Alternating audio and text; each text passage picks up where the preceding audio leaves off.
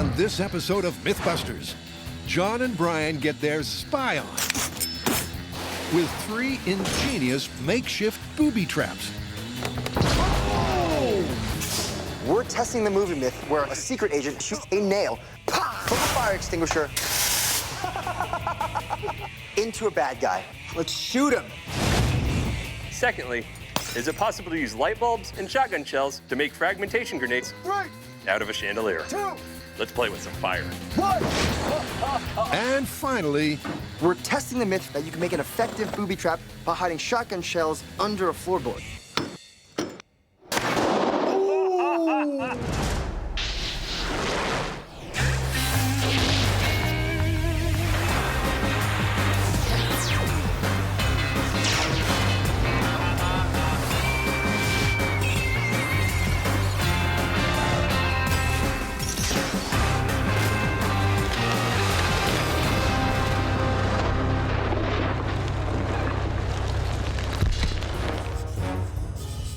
firing up first on the secret agent agenda, some nail gun fun from the movie The Bourne Legacy.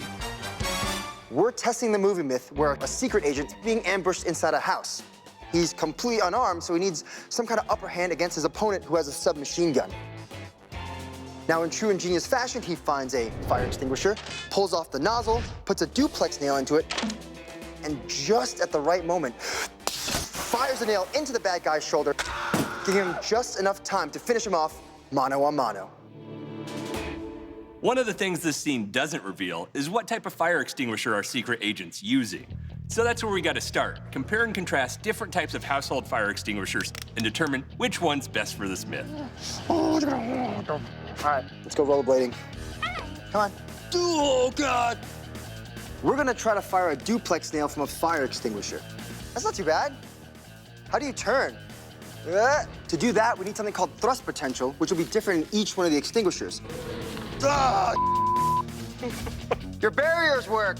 So I came up with the awesome idea to strap myself into these rollerblades. How do you do that thing where they spin? This will be the second time I've ever put rollerblades on my feet and test each fire extinguisher and see if it potentially rockets me across this shop floor. Go, go, go, go, go! Go, go, go! Oh, yeah! Here we go, test the pads! All right, if it can move me, it can definitely move a nail. This is gonna be great. Good job. Oh, good girl. Oh, okay, good job. Oh, yeah. Oh, okay. All right, here we go. These are the 3 fire extinguishers we'll be working with. We have a water, dry chemical, and a CO2. I'm gonna hold it with my hand like this. That's my technique if things go bad. And it won't hit me right in the or anything. Ready? All right, here we go. Fire extinguisher thrust test using water in 3, 2, 1. Here we go. Am I going? Keep going, John, you're doing great. It doesn't feel very fast. Woo! Hold on, I'm a little thirsty. Just, thank you, sir. H2O was a no-go. No thrust means it can't have been the extinguisher used in the movie. Next up, the dry chemical. In 3, 2, 1.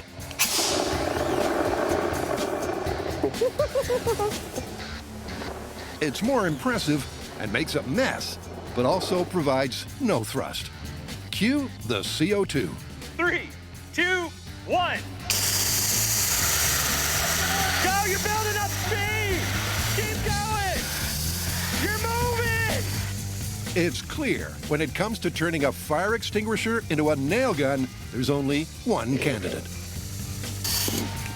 That was cold, right in this area. So we know which extinguisher is most likely to provide the thrust. But will it fire a nail? So, with the standard pressurized fire extinguisher, if you remove this cone here, you'll find that valve right there. Now, that's called a flow regulator, and it makes sure the CO2 comes out at a safe and controlled rate. But with that there, a nail can't go in. However, in the movie, when we see the close-up of the nail being inserted, there's no flow regulator valve. Now, we don't know why it isn't there. Maybe our hero cut it off, but the important thing is, if you do cut that valve off, this tube looks exactly like the one in the movie does. And the duplex nail, boop, slides right in. Okay. Which begs the question, without the nail in place, what difference does the flow regulator make? This feels like a trap. For science. Here we go. Ready? 3, 2, 1. There's a clear difference. Whoa! 1. Oh, man.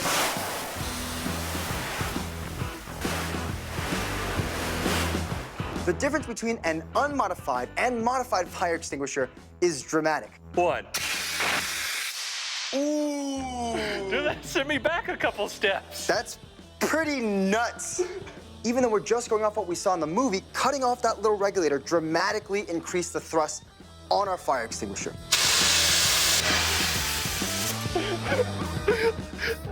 That's dangerous, and I like it.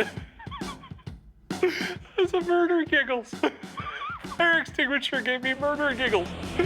If we had done that when I was doing my initial thrust tests, I probably would have went across the shop floor, up the stairs, and out the door. So I'm kind of glad we didn't. So they have their modified extinguisher ready to roll.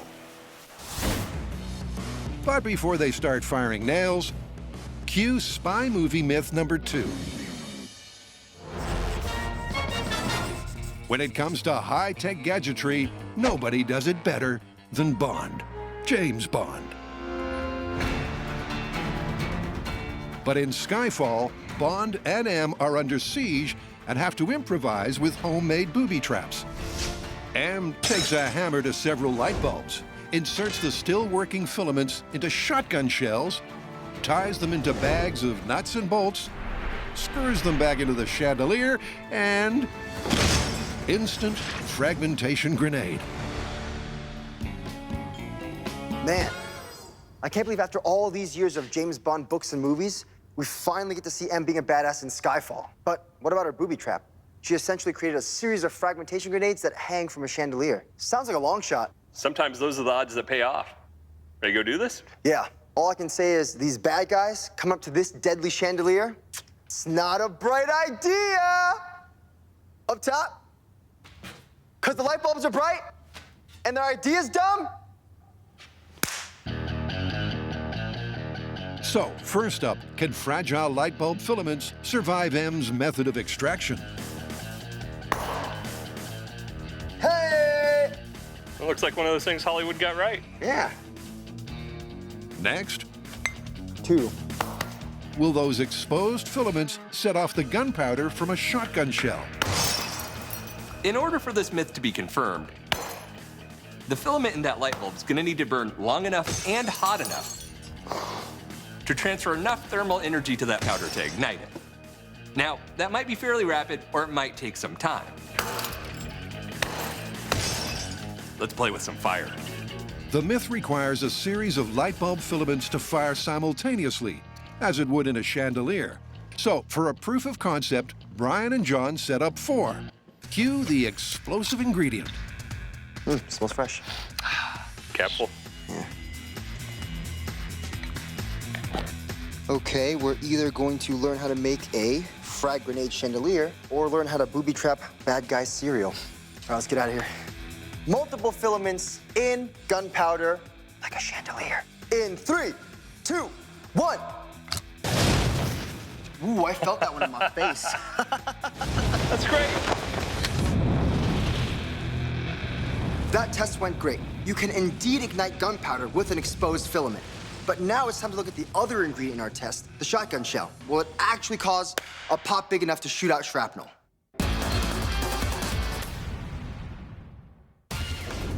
For your eyes only, Brian and John get their secret agent on with a trio of booby-trapped tall tales. In the Bond movie Skyfall, M uses light bulb filaments inserted into shotgun shells to turn a chandelier into a deadly fragmentation grenade. What? The guys know the exposed filament will light up the gunpowder. Ooh, I felt that one on my face. Now they want to know if it'll work inside the shell. So there is the shot. There we go. For a proof-of-concept test, they've removed the shot, leaving the powder and primer. Didn't even flinch. You know I wouldn't cut you, son. Next, they screw the shell into a light fitting. Is it slightly absurd that there is a shotgun shell sticking out from the underside of this light? Yes. In 3, 2, 1.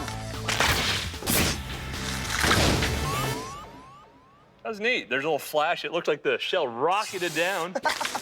On the high speed, it doesn't just look promising for the Myth, it's spectacular. You can see combustion in there before it takes off. Oh, you see the gunpowder go. This is insanely beautiful. It's like looking at the sun. Right, there's the swelling of the cartridge, so it's building up some pressure. Oh! That was beautiful. That's great. The proof of concept looks good. But to take this story further, it's time to hit the road and scout out a sweet location for an explosion. Well, perfect for a chandelier booby trap. I love this abandoned sugar mill. It's got the perfect atmosphere, and considering it already looks like a bomb went off in here, I'm pretty sure we're getting our damage deposit back. In our small-scale test, we were able to establish that you could, in fact, ignite the powder in a shotgun shell with just a light bulb filament. All right, that's it. That's good. But that was as far as we could go in the shop. Now, we're gonna add the shrapnel, set up our targets. Let me get you some zip ties. I got them. Are they in your mouth? I picked them up. Did they come off the floor? Yeah. Isn't this a contaminated zone? Yeah. And see just how much carnage these chandeliers can cause. It's nice in here. Yeah. With the unwilling volunteer targets in place, This guy's drunk. Yeah, he's had a few too many. next, they assemble the fragmentation bundles for each bulb. In the movie, Em takes a pre-cut shotgun shell and a freshly smashed light bulb, and she simply twists them together. First, I put the glue on the rim, but obviously in real life, it doesn't. So we have to assume she used some kind of adhesive to keep these two together. Like a surgeon. In our case, hot glue. Voila! Nice. All right. In order for this myth to be confirmed, when we flip that light switch, we need to heat up the light bulb filaments, igniting the gunpowder inside our shotgun shell, which causes them to explode with enough energy to send that shrapnel into those assassins deep enough that we see some real damage. In real life, however, I don't know if these uncontained shotgun shells will have enough force to send this shrapnel through our assassins. In the world of do not try this at home, this is about as extreme as it will get. The experiment is designed to produce shrapnel, and because of that, we can't be inside the building. In fact, we've had to place 2 rooms worth of walls, a plywood barrier, as well as the blast shield between us and the chandeliers, just to keep us safe. Okay, chandelier booby trap test in 3, 2, 1.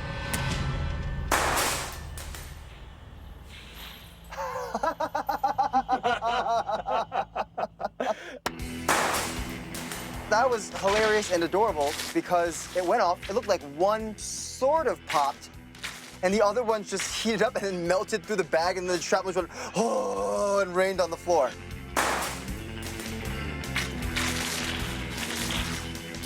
The filaments lit up, igniting the gunpowder in the shells.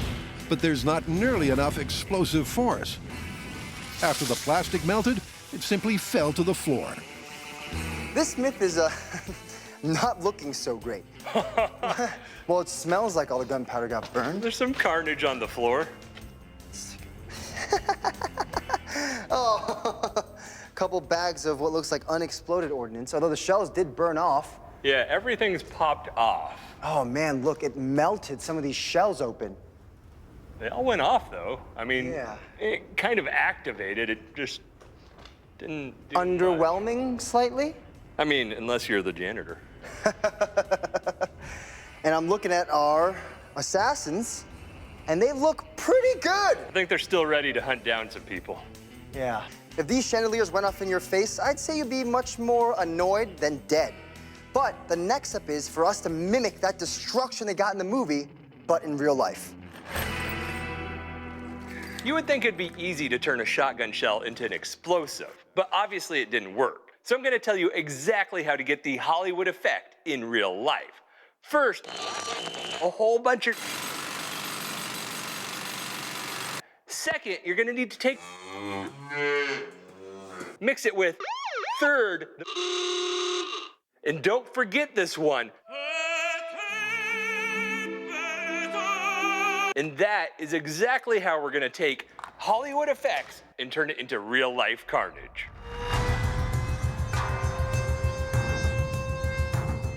All right, range is hot. Okay. Whoo. Shotgun chandelier booby trap. What would it take? In 3, 2, 1.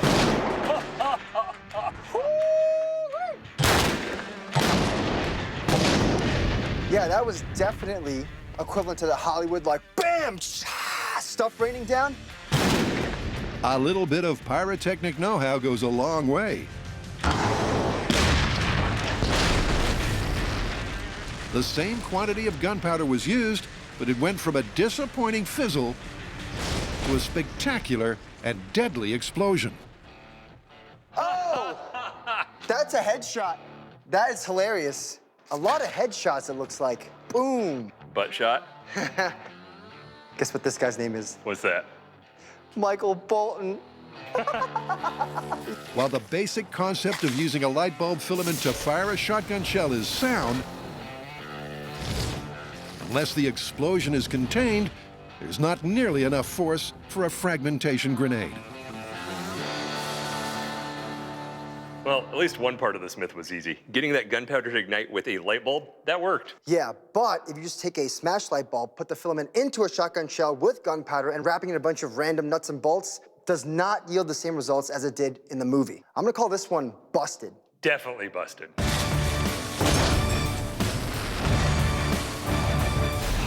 Coming up, Wait, what would this gun fire anyway? Buster meets his maker, testing the myth of the shotgun floorboard.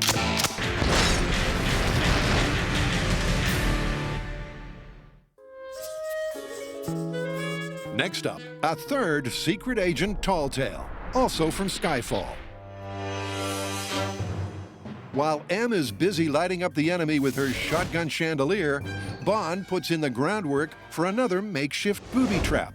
Beneath the floorboards, he places 2 shotgun shells, puts the boards back on top, and when triggered by a footfall, the bad guy goes down with a bad case of missing leg. This is a pretty cool technique, but modern ammunition is incredibly safe and incredibly stable to handle. Exactly. This is like trying to fire a shotgun shell out of a gun without the gun. Yeah, but this is James Bond, man. Doing the impossible is what he does. Yeah, but in this non-super cool guy world we live in, is it impossible or impossible? Firearms manufacturers design their guns to last a lifetime. So in order to achieve that, they hit the firing pin against the primer with more force than necessary. That will accommodate for any poorly manufactured ammunition, as well as wear and tear on that firing pin until it ultimately needs replacing. But we're dealing with a booby trap that only needs to fire once. And it needs to work from the pressure of a full-grown adult footstep. So let's do a hammer. So next up, we need to figure out the precise amount of force it takes to set off that shotgun primer. And to do that, we need a very specific rig. That is a majestic hammer. Oh, why, thank you. Hammer. Weld a little firing pin to it. And that'll come back and go. And so we'll have this attached to some kind of swing. That's not bad. Hammer machine, high five. Oh. We'll do a plate here, and we'll have it so that the shotgun shell fires that way. Ears.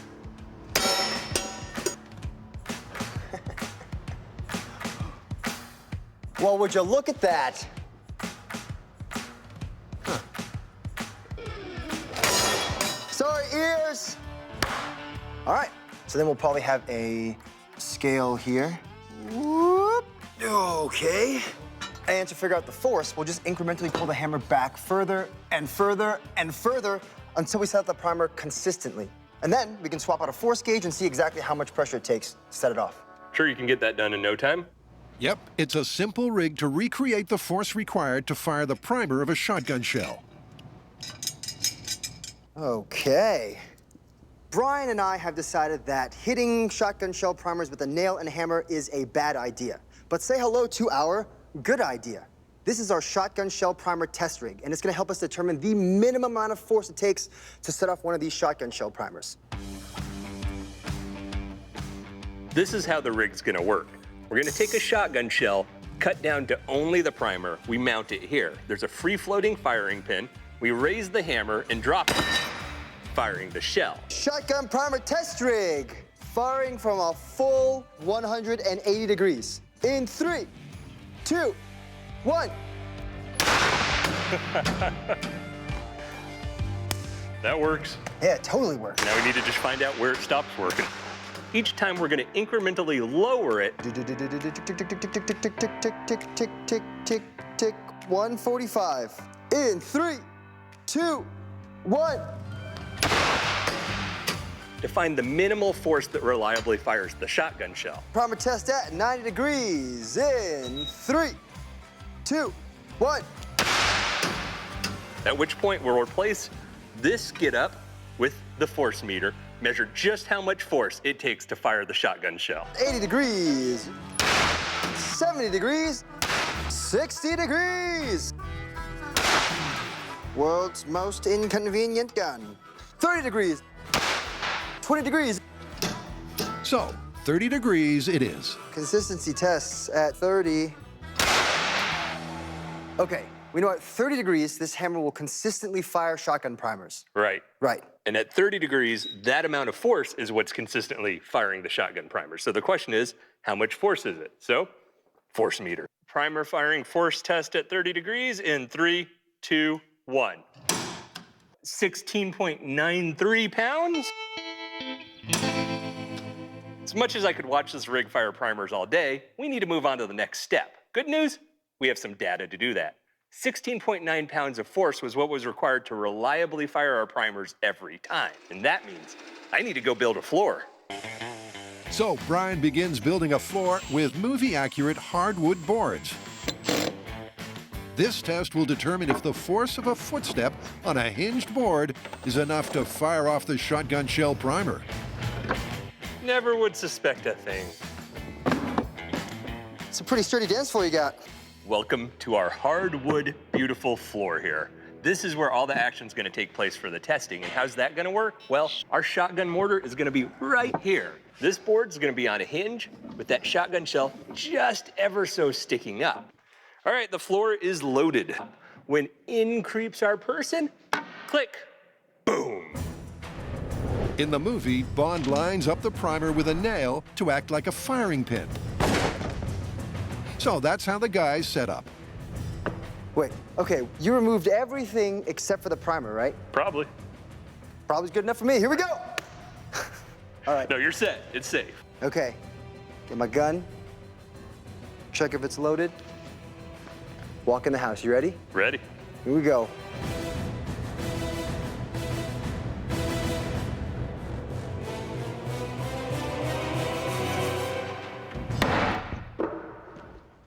That was a creak, but that was not a fire. Yeah. Actually, I went, huh! So, a movie-accurate, gentle, creeping footfall, the primer didn't fire. Maybe they need to take a less stealthy approach. Here we go. Stompy bad guy on booby trap. In 3, 2, 1. That fired. Ooh, look at that. It charred all the wood inside the hole, and it went straight through the primer.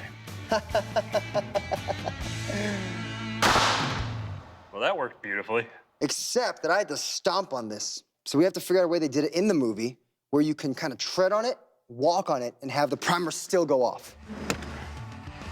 We got the primer to go off inside the floorboard, but I had to stomp on it. In the movie, the bad guys just tread gently over it, and boom, it blows their legs off. I won't look, you can surprise me. So we need to figure out a way to get primed with a very gentle push. And I think I have an idea. This is a center punch, and people use it to mark things on steel. And as you slowly depress on it, a spring clicks back and delivers that impact almost instantaneously. Super stealthy bad guy with center punch in the ground. We're gonna install this inside our floorboards and see if the shotgun primer goes off. Here we go.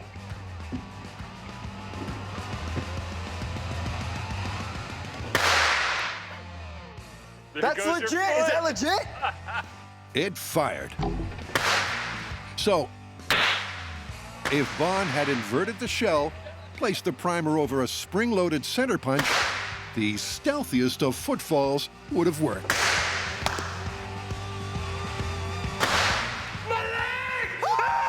That worked great. Now it's just a question, if that has gunpowder and actual lead in it, what's gonna happen? Yeah, I think it's time to go full scale. Full scale.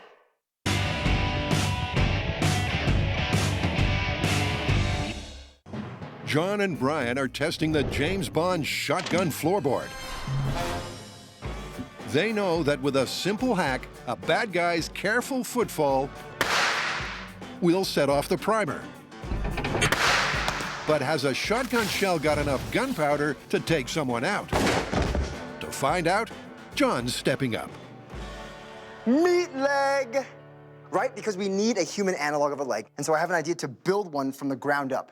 You know, like poplar bones, which is a good human analog for bones, and then wrap it in pork loin and pork skin to simulate muscle tissue. Just like a human leg, we'll see the damage. Yeah, but we still need a system to drive the leg so it actually stomps. And I think it's gonna be something like this, where we have Buster replace one of his legs with our meat leg, and then have some kind of air piston system that lets us drive his leg down. Sounds good. All right, Buster. I'm gonna make you a real boy. Whoa! You might wanna get that checked out somewhere else. Okay, so we're gonna divide and conquer. John's gonna go build Buster's meat leg, All right, let's put some meat on these bones. while I build a pneumatic system to animate it. So creepy. It's gonna have a frame to hold up Buster, variable stomp pressure, and a remote control so that when you hit that button, boom, right into a shotgun shell. Almost lost a piece of calf. Skin, check. Meat, check. Snack, check, okay. So my job here today is to build a human leg analog out of raw pork. It's weird, right? Yeah, it's weird, but it's also perfect. Because this actual meat and this actual skin will give us a really good illustration of what kind of damage these shotgun shells will do. Oh, yes.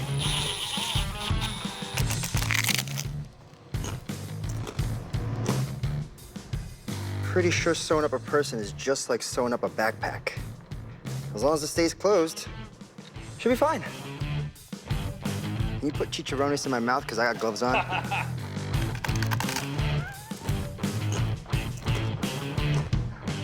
Part one, done. Now I'm gonna graft the new skin onto the new leg.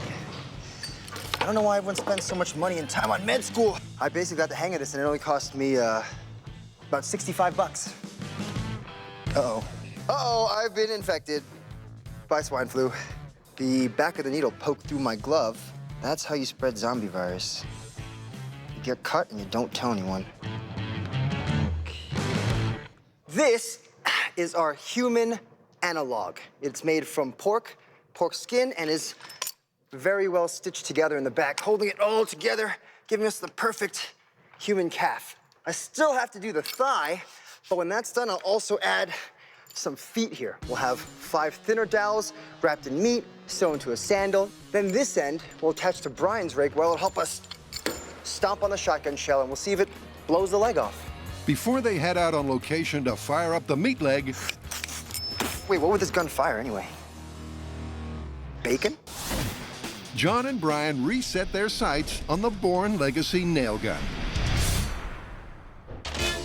Can you really use a fire extinguisher to shoot a nail deep enough into a bad guy's shoulder to distract him? To find out, they've selected their CO2 extinguisher, modified it as per the movie, constructed a stand, Like a glove. and brought in a bad guy Let's shoot him. with a fleshy target to aim at. I love when we break out the ballistics gel. I'm aiming right for this guy's shoulder. What do you think? Ooh, that looks pretty good. I've never aimed a fire extinguisher before. Yeah, I say we load it up. This is pretty close to the movie setup. We got the fire extinguisher, we got our bad guy, he's got meaty shoulders. All that's left to do now is to fire one at him. The hero in our movie hits the fire extinguisher handle with a pipe. Secret agent material. Duplex nail in CO2 extinguisher in 3, 2, 1. I heard it hit somewhere up. Look at the tube.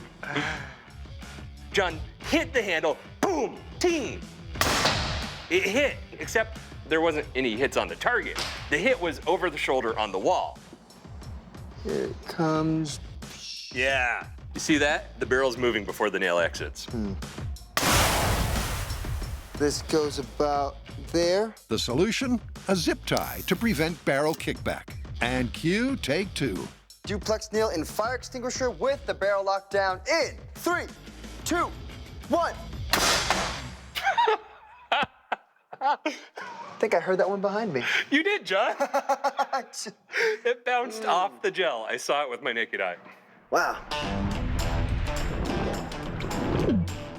Yeah, so it fired, tumbled butt end first, went in like what, inch and a half? At least. And then slingshotted back out.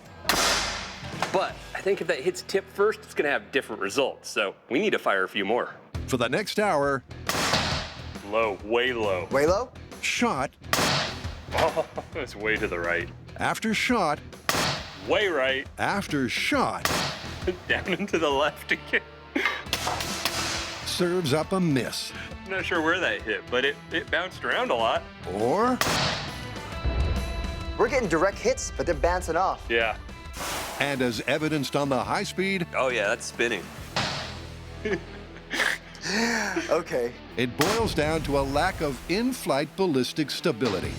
Ooh, that tumbles real hard. It's a crapshoot. And the nail gun myth might be done and busted. 3, 2, 1. Oh! Look at that. Oh, that's super impressive.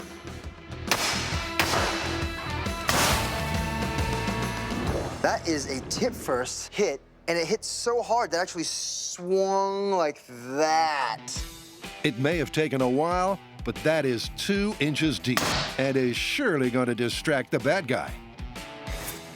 And several shots later, with the ballistics gel reorientated, they get a repeat result.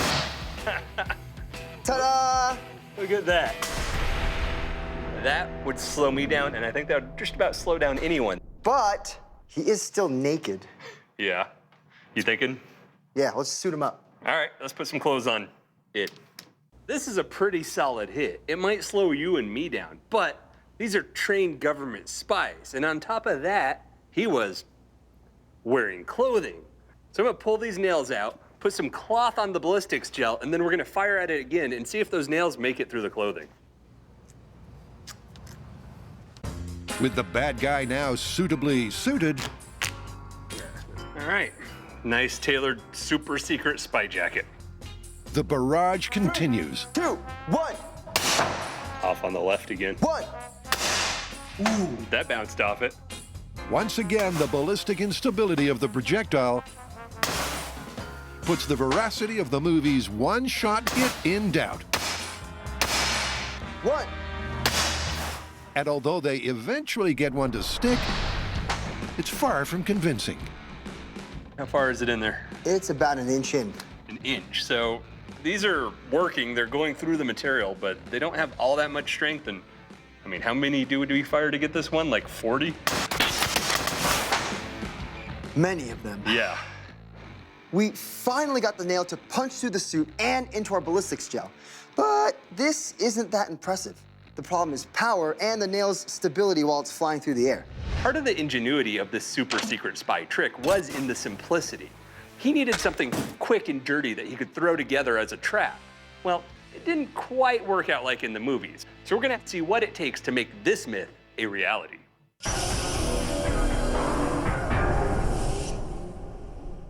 What? With the fire extinguisher nail gun lacking accuracy and power, the myth is cooked. How many do we fire to get this one? Like 40? But Brian and John aren't finished yet.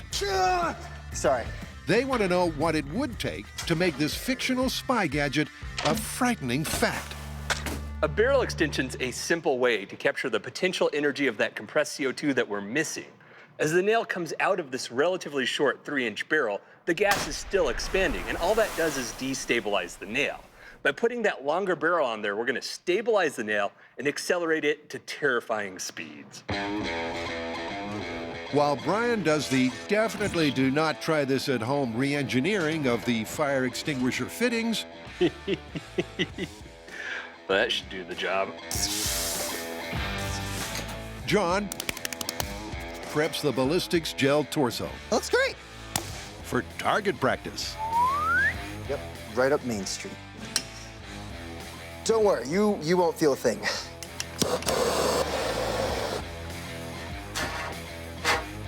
There you go. Ah! Oh, yeah. What? Let's put the head on. It's perfect. Next, our bad guy is dressed for high-speed camera access. Not bad. The suit fits, but I think you need to tailor it a bit to really match your body type. So I think I'm gonna classic look, sideless suit, really show off those lats. Perfect.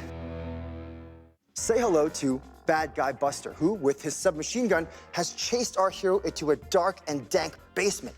But little does he know, our guy's already lying in wait with his fire extinguisher nail gun.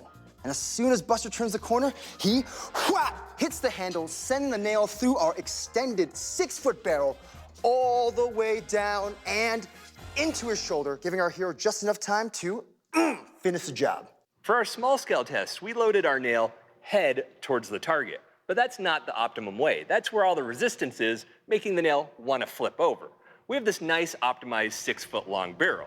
So we're gonna load the nail the optimized way with the pointy end towards the target. Lower, lower, lower. Stop. Hey, that's perfect. So, this is it. The movie may have gotten it wrong, but will Brian and John's quick fix get it right? Extended barrel at Bad Guy Buster in 3, 2, 1.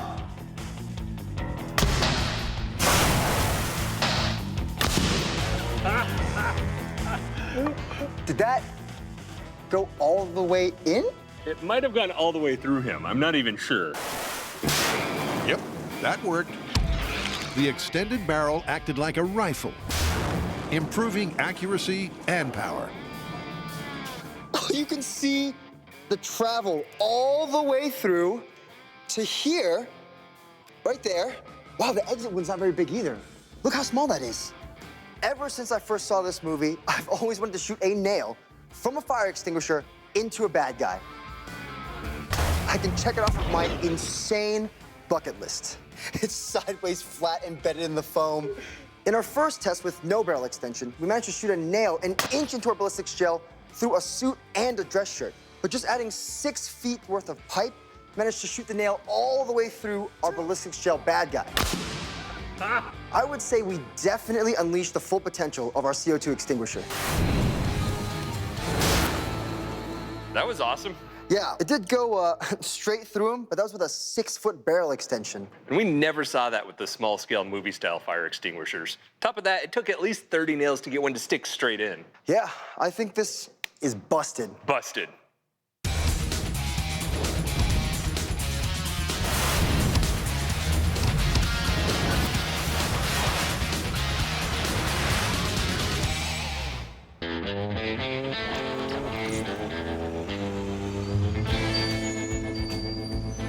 let's go. We're testing the myth from the James Bond movie Skyfall that you can make an effective booby trap by hiding shotgun shells under a floorboard. We're about to go full scale with live ammunition to see if we can take out our evil assassin. Back at the abandoned sugar mill, Nice. Brian and John are gearing up for the floorboard shotgun showdown. It'll go bam! Fire into the floorboard. All right. Which way are we having him face? Forward? There you go. Yeah. How's he looking? Good, except this just became a Western. With bad guy Buster in place, I got special meat delivery. Voila.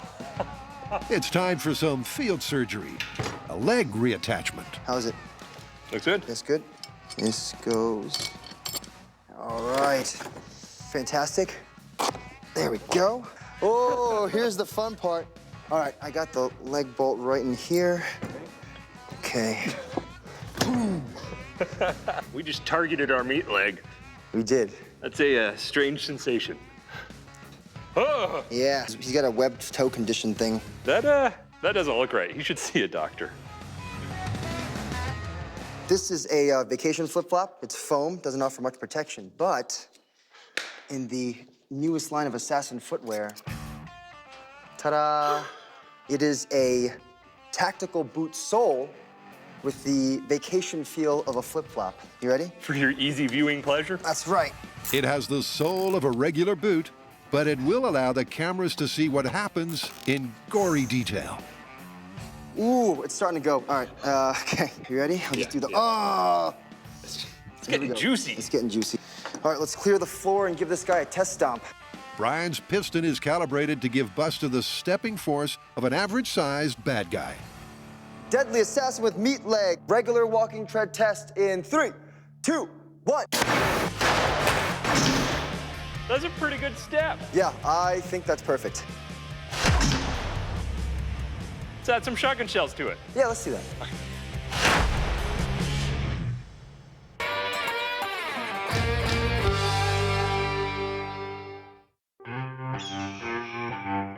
If you smell something funky, it's probably this. Don't get more fresh than that. Oh, yeah. Here's what we're gonna need to see to call this myth confirmed.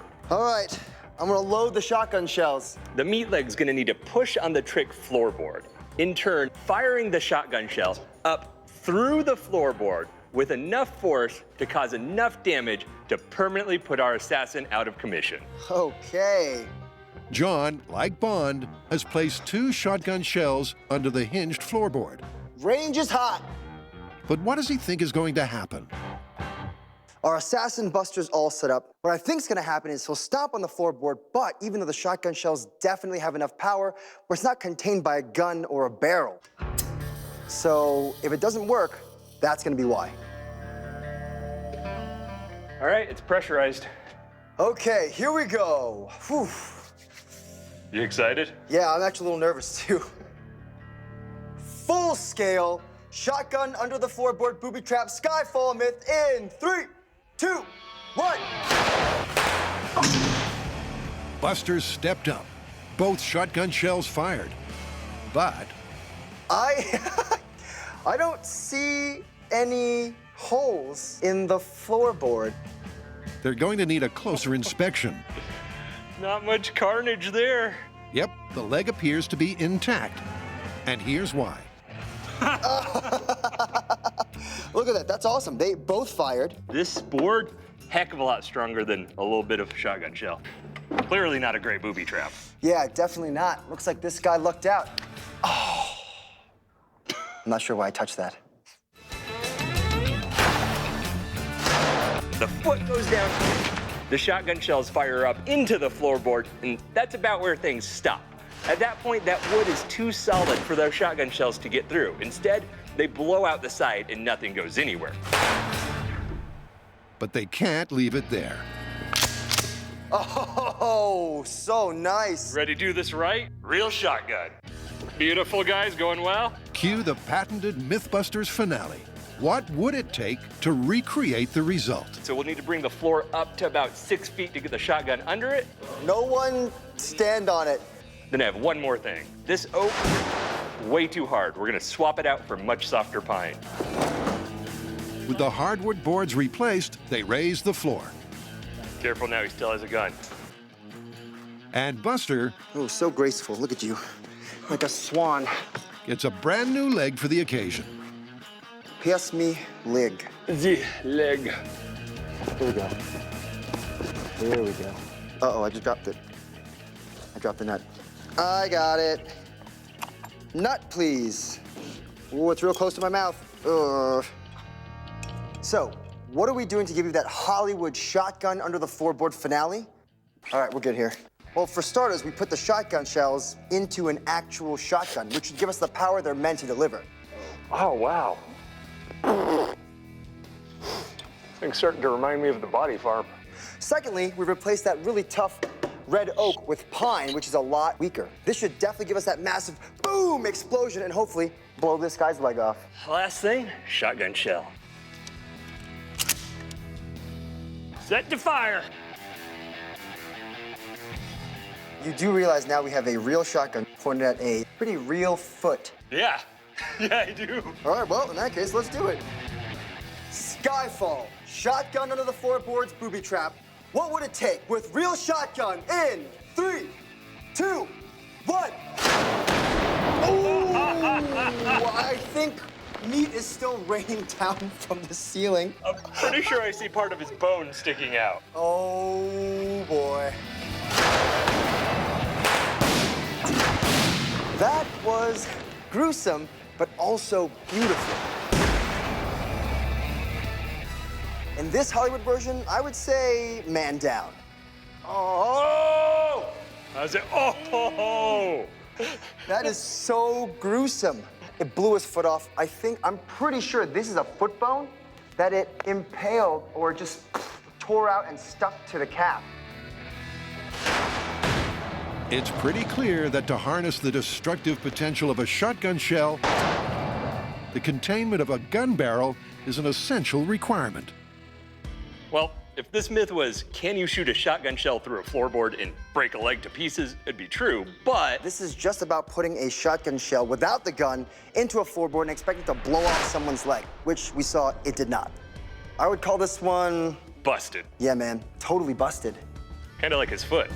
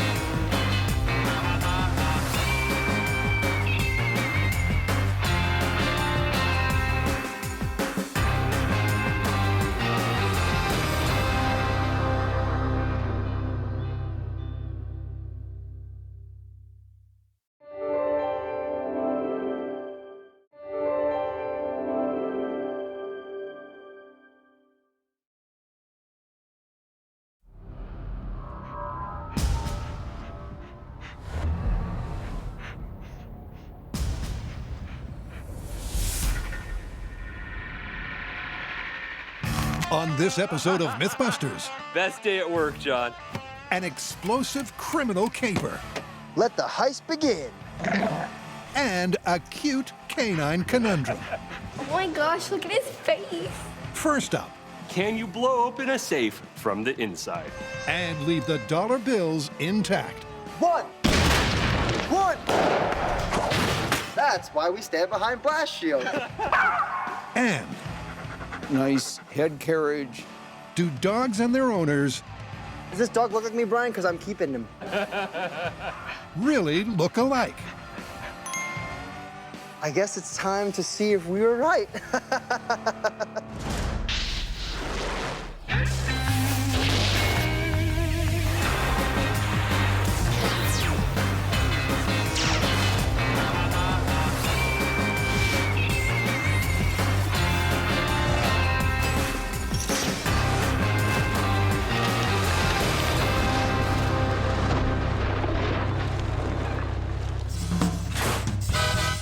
First up, a fabled criminal caper, the ultimate inside job.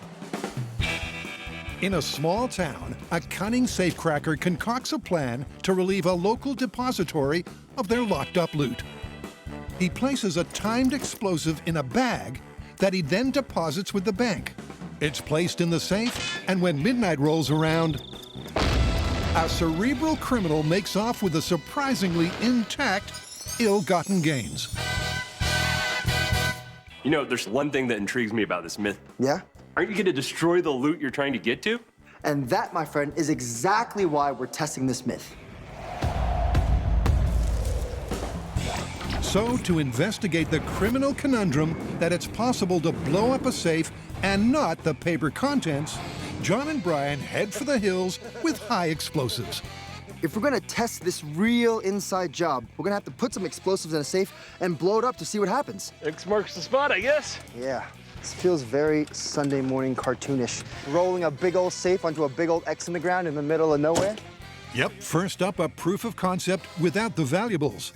What happens to a steel safe when you detonate it from inside? This is our safe. It's about 300 pounds of solid steel.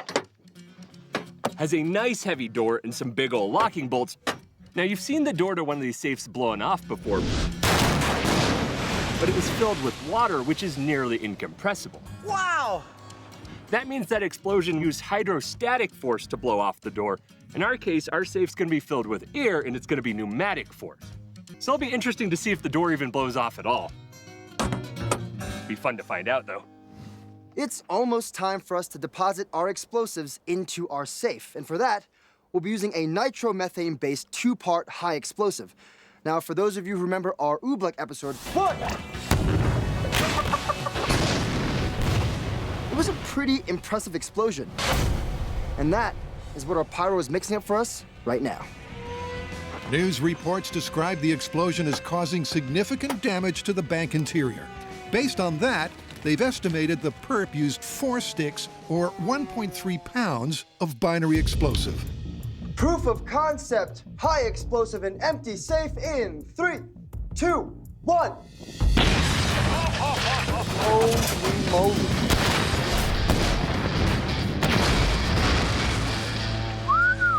Oh, look at this. Well, not much left of that. Yeah, it looks like it got blown up like a balloon. I think it's safe to say that you can blow open a safe with high explosives. Walls, roof, it's totally gone, man. And when you review it on high speed, it's even more spectacular. One moment the safe is there, the seams give way, shooting doors out that way and walls out that way and ceilings up all the way into the sky and just a cloud of shrapnel and dust. And I have to say, it's a bit more disappearing act than actually is a bank robbery. That's the back of the safe. Looks like a crumpled piece of paper. If our thief was able to blow the door off and get away with the money, I'm pretty sure he used a little bit less than we did. But it was fun. I think it's time to go back to the shop and investigate how our thief might have actually pulled this off. Sounds good. Before the booms continue, cue myth number 2. From the very beginning, pups have been part of the Mythbuster family. High five. Other high five. Oh, you such a good puppy. Mwah. And not just as canine companions. Mush. The team has tackled a ton of furry, 4-legged fables. From guard dogs to bloodhounds, the world of woofers has provided a rich source of material. We're gonna release the urine and anal secretion. That is messed up! But there's one classic canine conundrum that is yet to be addressed. All right, Bubba, you ready? Go get it. Do dogs really resemble their owners? You know, some people say Bo and I look alike. Really? I don't see it. Yeah, me neither. Some people are just like their dogs. They act the same, they're completely dialed into one another, and some even dress alike. But that is not what our myth is about. Our myth is solely based on looks. So hair, facial features, body types, and that's exactly what we'll be basing our tests on. Yep, to dial in on the veracity of this well-worn cliche, John and Brian will be carrying out a trio of tests. In paw and order, What kind of demeanor? A nervous excitement. a police artist has to render 5 pups as people. That is exactly what that dog would look like as a person. Then in Pick a Pooch, 10 humans choose their ideal canine companion. But first up, Best in Show. 10 pups, 10 owners, and a game of match. Have to say is this guy right here. I think there's no doubt. What do you think? How should we quantify this myth? Well, we have 3 different tests where we're matching dogs and owners, and we're using all those volunteer dogs and all those volunteer owners. So how about this? We have a few tests. Each one has its own result, and those results are based off of the percentage of correct guesses we get for matching up dogs and their owners.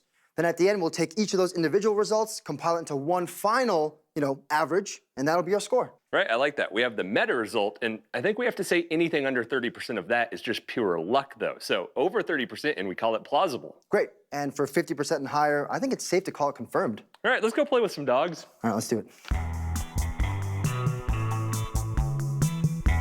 With the parameters set, the guys have let the workshop go to the dogs. If you're gonna hang out with a lot of dogs, you gotta hang out at a dog park. In honor of our very own myth dog, we got Bo's Bark Park. Go get him. For our first test, we're gonna have 10 dogs and 10 owners. We're gonna separate them out and look at the dogs. What up, tiny dog? Get to know their faces, really get to understand them, then swap the dogs out for their owners and do the same thing. We're gonna take the 10 dogs, 10 owners, compare them, try to match them up, and see how we do. Who's here? Helping them out is a well-groomed expert. Got beautiful pigment, nice dark pigment, nice head carriage. Overall structure of the dog is really beautiful. Evan Ginsberg is an experienced show dog judge and a German Shepherd owner. Could you tell? First up, John and Brian take their time and get to know each of the pups. Does this dog look like me, Brian? Because I'm keeping him. On this test, they're looking at broad physical characteristics, Very intelligent looking. Nice muzzle. trying to get a sense of each of the dog's features. You look at the muscling on the shoulders of that dog. That is a powerful dog and big expressive eyes. Record them, I'm gonna call this one Buff Dog. and get a summary to compare to the humans. So I don't know how to say this other than to say this, but if I was looking for that dog's owner, I think I'd be looking for someone a little bit bug-eyed. There's a psychological mechanism that might explain why we choose one dog over another to be our pet, and it's pretty simple: familiarity. Just because we see something and get exposed to it in the future, we like it. Someone who looks calm, And intelligent. This is an intelligent dog. looking for a well-mannered and wise-looking person. Good temperament. It can be why you choose to date someone. Look at this gigantic dog. Oh, hi. Hi, gigantic dog. Why you choose the house you're gonna live in. So strong, silent type. I'd look for a man, a little macho maybe. But is it why we choose our pets? Let's find out. Beautiful, alert dog. Do you think we'd be looking with someone with bangs? Tiny baseball dog. There are other theories as to why people choose dogs. Seems kind of timid, super adorable. I would look for someone who kind of looks shy. Now, some experts say that we view mates and pets as an extension of ourselves, while others say that people desire what they lack. So a shy person might pick a more outgoing dog. Great family dog. Oh. And he shows that. And he wants to go play with the other dogs. Get off there. Oh, nice. Hey! We've looked at all 10 dogs, and I think Brian and I have a pretty good idea of what people we're looking for to match these pups. I mean, we're looking for like beautiful, expressive eyes. We're looking for shaggy, unkept hair. Maybe someone who's slightly older. Someone who's more excitable and smiling all the time. I think we have that down. I also found my new dog, right? You're coming home with me. Coming up, Brian and John meet the owners. Can you pick who's with who? Is it possible to match pups and their people judging only on their looks? Do dogs really look like their owners? I think there's no doubt. Man.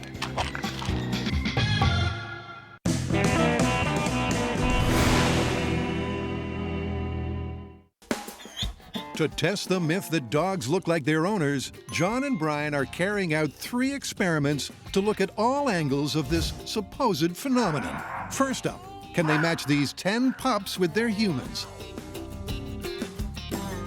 With the help of Regina Cash, an expert when it comes to assessing human facial features, it's time for the people parade. I just need height, that's all. Yeah, walking in height. I think we should close the gate so they don't escape. Yeah. John, Brian, and Regina take their time getting to know everyone. Cassidy, hi, how's it going? She's got like the nice wavy hair. Dainty ballerina. Then begins the matchmaking. Oh, it's soft. Wow. Oh. I think the term is well groomed. Soft mane. Sparkly eyes. Face is in proportion. Very classy. Ooh. Very well groomed. Very well Yes. put together. Really great eyes. Like hair color. Hair color, right. Her eyebrow color, see? If the myth is to be believed, Athletic build, Stick your tongue out like you're a happy dog. very tall. Tall, yes. Great little smile. Agile. physical characteristics will be obvious enough to pick the pairs.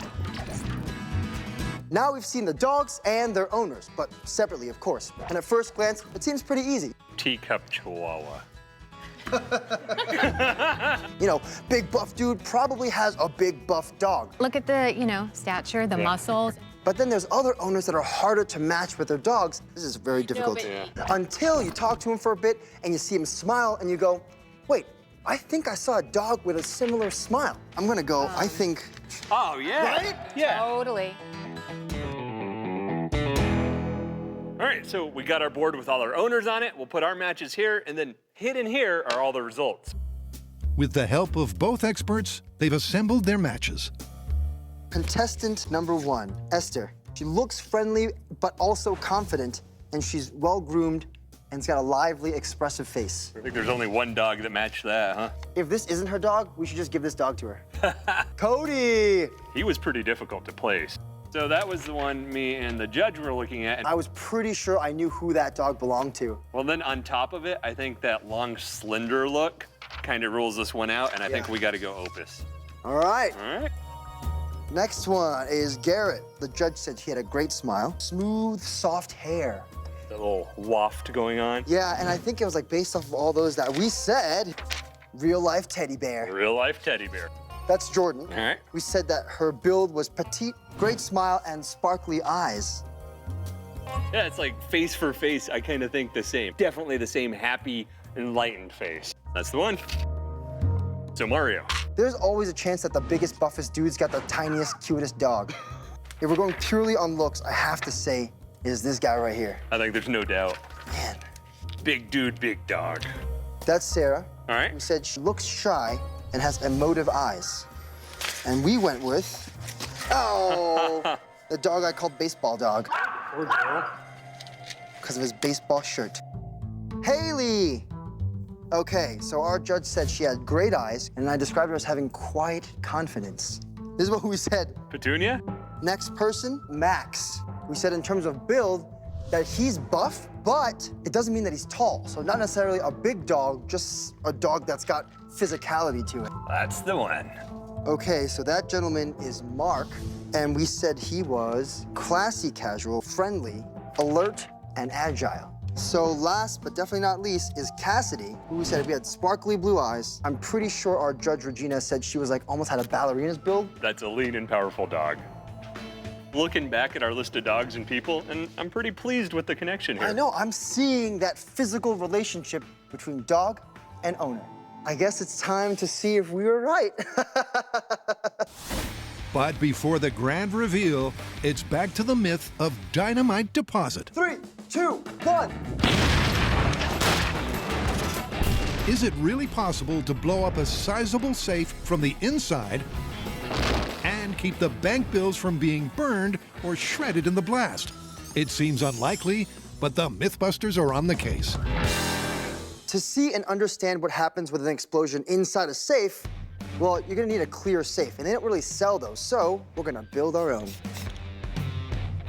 It's like I'm breaking into the safe I built myself.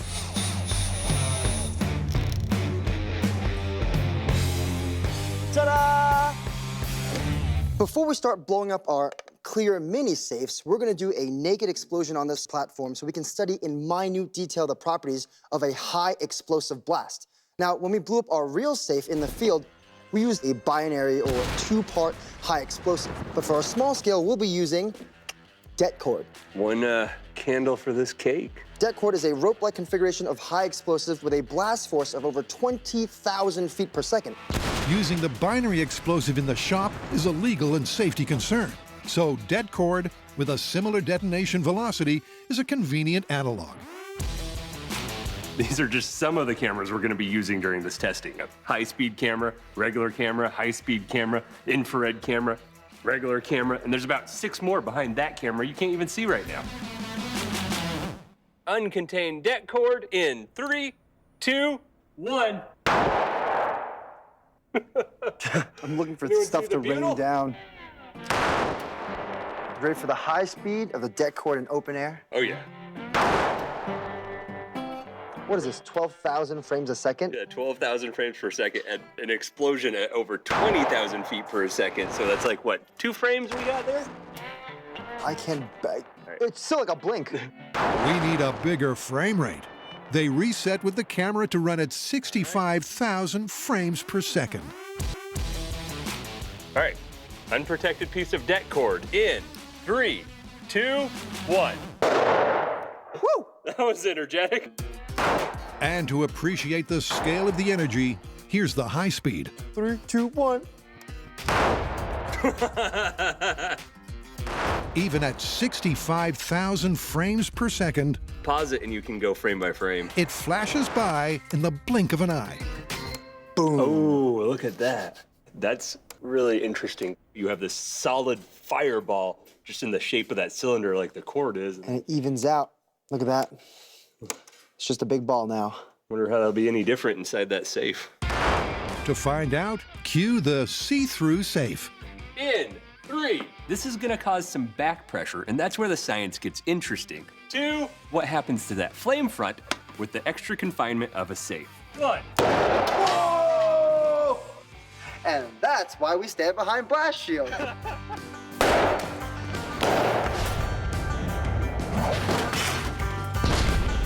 Oh, that's incredible.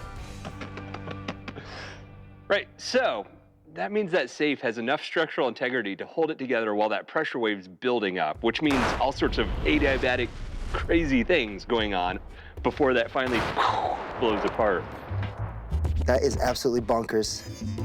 When our explosion went off inside the safe, that flame front hit the top, then the bottom, then the top, until the walls of the safe gave out. And that's important because it's that phenomenon that means the flame lasts 4 times longer than in an uncontained explosion. That means any paper goods in there are gonna be in that fire for 4 times as long. With containment, the blast lasted 4 times longer. Well, when an explosive goes off, it produces a lot of gas. And that gas puts pressure inside the safe. Any air inside that safe is gonna be compressed, meaning it's gonna heat up. This is a pretty simple demonstration of that concept. Plunger goes down, compresses the air, and the content's gonna go up.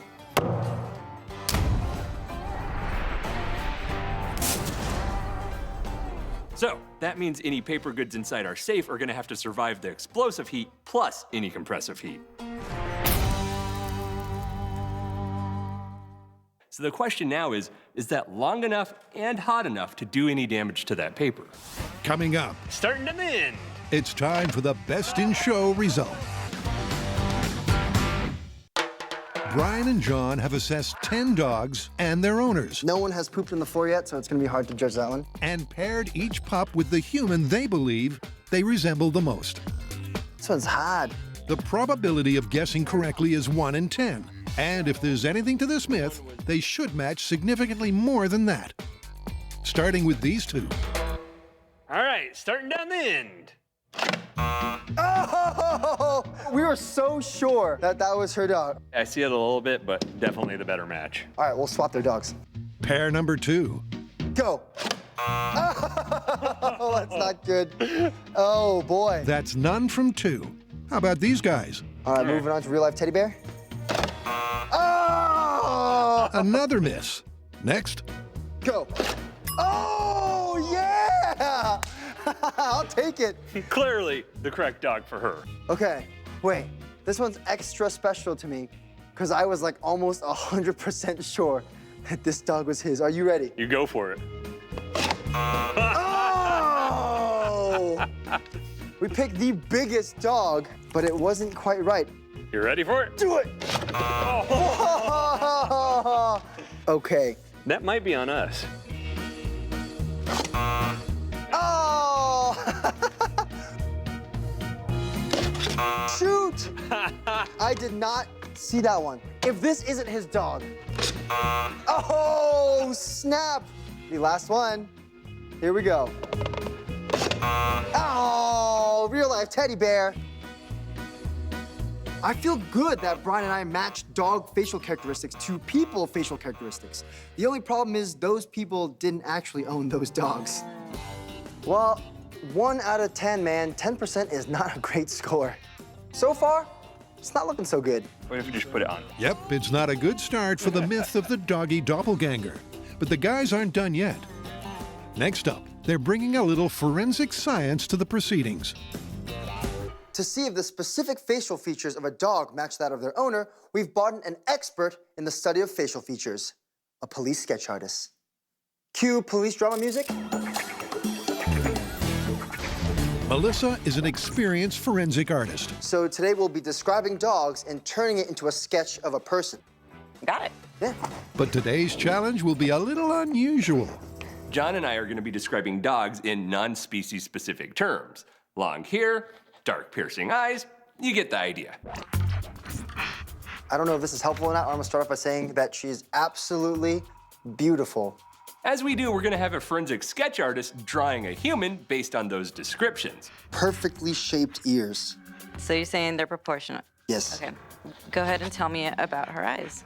She actually has heterochromia, so one eye is like a brown and one eye is a light blue. Okay. Once we're done, the other host is going to take that sketch and compare it to 10 pictures and see if they can figure out the owner. Melissa can't see the pups. This is a beefy individual. The only thing she has to go on are John and Brian's descriptions. Tell me about the mouth. Just draw a big old goofy happy smile. What kind of demeanor? Oh, a nervous excitement, I would say. Trying to turn a description of a dog into a description someone can use to draw a person, What is the shape of her face? narrow and triangular, is extremely difficult. Is it important if the person has a tennis ball in their mouth? This test should isolate a specific aspect of the myth. Do dogs and their owners share actual facial characteristics? It's sort of a wide, big, fluffy, like handlebar thing going on. If you take it literally and turn a dog into a human, the results may be slightly surreal. That is exactly what that dog would look like as a person. But are there any recognizable cross-species similarities? John and I have completed our forensic sketches of the dogs turned into people. Now we're going to take them one at a time, compare them to a lineup of 10 people, and see if we can figure out which one is the dog's owner. That's what that dog looked like. Did you find its precious ring? Oh, wow. So, slightly broad nose, oval face. I've based this sketch completely off of the features of that pup. Here we go. Boom! Okay, I can work with this. You ready? Yep. The owner's photo is placed among 9 others of the same gender at a similar age. Okay, I mean, like the first thing I'm noticing is I'm trying to match the facial hair. And John and Brian simply have to match the forensic sketch to the owner. No, no, no. I hate to say this, I feel like I'm looking for Schmeagol. If the myth is real, then they should see recognizable features in the sketch in the relevant owner. Look at this hair. Look at this hair. Look at the eyes. Her, and her. No, no. I think I'm down to just those bottom two. All right, are you drum roll me in? I think that this person, that guy. It's clearly her. That's twinsies. I think that this dog turned portrait belongs to... This woman over here. All right. I want to go with this guy. Are you ready to see who's behind that door? Yeah, don't make me wait. Drum roll. Yes, please. All right, reveal the dog and owner in 3, 2, 1. Coming up, back at the small-scale bank, Stacks on stacks. will the appropriately sized bank bills And 3, survive? 2, 1. The Mythbusters and heists It hasn't set off the alarm yet. go together like crime and punishment. Why, Thor, the god of thunder, is trying to enter my building. Continuing that rich legacy, 1. Brian and John are testing the tall tale of the ultimate inside job. Can you blow up a safe from the inside and leave the loot intact? 1. Our small-scale experiment has showed us that containing our det cord explosion inside our clear acrylic safe has increased the existence of our flame front 4-fold. That means if we put money inside there, it'll be exposed to fire for longer. So next up, we're gonna see what it actually takes to ignite money by burning money. Check it out. Everything's a helmet to you, isn't it? Yes. All right, put it on the burner. It's illegal to burn US currency, so for our myth, we'll be using, ta-da, official myth money. Made with cotton, the myth dollar will burn exactly like official currency, and no one need go to jail. Bearer bonds. In addition to the bank bills, the guys are also toasting bearer bond replicas. Now preheat your oven to 350 degrees and wait for your money to ignite.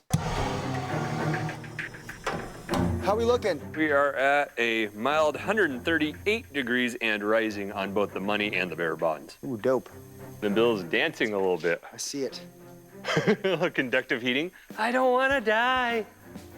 It's for science, it's okay.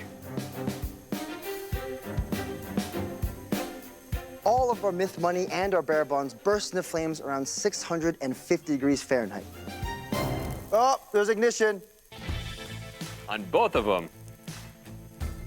Now we checked the data sheet and we know that our det cord explodes with a temperature of 7,500 degrees Fahrenheit. Woo, look at that, it's up. Oh, there goes our money, man. There's our retirement savings. Oh. Oh, it's gone. You think that any money inside a safe with that explosion would just go boom, up into flames? I'm gonna recommend a sweet mustard-based barbecue sauce for this one. But ignition is a function of heat and time. For example, if I sweep my hand over this fire, I am unscathed because the amount of time my hand spends in the fire is negligible. But if I hold my hand above the fire, eventually I'll burn myself. I'm beginning to think that our money will survive the flame generated by the explosion. Let's find out. First, in small scale. This is the kind of score our would-be thief is hoping for when he blows that bank safe open. Oh, yeah. Bearer bonds. Stacks on stacks. Look at this. Once again, the guys have primed a short length of det cord. Nice and tight. It'll generate something in the region of 7,500 degrees. All right, we're ready. All right. Clear mini safe filled with mini myth money and mini myth bearer bonds in 3, 2, 1. Hold. 1. Hold. That doesn't get old. Let's go take a look. All right. Combine a small-scale high explosive with a small-scale safe, Oh, look. This is not even burned. Stack of bearer bonds. and you end up with relatively unscathed small-scale bundles of money. It seems like our would-be thief has a really good chance of getting away with a ton of loot. Because after the safe explodes, all the walls come off perfectly as the money tosses in perfect bundles, spinning around like a ballerina on stage, slowly through the air. Then we watch the bearer bonds go and almost landing back in a perfect pile on our little explosive platform. All the bills and all the bearer bonds were perfectly intact. That's kind of crazy. We've seen what we can see from small scale, and it's looking pretty good for this myth. Those paper goods are making it out of that safe relatively unscathed. But when we go to full scale, that larger safe's gonna require more energy to blow apart. It remains to be seen if that paperwork's gonna get out in the same condition. It'll be interesting to see if those small scale principles apply to our big scale safe, because if they do, that robber's gonna be making out with a lot of loot. Let me recap what happens in this myth. Our would-be thief deposits a briefcase with a bomb in it in his local small-time bank. Now the teller puts this into their safe overnight so that the thief can, boom, blow the safe from the inside out at the dead of night. But if he's gonna do that, he's gonna need some kind of remote system to activate the bomb. And to do that, he's gonna use an alarm clock.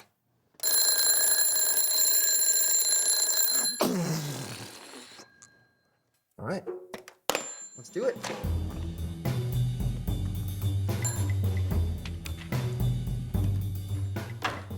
Now, we're not gonna show you all the ins and outs of building a bomb timer for obvious reasons, because when we say don't try this at home, this is one of those where we're not gonna even let you know how to try this at home. You shouldn't scare people making bomb timers, man. That's a horrible idea. What's wrong with you? Good luck, I'm gonna get out of here. Pop quiz, hotshot.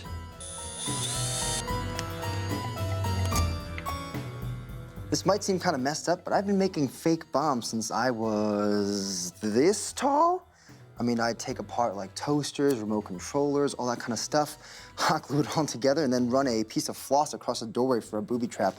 Obviously, they didn't work, but look where I am now. Now I'm on a watch list. I went to go visit me mom in the laundry room.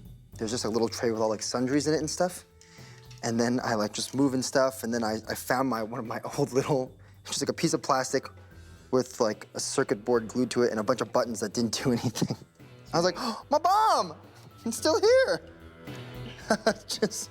So your mom's like doing your laundry and just pulling stuff out of your back pocket? Yeah. She's like, here's a bomb! And that's been, she didn't know what it was, but that's been like, that's probably like 16, 17 years old. Did the TSA know what it was? I did not take that with me on family vacations. Okay. Continuity test. That means boom. Boom. All right. So this is what you did with my alarm clock? Yep, and now it sets off bombs. Well, we'll see if it sets off the dead cord, and then we'll use it to set off our bomb. Great, if it works, we'll take it to the field. Let's do it. We've hooked our alarm clock timer to a piece of dead cord inside our clear mini safe. Now to test the whole system, we're gonna set the alarm off, run back here and press this safety button and see if the dead cord goes off. If it does, we have a good connection. All right, I think we're good to go. All righty. You ready? Yeah.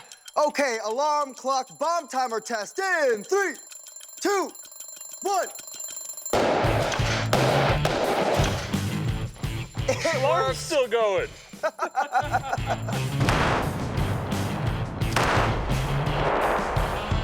Let's bring that one to the field. Let's do it. Should probably go turn that alarm off, eh? Right, let's go rob a bank. Oh, yeah. All right. Wait, take the money. Lunch is on me, man. Lunch is on me. You know, the full-size safe will have full-size money. That'll be easier to pay with.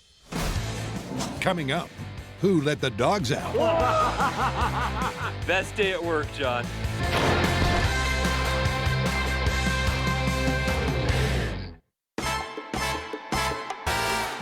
Do dogs look like their owners? John and Brian have had a forensic artist draw 5 dogs as humans. Beef had, like, Almost like clouds on like a sunny day. They're like white, but there's a little blue in it. And from a lineup, pick the human they most resemble. her. So it's time to find out how many they got right. First up, Jackson the Dachshund. All right, reveal the dog and owner in 3, 2, 1. Hey! You did it! That's crazy. It's just interesting that like that sketch doesn't look like her exactly, but out of all the pictures of people up there, that sketch looks the most like her. I gotta say, I feel like you look like your dog, and I think that's a compliment. The guys are off to a strong start. Next up is Jada the Husky. Actual dog and owner in 3, 2, 1. I can safely say that I did not pick Arya as the owner of Jada at all in this. That's a swing and a miss. Next is Rosie. 3, 2, 1. All right, so Well, you're a little bit off there. I was off.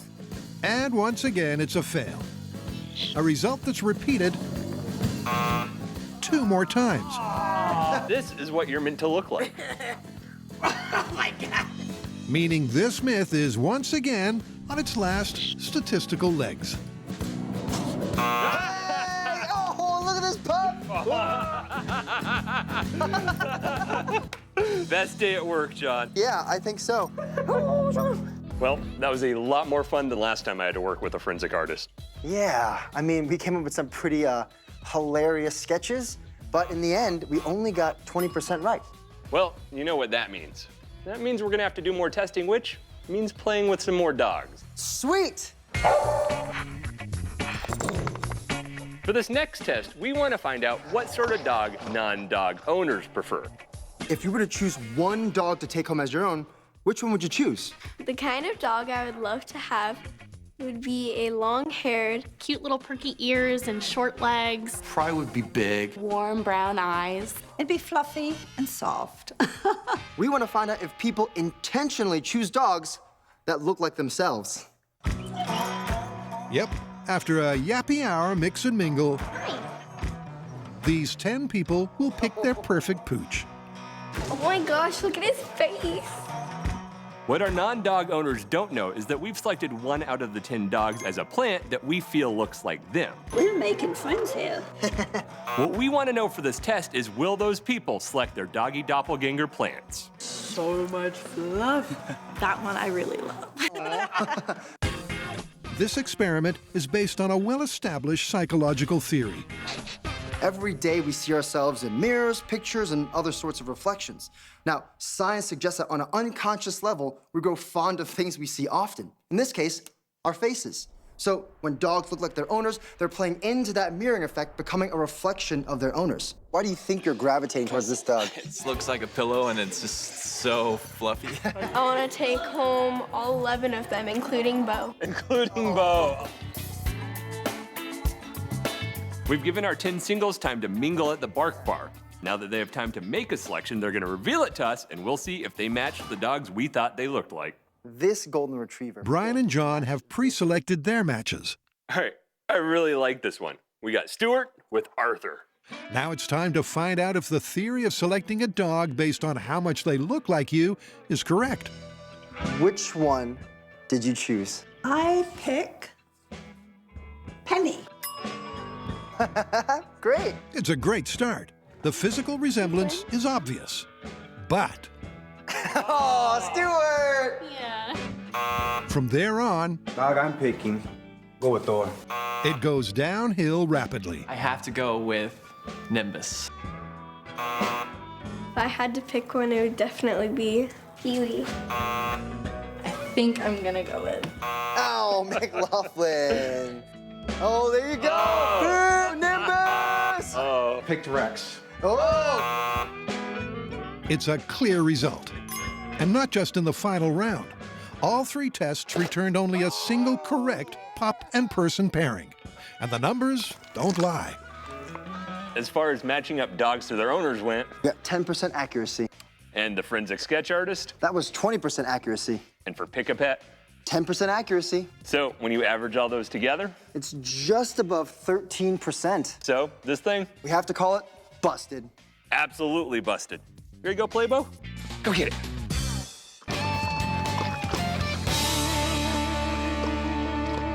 Coming up, Let the heist begin. the explosive myth of the dynamite deposit gets ramped Let's go to the lowest amount of the high explosive we can use. down 3, 2, 1.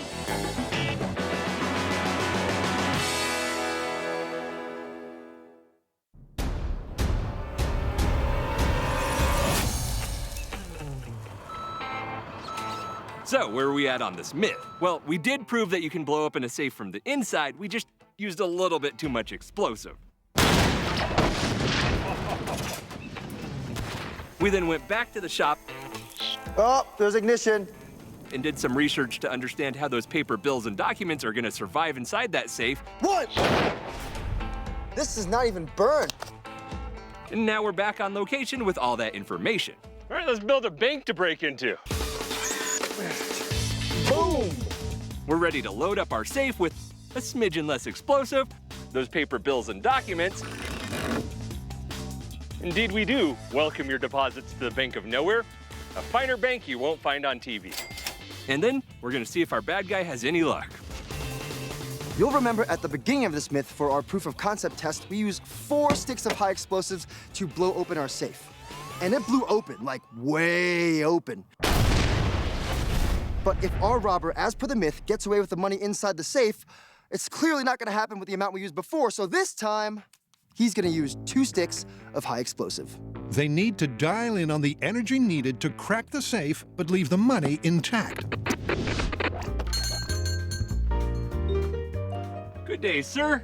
Welcome to the U.S. Bank of Nowhere. Hey, I'm here to make a deposit. If this myth is to be proven plausible, Could you please put this very carefully in that safe over there? Ooh, real careful. Family jewels, man. Family jewels. it's going to require precision. Will 2 sticks or 0.6 pounds do it? Great. Real careful, all right? Real careful.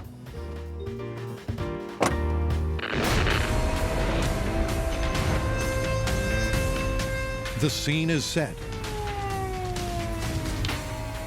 Set. Okay, I'll count you in. The bearer bonds and cash are in the safe. Full scale, high explosive, in safe, full of money. In 3, But are they safe? 2, 1.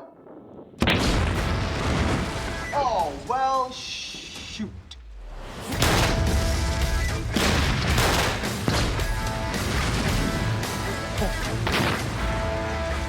You know, I've always wanted to be able to use this line from Butch Cassidy and the Sundance Kid. You blow up the train, money's raining down, and he goes, "You think you used enough dynamite there, Butch?"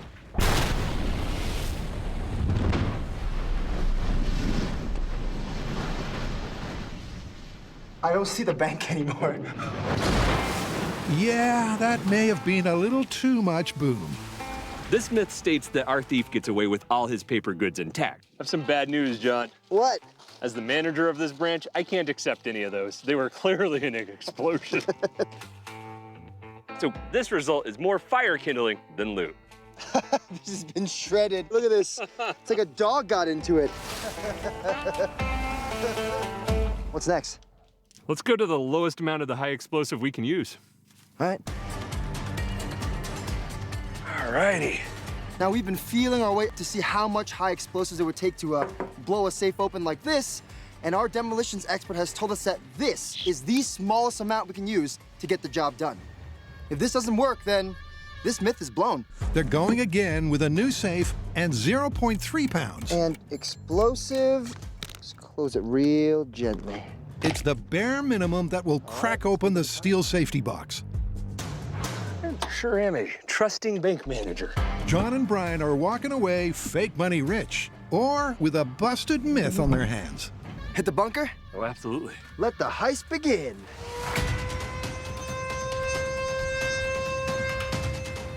Who would have thought on Mythbusters we'd ramp an explosion down? I guess it was the first time for everything. Okay, our best case scenario in 3, 2, 1. Oh, that's beautiful. Look at that. The safe is just blowing maybe like 30 feet back instead of being totally destroyed. Yeah, it opened up like this instead of having each individual piece fly out. Oh, I gotta get out there and look. Yeah, our money's blowing away. Ah! The real-time evidence shows substantially less destruction. And although the cameras took a beating, they did survive. Ooh. Oh, that doesn't look good. You're still rolling. Did you take that door to the face? Good on you. But could fragile bank bills really survive a blast like this? Ooh, look at this. Incredibly, yes. Besides like the 3 or so there that are burnt, the rest of this money's fine. How about that? You put the right amount of high explosives inside a safe and boom! Cash money. Look at this, John. That is a fat stack. I mean, this stuff is completely intact. They're like pristine. I think our bank robber has got an early retirement coming. What I love about this myth is we started way too big blowing a safe apart, went mid-range and learned some stuff, and then went as small as possible to make this myth work, and what was possible became probable. Oh, nice. Oh, wow, it's intact. It just blew the plate off. I can tell you the combination. I think it was 1927. I'm making it up, dude. It's all there, though. Ding, ding. I got something to return to you, buddy. We held it overnight for you. Oh, thank you. Wow, I'm gonna retire early, so you can hold on to this. You're a gold digger.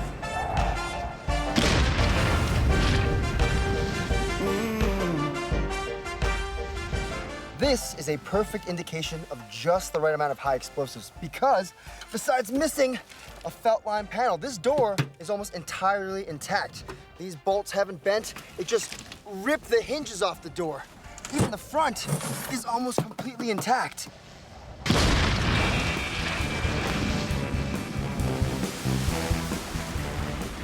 Deposit a small amount of high explosives into a bank safe overnight, boom, walk away with an armful of undamaged cash. I have to say, this is... Confirmed. Myth confirmed. Plus, if you're inside a bank, wind won't be blowing our money all over the floor.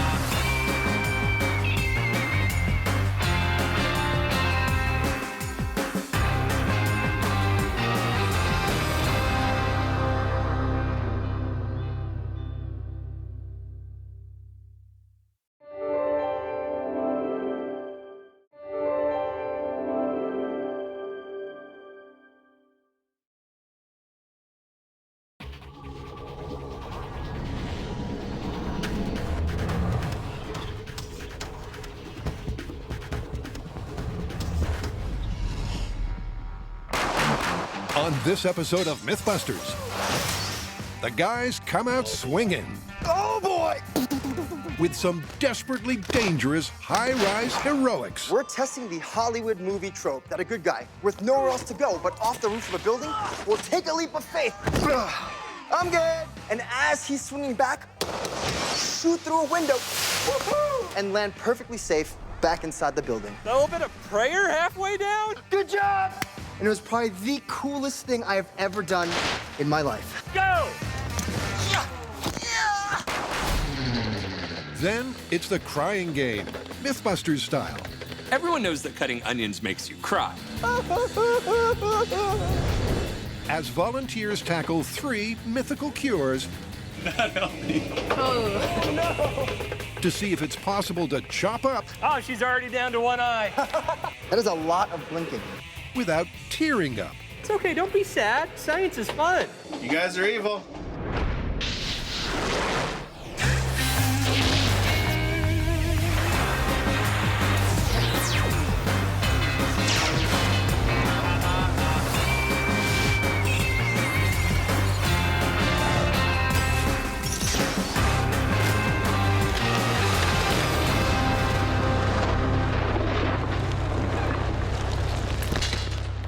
Our first myth is a shattering stunt taken right from the silver screen.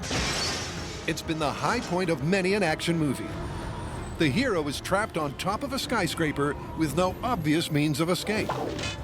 Attaching a rope, he leaps, spins, and shoots out a tempered glass window several floors below, before swinging safely inside. It's a great set-piece stunt, but would it be feasible and survivable in real life? This myth might be possible, but it's got a lot of factors that have to go just right. Exactly. It's not just how the action hero acts, it's how the window reacts. And from past experiences on this show, we know that glass can have some surprising properties. Why, Brian, Is that a cue for a Mythbusters flashback? Yes, it is. It's going to be a horror show. Over the years, we've tested many of the surprising properties of ordinary glass. For instance, it can be shattered by a human voice. But it's actually quite resistant to a sonic boom. In Falling Lawyer, we set out to see if a man really could hurl himself out through a skyscraper window. I want to make it through the glass. That myth was fatally confirmed. That was spectacular. It worked. But this time, we're crashing our hero in through a window to see if he lives to tell the tale. We're gonna have to have more than one story, though. No action movie with this trope has their hero swinging down just one floor and crashing through the window. We need some serious height. You know, speaking of serious heights, how about we just finish cleaning these windows and get to testing? All right. The guy's first task is to determine just how much rope to give our action hero. And they've sourced a suitably lofty location.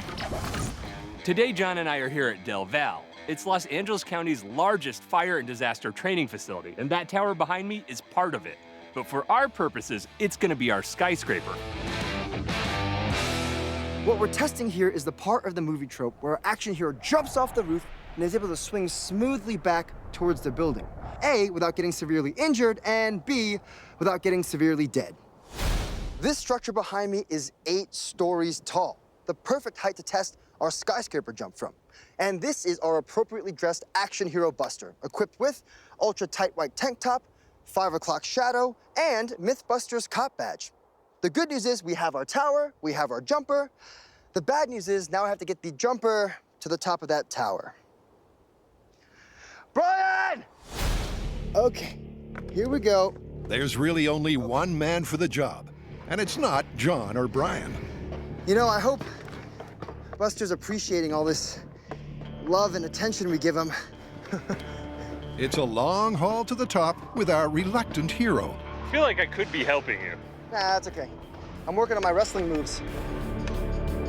They start off with enough rope for a 6-story fall, aiming to see how Buster handles the stresses of sudden deceleration. What? Whether it's horizontally or vertically, that sudden tension can exert a significant amount of force. To watch for that, we're gonna place shock watches on Buster to determine just how much force is exerted on him at the end of his rope.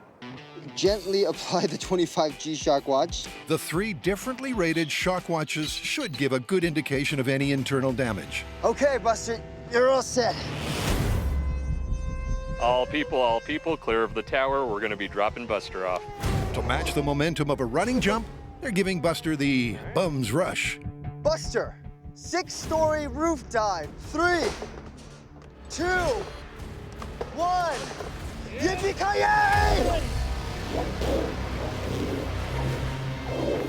Oh! Oh! That didn't look all that fun. Yippee-ki-yay! A quick inspection shows all of the shock watches tripped. Yep, that one's gone off. And that one, and that one. That's no surprise. At a speed of around 40 miles per hour, Buster's sudden stop probably was a bone breaker. Then again, That was an incredibly rough landing. Buster went over and just bounced all over, and it was so much worse than I thought. the damage may have been due to deceleration or hitting the tower. Either way, After watching Buster's 6-story fall, I would say that there's no way that counts as a controlled swing back towards the building. Come on, Buster. Hang in there, man. for Buster and the myth to remain intact, this test needs some serious fine-tuning. Oh! And on that note, it's time to swing into tale number 2.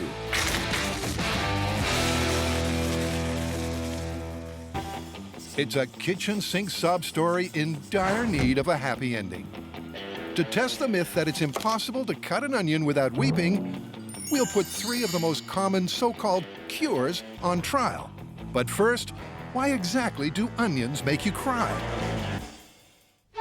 Onions and You, starring Chive Wellington as Brian, Reginald Van Shalit as John, and introducing Lassie as Bo. Say, John, what smells so swell? Onions, Brian. Why, I'm making an onion sandwich. Don't you have the feeling that John is hiding a secret? Is something wrong? It's these onions. They make me want to cry. What John doesn't realize is that cutting onions don't make you sad at all. When onions are cut, damaged onion cells release molecules containing sulfur compounds. These compounds create a volatile gas that's a strong irritant to the eye. Tears are then produced to attempt to dilute the irritant. No sad tears here, only protective tears. So turn that frown upside down, onion choppers, and have yourself a dandy meal. Hey, John, can you make me an onion sandwich too? Now that's something that makes me happy. Onions.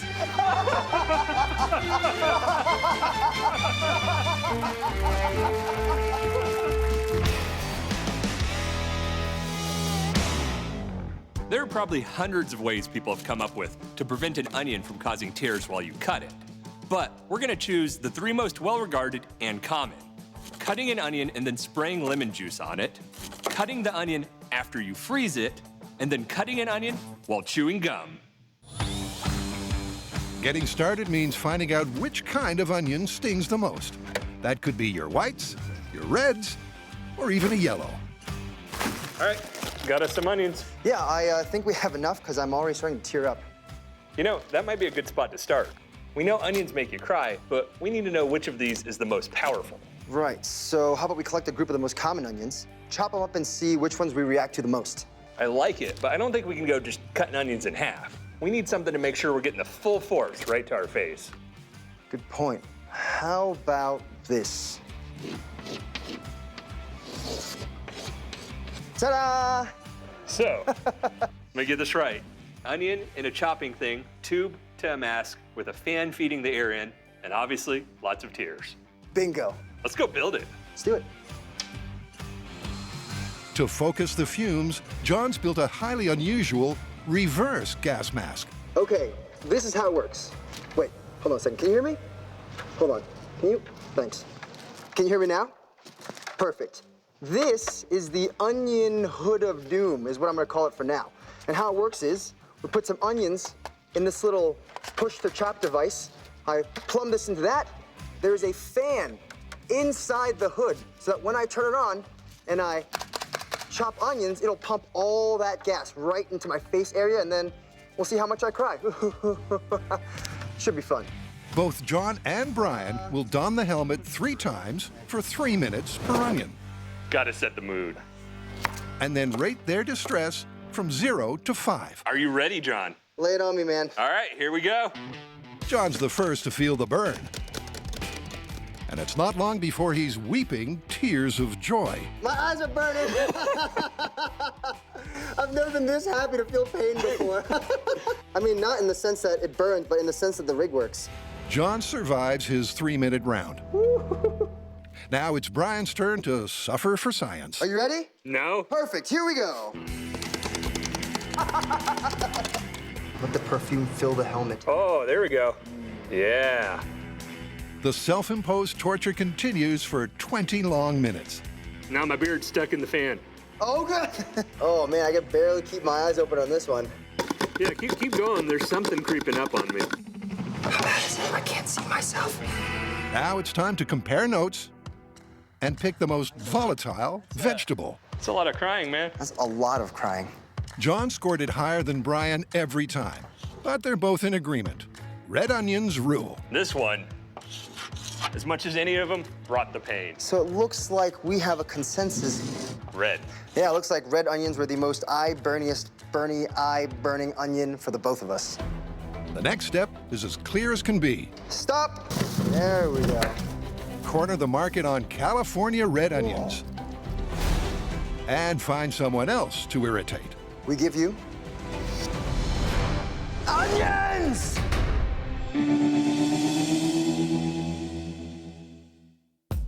So far in the swing through the window myth, Yippee-ki-yay! the guys have found that a 6-story leap is more than even an action man can handle. That didn't look all that fun. So let's switch 6 stories to 4 stories and give him another go. With a 33% shorter rope, Bungee Buster is all set for a second plunge. Buster jumping off a building, 4-story rope in 3, 2, 1. Woo! Ooh! His foot got caught in that line when he was out there. Let's go check the shock watches. It wasn't the smoothest of arcs. Oh! And again, the data confirms their misgivings. Post-match analysis, his 25 one definitely went off, but the 37 and the 50 did not. 25 Gs is a significant amount of whiplash and probably some brain damage. I don't know what the exact opposite is of a graceful Hollywood swan dive off a roof followed by a swing back towards the building looks like, but that may have been it. Look at this, John. That rope took so much tension, it's actually changed structure. Before, after. Wow, it is hard. Yeah, this is soft, still pliable. This is like, almost like it was singed by heat. Just that sudden impact. Whoa, it's totally crusty now. That's what happens when you make a human yo-yo. Ugh. Come on, Buster. Hang in there, man. So we're gonna shorten the length of that rope and give it another go. But not too short. To match the myth, the fall should be at least 2 stories. 3. If our hero takes another beating, 1. this myth is done and busted. Geronimo! That actually didn't look too bad. Geronimo! We threw him, and he swung towards the building. There's no like, It's getting better and better with that, balancing the out distance and the down distance. Shock watches on the head are fine. Yeah, and the chest ones are good too. No injury there. I'd say he'd have a great chance of swinging in, still shooting.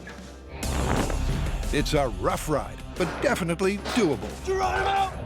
And with Buster still thankfully in one piece, it's back to the workshop.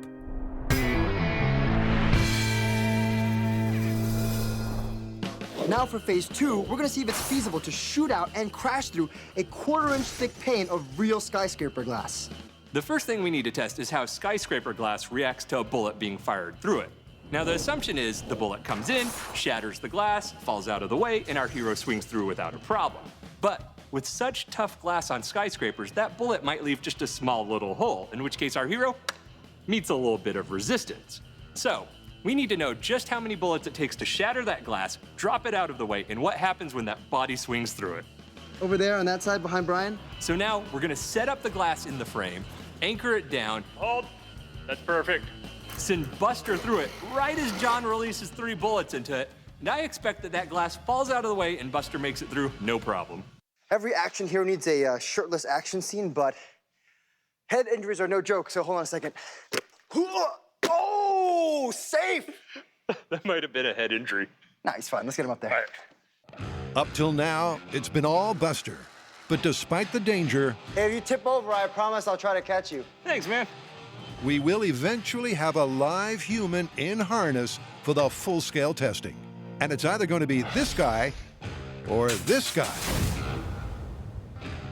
Let's see, it's gonna be the call, and then 3, 2, 1. Action, action. Yep, perfect. It's a simple setup. Gun's hot. As Buster's released, John aims to shoot out the glass with a 9mm. I am set. This is live fire, so everyone eyes and ears, please. But will it shatter enough for Buster to fly through unharmed? Let's find out. Buster through the glass with 3 rounds in 3, 2, 1. Woohoo! That was fantastic. Well, from what I can see, the first shot goes through, a little bit glass falls out. Second shot goes through, more glass falls out. And as the third shot's going through, Buster goes, bah! And he smashes through it. Man, this was great. Nice, man. Ooh, there's your first shot. 1. I think that first bullet really compromised the whole structural integrity. I don't think we need that many bullets. Achieving a one-shot shatter isn't crucial to the myth. but it's tempting to see if it works. Single bullet with buster test. Yippee-ki-yay in 3, 2, 1. Oh. I think there could have been a pause between the pull and the shoot. Yeah, this glass seems like it just completely fell away before Buster had a chance to make it. Yep, the glass shatters just fine after one shot. But this little sideline experiment highlights the need for split-second timing. It's like the last bit of glass falls and it just goes, woo! This is just a timing issue. But if the timing's too late, our stunt hero, and that'll be one of these two, could be cut to ribbons. As a timely reminder of how ugly that would be, here's Buster once more with no bullets and no pre-shatter. Cannonball in 3, 2, 1. Oh, that looked like that hurt. It sounded like it hurt too. It was just like, ooh, go, go. Yeah, that is not a soft landing. I think you said it. This was like a car crash. So, bolt through a glass before someone goes through it. Definitely. We know that 3 bullets has no problem shattering skyscraper glass. We know that 1 bullet has no problem shattering skyscraper glass either.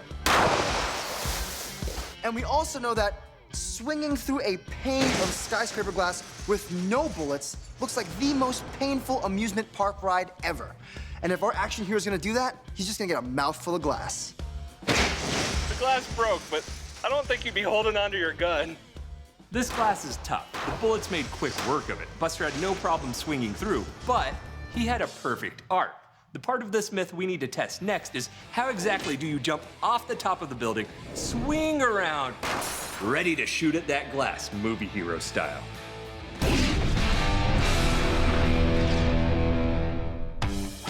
John and Brian are testing 3 popular cures for onion tears. That one's pretty potent. Your eyes are a little red and they're glistening like a princess. I always wanted to be a pretty princess. You know, in order to test this myth, we're gonna need a lot of these onions. And that means a lot of eyeballs. Yeah, I like where you're going with this. I think if we bring in volunteers, we'll have a much larger sample size, and if we don't have to do it, I think my eyeballs thank you. You're welcome. We need to keep the amount of onion and the amount of onion tear cure, though, consistent. So it sounds like we need isolated chambers for each part, some kind of onion chopping chamber. That sounds like a rig. I think that's gonna be the easy part, though. Good luck finding volunteers. To maintain consistency through the upcoming trial by onion, So, how's that? Oh, yeah. the boys are constructing a one-off contraption to funnel the fumes. Essentially, what we're building is a couple boxes linked together with a piece of ducting and an extractor fan. Stay. Now, while Brian builds the box which you stick your head into, I'll be putting the finishing touches on the onion chopping box, which, for the most part, is airtight. So why do we need an onion mulching machine to do this test? Well, we need to control a couple of variables. We need to make sure that our volunteers are given the same amount of onion and the same amount of cure each time. Onion! It'll hold up, I think. I like it, man. The apparatus is duly christened All right. and then given a test run. There's a little tear. Oh, there's another one coming. This guy's got one. I've never seen him tear before. Oh, man. Our rig is working perfectly. We got onions, we got fumes. The only thing missing now is the volunteers. Volunteers who have no idea what they signed up for.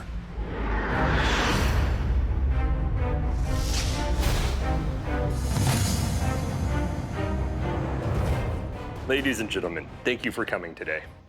Here at Mythbusters, we are continually on the cutting edge of scientific breakthroughs.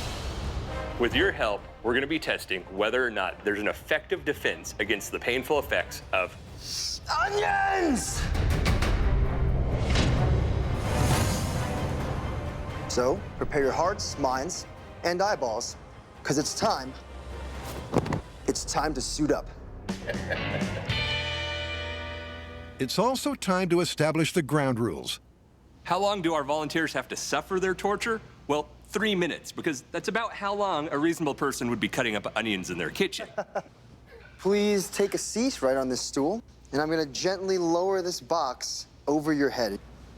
After each test, we're gonna ask our volunteers to score their experience. They're gonna rank it between 0 and 5, with 0 being, I didn't even know there was onions around, and 5 being, ah, why? First up is a control test with no relief whatsoever. Oh, you're getting it? Oh, there he goes. Look, he's turning a little red. This gives each contestant a baseline pain score. It's like you want to touch your eyes so bad, but you can't. It's okay to cry. It's my party. I can cry if I want to. The pattern of laughter and tears persists. Are there tears yet? Oh, I think They're there might be some getting- tears. It's okay, don't be sad. Science is fun. That up. He's laughing at our onions, John. How you holding up? Just keep going. Okay, just keep going. Roger that. Quick eyesight test. How many onions am I holding up? 5. 5. That's not good. It's pretty bad. Pretty bad. That's good. Remember the feeling. You'll need to write it down. Onion mulching machine. They all hang on for the full 3 minutes. 5, 4, 3, 2, 1. Fresh air. Wow. All right, John. Scores from the baseline test are in. Perfect. I mean, I saw a lot of pink eyes and a lot of tears, so I'm expecting some pretty high numbers. Remember, 5 is maximum discomfort, and 0 is none at all. 5. Okay. 3. Surprising one. Tough cookie. 5. Right? 4. 5. 4. That's not bad. It's about what you expect. All right, let's see if the numbers get any lower on the remedy tests. Seems like a good time to reflect on the words of Will Rogers. An onion can make people cry, Oh, yeah. but there's never been a vegetable that could make you laugh. You guys are evil.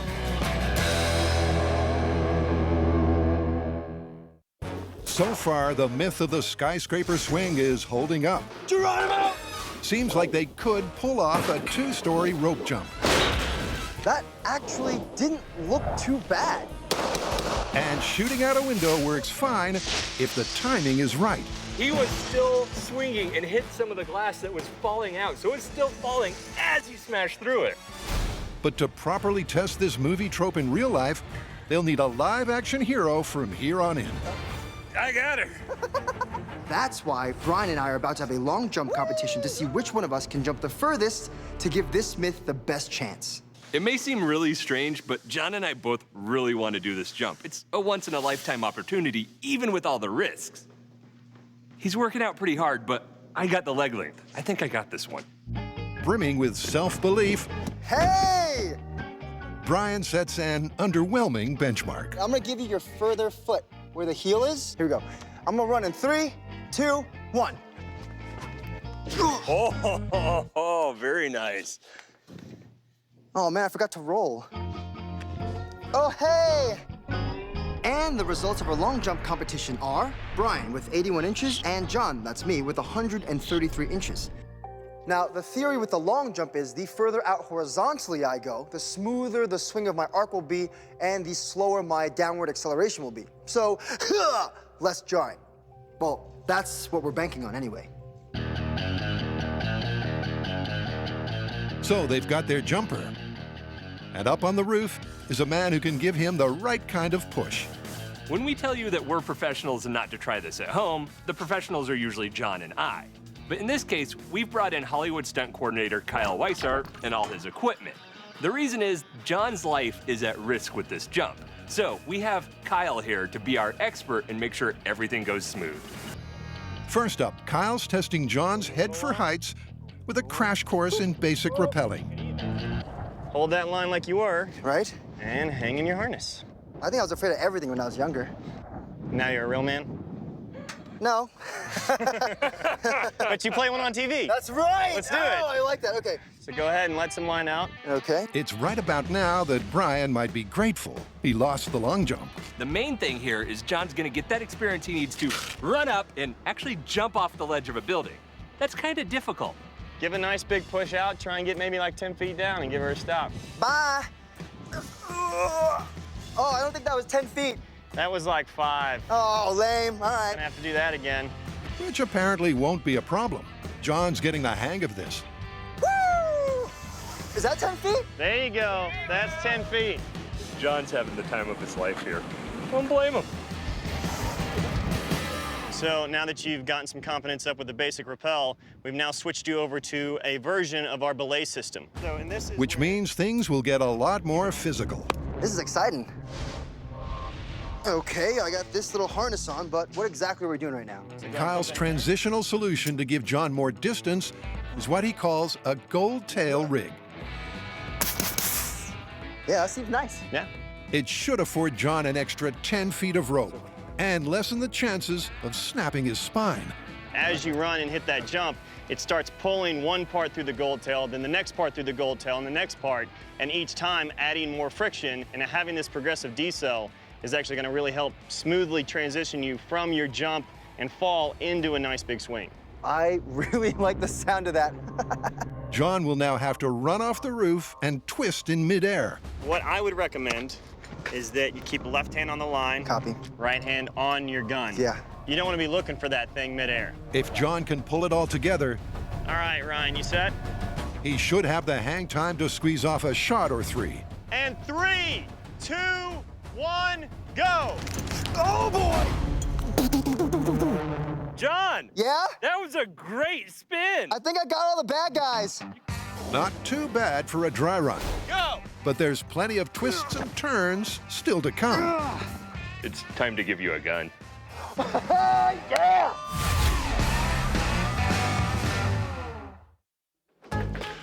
So far, 6 volunteers have each spent 3 miserable minutes in the onion chamber of doom I can do this.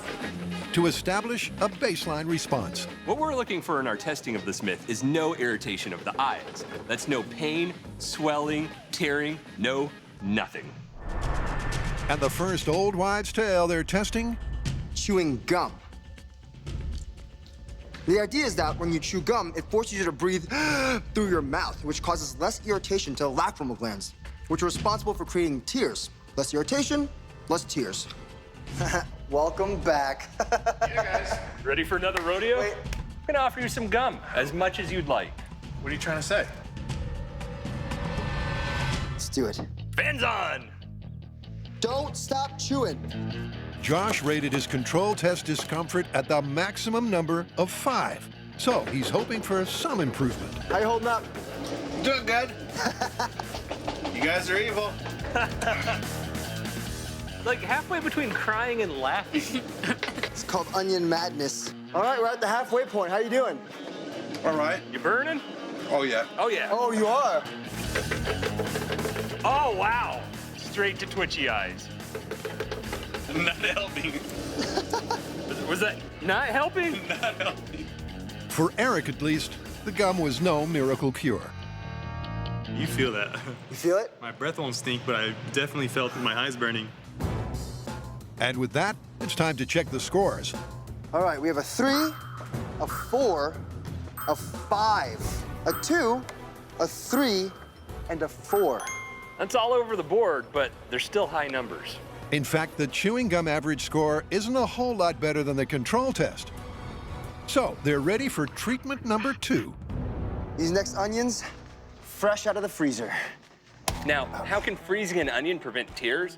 Well, when you cut an onion, enzymes release propanethyl S oxide. If you don't release that gas because it's frozen and there's no enzyme activity, no tears. Well, that's the theory. There's plenty of people who swear this works wonders. You ready? Let's do it. The onion feels cold, but it's not cutting any differently. It's starting to hit me a little bit. I think last time around this point, you already had some tears going. It's a slow burn. It's a slow burn. Hey, John. Yeah? She looks like she's holding out a little better. They're watery, but no tears.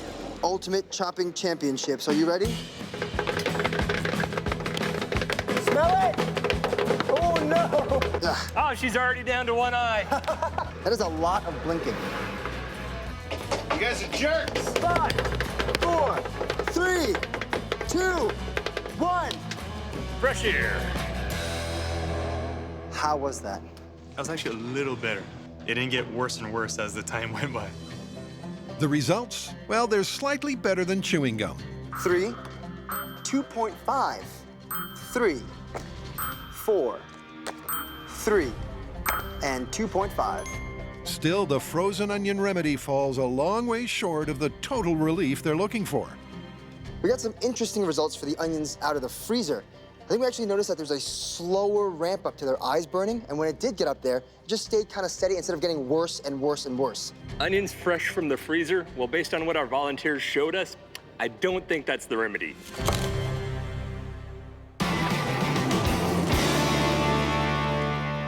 All right, Brian, if anything goes wrong, I'll give you the hand signal. An essential part of being a Mythbuster is a willingness to learn new skills. Oh my God!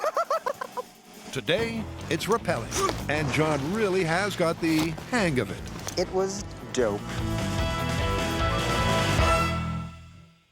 You know, I think I did a pretty good job, but apparently insurance doesn't want me swinging through the air while shooting a real gun. Are you surprised by that? I'm more disappointed, but I totally understand. But that's why we need a system completely remote that I can trigger while I'm swinging right to the glass so I don't smash my face into it. In fact, John's already hatched a plan. Something like this. Using a suction cup frame and a modified paintball gun that shoots marbles to smash the glass. The frame that holds the gun sticks right on the window, so the marble can be safely fired from point-blank range. That's pretty. Yeah. That holds well? Yeah, I didn't even put in the bottom suction cup, and it's got no problem pulling, right? Because the leverage is going this way. Excellent. But it's, look at that. It's pretty sturdy. And here's the really clever part. Brian's remotely rigged up a dummy gun to the marble gun, meaning John still gets to swing and shoot. So, that trigger is hooked to this servo, which is hooked to that trigger, which means that if you pull that right now, this'll fire. Like right now? Right now. Ooh! Keep pulling it. The proxy pistol concept works perfectly. Awesome. This is great. Now to see if their glass-smashing gizmo is all it's cracked up to be. All right. This is our remote-controlled glass-breaking rig. It's a marriage between my suction cup mount and Brian's glass ball shooting gun. And what it's mounted to is the exact same thickness of tempered glass we'll be using for the final test. We want to make sure that this glass ball actually shoots through this pane of glass so that when I come careening through it, I don't smash my face on it. Okay, glass breaker test with glass ball in 3, 2, 1. The marble shot through the glass, and then the rig fell off, but left the glass perfectly intact. Not a total success, since the glass didn't fall away. But Brian thinks going full scale with a much bigger pane will make all the difference. The bigger the pane, the weaker the glass, the heavier the person, the less the problem. This'll be great. Well, our glass breaking system works because all the glass is broken. But you may have noticed, even though we shattered the glass, it didn't collapse. And that's because it's in a smaller sheet versus those larger sheets where it's just so heavy, it'll collapse under its own weight. They've learned all they can from the small scale. I think he's worried. Now to see if that translates even remotely to a full-scale swing and shatter. Go!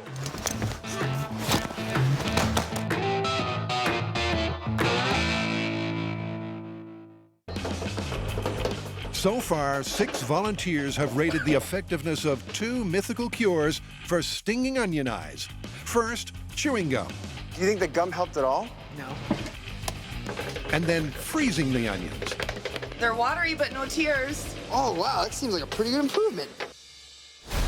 Come on over. Please take a chair. This test is spritzing the onions with lemon juice to see if it stops you from getting tears. Okay. Now, how is that meant to prevent the burning and the red eyes? Well, lemon juice contains acid in the form of citric acid. That's gonna neutralize the enzyme that makes the gas that makes the tears. No enzyme, no tears. Lemon juice! All right, clock's on. Here we go. They're pumping lemon juice through a sprinkler hose and spritzing as they go. You getting that lemon juice on there, B-Rye? Oh, I'm staying right under the lemon juice. Spritz with a little lemon juice. Full chop. He looks pretty happy. Oh, I see tears. Yeah. I like lemon. She loves lemon. All right. Yeah, I don't see any tears or any real pink happening in the eyes. Look at that. He's opening his eyes wide. I know. She's going like this. She's challenging us. Hey, look, you're doing all right. How's it going in there? I'm fine. That's impressive. And that is all, folks. There's a incredible noticeable difference. There's like no pink in your eyes at all. I know, I didn't even smell onions. Really? Wow. Word of mouth is good, but how did they rate the lemon juice cure from 0 to 5? 1, 1, 1, 1, 1, 0. Well, that's our first 0 of the day, and plus all those other ones, I'd call this a real result.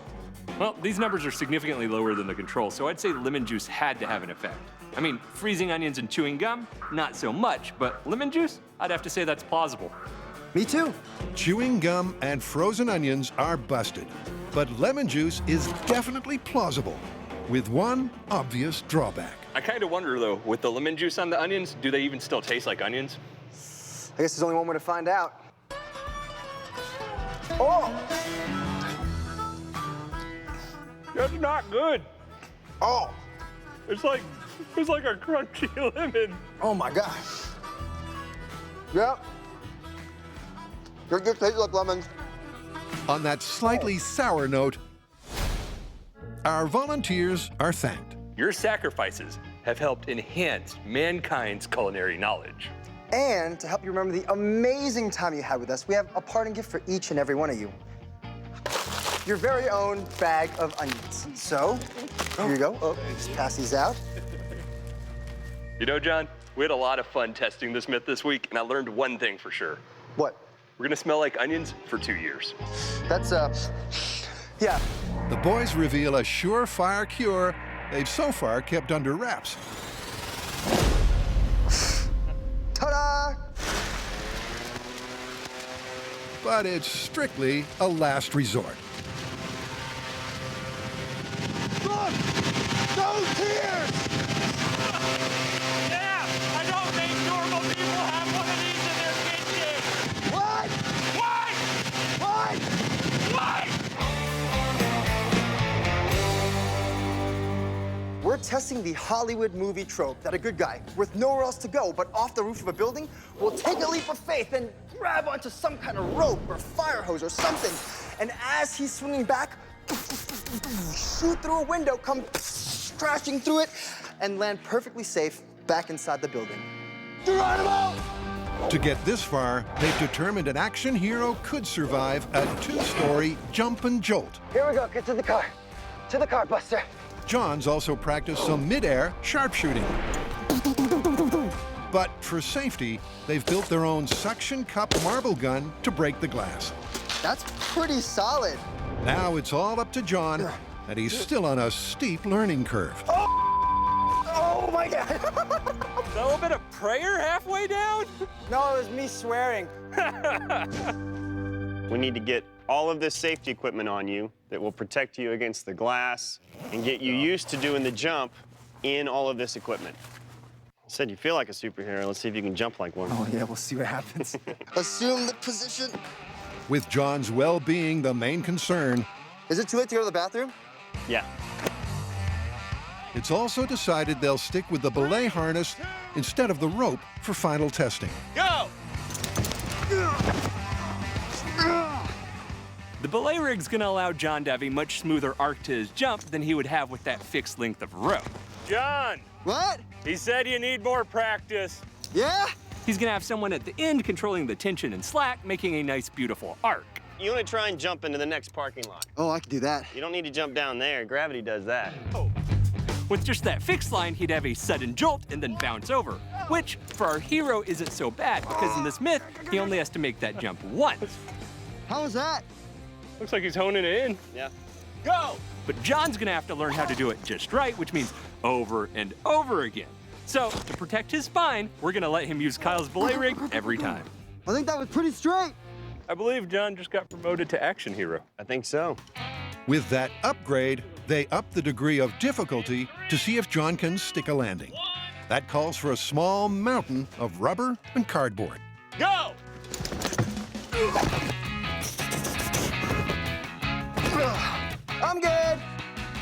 How'd that feel, man? That was awesome. I think I'm definitely shooting the window, landing flat across it, landing soft. It's good to go, man. I don't know how I feel about saying this, but it's time to give you a gun. Yeah! With the elements all falling into place, they set up a big paper target for John to aim at. The same size as the skyscraper window. It may seem kind of silly to score paper before jumping through it, but ends up with 2 layers of paper here and the flexibility, this could be more dangerous than that glass for John to go through. These little score marks, that makes it nice and safe. And just to see if that mid-air snapshot is feasible, John's taking this jump armed with a paintball gun. I'm finally about to do a 10-foot run-up off the roof with my firearm swinging into a giant paper target to see if I can put every one of the things I learned to the test. I'm feeling the adrenaline. You better figure out the accuracy here. It's glass after this. Copy. John threw the paper accuracy test in 3, 2, 1, go.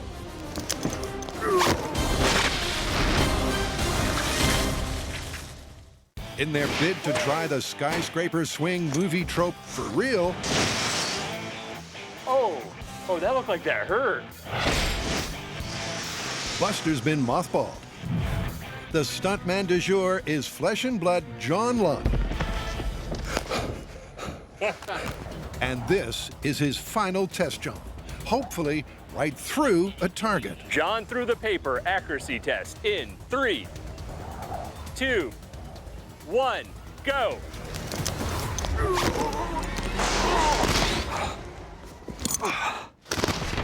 Perfect. John not only smashed through the target, but got off a few rounds beforehand. Well, I didn't see any stray balls. Every single one pulls straight down a line, perfectly hit. Gun safe. I'm good. We were looking for accuracy with that live paintball gun, and his shot right down the line in the middle of the target. It's crunch time. While John sweats off the pounds, Looks toasty, buddy. Yeah. the window is carefully anchored into position. All that remains is to hook up the suction-attached marble shooter. But Kyle still sees a safety snag. We have John too far out. When he pulls that trigger and the timing's on him, we actually have a pretty good risk of some pieces of glass being too active and dropping as he's swinging through, creating kind of a situation where he might get injured. So I'm gonna have to pull the plug on that one and pull the glass myself. Kyle's timing will have to be spot on, so John doesn't crash through an unbroken window. There we go, we'll be able to. And here's how the new plan is going down. Behind me is a large pane of glass attached in a solid window frame, just like a skyscraper. At the top of it is a pair of vice grips attached to a rope coming down to Kyle. Kyle's gonna yank that rope, breaking the glass at the perfect time, so that John gets the perfect swing through the glass.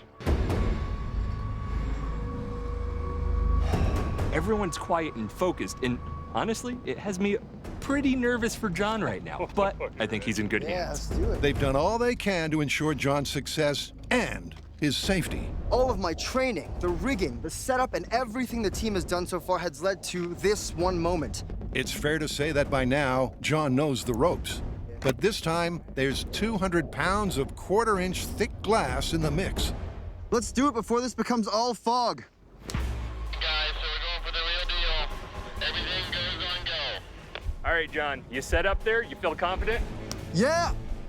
John, through the glass, Hollywood style, in 3, 2, 1, go!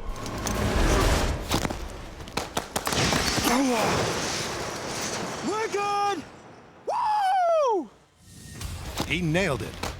As per the myth, he ran off the roof, spun, pulled out a stunt pistol, and swung smoothly through the falling glass.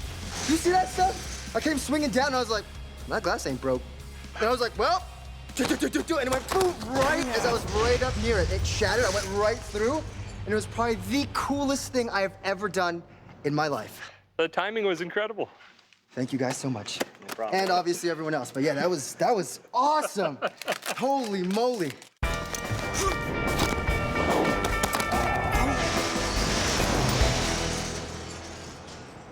This was a neat myth to test. What do you think? Well, let's break it down.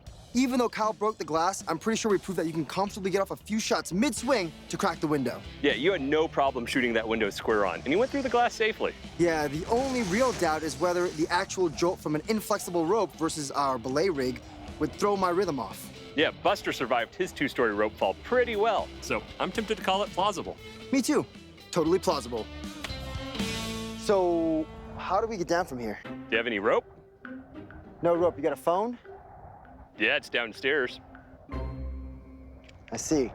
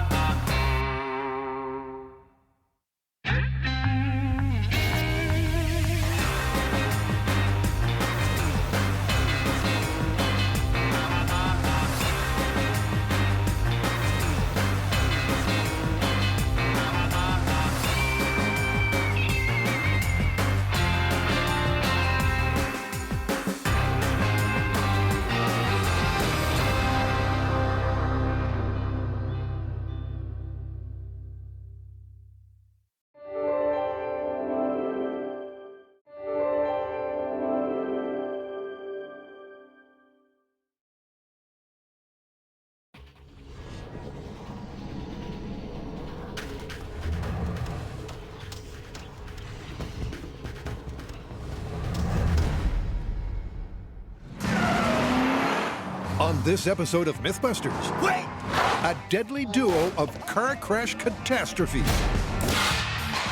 Oh. In that final second before an unavoidable impact between car and pedestrian, Looks like it knocked the cap right off him. could a spur-of-the-moment feat of gymnastics Oh, no! actually save your life? Oh, my goodness. Look at that. That's awesome. Then, you're driving down a road when all of a sudden, boom! Your car crashes into a power pole. and that's just the start of your problems. You need to escape the invisible 7,000-volt net of death surrounding you. Is there a reliable way to get clear of the current Oh, God, no! without getting fried from the inside? There's no surviving that.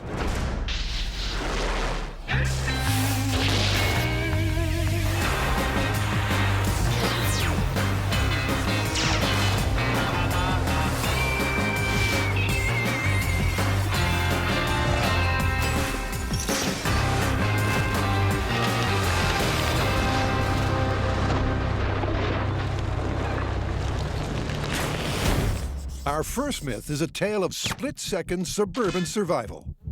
Take one distracted driver heading straight for a daydreaming pedestrian. There's no time to jump sideways and avoid getting hit. But can a last-moment leap upwards make a difference, turning a certain fatality into something, well, less terminal? Question: what do you do if you're a pedestrian and suddenly notice a car coming straight at you? Hope for the best. This myth says that if you can avoid that grill and bumper, that you'll be able to survive. Sure, maybe you could even just skim over the hood of the car and roll up and over the roof and live to tell the tale. So is this your way of volunteering? Sure, what could possibly go wrong? To get started, the guys decide their best bet is to stage a worst-case scenario. We need to see what it looks like when a car going down an average street hits an average human and travels off with them. Wait! What? I think I have a better idea. No, don't worry. You won't feel a thing. After all, Buster's been trained for this sort of thing. Here we go. Nice and soft. Ooh. One thing a crash test dummy can't do is stand up for himself. But they've come prepared. With the aid of a gantry, the plan is to let him dangle. This is our gantry to suspend our unsuspecting pedestrian Buster. He'll be standing there while the car drives right through, bam, knocking him off his feet, so to speak. We're gonna have our car going at a moderate city speed with a distracted driver and a distracted pedestrian. We're looking for that solid collision with no one taking action to avoid it. This car collision is about a fact-finding mission, and to gather data, we have a ton of cameras. There's 3 right here on the car, 1 behind the camera that's actually filming me, 3 high speeds, and cameras just about everywhere. High speed up here, Camera in this corner, and this corner, and this corner. One under here. Regular high speed, super high speed. That should be enough. And that's gonna give us the data behind this experiment. With Buster successfully strung up, Okay, we'll be sure to send flowers to the hospital. Brian's all set to mow him down. All right, Brian, you ready down there? I am set. Car full on into an unsuspecting pedestrian in 3, 2, 1. To replicate a typical suburban smash, the car accelerates to 40 miles an hour.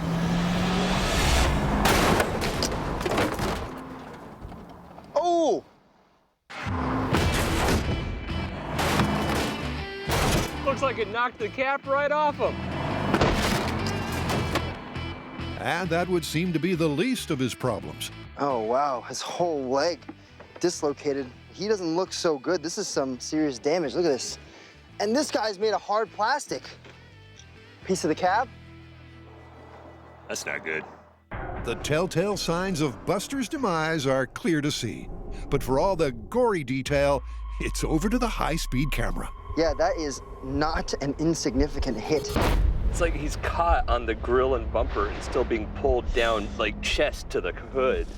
Wow, he gets significant air. Like, it is almost a full-on cartwheel over the top of your cab. That was our baseline test for a car versus pedestrian collision, and it did not go good for Buster. Now the question is, if you jump and get a little height, is that gonna change the injuries that occur? I hope so, because at this point, I wouldn't want to be in Buster's coveralls. On that ominous note, it's time to move on to myth number 2.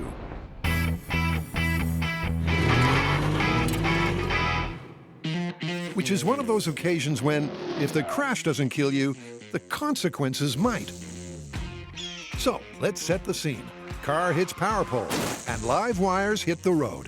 It's generally safest to stay in the car, but not if it's on fire. The trouble is that the whole area is now a high-voltage hotbed, where every step could well be your last. The myth is that by being ultra careful, you can shuffle to safety without getting barbecued in the process. You know, insurance isn't gonna let us drive a car into a power pole, set that car on fire, and then try to escape. Yeah, you're probably right about that, but that's why we need to understand the principles that make up this myth, and then we can find an analogous way of doing it. Electricity is a complicated and tricky subject, and it helps to think of the whole thing as a waterfall. The height of the waterfall is its potential, or what we call voltage in electricity. The longer the fall, the more damage being done at the bottom. Now, the other thing we're going to be looking at is current, and that's the volume of water. A little trickle from a tall waterfall is not a big deal, but a lot of water, say just a 1-foot river flowing, is enough to wash away a loaded tractor trailer. And it's those two principles, voltage and current, that we're going to be looking at for this myth. There are 2 ways electricity can kill you. The first way, at the lower range, around 25 milliamps, it'll stop your heart by overriding your central nervous system. Now, the other way is when you're working in higher currents like that of a down power line, where if you mess up, it'll cook you from the inside out. And it's that thermal damage that this myth is trying to circumvent with its car exiting techniques. As this public service video shows, just getting out of the car is the first life and death challenge. After that, survival depends on how you progress. And this myth is all about finding safe passage, if possible, through those pulsating rings of high voltage current. Electricity likes to take the path of least resistance. Usually that's the wires it's in. Other times, unfortunately, it might be us. To give you an idea of just what sort of damage that can do, we're going to take 230 amps courtesy of our TIG welder, put it through this pig heart, and then cut it open and look at the damage. Pigs are a Mythbusters favorite for a human analog. That's true. So the analog human heart gets shoved into an analog human chest. You say 230 amps? Sounds good to me. Last thing before we go. What's that? The ballistics gel torso should conduct electricity just like real flesh and blood. He's ready. Looks like he's already been shot. Electrical trauma tests in 3, 2, 1. The results are almost immediate. It's smoking. That's some steam. I'm glad we bought our barbecue schmucks. Oh, it's coming out over his head. Yeah, he's getting cooked. Well, I think we pull out the heart and give it a bit of an autopsy. All right, get my fork and knife. The guys plate up the damaged organ. Ooh, it's a little toasty. Wow, it's a lot toasty. Right beside it is a similar, unelectrified pig's heart. Oh boy, right off the bat. I mean, look at this. That is almost completely destroyed along this edge, so that's half of your heart dead right there. There's no surviving that. We should probably cut the fresh, uncooked heart just to compare side by side. I think so. You don't need to be a cardiac surgeon on this one, just be familiar with dinner. That's raw meat, that's cooked meat. Holy moly. When we pumped electricity through this heart, I expected it to be charred and smoldering on the outsides, just like in the movies. But when we cut this open, this heart is completely cooked. You could serve this piece of meat at a restaurant because it is well done. Now, we always take safety to the utmost consideration on Mythbusters, and we'll continue to do the same because I don't want to end up like this. Did we mention don't try this at home? But the really scary part is that you can grill your gizzards without even getting close to those downed cables. There's no doubt that if your body becomes part of a high current circuit, it's not going to end well for you. Yeah, but I have seen incidents where there's a down power line, and even though that's a fair distance away, you could still get shocked. Well, it's that high voltage that's driving the electricity to do those weird things, and I think I have a pretty cool way of visualizing it, but I'm gonna need a car, a down power line, and a street. I can do that. Divide and conquer? Sounds good. Great. Still to come, an old friend adds a spark to proceedings. But next up, John takes a tumble in the battle of man versus car. Here we go. Just a, oh.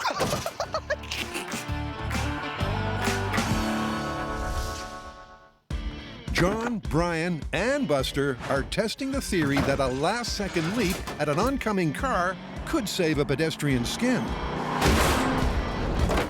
We gave ourselves an idea of what happens when you fail to make the jump. Now the next question is, how do you make the jump? You have to notice a car coming at you, notice how fast it's going, and time your jump just right as that car approaches you. And all of that takes reflexes. So that's where we're gonna start, testing reflexes. Oh yeah, right there. This is how we're gonna collect our reflex data. Brian and I will be doing 2 different reaction tests with 2 different stimuli. First, a visual stimuli, and second, a different kind of stimuli. Hey! Now we'll be doing those tests 10 times each, which gives us 40 data points, which will be averaging to give us a pretty good representation of how fast someone can react to something totally unexpected. The visual part of the testing is pretty straightforward. All right, you set? Yeah. Anytime. Brian hits the light switch at random intervals, and John turns it off as fast as he can. Wow. John's been getting right at a quarter second for all his reaction times, and that makes sense because if you're an average person, the average reaction time to a visual stimuli, such as a light bulb, is 1/4 of a second. So John, seems pretty average. Hardly a ringing endorsement for John, but exactly what they need for the myth. All right, my turn. Control box is yours. Great. Now to see if Brian's reflexes are any more cat-like than John's. Hey! I think I saw your shirt go as you swung your body around. Brian's slightly slower than average, but it's all valuable data. Brian and I have finished our first reflex test, and our combined average is 0.33 seconds. So it's on to the more challenging audio testing, responding to random loud noises while blindfolded. We've moved the button from the table to the stool. And every time I spin around and stop randomly, we may move that button to some other location so I can't get used to it. So my steps will be to react, unblindfold myself, find the button, and hit it.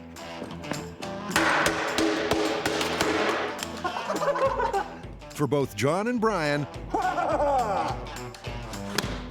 these audio reflex tests are more of a challenge. The element of disorientation adds that vital touch of realism.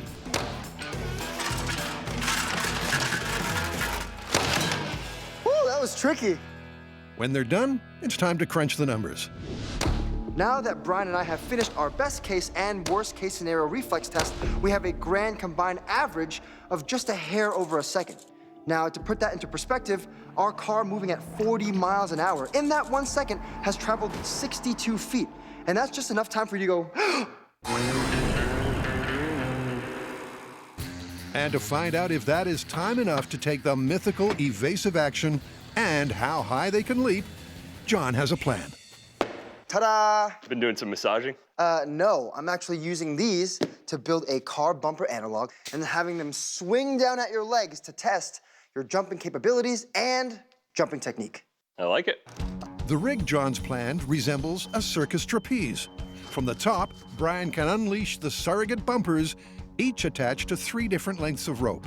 We clear the bottom roller, and we're gonna clear our bumper. We clear the middle roller, we clear the grill, clear the top roller, and we're good with the hood. It's a test of athleticism and reflexes. They've worked out that the tubes take just over 1 second to swing down from the top of the scaffold, which matches their reaction test times. This is how the test is gonna work. I will be strolling along this padded pedestrian walkway while Brian up there will swing down a foam roller of a random height, to which I must react, jump up, and see if I can clear it before it hits me. All right, John, you ready? That's right, I'm ready. All right, jump test. Start walking in 3, 2, 1. Here we go. Just a, oh, Brian's gone high with the very first shot. oh God. But it just goes to show how hard it is to get airborne at a moment's notice. I think that's teaching us something about that response time. Yeah. The barrage continues at random heights. Oh, snap. Oh my goodness. And things are definitely looking up. You jumped that one, you dodged the grill of the car. Whew, still scary. That is surprisingly difficult. I mean, as soon as I was walking out, I just see a glimpse of something in the corner of my eye, and I immediately had to jump. There's no time to turn and look and gasp. You just have to jump.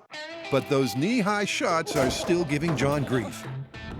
Even though I'm catching the glimpse right at the corner of my eye, by the time my legs start moving up, it just goes whap and hits me. I feel like I want to see that perfect jump and that you're getting there. So this one's about knowing whether or not you could make that jump over the hood at all. So you can look. Look and stand here. But try to make the full jump. You ready? Yeah, let's do it. 3, 2, 1. Oh, no. Well, I think that's all I'm going to give you. There you go. You want to give it a try? No, I'm good. Look, we're not saying this jump technique is easy, but if you give John our average response time of just over a second, he clears the bumper and grill without any problem. When it comes to that hood, he almost clears it. So this jump is looking pretty good, but we're not done with this myth yet. It's time for some impact testing. And to do that, Brian and I are going to build an air cannon to power a model car into, ta-da, Mythbusters Man. Can jump a car in a single bound? Well, we'll find out. And later, Buster's upmarket replacement volunteers to bring this myth home with a full-scale bang. Now! Yeah!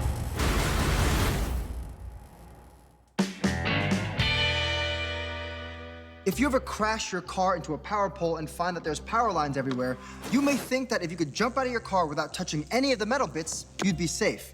But that's not necessarily true, because at higher voltages, electricity does not travel just from point A to point B in search of ground. It actually casts out like a net, continuously searching for ground. So if you were to get out of your car and step on that net, it could potentially kill you. Which is why the advice in this situation is to remain in your car waiting for rescue to come to you. Now, remember, this myth, though, is about a worst-case scenario where you're forced to leave your car. So this experiment is going to allow us to visualize that invisible net of electricity so we can see just how that current travels out across a normally insulating surface looking for ground. Charging John's diabolical diorama and that's why you don't text and drive. Is a transformer pumping 12,000 volts out through 2 probes. There's one thing we're missing, though. Yeah? The real street's gonna have grime on that, and that's gonna help with conduction. So for us, baking soda and water, put a little bit on there, it's gonna be a street grime. Mixing water with a base like baking soda is essential to get the current flowing, as wood itself is non-conductive. When the solution's dried, they're all set to turn on the juice. Ooh, look at it go.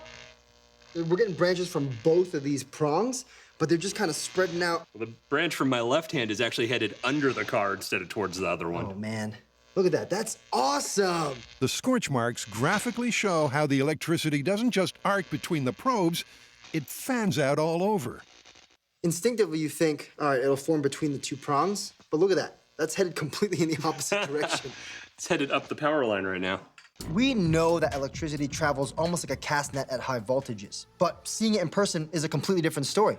And these black burnt spots don't even show where all the electricity has been, just where it burned through. So imagine being inside your car, looking out at an invisible sea of death. That's a pretty horrifying proposition. So, what's going on that turns our normally insulating road surface into a conductor? Well, it's all about electrons. Insulators want to hold onto those electrons tight, whether it's that road surface or air itself. But if you turn up that voltage high enough, eventually that potential is strong enough to rip those electrons off, turning what's normally an insulator into a perfectly good conductor. To better mimic the partial conductivity of a road under high voltage, Brian's doing some resurfacing. A little paint for insulative, a little graphite for conductive, mix them together, spread it out, you got your road surface. That's my great-grandmama's recipe for conductive ink. While Brian sweats the details, That's a good street.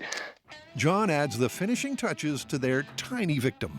If you come face to face with a down power line and you have to get out of your car, I mean have to, the power company suggests that you jump out of your car and take little scooting steps. And that's because the wider you move your feet, the more you increase what's called a voltage potential, which dictates how much current courses through your body. Now, to test this, we've built a tiny buster complete with its own little nervous system attached to a voltmeter to tell us what actually is the voltage potential between his 2 feet, and a little LED to help visualize the amount of current coursing through his tiny body. The brighter it is, the more current. With the street hot and a voltmeter strapped to John's chest, they'll measure the level of potentially lethal charge that passes through the little guy. Oh, you see it? Look. Oh, yeah. You see a little bit. Taking short, sliding steps is meant to be the safest method. As he's shuffling, you can see it kind of like fade in and out. As his feet get further apart, it fades in and out. So you're seeing that sort of little bit of voltage, it's gone. A little bit of voltage, it's gone. Yeah, that's pretty dope. Next up, a regular walk, albeit a little stiff-legged. It looks like we're still pulling that same 2 volts, but it's dropping down and then straight to 2. So there's no transition, it's just straight ow, no, ow, no. All right, you ready for your hop? Okay, here we go, ready? This is an awkward way to make an escape, but worth looking into. Anything? Yeah, still 0.2. 0 to 0.2. Whether that would translate into instant death is impossible to call from the small scale. It seems silly, but I'm glad we did it for thoroughness. Okay. The most interesting data came from the LED on Buster's head. As he scooted along with that shuffle, it got brighter and dimmer, and that smooth transition in voltage would equate to a smooth transition in tingling in your legs, letting you know when you might be safe and when you might not. But to take this myth to the next level, they'll have to get a whole lot more sophisticated. LEDs and voltmeters are great for our small-scale tests, but for our full-scale, we want a finer level of detail. And that's why we're gonna bring in someone whose specialty is extracting that kind of information from microcontrollers and other electronics of the sort. Our friend, Alan Pan. Is this your first electric soup, John? I think it is, man. And coming up, John learns that power dressing can be hazardous to your health. You're dead! It killed him instantly. So far in the myth of man versus car, the boys have reduced Buster to his component parts. Did you see that? Timed their own reflexes. Wow. And seen how high John can jump under pressure. Oh, snap! Oh, my goodness. Now it's time to see if a small-scale jump really could make a difference. We're building a pneumatic car gun to shoot a car down this track at an unsuspecting pedestrian. The plan is to film and then study the body's trajectory in super slow motion. After a soak in the hot tub, this pint-sized crash test dummy filled with corn syrup, fresh out of his bath, should be just the right balance of solid to squishy. Okay, ready for action. This is our setup to see what happens to our human analog when he gets hit by a car. Now you notice our rig has height adjustment so we can change the level which the car hits him. This is our car, which is powered by this air cannon. We'll charge up the tank, pull the trigger, and fire the car at him. Charging. Our first test will be full-size grill against unsuspecting pedestrian. Brian charges the air cannon to 45 psi. Full-on front-of-car grill versus unsuspecting pedestrian in 3, 2, 1. And correct me if I'm wrong, but that may have just been a touch hot. So car versus person versus camera. Yeah, I think 45 psi might be a little too much. We got off the starting line so fast that it did a wheelie. The car is riding the person off the ramp. All right, let's dial back the PSI. Sounds good. So with the pressure dialed down a notch, Okay, I'll give you the countdown. they're soon set to try again. In 3, 2, 1. It's a nice collision. And it's off to the high speed. This is their first glimpse of what can happen to a body that's more cushy than Buster's. Whoa! The hand goes and the lower body goes, and then the front of it catches up with the rest of the person. It's a catastrophic collision. Now to see if a jump makes a difference. I like the idea of mimicking my jump in this little dude's legs. First off, they'll follow John's early form by lifting the legs just a bit, up to bumper height. Perfect. That's a ankle-shattering height. And we're all set to compare comparative calamities. In 3, 2, 1. That looked significantly different. It looked like he was cartwheeling through the air. That's definitely a different hit. Instead of being there in the pelvis, that's maybe bilateral femur fractures. It's bad, but not as bad. Yeah, and after he gets hit, he looks like he almost clears the entire car. It just might be a better outcome. But try telling that to the dummy. Next, they'll imitate John's last real-life jump by tucking its knees up. John's final jump was right there where his shin hit the hood, so we're gonna get Buster into that slightly tucked-in jump position and ram a car into him. All right, good luck. Charging. 30 PSI. Car into unsuspecting bystander with feet just clipping the hood. In 3, 2, 1. Flipped again, but he didn't even go as far. I'm gonna have to look at the high speed, but I feel like that was better. Ooh. It looks like more of his upper body is totally just glancing off the windshield instead of wrapping itself around the car. With each jump, the higher you get, the less time you have in contact with the car, and that's good for that transfer of energy. But this still doesn't look like an accident you'd walk away from. Let's not get ahead of ourselves. This is about survivability. And the last time I checked, doing cartwheels over a car at high G's and then landing, not so good for your health. But that's what we're gonna test for. Survivability in full scale. He's ready. So far, John and Brian have dug deep to dissect the myth of the potentially fatal electric escape. That's half of your heart dead right there. There's no surviving that. And after small-scale testing, they're ready to take the next step with electronics expert and fellow search contestant, Alan Pan. Well, you have a pretty good idea of what was going on here, but we're ready to go full scale with it. Yeah, and I imagine you guys probably don't want to charge yourselves up to 7,000 volts or so. No, but we do want a way to scale down that voltage into something safe we could work with. Okay, we could build a rig with a microcontroller that would show the interaction between your body and the road, but at a safer, lower voltage. Great, you do that and I'll build the suit for you to mount it to. And I'll go create a horrific car wreck. Okay.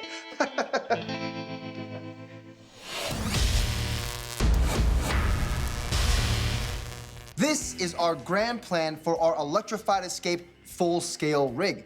It all starts out with Alan working on the electronic indicators which will show us when we're in the danger zone of electricity, which will be mounted to the suit that I will be building that will take us to the scene of the crash, where we'll be testing the myth that correctly executed maneuvers can help increase your chances of survival when escaping an electrified crash site.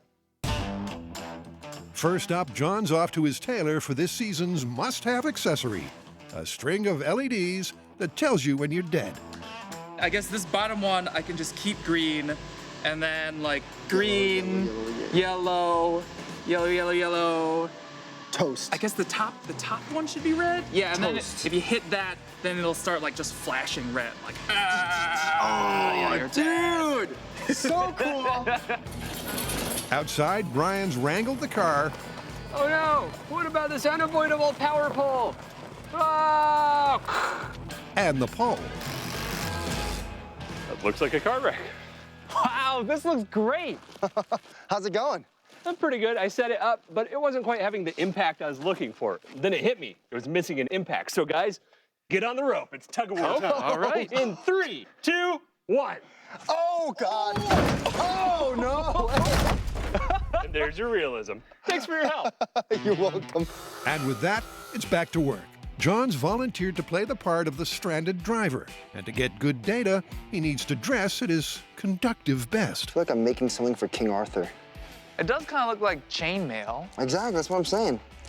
King Arthur, I've made you dishwashing gloves. You can scrub your dirty pots and pans. And He's even branched out into copper cobbling. steel plate for stability and copper mesh for flexibility. Ooh. A quick check to see everything's in working order. Great. And the same for Alan, I didn't connect anything wrong, that nothing's gonna explode. which is cold comfort for someone who's about to step into a high-voltage minefield. Remember when we built Mythbusters with his conductive booties hooked to that voltmeter? Well, ta-da! I've built those conductive boots in full scale and included an extra bonus pair of conductive gloves. These will act as the probes to help us determine if, 1, you can actually get out of a car without touching an electrified surface and ground, which at high voltages will kill you, and 2, if our jump or our shuffle or our walk will increase the amount of current going through our bodies. Now, to do that, we have to hook these end terminals up to This vest with a microcontroller mounted on it. The vest can measure the potential voltage across John's body. This LED strip illustrates a difference between safe voltage all the way up to a deadly voltage. If that deadly voltage is reached, this buzzer and this vibrating motor go off to let John know that he has, in fact, died. Back out at the wreck, Brian gets on with the detailing. There's 2 parts to this myth, getting away from the car, but before that, getting out of the car. The recommendation there is to get out without ever touching the car and the ground at the same time. The reason being, that way you don't complete a high voltage circuit. So fine, dead. And that is why we're putting foil tape on the car. It's gonna work with John and Alan's suit, and any errant touch will indicate certain death. To make sure that the road can carry a current, Brian mixes and spreads a much bigger batch of Grandma's graphite slurry. That's some good stuff. I've always wanted to play with conductive paint, and this was really cool because it was simple to make. Some paint, some activated charcoal, and some graphite. Mix it all together and boom! And the neat thing about this is that simple science meets complex science, because this graphite-based paint is gonna work with Alan's microcontroller to detect the voltage across it. That way we can test this myth. As Alan and John agree, First electric soup, John? I think it is, man. they simply must stay in contact.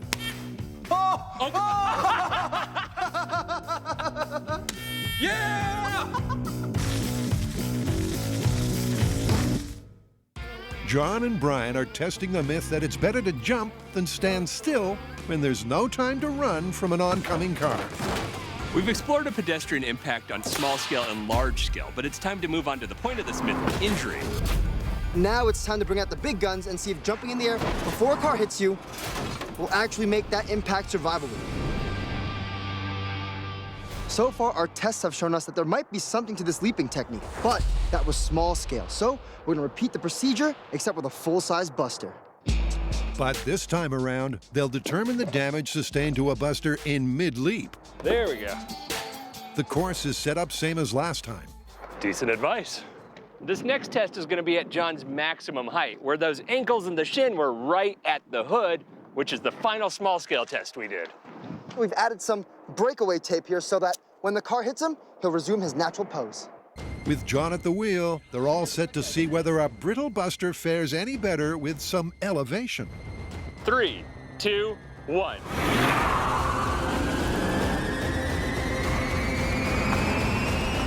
Coming in. Ooh! Buster just, thump, one quick backflip.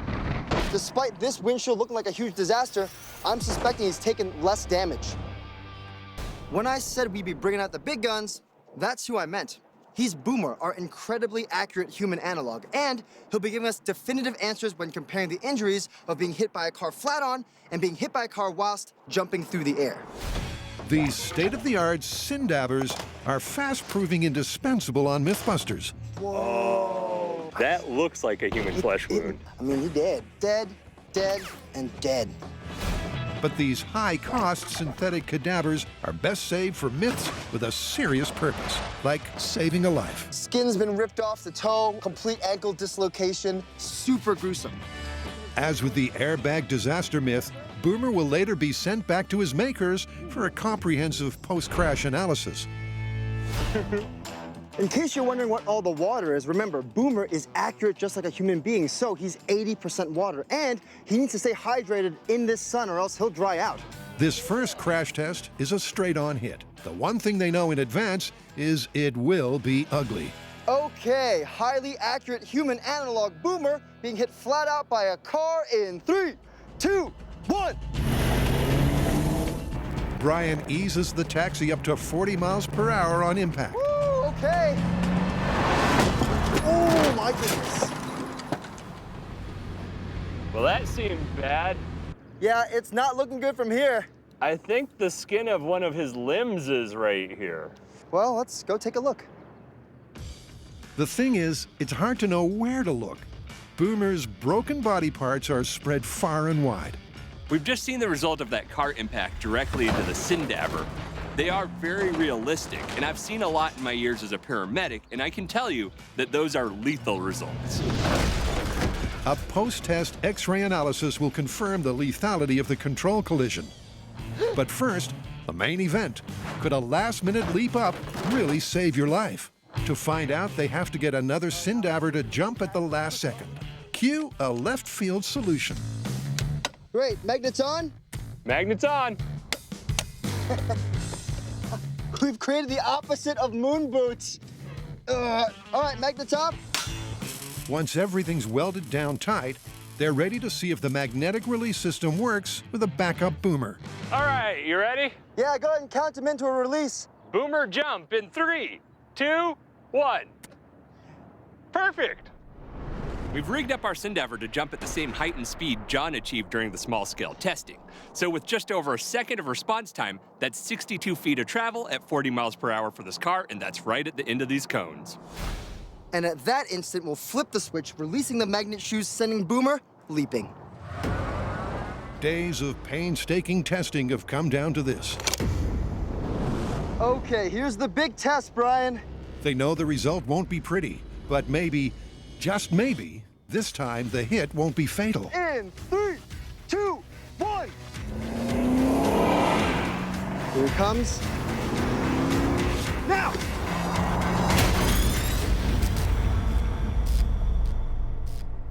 Imagine with me, if you will, you're driving down a road, having a great time, when all of a sudden, you get a text.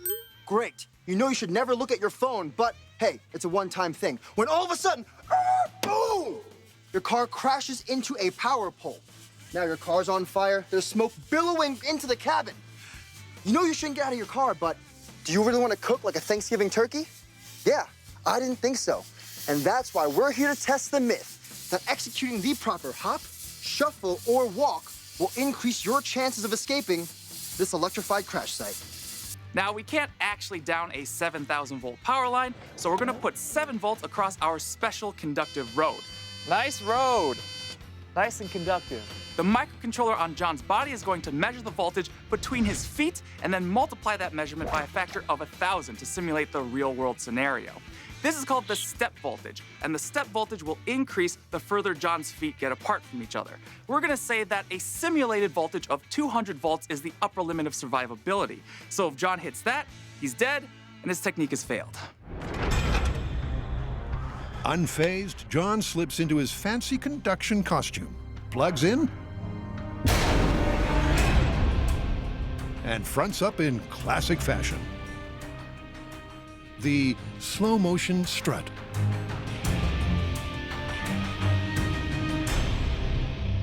Our first test is gonna be having me try to get out of this car without being electrocuted. Now you might be going, John, I get out of my car all the time. It's so easy, but that's where you're wrong because you unconsciously do things like this and this, which in both cases, you'd be dead. Plus, the car is on fire, so you'll really have to stay focused if you want to get out of this wreck alive. Once you escape that car, you need to escape the invisible 7,000-volt net of death surrounding you. And that's what our techniques are about. In order to test those techniques, Alan's system's going to use the microcontroller to interpret a 7-volt field across this conductive patch. When it reaches the equivalent of 200 residential volts, we're going to call that a failure. The reason being, at that point, your legs will collapse underneath you. You will have at least 200 volts coursing through your body, and you will be a significant risk to anybody who comes to rescue you. Did someone say fire? Got you covered. Woo! Good luck, man. Oh, snap! It's everywhere! Exiting safely means not falling victim to what's known as touch potential. John can't touch the car and the ground at the same time. Here we go. Here we go. You're alive! I think it's safe to say, as long as you're aware it's 7,000 volts and take a moment to concentrate, you can jump out fairly easily. All right, guys. What's next? That! Like Brian said, staying alert is the key to staying alive. Now to see which mode of moseying off might keep him that way. Which technique do y'all want to start with? Let's start with the most natural way to get away from a car, just walking one foot in front of the other. Great. Let's go for a walk. Wake up, John! You gotta get out of here! Oh, wow, that's real smoky. Once again, the first hurdle is jumping clear of the car. Freedom! All right, let's start walking. Did I die? You're dead. One small step for man, one electrifying end to a fledgling career, as John's LEDs all flash red. That's a pretty normal gait for a walk, too. That was just, what, like this? It killed him instantly. The walking technique, not optimum. But is there a way to get clear of the danger without becoming a human jumper cable? Small-scale testing suggests that it's possible. It does keep your voltage the lowest. But in real life, sure do get in a lot of car wrecks. All right, here I go. Yeah. Oh, God, no! Don't fall!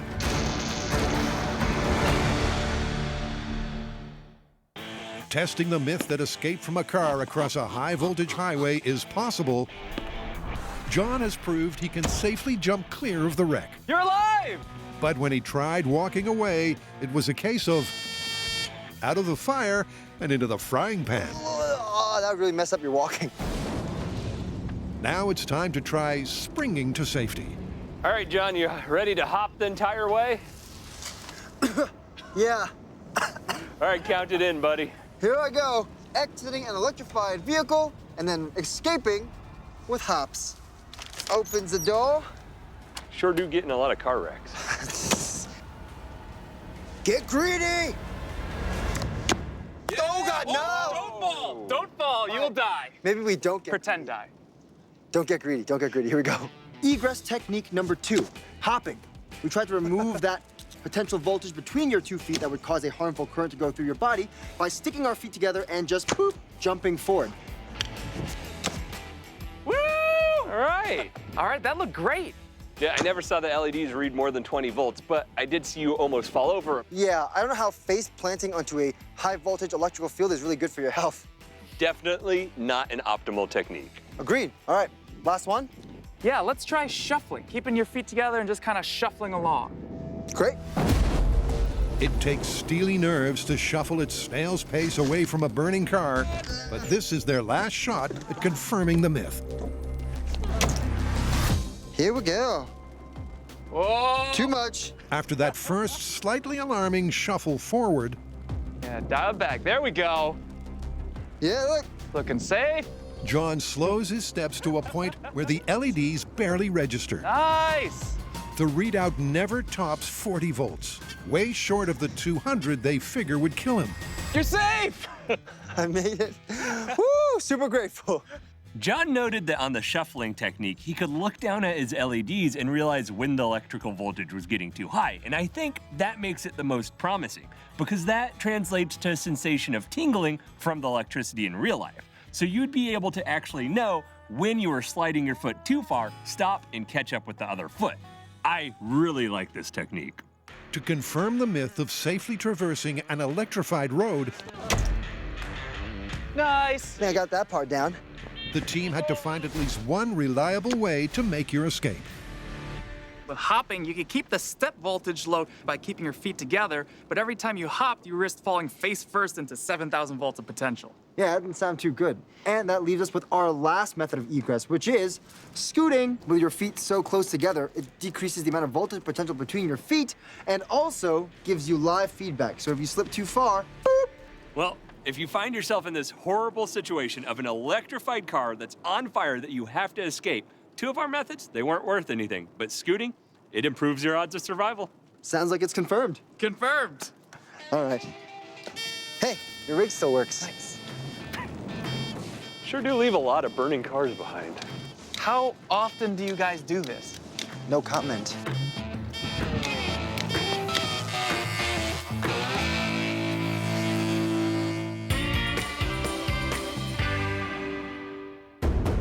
Back at Car Crash Central, the boys have already destroyed Boomer 1 in a head-on horror crash.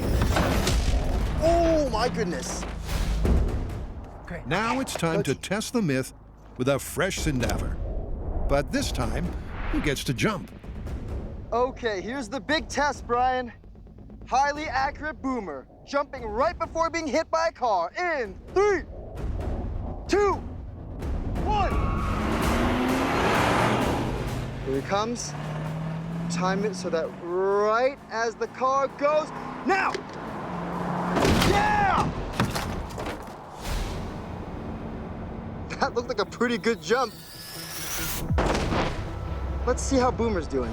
One thing is clear from the get-go. Boomer 2 has more of his body parts still attached than his predecessor. While this is pretty bad, compared to that first one, which was horrific, this is definitely less injury. Now, whether or not it's more survivable, still to be determined. For our first test with Boomer, he got clipped, bang, right in the hips, and that was bad. Really, really bad. For our second test, though, Boomer was mid-jump, and just like me, he got clipped, right in the shins, which means his upper body containing most of his vital organs completely cleared the hood. We're not quite in a position to call this myth yet. We're gonna take our boomers and send them back to Sindaver. They're gonna go over them inch by inch and send a report back with every single injury. We'll take that injury report and use it to call this myth. A week later, the official report is in. Orthopedic trauma specialist Dr. Devin Jeffcoat is here to interpret the damaging data. First up, no jump. How did this guy fare? Not well. The skull fracture that you see here, likely a brain injury to go with it. Fracture of the C1 vertebra, essentially separating the head from the upper spine. Pelvic spinal separation, separating the lower body from the lower spine. Knees being disarticulated, essentially the medical way to say that you lost your legs at the knee. What are this guy's odds of survivability? Essentially none. He has multiple fatal injuries. Safely say that guy is not in good shape, but this guy got a little bit of air before that car hit him. How'd he do? A little bit better. We still see a lot of bad injuries, but we're not seeing those same likely fatal injuries. That same bad pelvic spinal column separation likely requires surgery, but treatable. So with Boomer jumping, what do you say his odds of survival are? Probably somewhere around 25%. And if a car's coming at you at 40 miles per hour, what are you gonna do? I'm jumping. Say the orthopedic surgeon was pretty definitive on this myth. Yeah, if a car's coming at you at 40 miles an hour and you don't jump, odds are you're toast. But if you manage to jump up in the air, you could save yourself from a few extra traumatic injuries. I feel like I want to call this myth confirmed. Jumping does decrease your injuries, but they're still grievous injuries. Agreed. I think the best we could call it is plausible.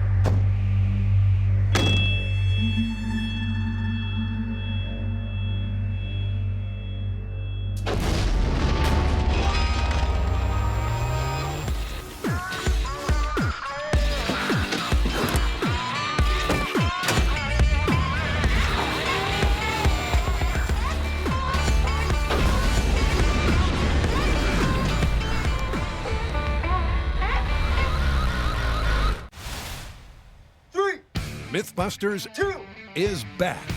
1. A dynamic duo, a state-of-the-art desert HQ, Come here. and an explosive menu About to get noisy. of all new myths. That was a heck of a fart. On the search, New York product designer John Long, I can't wait to get out there and just. Texan biologist and master builder Brian Loudon, Let the science begin. Yeah! and his best friend Bo, proved in a trial by myth We are good to go. they had what it takes to test tall tales. Please welcome the next generation of Mythbusters! And so begins the next chapter. Brian and John kick off with an airbag disaster. Speed, 26 miles per hour. Boom! This myth is about whether or not having your feet on the dashboard turns a collision, bam, into something lethal. That was perfect. And Selfie stick. a rocket-powered sword. We're testing if a weapon can slice through a villain's neck. Now that's an art. With such force and precision, welcome to the danger zone. That his head stays on his shoulders and doesn't move.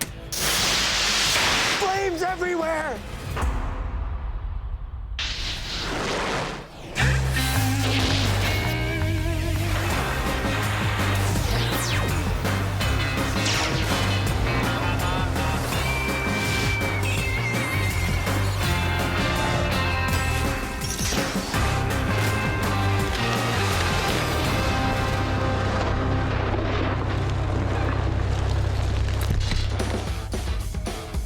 First up, a myth based on the paradox of a life-saving bomb.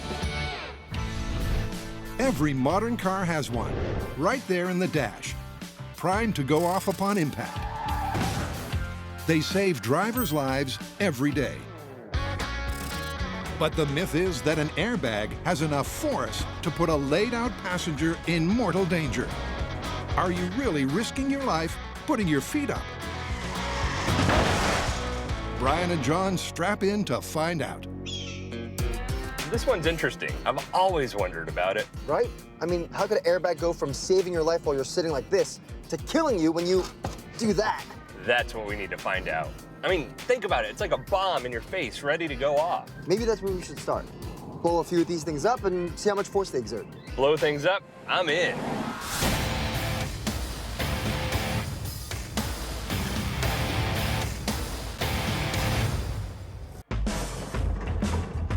I love this machine. Fires a cannon! Oh, I can't do that. This is your standard family sedan. It's equipped with a supplemental restraint system, which we know as airbags. The first of which has been around almost 30 years and is in the steering wheel. Ta-da! You're nicely positioned in front of it, holding on, sitting upright. It deploys, gives you kind of a pillow to cushion yourself. I never get tired of wiring up explosives. The second one, here in the dashboard. That's been around for 20 years. It has a few more challenges. The reason is you have this big open area. When this guy deploys, it has a lot more room to fill. It's got to do more work, which means more power to restrain that passenger.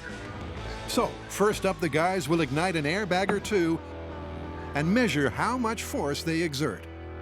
Driver's side airbag test in 3, 2, 1. That's not bad. Would you want to rest your face on this? That was the driver's side airbag. Think it's like you burned the bag of popcorn. Yeah. It was the smaller of our two airbags, but as soon as we touched those leads, whoosh, instant pillow.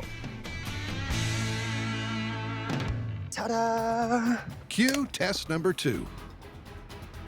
All right, passenger side airbag test in 3, 2, 1. That one had a bit more of a kick to it. Oh, wow. It like whips open. It goes. It's almost like a ballet, though. So many choreographed parts all at the same time, in an instant to the eye. The passenger side airbag went from 0 feet per second to 102 feet per second in 0.036 of a second. That means that that passenger side airbag deploys with 88 G's worth of force.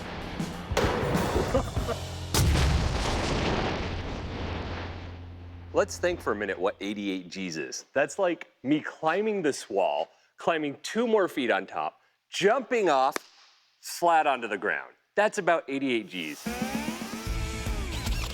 And to demonstrate just how much force that is, the guys enlist a dummy. Not that one. This one, for an impact test. Here we go. All right, here we go. Passenger airbag impact test in 3, 2, 1.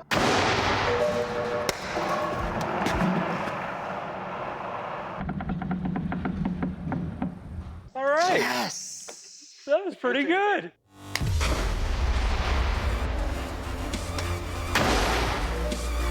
The cart is only about 30 pounds. This dummy, he's 150 pounds. So a 180-pound load gets thrown a pretty fair distance at 41 feet. That's crazy. I definitely wouldn't want to switch places with this guy.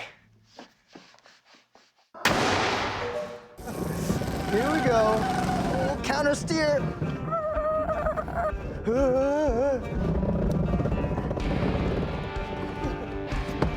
Hello, ladies. I looked at it. Hi, Bo. Oh, I was talking to you. Oh, hi, Bo. This is our test vehicle. It's slightly modified for TV purposes.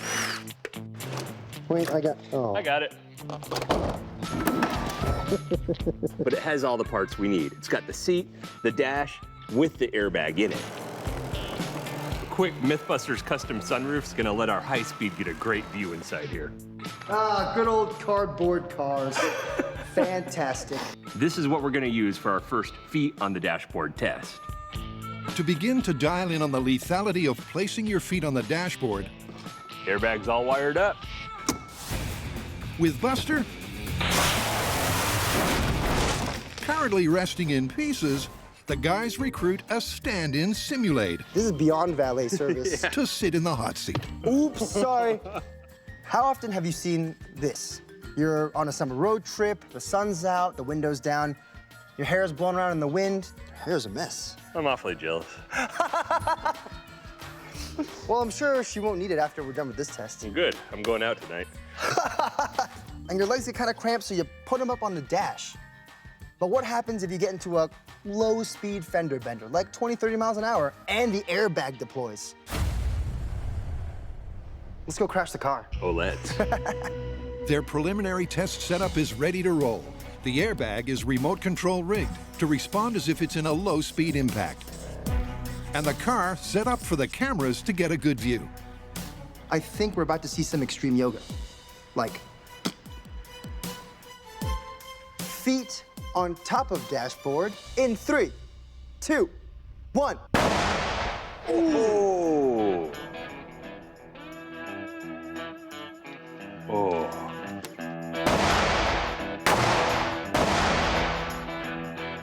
I saw her leg just shoot out the entire door.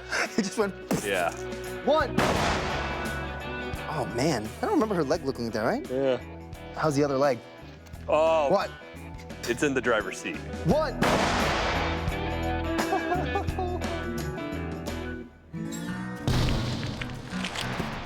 Oh my gosh. Oh, watching it in reverse, it's like the party horns, but it's a foot that comes out. That's nasty. That's a significant amount of force, and it's clear there's something to this myth. The question is, would it be deadly? But first, cue myth number 2. What'd I miss? Dude, there's a vampire in the house, and the guy's hiding in the bathroom with a sword. Oh! He just cut clean through that dude, and his head didn't move an inch. Wait for it, and head on the ground. That's awesome. But do you think that could actually happen in real life, you know? Like cut a bad guy in half, but doesn't move an inch, so he just flops in two? There's only one way to find out. We have got to test this. What's wrong with that guy? This classic movie trope is so common that it has its own name, delayed causality. So whether it's a zombie or a monster or some generic bad guy McBatterson gets hit with a blade with so much force that his body doesn't move until it slides apart. So, shrink! Hold for dramatic pause. That's what I call a night at the movies. To begin their decapitation deliberations, Brian and John have enlisted weapons-wielding expert R.J. McKeon. When it comes to swordplay, oh, he did. R.J. is a champion.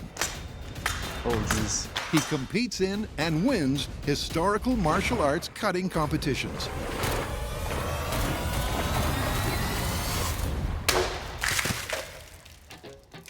We're gonna start with your sword all the way over your head, all right? And to help test this Hollywood tall tale, he has 3 key takeaways. You're gonna need proper extension of the arms, you're gonna need speed, and you're gonna need edge alignment. It takes a while and a few cameras. Did I get you? Are you okay? Ooh! This is almost perfect. But before long, Pretty good. A little tiny bit of wobble. RJ's instruction has Brian. All right, what's next? And John.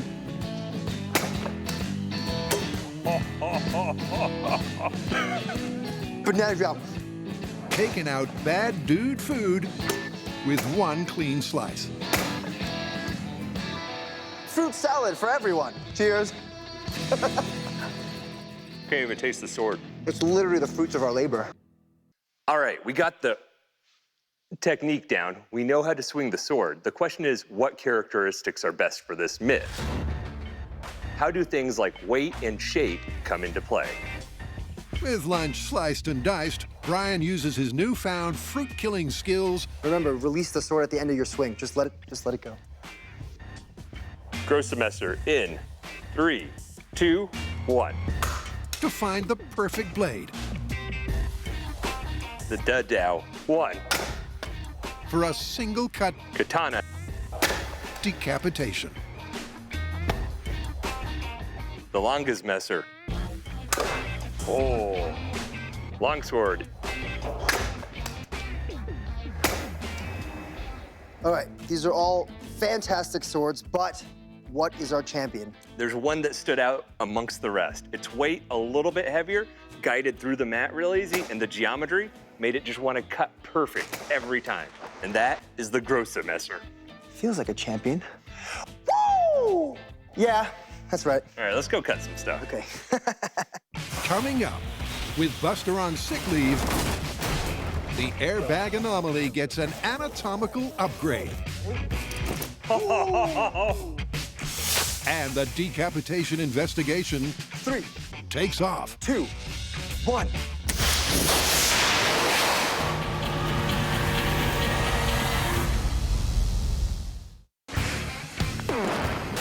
To continue the rich, varied, and explosive 15-year myth-busting legacy, Brian and John competed and earned their place on The Search. It's explosions, it's Mythbusters, it's beautiful. And I want it to last forever. From a sideways ejection seat to a medieval junkyard catapult and even duct tape boat shoes. He's really doing it. They displayed the design and build skills, the energy, enthusiasm, and leadership to beat 8 other hopefuls. Brian, John, and prove they had what it takes. And so, the new chapter has begun with a car crash catastrophe and delayed decapitation. We're testing the movie trope about delayed causality. That's if a weapon can slice through a villain's neck with such force that his head stays on his shoulders until it slides apart. For the swing, it's all about 2 things, force and contact area. Because pressure is force divided by area. Imagine getting slapped in the face by a hand. Ugh. The area in your hand's rather large, so the pressure is not that much. But you turn the hand into a blade and apply the same amount of force, well, then the pressure increases dramatically because the contact area is much smaller. So the smaller the contact area, the better and more effective the cut is. Their blade is sharp. The contact area is as small as possible. We have our weapon, selfie stick, meaning the only variable is the force of the swing. and now it's all about speed. Half-speed sword test in 3, 2, 1. It was a good cut, man. But it pushed it a lot to the side. Yeah. The more time my blade spends in contact with the zombie's neck, there'll be more movement. So we want the blade to pass through the zombie faster, which means less movement. In translation, we need more speed. You ready for the full speed, John? Oh, yeah. Here we go. Full speed test in 3, 2, 1. Very nice. So our speed tests weren't spectacularly conclusive. I did a half-speed swing, I did a full-speed swing, and a faster swing means less contact time, which should mean less movement. But it's still hard to tell with the high-speed camera. But one thing's for sure, human speeds just aren't gonna cut it, literally. But the myth is whether a dramatic pause is possible ever. So the next step is to build a sword-swinging rig to give us superhuman speeds.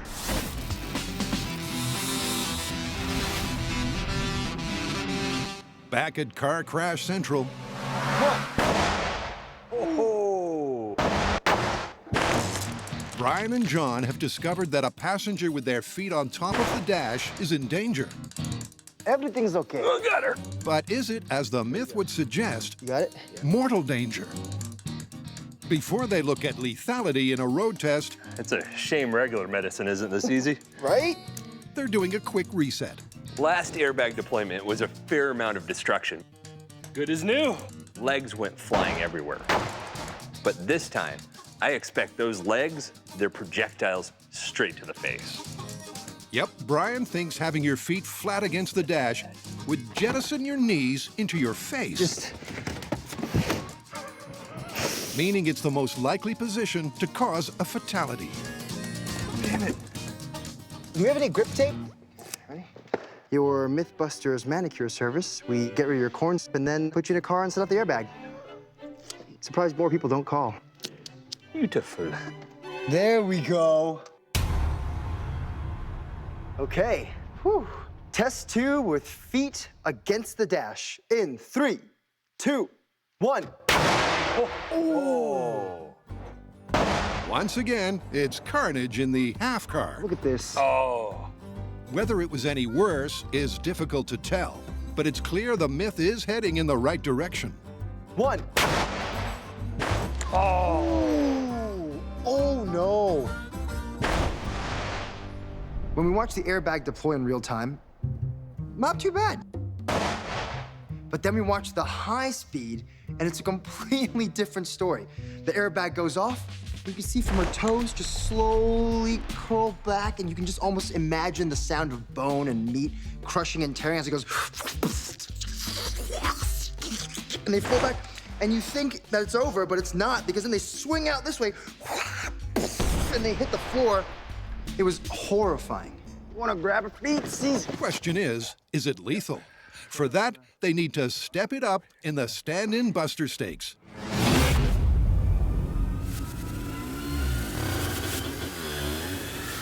Meet Boomer. I worked in emergency medicine for over half a decade, and during that time, I taught a number of paramedics using all sorts of human analogs. Okay. But we have something here today that is as close as you can get on this entire planet to a human being without having a human being. You ready? Ooh, yeah, let's go. Go, go, go, go, go, go, go. Ready? And I am very excited.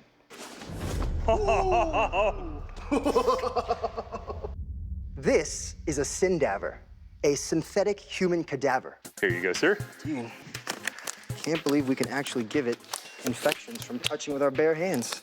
And what makes it so accurate is that every fiber of muscle, give the biceps a squeeze. You can feel all the little like individual layered muscles on top of one another. Every bone, oh, you can feel the skull. Every artery and vein inside a human being. Some Frankenstein style. High five. Is in this fake cadaver. Look at this. Look at the tongue.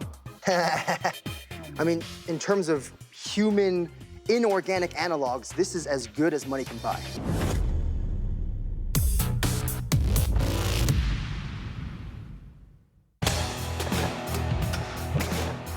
Brian and John have determined that the movie myth of delayed causality, the dramatic pause after a decapitation. Yeah, we're kind of topping out on how much you and I can swing. I think it's time for a plan B. Requires a sword swing of superhuman speed. It's like gonna torture someone. It's a Tuesday. When it comes to building pneumatically powered pistons, Brian has history. All that pressure from the tank is going to take that projectile and the door right off the car. On the search, his ejection seat established his myth-busting credentials. So, when it comes to your everyday... 3, 2, 1. That'll work. Not dangerous at all. So when this goes, it'll go, wha-pa! Air cannon-powered sword, he's your man. All right, who wants an explanation? What makes a sword cut efficiently is a push and a draw. The draw is actually the action of when you pull that sword back. It has to be a 1-to-1 ratio for an effective cut. So that's why I can't just build a rig where it goes, boop. I need to build a rig that goes, ooh. Brian's piston will be attached to the bottom of this, so when it fires, it'll give us that perfect slicing motion. On the search, John proved his mettle with medieval metal weaponry. You can almost taste the cabbage. Winning MVP for his junkyard crossbow. Congrats so much, thank you. So when it comes to assembling the sword arm and air-powered muscle, John and Brian are the Mean Machine Dream Team. Go. Yeah, that's horrifying. It rides well, horrifying. Horrifying. We didn't even put anything in, I'm scared already. All right, let's try one more time. It's giving me the death giggles. What have we done? Let's go hook this thing up, man. Yeah.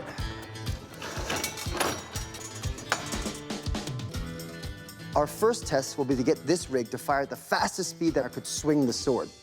We're doing that to see if this blade will give us a nice, smooth swing. All right, John, 100 PSI, ready to go. Okay. All right, your fingers on the trigger? I'm ready. Okay, human speed baseline test in 3, 2, 1. Oh!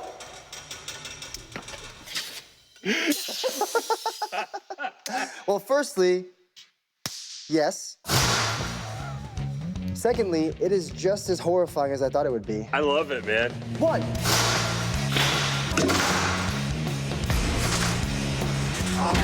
The machine doing the job. I want to cry about it. It's so beautiful. That is our speed. That's what we needed. Oh, nice. You want to put a target in it? Oh, yeah. That's how Mythbusters prep for a picnic. Welcome to the danger zone. Human speed swing test with target in 3, 2, 1.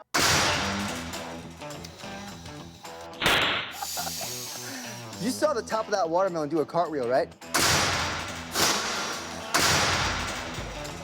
The top of the watermelon didn't get pushed forward. It got cut, and then it went bloop, and then it fell off. So the rig works. It's time to test the myth with a more realistic target. Ballistics gel, as always, is soft tissue, and we've inserted a dowel to represent bones. This is it. With the air pressure-powered rig charged to maximum capacity, will it cut the ballistics gel neck so cleanly it'll pause for dramatic effect.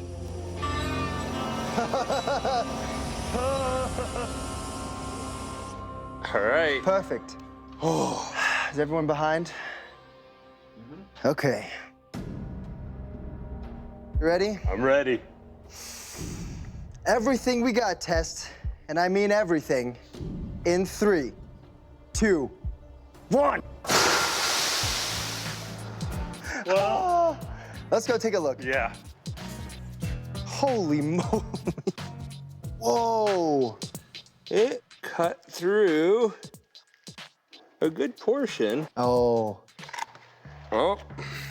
Whoa. Some damage to the dowel, but it didn't make it through. The cool part is, look how clean that cut is. The high-speed camera tells the story. The sword is moving at 110 miles per hour. It slices clean through the flesh-like ballistics gel, but when it hits the dowel, representing bone, so it catches that dowel and it's pulling everything. Yeah, it's beautifully gruesome. It hits it so hard that it racks the whole stand and all, man. But all the way up until that point, it's a completely smooth cut. that's as fast as their air cannon can swing the sword. And there's still no sign of the mythical clean-cut slice. But they're not giving up yet.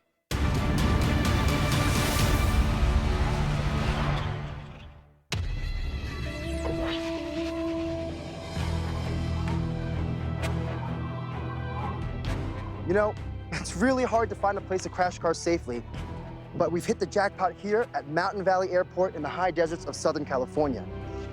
This place is absolutely gorgeous.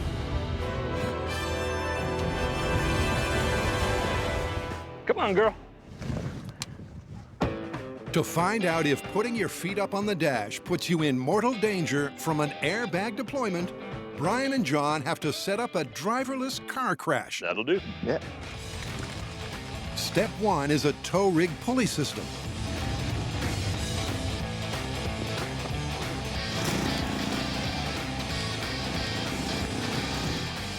That'll definitely hold. Got it, guys. Step two, the crashee. Step three, the crasher. Slow.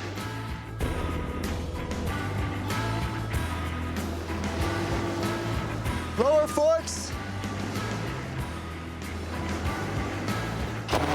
We're about to install a tow yoke onto our vehicle.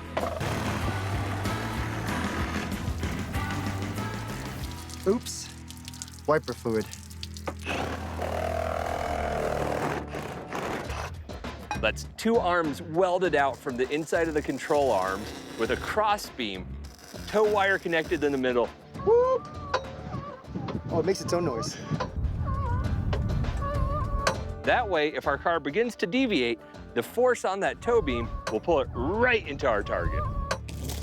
This is 400 feet of steel cable that we'll be using to pull our crash vehicle into that crash barrier. Now we just gotta roll it out. This is some kind of like curling. We're like an Olympic. We're gonna be Olympic level cable despoolers. What you doing, Bo? Oh, here we go. Oh, well, this is great. Go. With a little help from their four-legged friend, the cable is laid and the pulley system rigged. I'm the thing that eats breakfast sandwiches. Both cars are in place. Good to go. Cue Boomer, the spookily accurate human analog. Oh, okay. Let's get our seatbelt on and we'll slide her in. Yeah.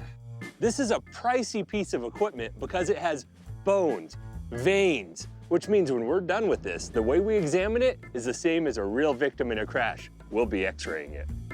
Today, we're lucky enough to have x-ray tech Mike Carney, as well as orthopedic surgeon Devin Jeffco. They're gonna give the Sendavers an exam, shoot a couple of x-rays, and give us the results. Last minute beautying. Oh, yeah. Perfect. Go. Our first test with the Sindaver, feet up on the dash. What do I think's gonna happen? It's a weekend at Bernie's kind of situation. I think her legs are in big trouble, and I think her face is in trouble. Bam! Foot to the face. But will it be lethal? This is it. We're about to have some fun. All right, John, tow vehicle set to go. Will the simple act of placing your feet on the dash turn a low-speed fender bender into a life-ending bang? Okay, Brian, test 1. Feet on dash in 3, 2, 1.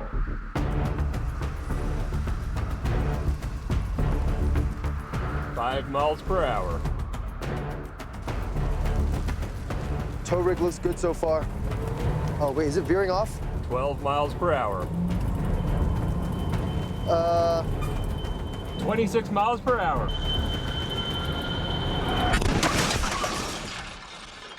Mission accomplished, Brian. Mission accomplished. Woo-hoo-hoo-hoo. You know, it went off a little bit, but at the end it came right back, hit the car.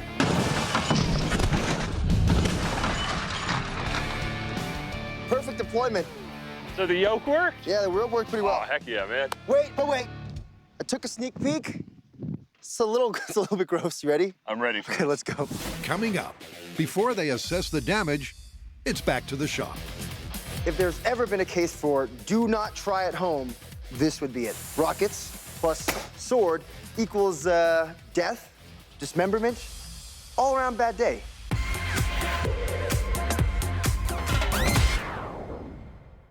One. Brian and John are testing the well-worn movie myth that after a generic bad guy is decapitated, there's a dramatic pause. The problem we're having right now is speed. We need much more of it. That cut has to happen so fast that we're building a rocket sword. It's going to be exactly as ridiculous and dangerous as it sounds. A medieval rocket-powered sword. Oh, yeah. Ta-da! Designed to decapitate. The key to getting maximum speed out of our rocket sled is reducing the weight so the rockets don't have to push a heavy load across the 50 feet of our track. So that's why I'm making the rig as minimal as possible, making it out of aluminum, which is really light and strong. Yeah, that'll work. In addition to setting up the track along which the rocket blade will run, All right, rocket force test in 3. Brian's 2. doing some rocket science.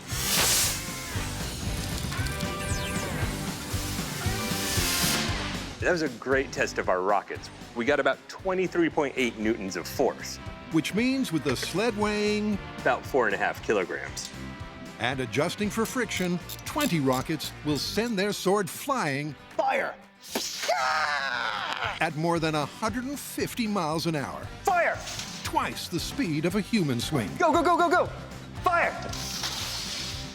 One more! That's not bad. I think that's ready for rockets. Our rig is set up to test whether or not a blade moving with enough speed can cut clean through our target while leaving it completely intact. But first, we're gonna do a dry run without a target just to make sure everything works smoothly. Perfect.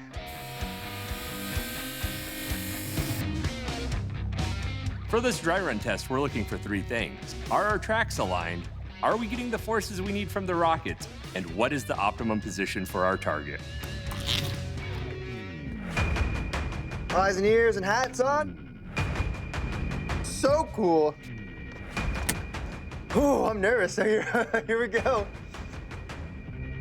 Rocket sled dry test in 3, 2, 1.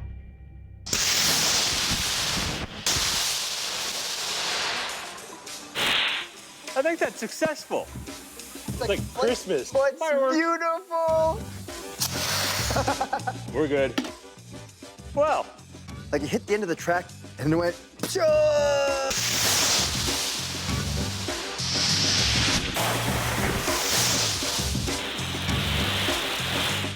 The rocket sled performed exactly how I wanted to. Everything worked fantastically. In terms of power and speed, I think we got it.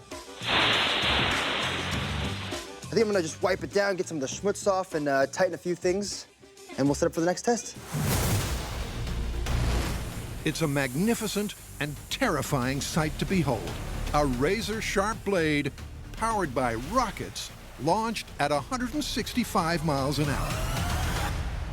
Our dry run went great. We got the results we were looking for. But before we graduate to the final event, we're gonna have a soft target test.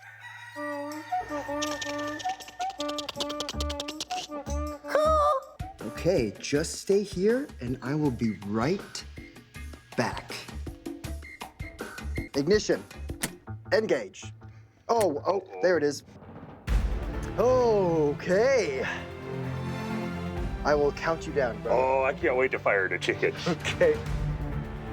Rocket blade sled at target. Just stay there, chicken, it'll be okay. In 3, 2, 1.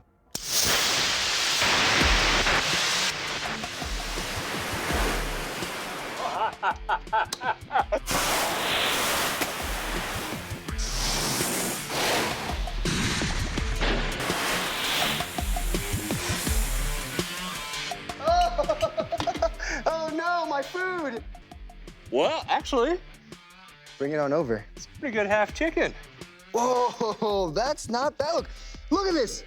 It cut through the bone the long way. That is a perfect cut through there. That's impressive. Whoa. Okay, that blade traveled straight through the chicken. Super clean cut. Look at that juice flying everywhere. He's barely meat. And then it gets railroaded. So there's a slight problem with the rig. The back end of the sled crashes into the target. If there was a dramatic pause, it was run over. For the final test, the guys add a backstop. Oh, and a zombie. To test this, we need a target to fit the myth. That's why we have a zombie. This is Larry. He used to be one of our Mythbusters production assistants. That is until the outbreak. But now he's volunteered to be our target. Thanks, Larry. You're welcome, John.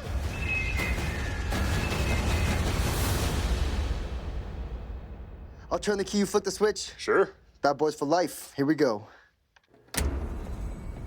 Okay. Rocket blade test with very nervous zombie in 3, 2, 1.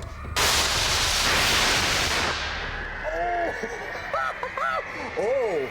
What the hell is going on? Fire extinguisher, please.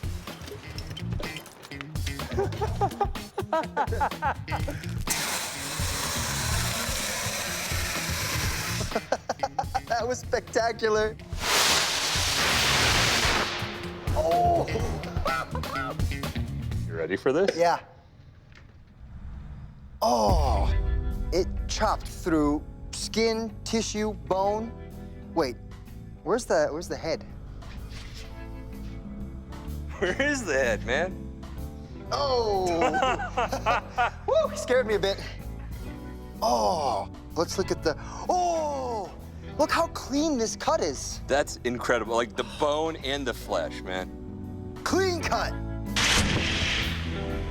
However, I did see the head roll off, but I can't tell if it's because everything was shaking or if it stayed and then lopped off. We'll have to check the high speed. Here we go. Oh, here it comes. Slicing it. Oh. That could not have more precision or power. But you can see as the blade is drawn across our target, that it like starts to push into it, and it causes the head to roll off. Yeah, like no delay even on high speed. Nope. The myth, much like the burning remains of the rocket sled, Flames everywhere! is toast. Oh, it's beautiful! delayed causality. What do you think? I mean, even with a rocket sled and a super sharp blade, couldn't get the head to stay on. Yeah, it works great in the movies, but in real life, busted. Busted. Busted! Just glad the world's safer with one less zombie.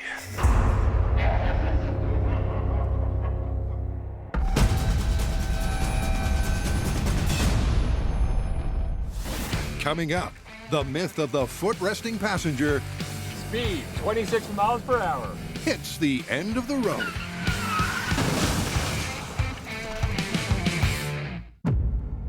Countdown, 3, 2, 1. He starts rolling. Everything's looking pretty smooth. He's calling out 5 miles per hour. 12 miles an hour. And I'm like, hey, is that car veering off? Speed, 26 miles per hour. Should we abort this thing? The car goes, what? Boom!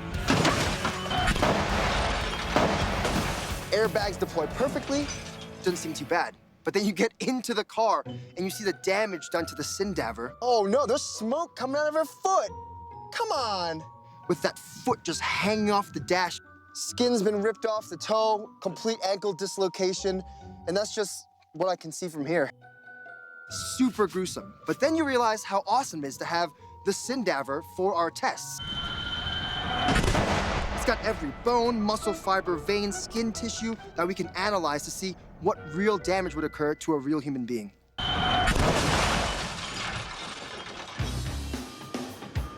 But before the guys send the patient off for an x-ray,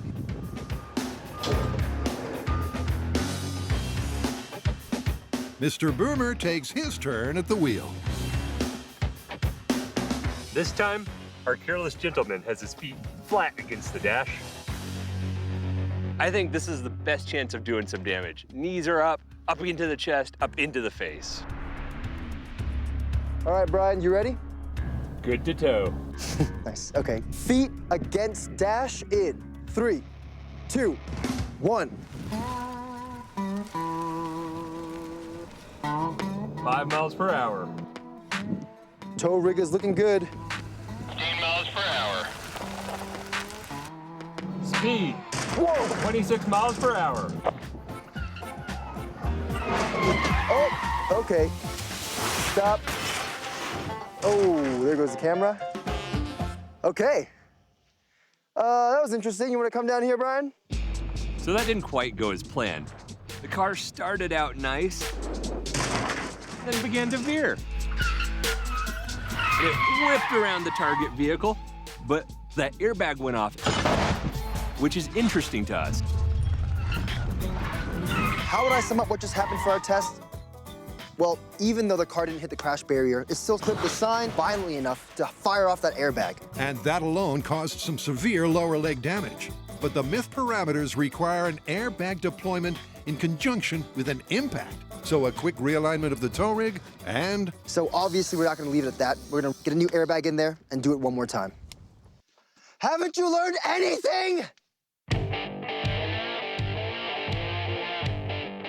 All right, Brian, everything is in position. You ready? Copy, tow is go. Okay, feet against dash in 3, 2, 1. 5 miles per hour.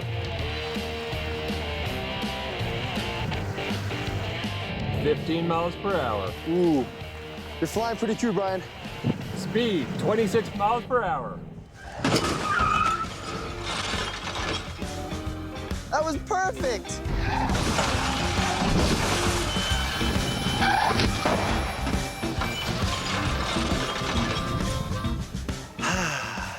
So nice. So, how did our volunteer fare with his feet against the dash in a crash? Solidify yourself in your knowledge of which way feet face. Okay. Oh! That's not supposed to happen, no? No. It doesn't look good, but it's time to find out the true extent of the injuries. 2 accidents like this in a day, what are the odds? X-ray? X-ray. Ooh, that's pretty unstable. Yeah, so that's definitely broken there. Yeah, that's broken there too.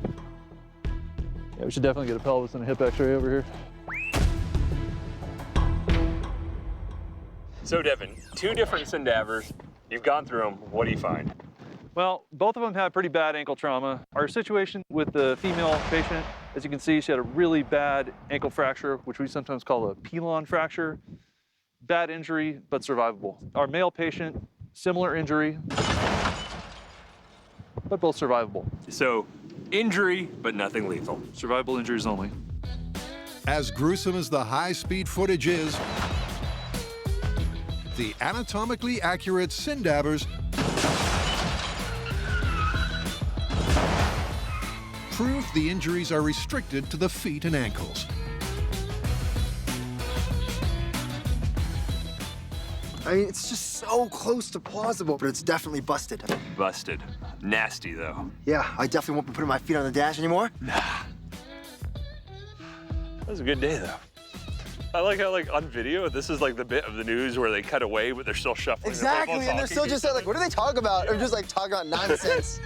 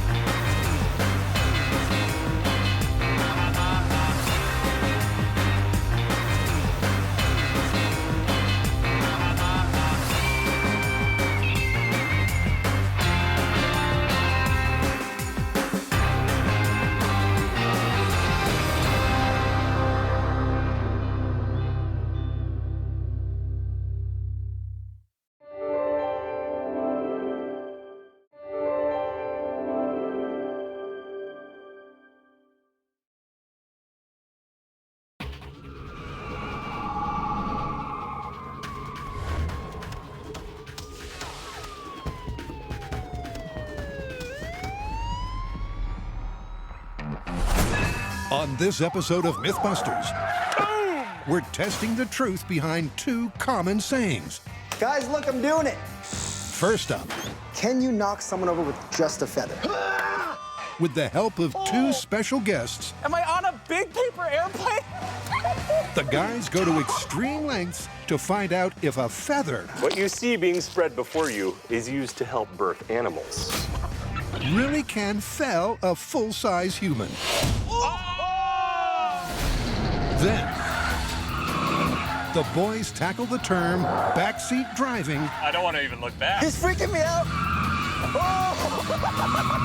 In the most literal way possible. Go, John, go! Go! As they find out if a busted-up burglar could outrun the cops. And the first turn. Oh my gosh. From the back of a stolen taxi. He is right next to us.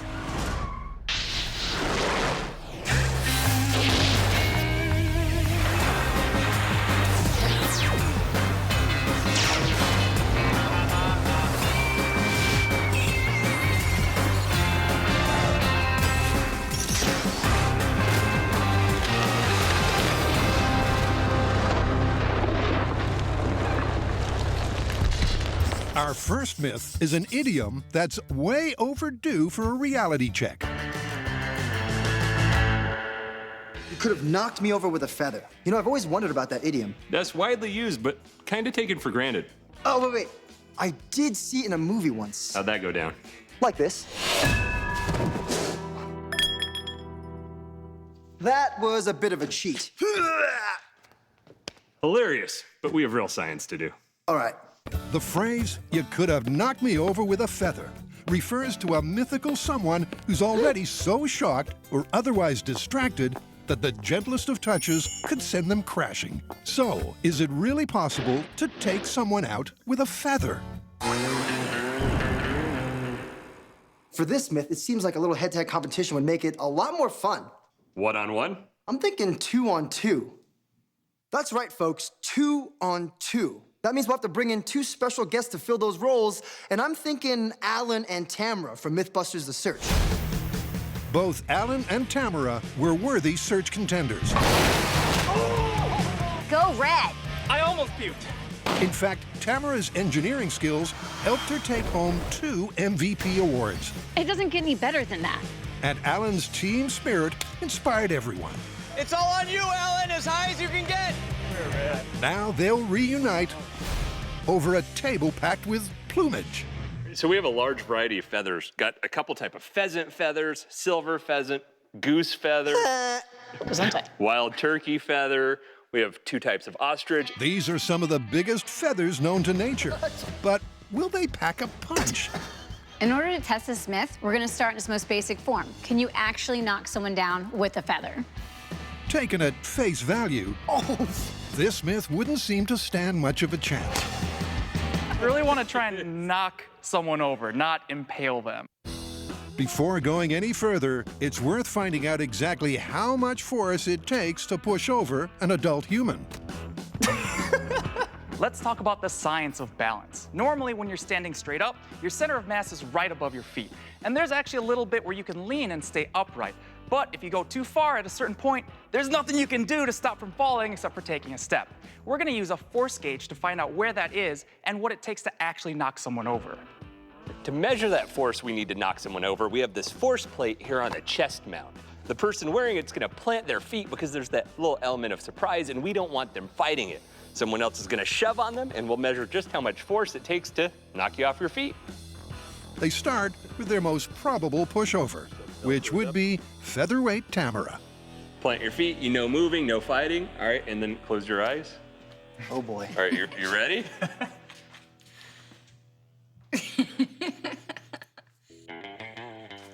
Wow! 1.7 pounds. That's an impressive low number. What's good for the goose is good for the gander. So Brian suits up. Okay, close your eyes.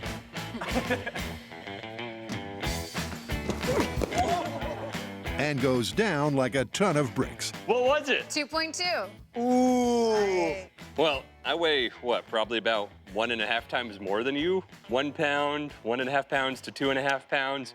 It's pretty impressive. It doesn't take much to knock someone over. Obviously, the bigger the sample size, the better. So it's worth giving our 2 middleweights a nudge. I feel like this is like a mock execution. Alan? Yes, I'm gonna lock my legs. No clenching. Ready. No punching. No clenching. No clenching. No one said anything about no punching. Definitely punch. Here we go.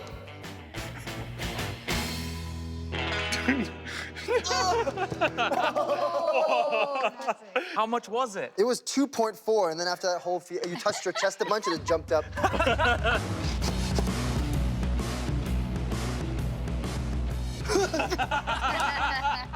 How is that?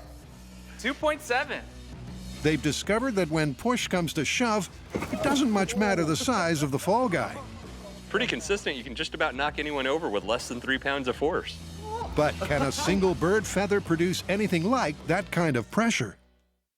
To have any hope of success, they'll need to think laterally, not literally. So they divide into teams, John and Tamara versus Alan and Brian. That's not breaking. That would be pretty good. In essence, they have to find some way to simulate an unbalanced or frail mental state. Oh, snap! Unconventional methods of pushing someone over with a single feather. What do you got? We could mess with their balance, like with one of those exercise balls that rocks a lot. Like the core exercising balls. Okay. How about something that keeps their feet from moving so that they can't make any adjustments to balance, and that would also make it easier to fall over. Exactly. For maximum impact, each team will keep their schemes a secret from the other. And as construction commences... Imagine you're like trying to balance, and you see like, just a... It's apparent that both teams are thinking way outside the box. It's like a clown's torture device. That's simple, but highly effective and dangerous. We're about to see serious science meet the circus. I think my butt's getting closer and closer to you. And what they've got planned has already put Bo in a tailspin. What is that? The most modern dog toy technology. Get it! What is that, Bo? Oh! You got it! But before the feathers start flying, it's time to take off with myth number 2.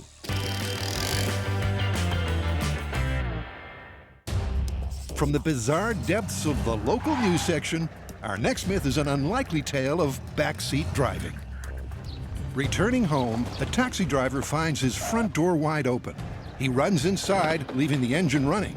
The trapped burglar jumps from the second floor, fracturing both legs. Desperate to escape, he drags himself into the back of the cab and finds a walking stick to work the pedals.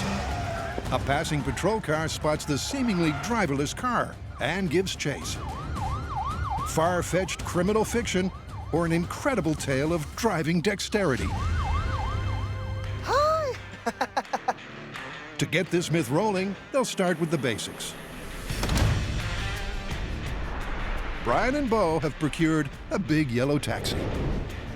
This is the car John and I are going to be using as our escape vehicle. And the stick, well, that's going to be our driving cane. The rubber at the bottom, you might think that's going to be helping us, but check this out. These tiny pedals, and with as cramped as it is in here, driving this while escaping cops, that's a big ask. And a significant safety risk.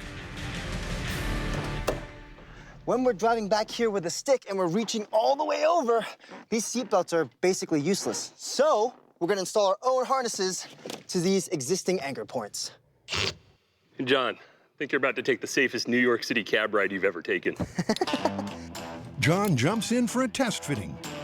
All right, so no use of legs. I'll be sitting like this. And gets the first hands-on feel for the myth that lies ahead. So you think that's where you're gonna be? Yeah, I think that's pretty good. My legs are noodles right now. All right, if you just hang out there for a while. With the harness in place and some last-minute detailing done, oh! Great. They're ready to roll. Ready to go start our criminal career? Let's do it. All right.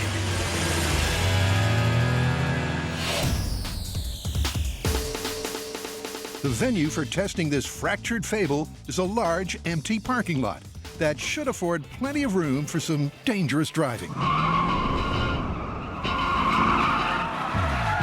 To make sure they don't kill themselves, they've called in an expert to at least familiarize themselves with some of the daredevil techniques of the getaway driver.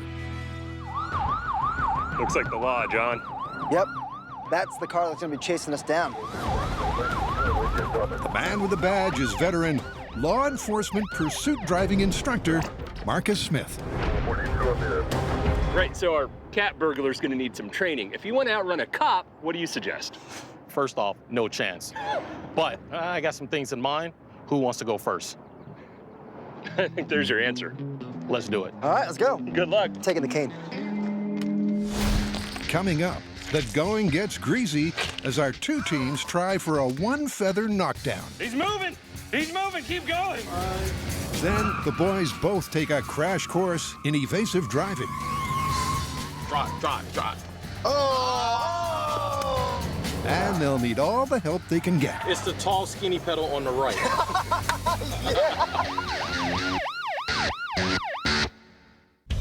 To test the phrase, "You could have knocked me over with a feather," the boys, plus special guests Alan and Tamara from Mythbusters The Search, You guys are skinnier than I am. have split into two teams. They've each devised 3 different ways to unsettle someone to the point where a feather could prove their undoing. Our first idea is going to be put a feather underneath them and yank it out, much like a rug, and down they go. The second is to tie them up real tight so their legs can't move at all. And the third is to make the ground as slippery as possible, giving them absolutely no footing while we're coming at them with that feather. Come this way, please. They'll test each method on one person from the other team. First up, it's Tamara's task to try to maintain verticality. Welcome to what we like to call the playground. To begin with, I recommend an outer suit. Do you feel prepared for the playground? No. What you see being spread before you is used to help birth animals. This is water-based, so it's fun. It's fun? I'm anticipating that this is going to be a lot like an adult version of a slip and slide, but probably way more epic. Please step into the middle of the playground juice. Whoa. As one of the slipperiest substances out there, the birthing fluid should significantly reduce the friction between the plastic and the soles of Tamara's feet. Oh no! Did you just break your You broke it. Slipperiness is at the heart of our setup, because that idea that you can knock someone over with a feather is about a surprise. That sudden jolt giving them no mental ability to find their footing. It's a perfectly sound theory. How's that going for you? Nothing. No. That's not translating into practice. Tamara seemed a little unsteady at first, but no matter what feather we tried, we could not knock her over.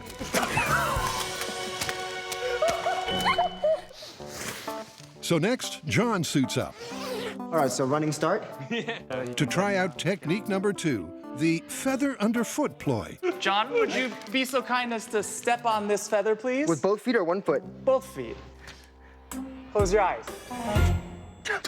Everything's lubed. You're just kidding.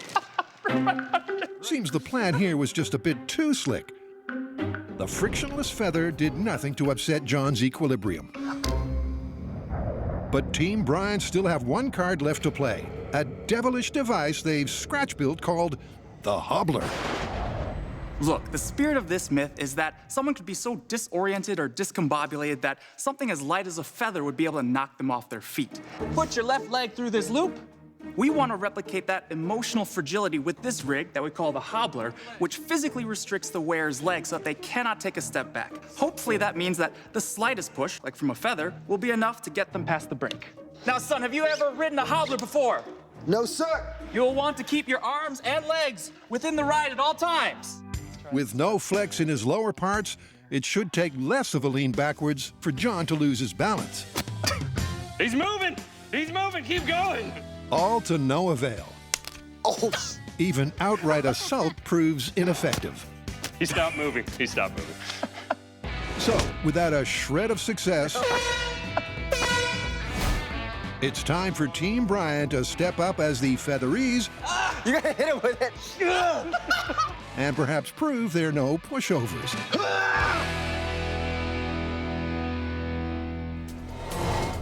But right now, it's time for John and Brian to get their backsides trackside. To test the tale of the burglar's backseat getaway, the boys have called in one of California's finest and fastest. Let's do it. Before anyone climbs in the backseat, Marcus Smith's job is to teach them some general evasive driving skills from the front seat. And who knows, they might still come in handy. I got something planned we can do for J-turns. You ever heard that before? No, actually. What is that? Good question. Best answered with a high-speed demonstration. We hit the emergency brake, rear tires lock up, car spins around, and we go back in the other direction. Not sure if that's the best way to evade the cops, to turn around and head back at them, but that was impressive. You know a car ride's gonna be really fun when you're already laughing your head off just going in a straight line. And that was obviously the case when Marcus was driving. He also gave me some really great advice, and which is when you're doing precision driving, you want as little tire slide as possible, because that extra adhesion will give you the most power and speed possible, except when you're doing J-turns, and you want the slide to turn 180 as fast as possible. Oh boy. Now let's see how well John follows instructions. So while the car is spinning around, but the car remains in drive so that when Yes, so you don't have to change any gears. All you do is go back to the throttle and you're going forward. Sounds so simple. When you say it and when you do it. Right. Signs are clear. And brake. Steer. Release it. Drive. Oh! It's the tall, skinny pedal on the right. Yeah. It's a rookie mistake, but he will get another go. All right, this one might be better now that John's located the gas pedal. You at 20 and brake. Steer. Release it. Throttle. There you go. Easy money. That was great. And with John in the swing of things, Marcus decides he can do it again, only backwards. Faster. 15. This, if it works, is a reverse J-turn. Oh, wait, we did it, yes! Good job. I think we got away. There you go. My first ever set of J-turns. How did I do? Well, I think I did pretty well considering how short this track actually is. And they feel just as intense as they look when you're hitting the throttle, pulling that e-brake and going, and you literally feel the G's pressing on your face as you hopefully, which I did, go 180 degrees and speeding back the way you came. Oh, yes! How'd the classes go? Good. You trust him? Now it's Brian's turn to sharpen the skills that might help a cat burglar slip through the arms of the law. And now. Let it go and throttle. Excellent. Woo! That was smooth, Brian. And that's an instant green light to carry on sternwise. Rotate hard. Good. Beautiful. I don't think I'm backing out regular ever again in my life. So much for stage 1 of Extreme Driver's Ed. Now it's time for a more advanced evasive driving course. Boop. I'll be riding shotgun for this one just so we can learn the ropes. Stage 2 of our training is a course we've set up to practice some evasion. As Officer Smith demonstrates, the course involves slalom runs and radical reverses, all designed to be driven at high speed. This is bread and butter for Marcus. But for John, it's all a blur. It was so fast, I almost don't remember what happened. Now it's his turn to take the wheel. Get up to speed, get up to speed, get up to speed, right there. Now. Throttle. Oh, snap! Looking from outside, it looks like you totally figured it out. Good. I'm glad. From the inside, I'm just going, woo! The entire time. So let's see if Brian can restore a little dignity to proceedings. Here we go. Hey, that was great. Nice and easy. Boom! That was basically a picture-perfect run. Yeah, I'm ready to evade some. All those fancy J-turns that Marcus taught us were awesome, but the whole EVOC training was more to acclimate me and Brian to the swerving, the brake checking, and just the all-around adrenaline rush of a high-speed car chase. And they'll attempt the high-speed chase with one major impediment: driving from the backseat.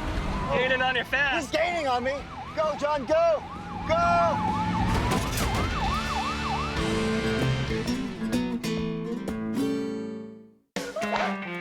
Testing the myth that a feather can in fact knock you over. Oh no! Did you just break your poke? You broke it. Brian and Alan have failed to fell their opponents. She's happy about it. Now it's Team John's turn.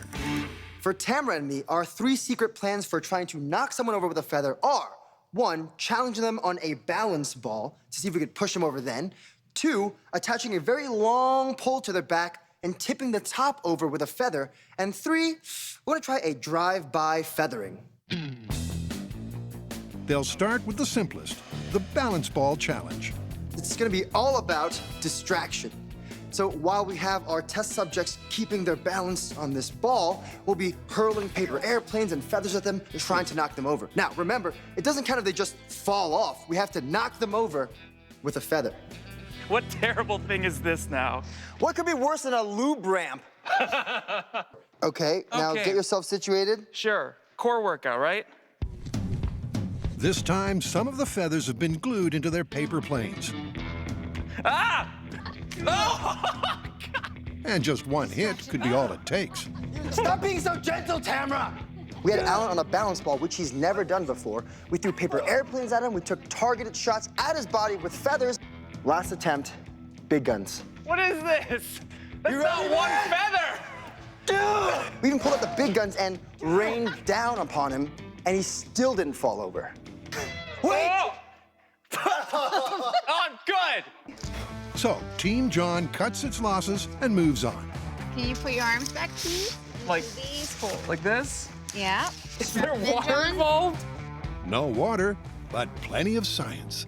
Our test is all about leverage. John is gonna go up, he's gonna sweep a feather to the target that's at the top of that pole, and hopefully knock them off balance and make them fall down with the feather. I think Alan's going over. Good luck, man. So what's the idea behind this anyway? Well, I'm gonna take a feather and poke the top of our pole. Now, not only will that exert a force, but also a torque. Torque being a product of force and displacement from a pivot point. Now, the higher up you go, the more torque it'll exert, and we're hoping that's enough to knock someone over. You kids ready? Yeah. Just a gentle application of this feather that's been taped to the end of the stick. We'll see if it works. Okay, so this end of the feather is a bit bendy. I'm going to plan B. Okay. John's plan B is to use the stiffer quill end of the feather.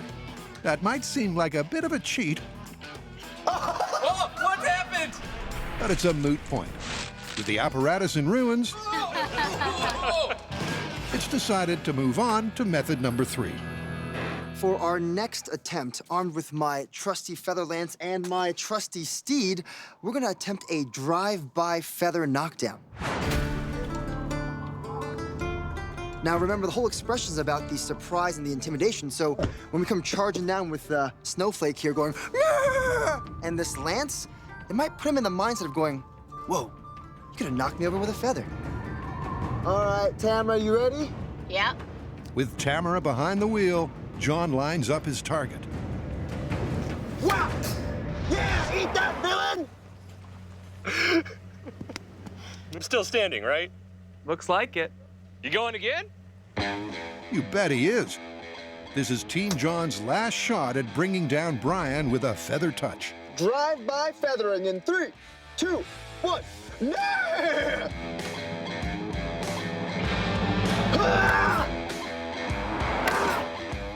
Don't think that worked. Me neither. I think John and Tamara gave that their best shot, but even with all that speed, the feather didn't have much to it. It felt like the breeze from the truck was bigger than the breeze from the feather, so I'm still standing. It was more of a jest than a joust. That's left this myth in a ticklish spot.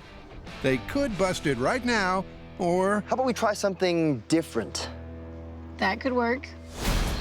And by something different, it's safe to assume John means something downright bizarre.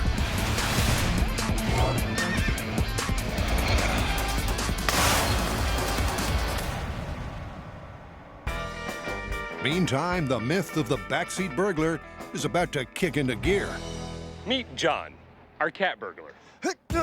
Oh, my legs! Now with broken legs. He's got to get to his getaway car somehow, because I hear sirens. Good luck. All right, here we go. That's where this myth begins, as our busted-up criminal drags his sorry carcass into the back of the car to hide out. Okay, here I go.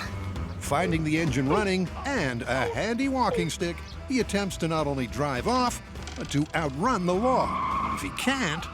But what does outrunning actually entail? In our case, it means that the cop car can't catch the taxi cab in our half-mile course. And of course, by catch, I mean spinning out of control. We'll know everything is over when we get hit by what's called the pit maneuver. Marcus, can you tell us about that? Yes. What I'm gonna do is approach your car, place my fender on your fender, put a nice little gentle steer in it, which was gonna spin you around and stop you in your tracks. Well, that sounds nice and simple, but I'm sure it'll be terrifying once I'm actually in the car being pit maneuvered. It will. What makes the pit maneuver so effective? Well, it's all about something called sideways torque. Now, that happens because the front wheels are so far forward from where you're getting hit that it causes the rear wheels to slide out. When they start to slip, a term called kinetic slipping, well, the forces keeping the car going straight are way less, hence, the spin. And the best way to get a feel for the pit is for Marcus to demonstrate. All right, so what happened last time the cops pulled you over? The cops have never caught me before. Oh, I think that's about to change. All right, we are departing in 3, 2, 1. I don't like it that he's following us. I don't want to even look back. He's freaking me out on the camera. Just relax, just relax. Oh, jeez.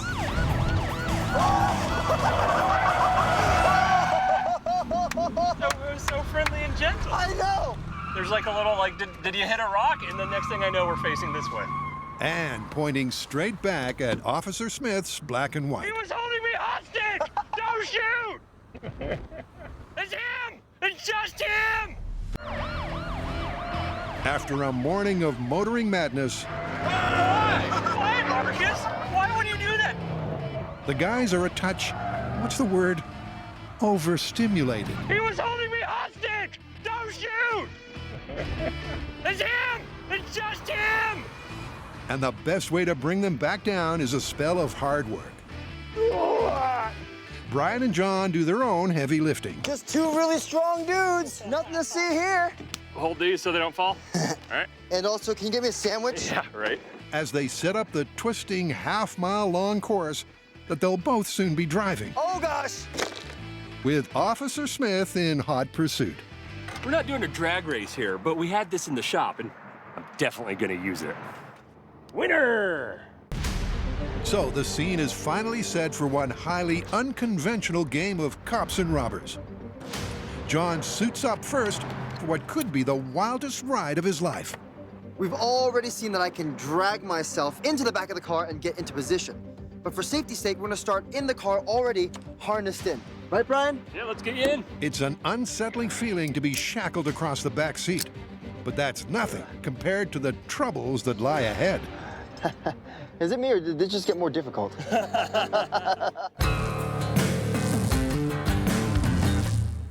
So where are we at with knocking someone over with a feather? Well, we tried all the conventional stuff. And then we got a little bit more creative with drive-by featherings and slippery slopes. Oh, no! To no avail.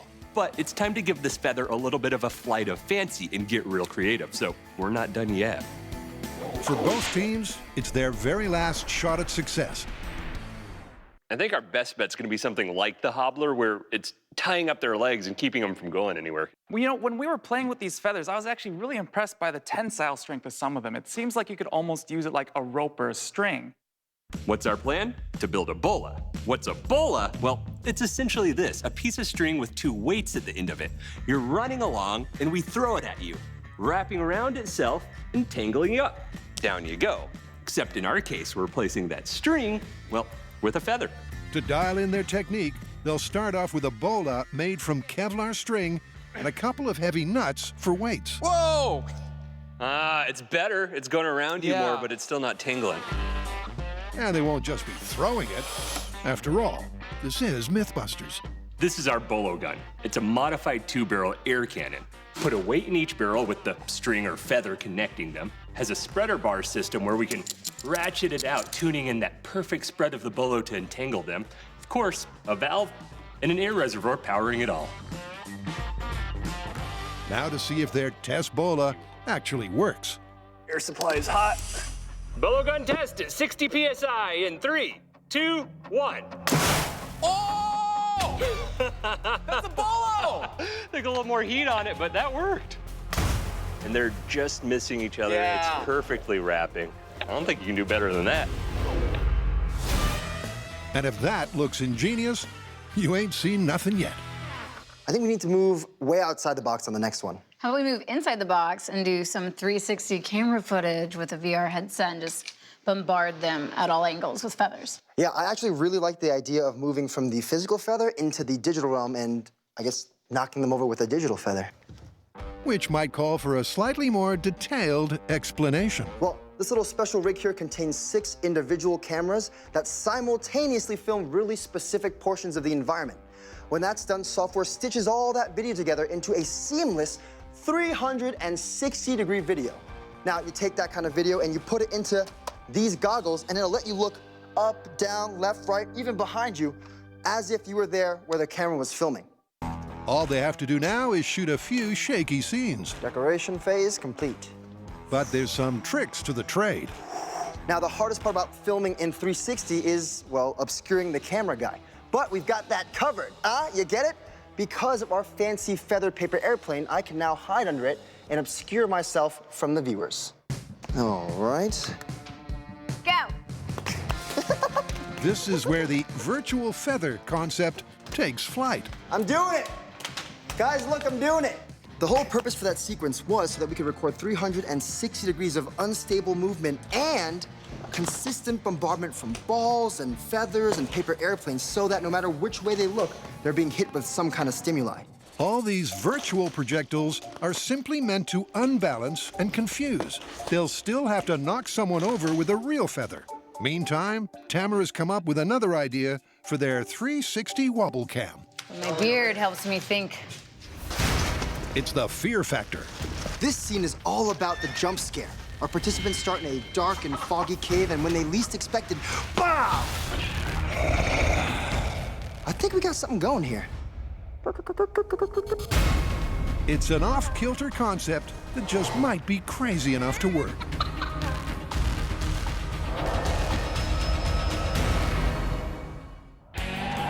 After a day of high-intensity advanced driver training, Boom! Good job. the guys are ready to test the myth of the backseat burglar getaway. I'm watching the cop cars, John. They're coming fast. John and I each are going to have 3 tries on this course to try to beat Marcus to the finish line and avoid being pitted. John's going to go first, and I'll be riding shotgun. That way I can pull that emergency brake if anything goes drastically wrong. Well, this is it, and I'm extremely nervous. I mean, I know I can reach the steering wheel from the back seat, and likewise, I can reach the brake pedal and the gas pedal with the cane, but at speed, I honestly just don't know. All right, let's hit it. Here we go! The aim is quite simply for John, with a 10-second head start, to beat Marcus to the finish line. Woo! Who's gaining on you fast? Who's gaining on me? Go, John, go! Go! I mean, the entire experience is so counterintuitive. I literally just drove this car from the back seat. But the rubber foot on the cane never slipped off the pedals, and I did a pretty good job steering with one hand. He's paid up about half the course. Did he? Yeah. Here we go! He's right behind you. We can do this, brother! It's touch and go, but John just keeps his nose in front. Are we gonna make it? You're gonna make it, John. You're good. Oh my God, we're gonna make it! Against all predictions, and despite Marcus's best efforts, he's actually outrun the chase car. So far, I'd say round 1, bing, bing, bing, yes, goes to the cat burglars. But we're gonna give Marcus 2 more tries before we swap over to Brian driving. You ready? Oh, yeah. And we're off! Again, John gets off to a smooth start. Oh, he's off after you, John. Is he? Before Marcus comes after him, all guns blazing. We gotta get out of here. I'm not gonna let you go to prison, man. And somewhat surprisingly, Come on, Johnny boy! John again avoids being pitted, making it 2 for 2. Nice. Damn it. Driving from the back seat of a car with a cane seems impossible, but if you're desperate enough, you can do anything. Now to see if 3rd time's a charm. Off you go. Where is he? Where is he?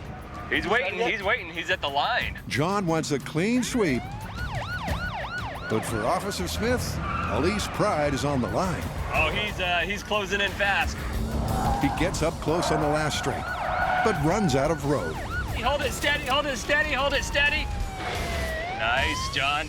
He was positioning to pit you. I know I made it 3 times out of 3, but if this course was just 100 feet more that way, we would have gotten pitted 3 times out of 3. Or without a doubt. And with Brian's backseat skedaddle yet to come, He's off. He's coming after us. this myth could still take another turn for the unexpected. Oh, my gosh. You got it. You got it.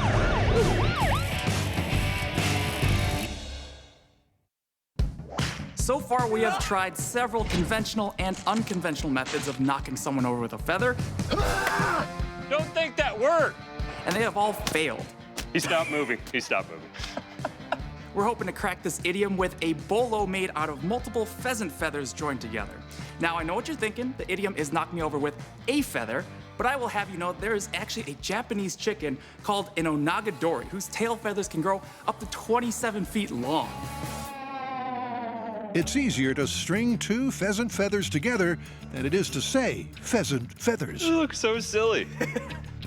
This is fantastic. Clear down range, going hot. Given this barnyard bola will have more drag than the Kevlar string, they dial up the PSI from 60 to 80. Feather prototype bolo at 80 PSI in 3, 2, 1. Oh! That's exactly what we're looking for. It works. The feathers are ductile enough to twist and wrap tight. Now they're ready to see if it works on real human legs. Woo! What do you think? It's pretty intimidating. The instructions for those about to become entangled are simple. You want to jog like you are trying to not go to the bathroom. So kind of legs together, gentle pace like that. Like a lady, John. Like you're holding a ball between your legs. Yeah, You'll start running at some point. We will deploy our weapon at you, and hopefully you'll come crashing down or live, one of the two. Come crashing down or live. Yeah, don't worry about that. I have complete trust in Brian and Alan, but that rig still is pretty intimidating because it's just an air cannon basically pointed at you while you're running towards it. Nonetheless, John bravely lines up to be air cannon fodder. John versus a feather bolo in 3, 2, 1.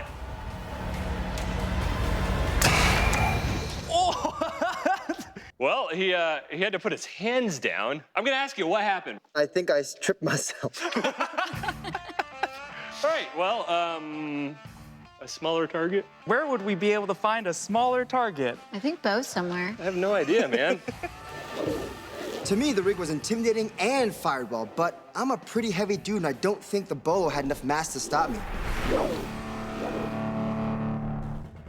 But lightweight Tamara's a whole different prospect. This will be Team Brian's best and last shot at knocking someone down with a feather. Tamara versus the feather bolo in 3, 2, 1.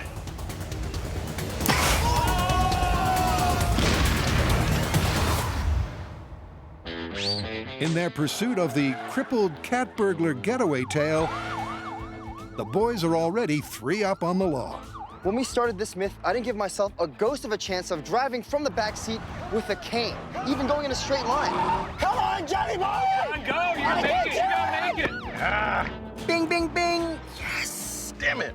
John spent 3 rounds antagonizing Marcus, so it's my turn to be followed by a rather determined police officer while driving with a stick, which I have no practice at. So my fear is about here, but my curiosity, it's up there. This should be interesting. While it's Brian's first attempt at backseat driving, Marcus now has a real feel for the course. Here we go. Oh, shoot! And the first turn. Oh. You got it, you got it. Reaching the wheel and pedals wasn't a problem for me, but this whole thing, kind of hairy, because what you can't control is anxiety, and there's plenty of that coursing through your veins when the cops are after you.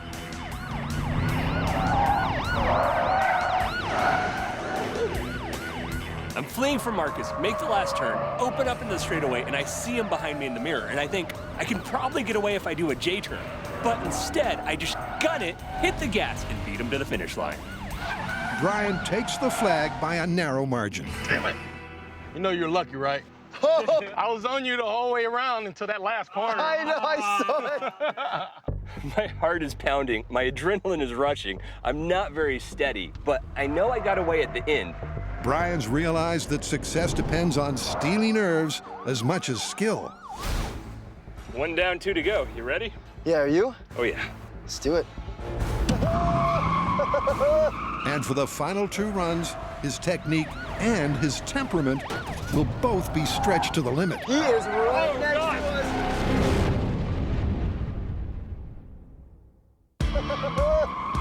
Against all odds, the guys are looking at a clean sweep as Brian starts his second run in the backseat getaway myth. Okay, he's off. He's off. He's off. He's coming after us. But Marcus, it seems, has other plans. All right, final turn here. He is right next to us. Oh! All right. You good? Yeah. And that purty yellow paintwork tells the tale. I'm coming around this last turn, and I look just at the turn, and all I see is cop car. And my thought is, how do I, and before I say evade him, I'm spinning. You came out like a ghost. Good. That was bananas. Yeah, I'm tired of playing with you guys. Yeah, closer up. With the score at Robbers 4 and Cops 1, here we go. They're off in their final backseat rat run. Oh, no, okay. Back into that turn. But Marcus can smell blood. Oh, holy moly. You good? Yeah.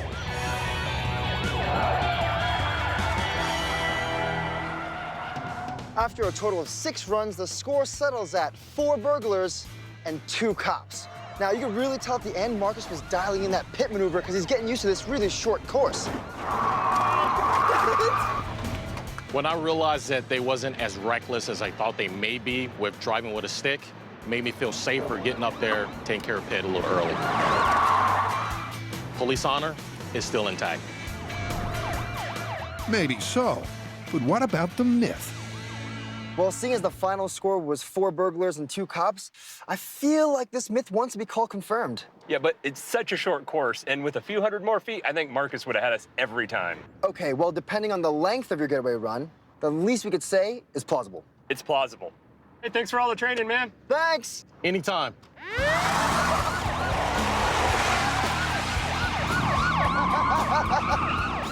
Woo-wee! Let's go.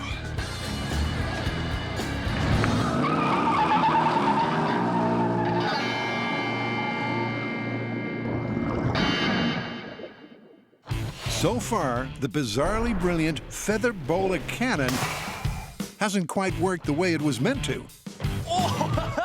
I think I tripped myself. But there's a more petite target waiting in the wings. Tamara versus the feather bolo in 3, 2, 1.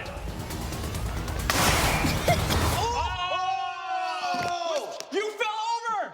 You got knocked over! Holy moly! Check that out! At last, after multiple failures, a genuine knockdown. The bolo wrapped around, locked her in tight, and down she went face first. The legs couldn't move at all. So that went smashingly. I was definitely head over heels for the bolo gun, and it turns out I can be knocked down with the feather.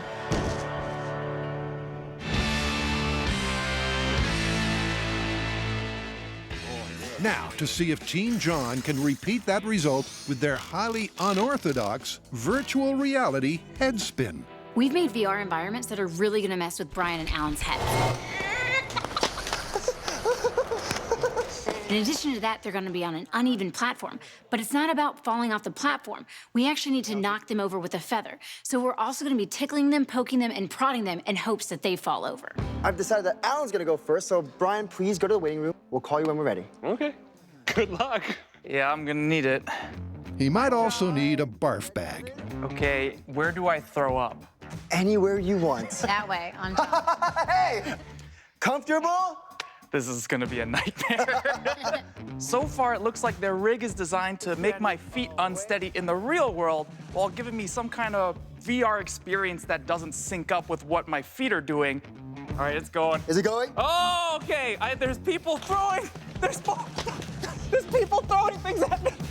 With Alan's sensory confusion at peak levels, it's time to bring on the real feathers. Whip him, Tamara! Oh, no, no, no! No! Whip him! No! Yes! No, I want to make it to the end. That was hell. I couldn't tell where my feet were. I couldn't tell what was going on. All right, here's the most important question. While you were teetering on the edge of falling, was it the feather that knocked you over? I feel like I would have just fallen over no matter what Tamara would have been doing with feathers. So, strictly speaking, Alan wasn't knocked down by a feather. And now there's just one man left standing. Can we start this one? Yep, whenever you're ready. Whap! Just whap him! This is great. Oh, look, there's a feather on the paper airplane. Aw. Am I a paper airplane? Woo! Brian seemed so in control for most of the video that I was pretty concerned that it wasn't gonna happen. Is this meant to be playing in reverse? How come my airplane is flying backwards everywhere? But then right at the critical moment. Oh. You okay? Yeah, I'm not gonna lie. I have to give you just a smidgen of credit. I was looking at this feather right as I was reversing with the airplane, and a feather hit me in the face right where I looked. And that's actually what caught me off guard. Yes. A virtual feather paired up with a physical feather. Just as the idiom says, a virtual feather perfectly timed with a real feather knocked him over. Well, I'd say we'd throw in everything we can at this myth. Yeah, and it was nice having Alan and Tamara back to help out. So, how are we gonna call it? Well, there were two distinct results. One, you definitely knocked Tamara over with your feather bolo. And two, we got you pretty unstable with our VR. And by your own admission, you did say it was one distinct feather that knocked you over. Sounds like myth confirmed to me. Totally, dude. So, that surprised you? I'd say you could have knocked me over with a feather.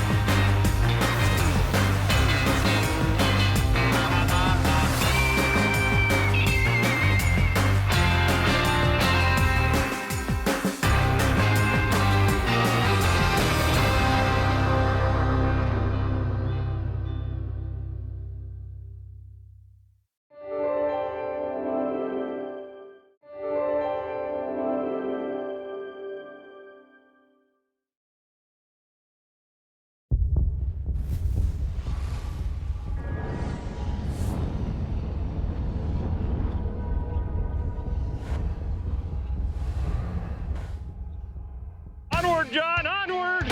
On this ballistic episode of Mythbusters, a cinematic cadaver-carrying conundrum. This myth is about picking up a dead body, using it as cover during a firefight. One! And, a tall tale of bomb-proof... Boom! And it went... goo.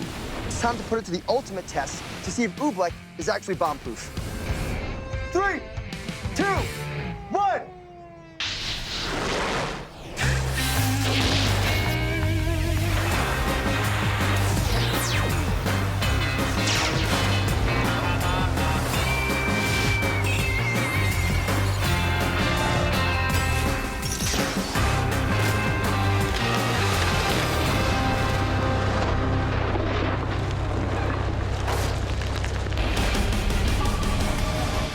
First up is a classic action movie myth.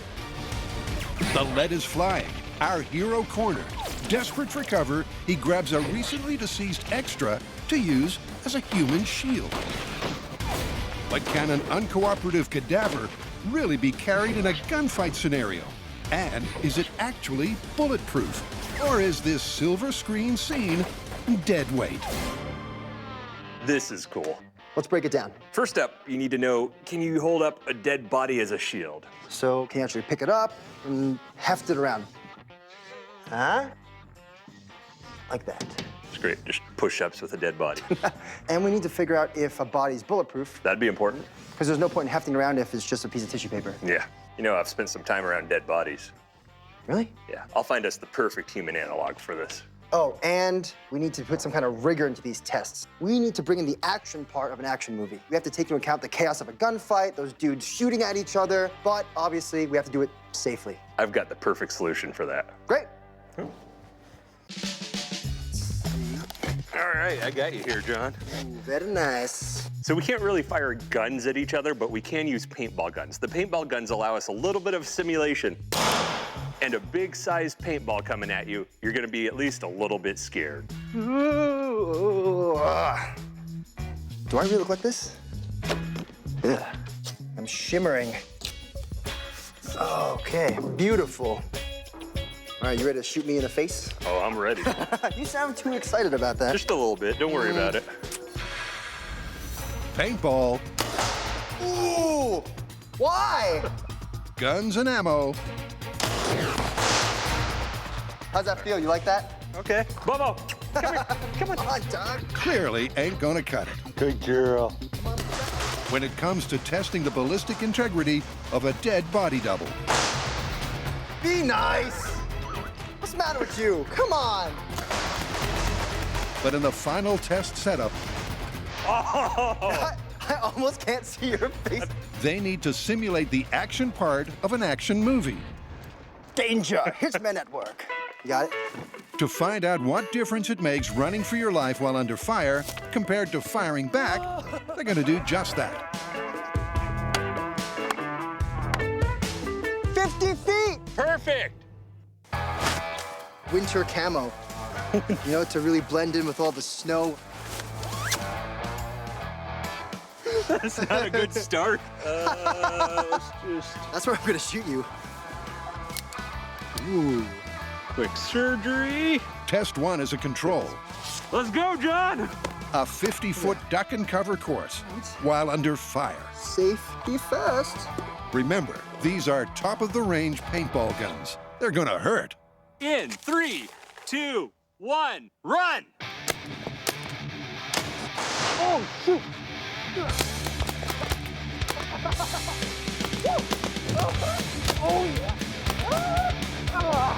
So my run took about 19 seconds. Oh, stop! And that's because I took time taking cover between shots. Yeah, I think he got me a few times. So we'll see how Brian does, average the scores, and that'll be our benchmark.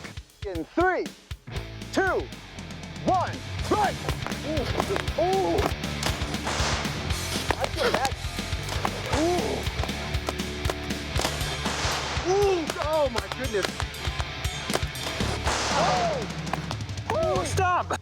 That was probably way more fun than it should have been. It's not as fun on this side. I made about 12 seconds. John made about 19, which gives us a 15-second average.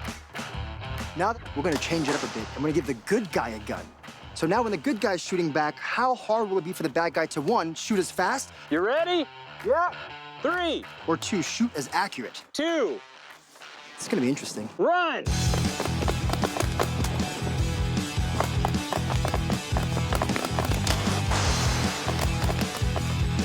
Woo!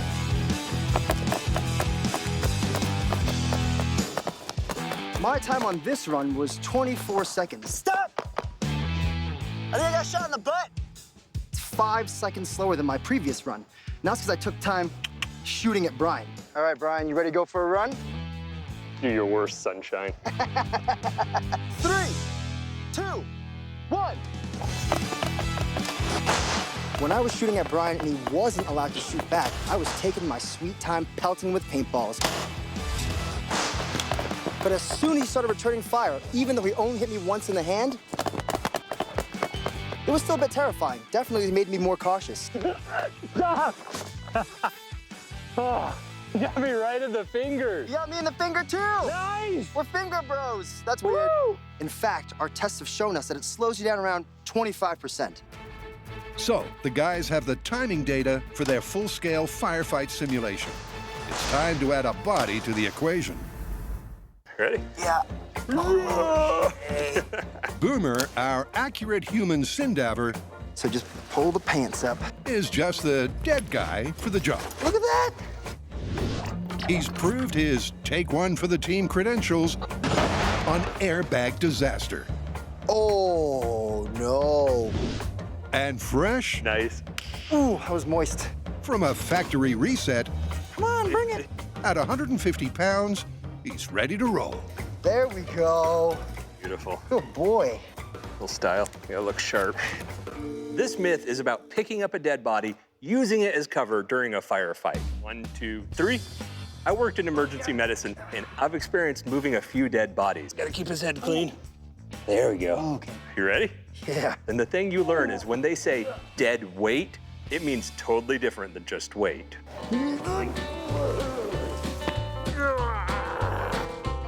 Okay. How's this look? Oh, it's still moist. What'd you think? I mean, it's got heft to it. It's like dead weight, but Okay, but if I was out there shooting at you, how would you feel? Are you glad you're hugging a body? yes. It's like having a friend. So, John can lift and carry the cadaver. But to put this myth to the test, they need objective data. Brian and John set up a 100-foot-long course. They'll both run the gauntlet with Boomer in tow, ducking, dodging, and weaving, as if under fire. 3, 2, 1, go! And average their times to find out how long it'll take. 3, 2, 1, go! Okay, can't get his legs to bend. Yeah, so the heroes in movies, they sweat a lot less. But I'm actually a little bit surprised. Because it's possible to pick up a body and carry it like a human shield. Oh yeah, feeling super safe. Keep going, keep going. Spring that. Yeah! All right, keep going. You feel that in your legs? I thought it was just some kind of Hollywood stunt. Here we go, finish line. And. Yeah! Nice job. Whew. How's it? Weird.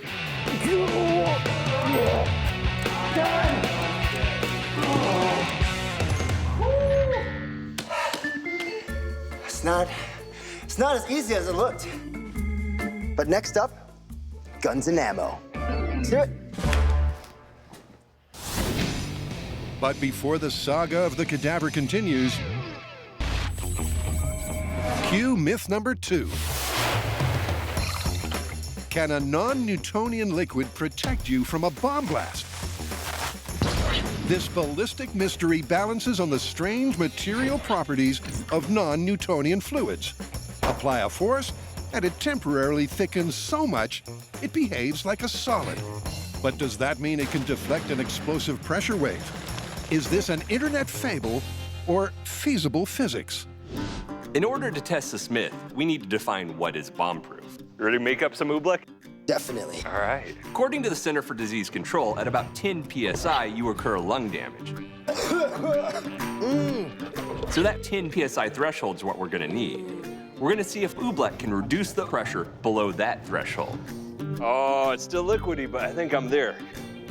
So will a non-Newtonian fluid reduce the supersonic blast wave of a high explosive to a survivable 10 psi? First up, the mysterious matter in question. Oobleck is made of 2 very common ingredients. Cornstarch for cooking and water for keeping you alive. And when these 2 things combine, they create a magical substance known as oobleck. All right, you ready for the punch test? Which actually comes from a Dr. Seuss story, Bartholomew and the Oobleck, where Bartholomew has to save a kingdom from a sticky, gooey substance. Ooh! And this stuff is cool. Whoa! So, what exactly is going on here? Well, that's had scientists baffled for a while. What? But starch is key to it. It's made of long, coiled polymer chains that tend to flow around each other just fine, but you add a little bit of force to that, and suddenly they intertwine, tangling together. And that makes them act like a solid. Just for a moment, though. You remove that force, back to liquid.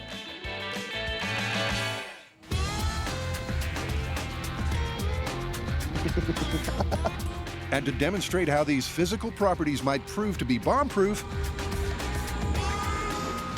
Brian and John begin with impact testing. 3, 2, 1.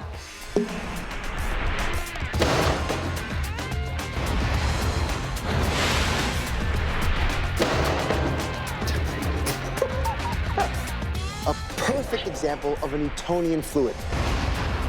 Consistent viscosity all the way through. Good.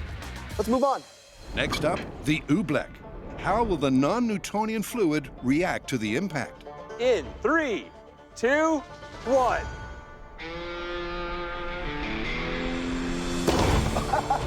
That's great. It just kind of went. Brr. Wow. That was an interesting test. The bearing comes flying in, hits the surface of the oobleck, then it sinks in, only to be flung right back out, hesitate for a moment before disappearing into obscurity. If the ball had been dropped on a human head, it would have had an impact force of 3,140 pounds. The oobleck reduced that to 640 pounds. A promising demonstration of its impact-absorbing qualities. Bring on the bombs.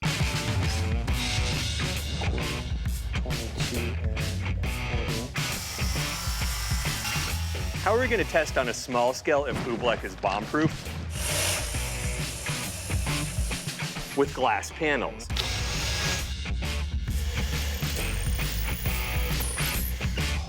There's 5 glass panels here, and each one takes about 1 PSI to break. Our cherry bomb explodes, sending that pressure wave up through air, water, or oobleck, so we can test all 3 media. This is awesome.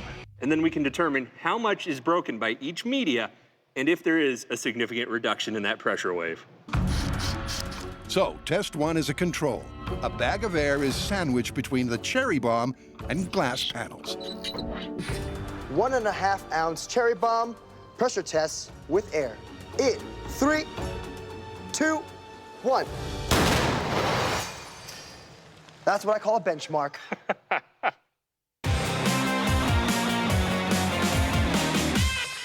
The Mythbusters are testing the internet fable. 1.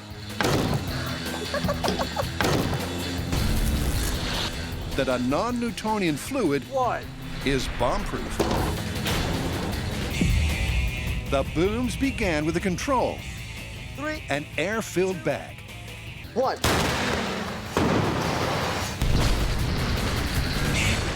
That test is exactly what we were looking for. It looked like shattered glass everywhere to us, but the high speed revealed the secrets. The pressure wave, boom, boom, boom. First 3 panes of glass gone. 4th one gives. The 5th one looks like it's not going to. The pressure wave's almost gone, but boom, the glass crashed. And that's exactly where we want to be, to compare water and oobleck to. Next up, a bag of water comparable in size to our bag of air. Hot. All right, here we go. 1.5 ounce cherry bomb pressure test with water. In 3, 2, 1. I'll never get tired of that. Using air as our barrier, the cherry bomb blew up 5 panes of glass. With water, 3 panes. Next up is oobleck. We'll see how that compares to the other 2. Just suck it in. Suck it in. Being a real jerk, you know that?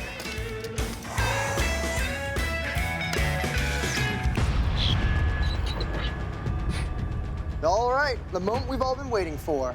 1.5 ounce cherry bomb pressure test with oobleck. In 3, 2, 1.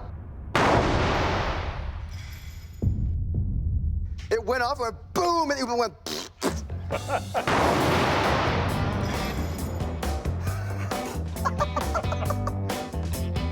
1.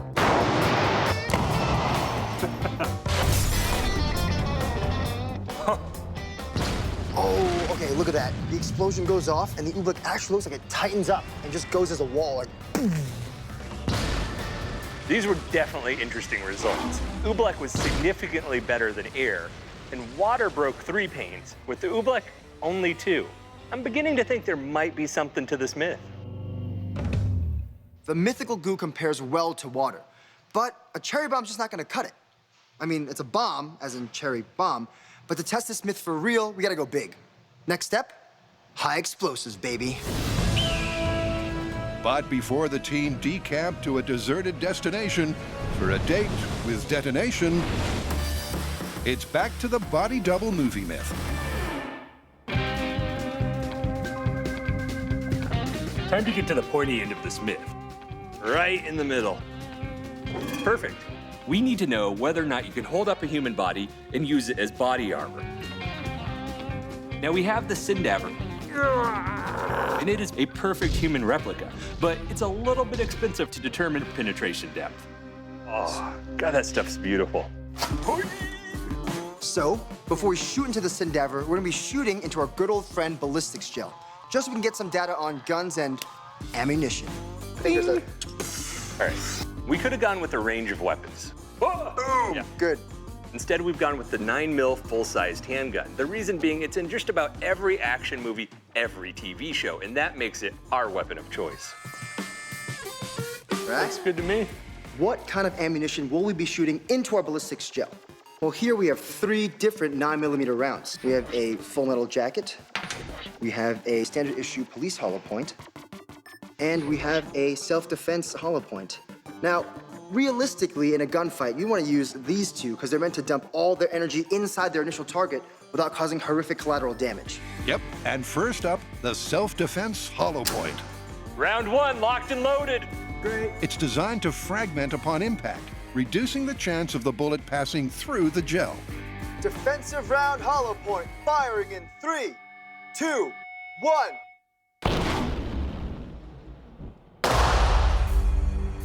Oh, look at that. It's beautiful. It just dispersed. Looking at the test of the defensive hollow point round, you'll see that channel open up very wide. That's because all the energy is being left right here at this end. This one little bit, by the time it reaches right there, has very little energy and speed left. And I wouldn't be too worried about it. This is where I don't want to be. I'd be very happy being over here. With most of the energy dispersed within the first few inches, that's a promising result for the Myth. If Boomer takes a bullet that well, the good guy holding him up may be saved. Cue test 2. Standard issue police hollow point in 3, 2, 1. That one had some kick to it. Wow. That's beautiful. It's pulled back, released some of its energy, but made it all the way through. I wouldn't want to be behind that. Not this time. Oh. Yeah. That's a lot more damage. I mean, it's that extra mass, that extra energy. And just look at it. You got cavitation at the front, you got cavitation at the back. There's just damage everywhere. Full metal jacket, final test. My prediction, beautiful high speed, ugly results. With its hard outer casing, this round is the least likely to break up in the ballistics gel.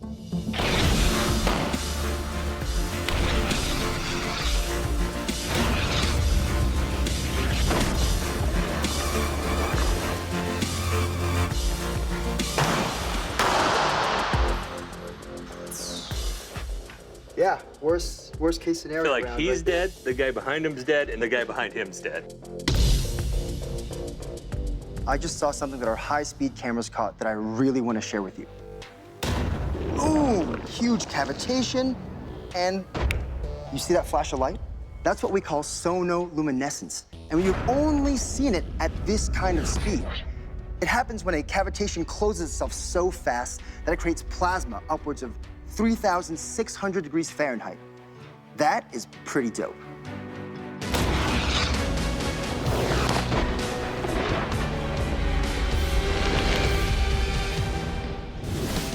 Later on Mythbusters. Oh, yes! Both ballistic mysteries hit deserted desert locations. Just getting dressed as a hitman. For full-scale mayhem. Oh, my goodness.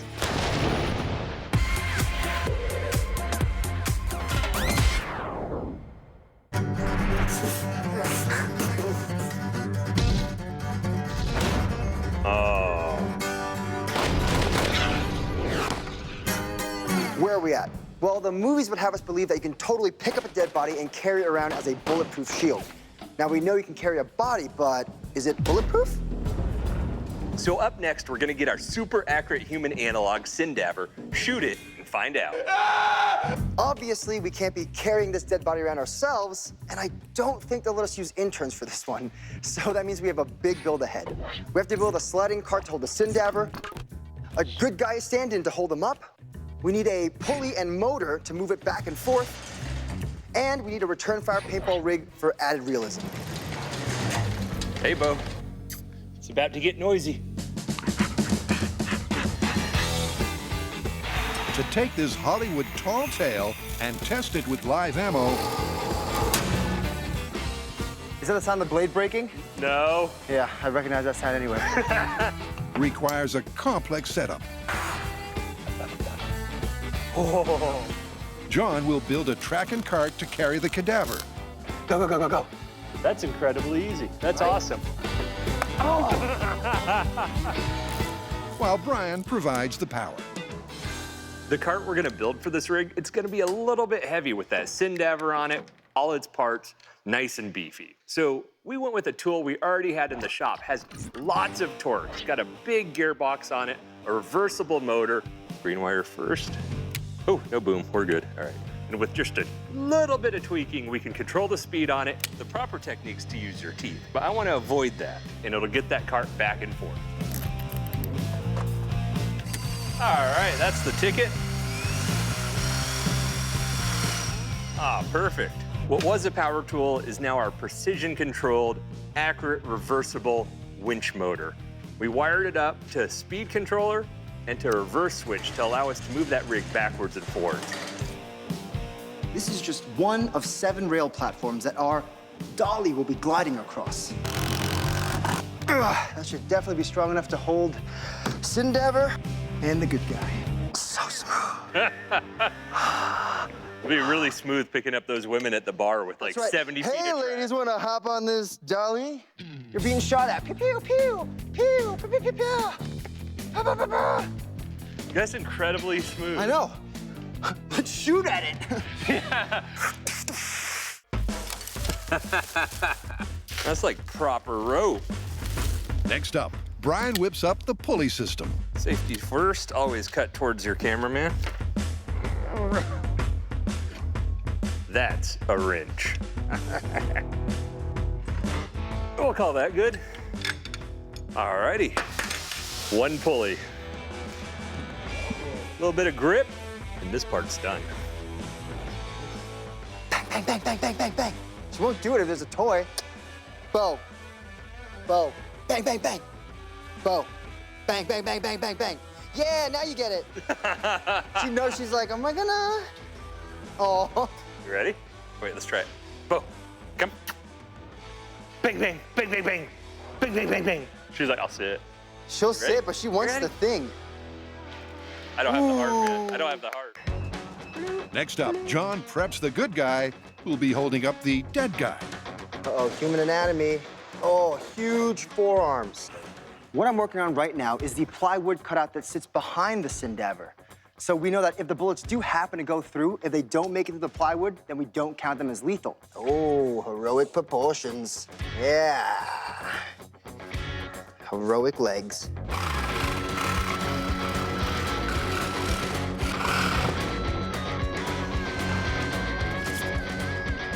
And finally, to give the shooter a taste of action movie authenticity, Brian rigs a remote control return fire system for the plywood good guy.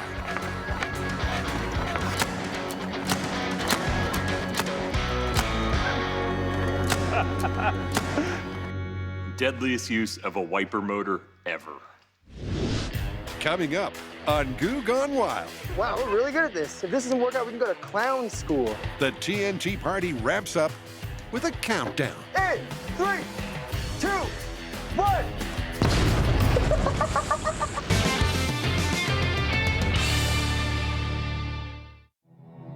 Is the mysterious material oobleck really bomb-proof? To investigate, John and Brian have hit the desert.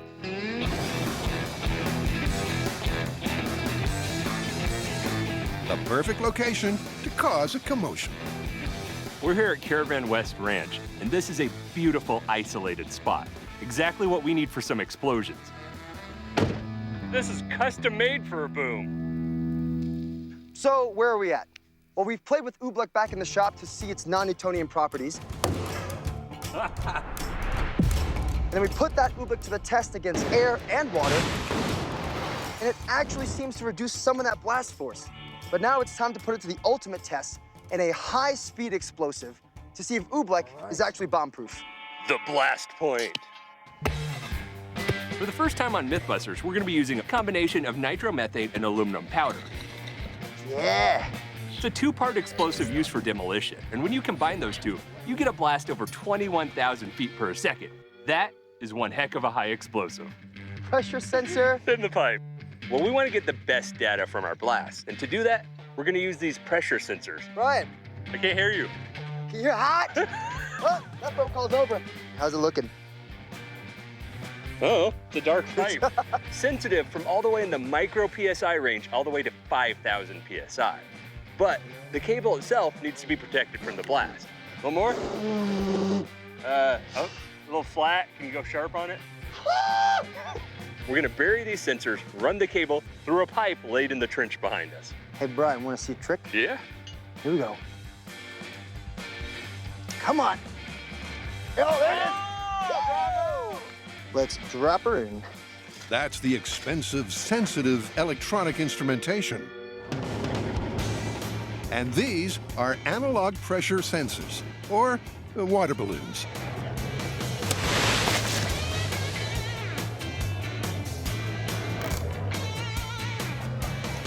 Tuck it in. So how's this gonna work? We have a 4 foot by 4 foot by 4 inch aquarium we're gonna fill with our media. There we go. For the first test, that's air. Perfect. Then we're gonna place 3 pounds of our binary explosive here, 1 foot away from it. And these pressure transducers, 6 foot away from our blast, will give us readings on what kind of pressure wave moves through here after it travels through our empty aquarium. And in addition to that data, we have an analog explosion detector with these water-filled balloons, and we'll see how many pop after each different explosion. All right, we're all set up. Air test, here we come.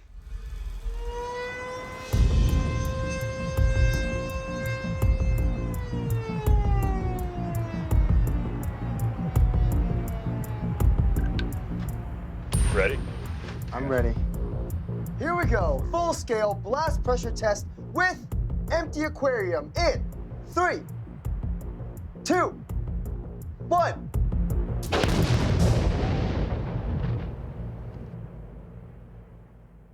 I don't see any balloons. Or the aquarium. Or the bottom half of the rig. It's gone.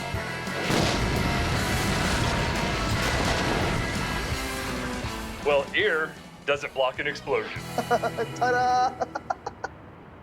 Well, that was eventful. Yeah, it looks like the pressure transducer survived. This, not so much. That was 3 pounds of high explosive, and most of our stuff is gone like a magic trick. Hey, little man, you make it? The empty aquarium did pretty much nothing to stop that shockwave. Oh, look at that. You can see the explosion. You see the shock wave going in front of it.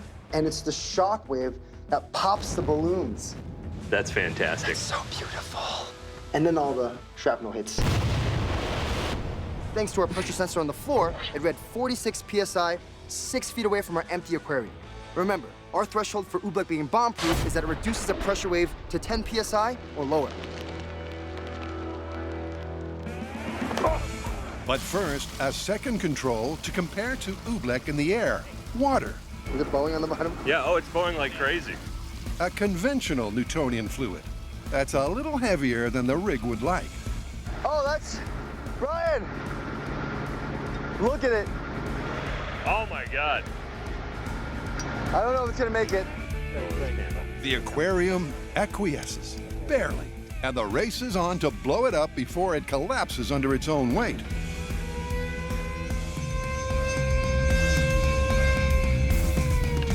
Ready? Ready. Full-scale blast pressure test with aquarium full of water in 3, 2, 1. That was massive, but look, the wall's still in one piece. Unlike the air test, the water balloon wall is indeed still standing. Look at that. Yeah, actually, there's significantly less damage. The legs are still intact, the wall's still up. The sensor reading from the empty aquarium 6 feet away was 46 PSI. The aquarium full of water at 6 feet away was 36 PSI. That was beautiful high speed. Blast goes off, you see that shockwave pass through, destroying most of the balloons. After that, debris pretty much finished off everything. It was definitely less severe than the air-filled aquarium, but I wouldn't want to be standing out there. Yep, the pressure wave and resultant damage was dispersed by the water-filled barrier. But at 36 PSI, it's still lethal. But the big question is, will the oobleck block that blast and prove to be bomb-proof?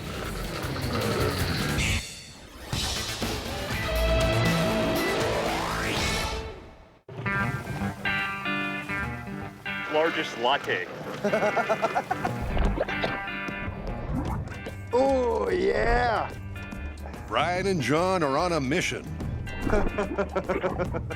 Will oobleck, a non-Newtonian liquid that solidifies upon the application of force, prove to be bomb-proof?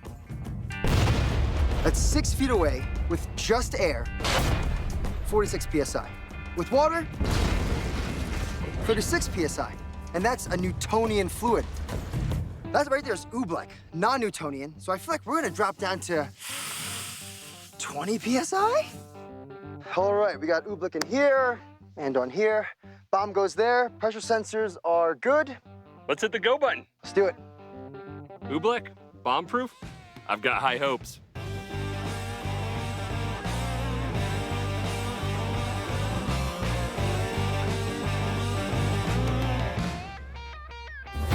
All right, you ready? Ready. Okay, here's the final test. Oobleck bomb-proof test in 3, 2, 1. Hey! That's cool. The wall is literally running with oobleck. Yeah. In terms of damage from here, it looks comparable, if not better, to water. The binary high explosive does its thing. The blast is a concussive, eruptive, terrifying 21,000 feet per second. Man, look at this. There is a clear radius of where there's no oobleck, and then there's just oobleck all around. Is it still oobleck? I don't know. Ooh, it got dried out by the explosion. That high-speed footage was amazing. It sends a shockwave blowing up most of these balloons, but then it almost seems like there's an invisible wall holding back this massive fireball. And then out of nowhere, slowly, a tidal wave of oobleck comes showering back towards the board and covers it. You're still rolling, you made it! Woo! The fireball and shrapnel do seem to have been deflected. But what about that organ-damaging pressure wave? Did the non-Newtonian liquid turn solid and absorb or reflect that force? And now, the moment we've all been waiting for, the data. An explosion on the 6-foot sensor through air is at 46 PSI. Through water, 36 PSI. For our oobleck, 51 PSI. That's incredible. It's higher. Why? Well, when the oobleck's hit by the pressure wave, it turns temporarily into a solid. That densely packed media doesn't deflect or absorb the energy as you might think. It actually transfers the energy more efficiently, like sound traveling faster through water. That is a really cool result. So, we know that cornstarch is great for gravy, but is it bomb-proof? Heck no, man. Look around you. This place is a disaster. So, busted? Busted.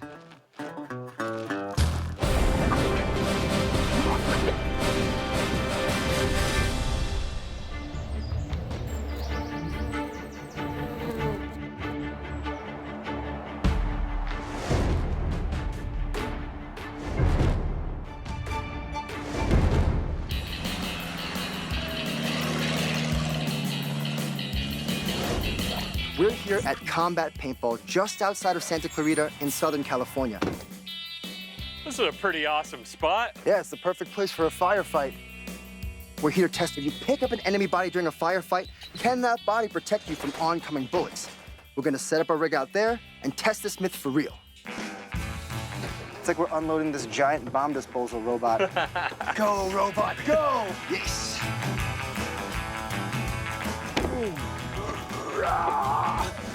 Ooh, very nice.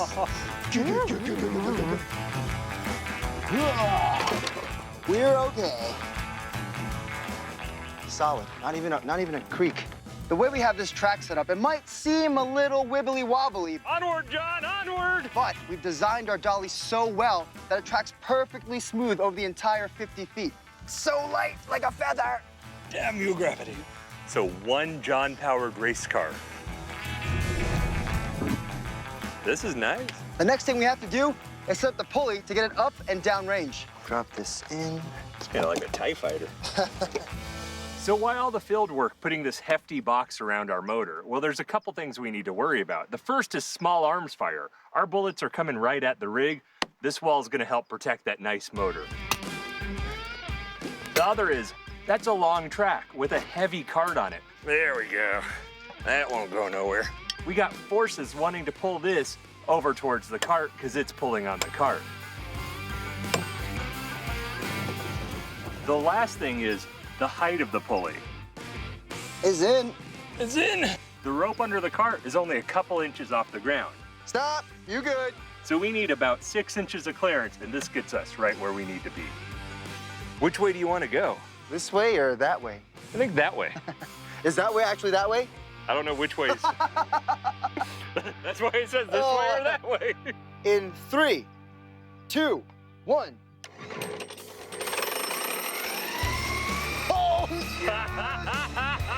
With the pulley system pulling this way and that, All right. That's it.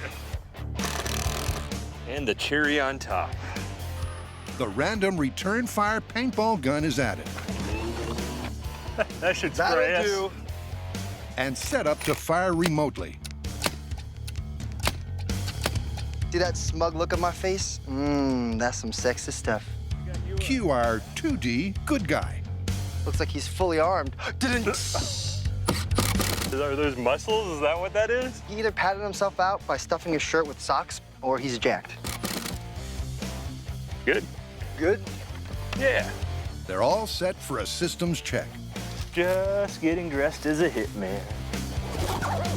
Later, they'll be graduating to live rounds and adding the Sindabber to see if he protects the good guy. But for now, they're just making sure everything works. All right, Brian. You ready? Ready. Paintball shooting with return paintball fire in 3, 2, 1.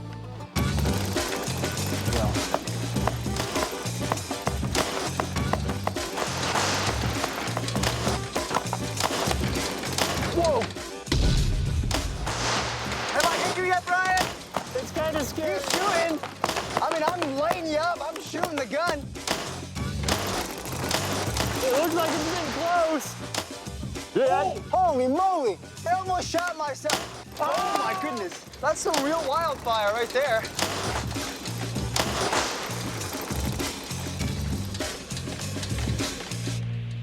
I'm not gonna lie, I really have no idea when it's coming at me, and it is actually kind of terrifying every time that thing fires.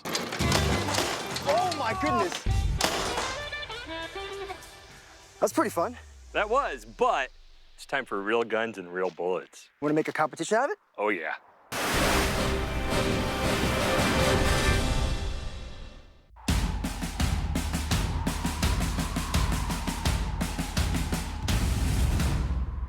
So where are we with the myth right now? We've done some paintball test shooting at a moving dolly with it firing back at us. But now it's time to up the ante. Live ammunition. Oh yeah. 1 magazine, 10 rounds total. Lock and load it. John and I have set up 2 targets. We're gonna figure out which one of us is more accurate. That person, they're gonna end up being the shooter for our final test.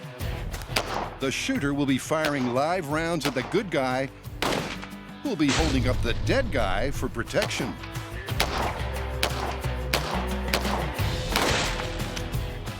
Gun safe. I'm not worried about a guy from New York.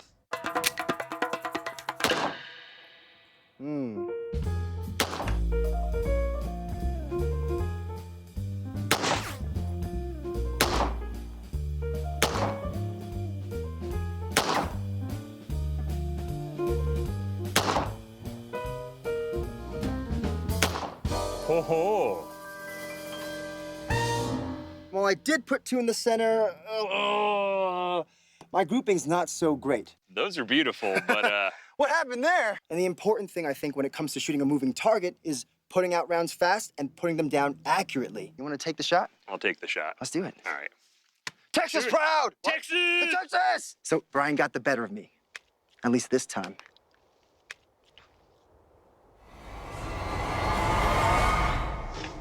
Oh, how's How's it going? Come here, buddy.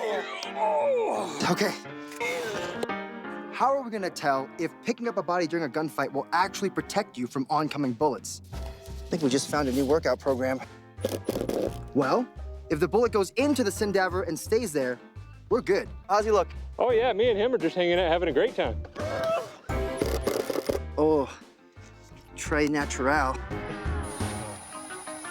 If that bullet goes through the cadaver and the plywood, that's what we're calling a lethal shot. What do you mean it's not beautiful? I'm just saying. So how is all this gonna work? I'll be in here with this box controlling the speed of our dolly back and forth. And I'll be here with a 9mm with 2 magazines, 10 rounds for this way and 10 rounds to go back. And with this remote, I'll be controlling the return fire paintball rig that we'll be shooting at Brian.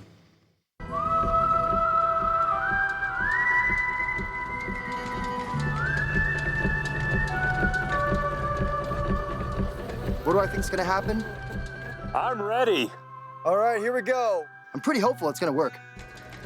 Does a dead body in front of you protect you from bullets in a gunfight?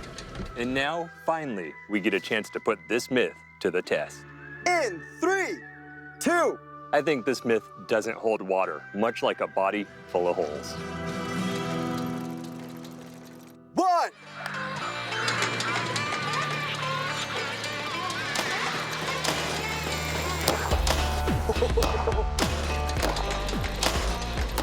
The good guy drags the dead body along the track. Oh! Brian unloads 20 rounds of self-defense hollow point ammo. The good guy returns fire. Oh, I shot myself. And all the parameters match the mayhem of the mythical gunfight. Stop! Stop! You good? Yeah. Okay, good. I shot myself twice. It's just beautiful how scary it is. Looks, oh, paintball paint. John, you might have killed me. Oh. Well, at least if I didn't, I blew off your ear. I'm sorry, but I'm not sorry. What? It's results time. Is a dead body double really bulletproof? Whoa. Oh, that's crazy. That looks like a human flesh wound. Whoa. That's 2 to the belly, 4 to the chest. You shot him through the wrist. Look at that. You stick your finger all the way. You can feel like all the bones and the stuff inside that you like crunched through. This is nuts. Yep, there's no doubting the anatomical accuracy. But did it absorb Brian's impressively accurate shots and protect Mr. Plywood? Drum roll, please.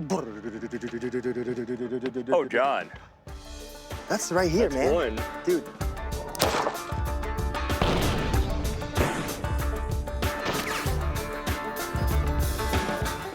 I mean, look at that. That's like spine, through the chest, femoral artery. Kidney. Lost a kidney or something? Yeah. I mean, he dead. Dead, dead, and dead. He's dead. So it turns out that although you can carry a cadaver and hold it up as a shield, even with ammo purposefully designed to prevent collateral damage, the result is definitive. What do you think, man? Dude, busted. Busted. All right, let's go home. Okay. How far is it to walk home? I don't know. Just keep walking towards that little valley over there. Oh, look, a car.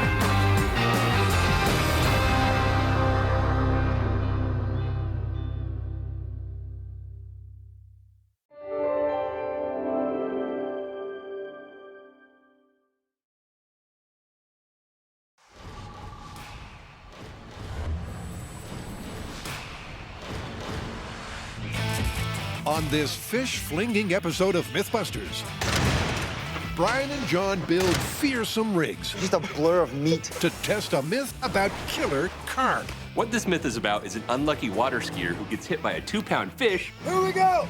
Square in the chops. Boom! Oh! What we want to know is, would that collision be fatal? 3, 2, 1! Oh! And it's time to get your metal face on. This is a pretty interesting myth. What music that is, my goodness. It's whether listening to aggressive music while driving I wish I knew the lyrics so I could sing along to this. makes you an aggressive driver. I want to run the puppy over, but I'm not. Who wants to run over a puppy?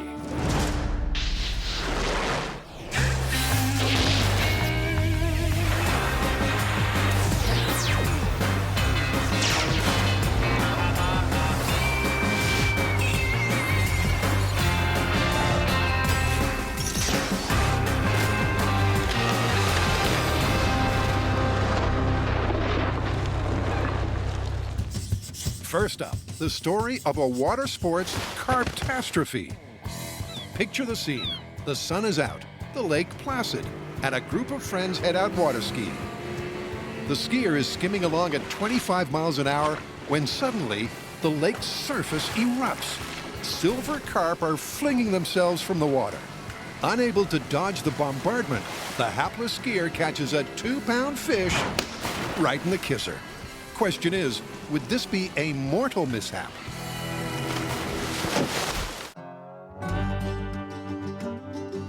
The Mythbusters have tackled up to investigate this fishy tale of killer carp. But will they hook a whopper? Well, this one's really about the fish that got away. Yeah, well, I mean, someone released the silver carp into our ecosystem, and they're wreaking havoc. Yeah, not just for the environment, but for boaters everywhere. And water skiers. Can you imagine you're skiing along and then boom, 2-pound fish hits you in the face? That could do some serious damage. Yeah, I can't really imagine it, but I think we should test it. Absolutely. Shouldn't you have, like, line on that rod? Nah, man, catch and release. These are the killer carp in question, an invasive Asian species. Many fish leap out of the water to evade predators, but Asian carp also get spooked by passing boats. And boy, can they jump. Leaps of up to 10 feet have been recorded, and they're present in such vast numbers in the Illinois River, they're considered a hazard to water traffic. Oh, wow. What is it, like 20, 30 fish jumping out at a time? I think that's an underestimate. That looks like 40 or 50 at some time. It would seem almost impossible to water ski without being hit by one at least. You can certainly see where this myth comes from. Yeah, and to get us started, we know that we have a water skier who's going 25 miles an hour. He gets hit in the face by a 2-pound carp and it snaps his neck. Yeah, but if you watch carefully, these carp are coming out not straight up, but at an angle. So it's a little more than 25 miles per hour. Well, then we should watch these videos and see if we can calculate how fast these fish are actually shooting out of the water. To do this, the guys pick a flying fish. Oh, that one. Perfect. Measure how far it leaps on screen. It's our height reference for distance. And scale this up to get a real-world distance. Then they use the fixed frame rate of the video to work out the horizontal velocity of the leaping fish. We've analyzed our fish video frame by frame, and what we're seeing is by the time those carp get up to head height, it's about 10 miles per hour worth of additional impact. So we're gonna take that 25 miles per hour of our skier, add it to the 10 miles per hour of the fish, and that's a 35 mile per hour carp to the face. John's next job is to design a rig to fire a 2-pound carp at this impact velocity. We have 4 pieces of rail to which a rolling carp cart will fit into. Attach bungees from the frame to the cart, drop a fish in, pull it back, and bam! Bob's your uncle. Until he got into that horrible water skiing accident. To match the environmental conditions described in the myth as closely as possible, the guys will conduct final testing out on the water, mounting the carp catapult on the back of a boat and firing it at a water skiing target. This is our water skier. Well, most of them, obviously. This is his head. It has a composite. It's the same density and strength as bone, and it's made by a company that specializes in that. It's got a full spine, anatomically correct, with all 7 cervical spine, intervertebral discs that are actually flexible. Inside that is a spinal cord made from a glow stick. So if he gets injury, it's gonna show us right away. Tendons, ligaments, and muscles, that way he can hold up his own head just like a real human. It's gonna mount on that body, nice and strong, and have fish flung at it. So after Buster takes a fish to the face, an examination of his anatomically correct spine should reveal if any injury is fatal. Hey, you wanna be hit by fish? He's ready for the test. This is the boat we'll be mounting our fish-flinging rig to. Nice, isn't it? And from here, it gives us the perfect vantage point at shooting water skiing Buster that'll be towing behind this boat. I hope you like sushi, delivered directly to the face. Yeah, that'll work fine. But before the fish flinging begins, it's time for some rock and roll research into a myth about highway headbangers. Sure, a moshing motorist looks hostile, but can their aggressive music actually cause them to drive more aggressively? The Mythbusters investigate if rock and roll road rage is a bona fide condition or a rocker-phobic work of fiction. So, Doc, can the music you choose really affect your state of mind and your aggression while driving? Well, that's a good question. I mean, I know you're not driving now, but we should test your vitals against 2 different kinds of music and see if they change. Good. Good?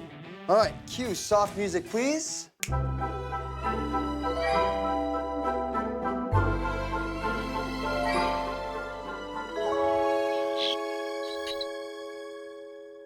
Okay.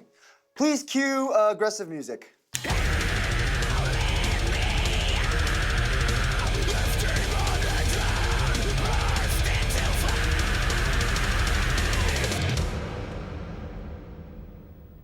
Well, that's interesting. What's it show you? When you were listening to the calm music, you were 151/98. But then with the aggressive music, it jumped to 167/104. And your pulse from the calm to the aggressive music went from 76 to 83. This tells me 2 things. Yeah? 1, the myth is gonna be interesting to explore. That's true. What's the second one? Don't quit your day job as a Mythbuster, because as a doctor, you kinda suck. I guess that's fair. But you're the paramedic. Why am I even doing this? To test this myth, we're gonna need a group of unsuspecting volunteers that we can hook to scientific measuring equipment and have them drive through our course once with calm music and then drive through the same course with aggressive music and see if there's any difference. Will aggro tunes inspire aggro drivers? Before we find out, the guys need to nail down a method to physiologically measure a road rage reaction. And neuroscientist Bill Scott has got just the tool for the job. Tell us how we find out that the brain is being aggressive. Typically, when people start getting angry or frustrated, experiencing a lot of negative emotions, the left hemisphere starts to shut off. That's a part of the brain that makes a lot of decisions. And the right hemisphere starts to activate. So what we're going to be looking at is the difference between activation in the left versus the right hemisphere. We're going to be placing sensors that go to an amplifier that amplifies the signals 1,000,000 times. See how the signals are the same in both hemispheres? That's kind of a normal thing. When people are getting more frustrated, we're going to be seeing higher spikes on this left hemisphere, like that. So if this was while they were driving, that spike means a little bit of road rage? Yes, more anger is getting induced and frustration at that particular point. I like it. Bill has given us a great system that will let us keep track of the aggression levels inside of the drivers' heads while they're being exposed to aggressive music. But he also has something called a performance game, which is basically a personality test that lets you know pretty well if you're gonna be prone to road rage. And I'm gonna take it. Did I mention I'm from New York? Is that my brain? That is your brain. It did something. It definitely. Oh! Of all the brains, we should have never looked inside John. Right. You've opened a door that you now cannot close. The performance game is a way to measure how well I handle my frustration. There is your first letter. When an L comes up, I'll hit the left button. When an R comes up, I'll hit the right button. When a P comes up, I'll just pause. Yep. And depending on how well I do or how many mistakes I make, there will be a corresponding bloop spike in my EEG, which is an indicator of how frustrated I'm getting. Ugh. Oh, man. That was tense. And on the overall test EEG, John's fiery New York temperament stands out like the Manhattan skyline. Judging by your result, I guess you're probably one of those who would likely get really frustrated when you drive. That seems pretty accurate. Seems right writing the myths with you. Shut up, Brian! Next up, Big Tex.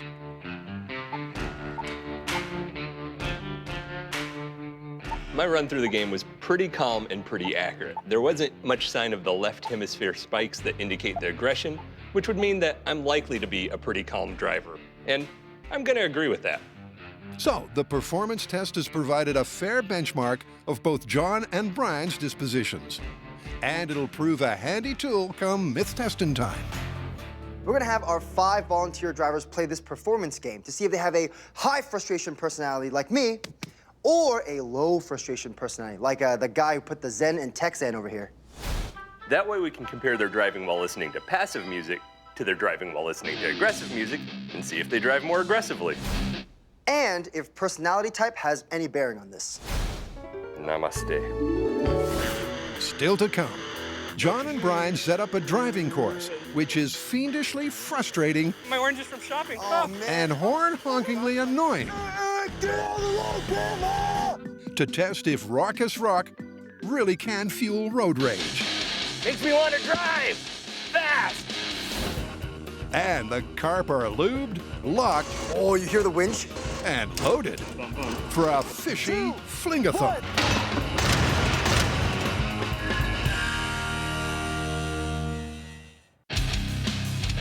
John and Brian are on a head-banging, myth-busting mission to discover if listening to angry music makes drivers more prone to road rage. They found the right tech to record the brainwave spikes associated with road rage. Is that my brain? It did something. Oh! Now, all they need is a safe place to wire up and test a bunch of volunteer drivers. Like this, a completely abandoned neighborhood, which we're gonna have as our playground for the next couple of days. So we can conduct a controlled, safe, and quite frankly, super dope experiment. It's perfect. The plan is for 5 test drivers to navigate a set course through the abandoned suburb twice. Once listening to calm music, and then again listening to aggressive music. The drivers' levels of road rage will then be compared between the 2 laps. We figured out what roads we're gonna use. Now we just gotta figure out what obstacles we're gonna put on it to make that little driving experience just a little bit more aggravating. Right, so we're in the tech tent right here, and I think we can just go ahead and start right in front of it. Oh, okay, we're good. And they get to here? This just became a toll road. Nah, man, here you go. I got 35 cents. I appreciate it. They'll come in and they'll go, and then we'll let them free after 3 times around. They finally get set free to go out that way. Great. So they're coming down the road and, oh, this is perfect, a pre-existing stop sign. Maybe something like an Animal Crossing. Oh yeah, a little extra aggravation? Yeah. What is that, platypus crossing? It could be anything. That's the point. All right, stuck at the Animal Crossing and then come around this corner. They got a little freedom. And right about here, you got to have a construction zone. So instead of narrowing cones where they think they can make it. But they can't. You get free of that cone going, oh man, I can't believe I hit that cone. Oh! I think stoplight so they can think about the cone they hit. I don't think we can let them get away with that green light though. We're gonna have to put something right behind it. As soon as it's green, still aggravated. Oh no, my oranges. Oh, you got the driver be like, get out of the road, Grandma! I'm sorry, sir. Then at this point, I feel kind of bad for them. I think they can go home. Freedom! You know what, this is pretty good, but there's one thing we don't have that's the most irritating thing every time. What's that? Parallel parking. You're mean and I like it. So somewhere, let's say, we can do one here. How's that? Pack. Park. And with this final devilishly frustrating obstacle in place, the course is complete. But before we find out if hell-raising tunes release inner driving demons, oh, wow! It's time to hook back into the myth of killer carp. Silver carp are an invasive species, which not only pose a threat to native fauna, but also to water traffic. They have a habit of leaping out of the water when boats pass and can jump as high as 10 feet. Question is, can a leaping 2-pound fish land a fatal blow on an unfortunate water skier? They've calculated the impact velocity of fish meeting face, lined up an anatomically correct water skiing target, Hey, you want to be hit by fish? and designed a boat-mounted fish flinger. Yeah, that'll work fine. Fish delivery. Get your fish here. Now to stock up on ammo. I don't think it'd be right if we just bought hundreds of fish to fling at this target, so we're gonna make some. This is my template. I'm gonna saw it out, and then we'll make molds of it.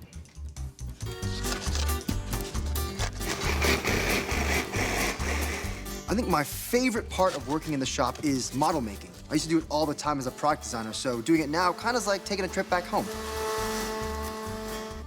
All right, done. Oh no, it's maybe. This is what you call a block mold. We have our master sculpt of a fish.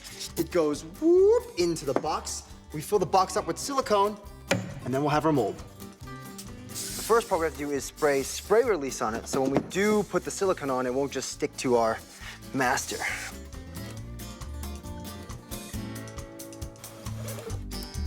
Done.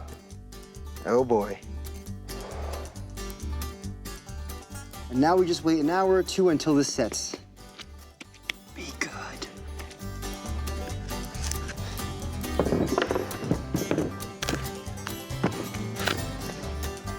Well, now that we've easily removed the mold jacket from this block mold, I'm going to hopefully easily cut it open with this blade. Cut it. Cutting it in zigzags ensures that when I separate this mold, fill it with silicone, and squeeze it back together, it'll line itself right back up.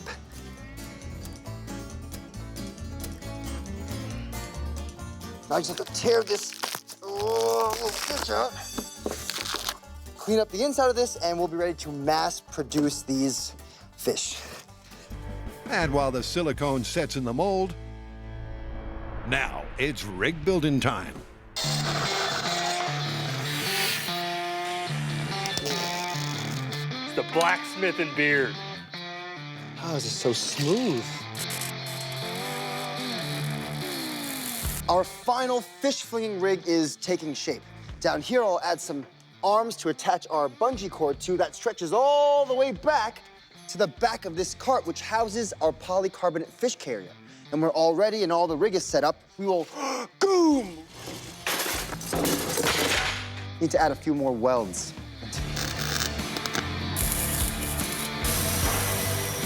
The plan is to progressively increase the power of the fish flinger by adding bungee cords until it hurls the 2-pound analog carp at 35 miles per hour.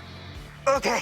First, John manually tests the launch power of the carp catapult with 4 cords on each side. In 3, 2, oh! Woo!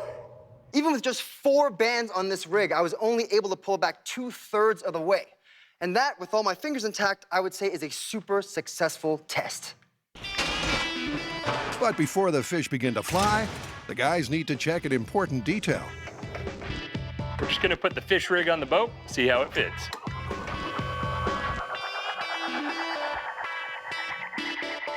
Brian's custom built a swivel mount. Okay, we're almost there. Looks like weight's coming off. Yep. And the fish flinger fits perfectly. Oh, hello. Don't point that at me, John. Well, there's only one question now, man. Can it actually shoot a fish? Introducing our ultra-realistic slingshot test fish. It's exactly 2 pounds on the dot, and it's got all the physical properties, of a real fish. Well, all but one. One slippery fish. The guys start with 5 bungee bands on each side of the catapult. And it's already so powerful, they need a winch to prime it. But how fast will it fling its fishy payload? The high-speed scale will reveal all. 5 bands each side. Fish fling rig test in 3, 2, 1. It flung a fish, but I don't know if that's 35 miles per hour. We've got to look at the high speed and find out. All right, so fish moves from here to here in how many frames? By measuring the time it takes the fish to cross the 4-foot high-speed scale, the guys can calculate just how fast it's traveling. Everything looks good. So, does it match the 35-mile-per-hour impact velocity of the mythic carp? You ready? Yeah. 15 miles an hour. I'm good, only 20 more miles per hour. But before they refire the rig, they'll need to fix the damage caused by the carp cart. Look at the stops, man.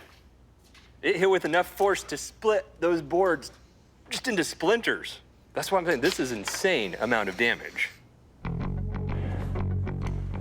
And with extra bungee cords needed to fling the fish faster, that is obscene. The carp carriage will impact with even more force this time. We've gone for 40 bands. Hopefully, this is way over the top.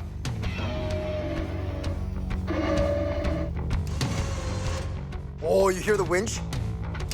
Bum, bum, bum, bum, bum, bum, bum, bum, bum, bum, bum, bum, hold. Stop. Good. You feel safe? Yeah. Good. We're pulling this thing in 3, 2, 1.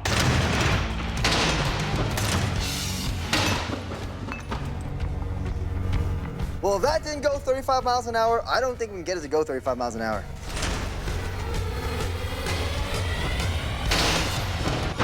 The good news is the flying fish actually slightly exceeds 35 miles per hour. But unfortunately, it's not all the fish flingers flung.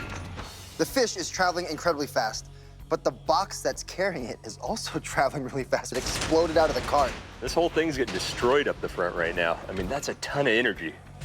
So while the rig is calibrated to deliver the correct impact velocity, the flying fittings pose a very real safety hazard. You know, it's not often working on Mythbusters that you can see you may have taken an idea overboard, but I think this time we might have.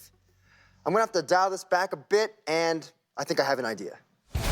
Coming up, forget about the carp catapult. Charging. There's a new fish flinger in town. And it's a cannon. And the rock and roll road rage test drivers hit the tarmac. That guy's a jerk. Jerk. Brian and John are investigating the myth of rock and roll road rage. Oh no, no, my oranges. Get out of the road, Grandma! I'm sorry, sir. Can jamming out to aggressive music make drivers more aggressive behind the wheel? 5 unwitting test drivers are about to find out. They've been selected to represent the gamut of the motoring public and will navigate the Mythbusters' devilishly frustrating driving course twice. First, our drivers will do a control lap listening to calm music. Soothing. After they complete the soothing course, we're gonna swap them over to something a little bit more aggressive. Makes me want to drive fast. These tests we're doing are individual tests, so each driver gets compared to themselves. One calm music drive to one aggressive music drive. How are we gonna determine if there's any difference in our drivers between their calm run and their aggro run? Woo! We're gonna look at 3 things. The first one is the time they take to run the course. 15 miles an hour? Who drives at 15 miles an hour? It's ridiculous. We'll take a faster lap time as indicating a more aggressive drive. The second is a points-based system. I thought we had 3 ducks. What happened to the last duck? Kill a duck, get a point. I may have rolled through that stop sign a little bit too excited there. Roll through a stop sign, you get a point. Look at that cone! That cone is right all up in my business. Hit a cone, and you get a point. Oh, I felt one. The more points scored, the more aggressive the drive. The third and most important is gonna be the EEG. What we're gonna look for is those left brain frustration spikes. Can someone help this old lady? It's a green! We're gonna count them on each run and compare them so we can determine if there's a difference in frustration. Having driven the course clockwise on their calm music run, here we go! The test subjects will drive the course counterclockwise on their aggressive music run. I actually quite like this.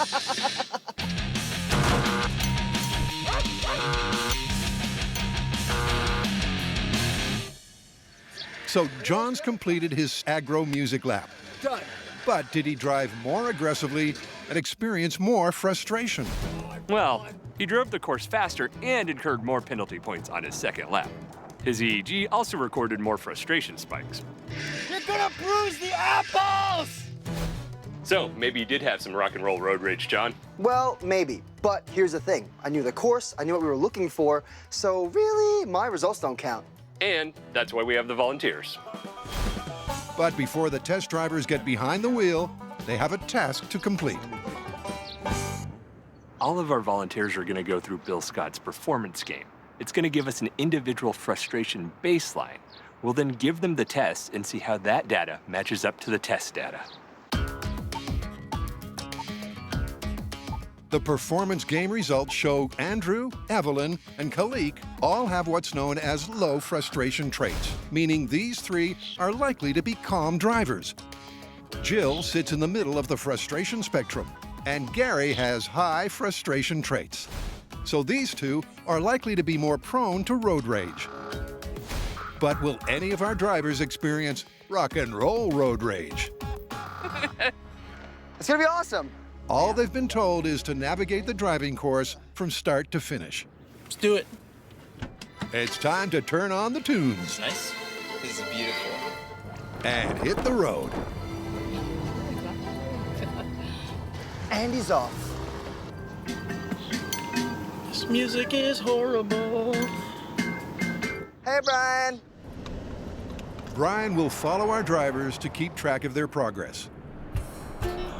The first frustrating obstacles the drivers must negotiate, the toll gate and roundabout. So go around the roundabout 3 times and I'll let you out over there at that gate.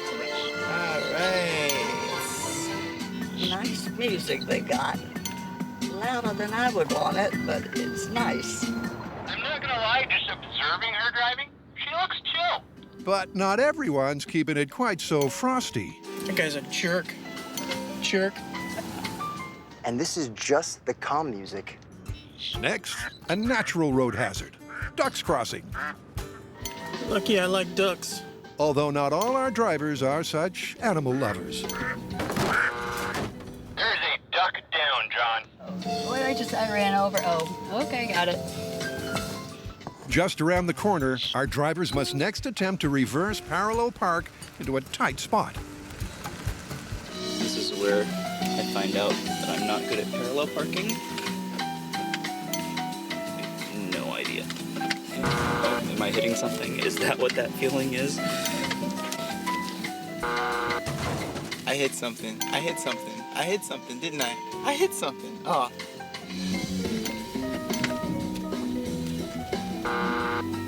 With repeated cone hits, that's gonna be 9 total cones at the parking.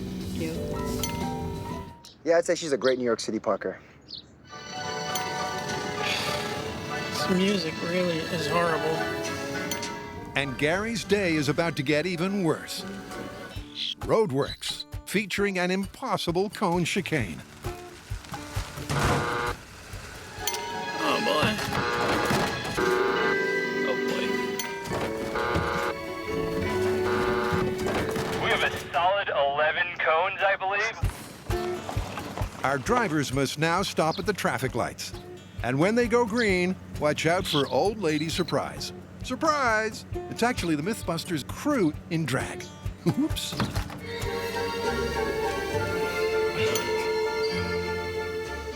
Poor thing. She dropped all of her oranges. I'd help, but I don't want to.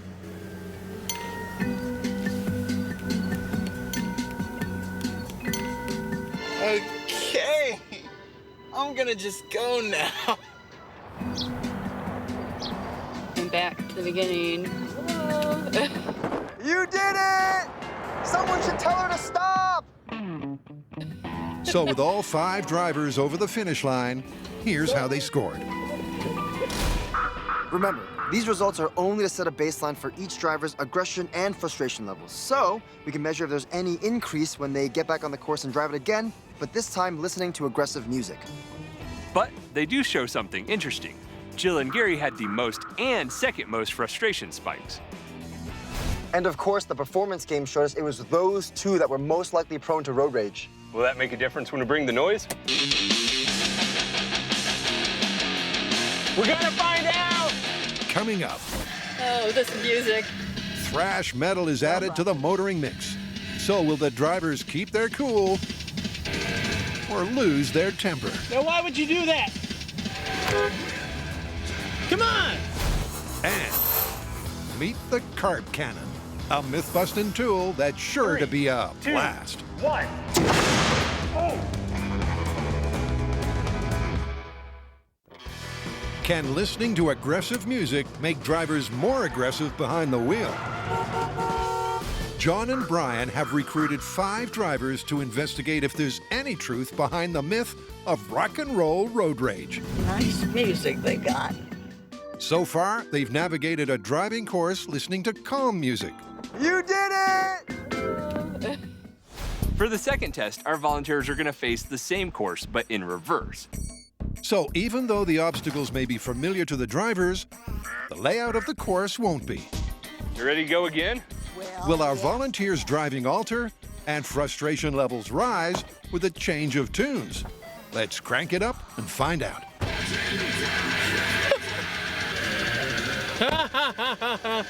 John, you set? We are locked and loaded. All right, here we go. This is more like it. This is really not my kind of music. What music that is, my goodness. Even she's approaching the construction site cones with a lot of confidence. This is where they have no choice but to hit some of those cones. There's these cones again. Who set these up? Obviously don't know how wide this car is. He's already to the cones, and he's just plowing through. That's 1, 2, 3. Oh. Yep. He's definitely hit at least 6 cones on the way out. She's actually quite calm and polite. Wish I could get out there and help you. She's sitting there very patiently waiting for this old man to pick up his apples. Get out the way. Come on, Gramps.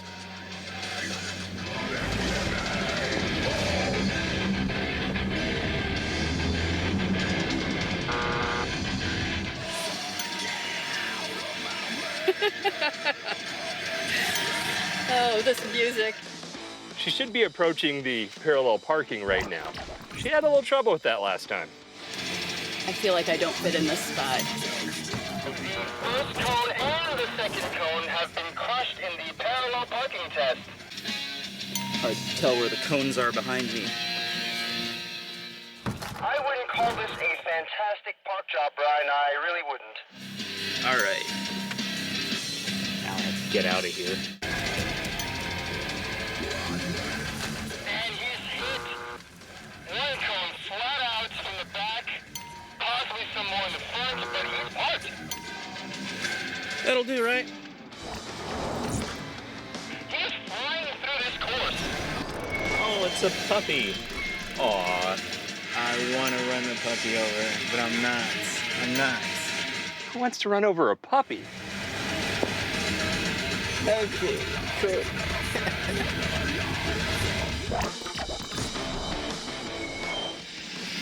Now what? 3 times around and I'll let you out of that gate over there. Okay. I wish I knew the lyrics so I could sing along to this. Feeling a little more confident. I think I can take it a little faster. Or maybe it's the music.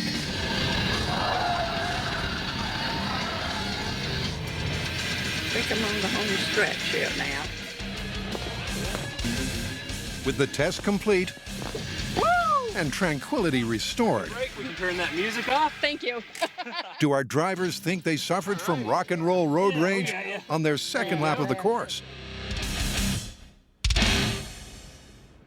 I felt like I was Homer, actually. I think I was a little bit more aggressive. This wasn't my kind of music.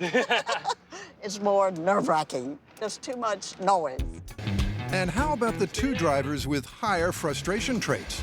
These guys were more frustrated than the others on the calm music lap. That guy's a jerk. Jerk. So did angry music amp them up even more? I was definitely calmer the first one. I felt pretty hyped. Pretty hyped. Yes. Do you think the music had an effect on it? Oh yeah, that definitely had an effect on it. I think it was the music. So these two, at least, are rock and roll road rage believers. Come on! Oh, this music. But will the test data back them up? You! So what? First, it's back to the myth of killer carp. Brian and John are trying to fling a fish at the impact velocity of the carp in the myth. 2, 1. But their first rig hit a snag. The fish is traveling incredibly fast, but the box that's carrying it is also traveling really fast. It exploded out of the cart. It's awesomely powerful, but just too dangerous. Maybe we should pare it back just a little bit. Like what? I'm thinking with pneumatics. This is the plan for our carp cannon. We have a pneumatically powered cannon with 2 air reservoirs and a huge barrel that will fit a fish and a plug to help push it out smoothly. Got it? Oh, I got it! Yeah! All this will mount to our aiming rig, which allows us to tilt and pan. That's mounted to the back of our boat, where Brian and I will, boom, fire a fish at our unsuspecting water skier at 35 miles an hour. But before Brian and John take the carp cannon out on the water, Always remember, when firing a fish, use plenty of lubricant. they need to figure out how much air pressure is needed to propel a fish at this speed. We're gonna start at around 60 PSI and try to dial this thing into the 35 miles per hour. 2-pound fish cannon test in 3, 2, 1.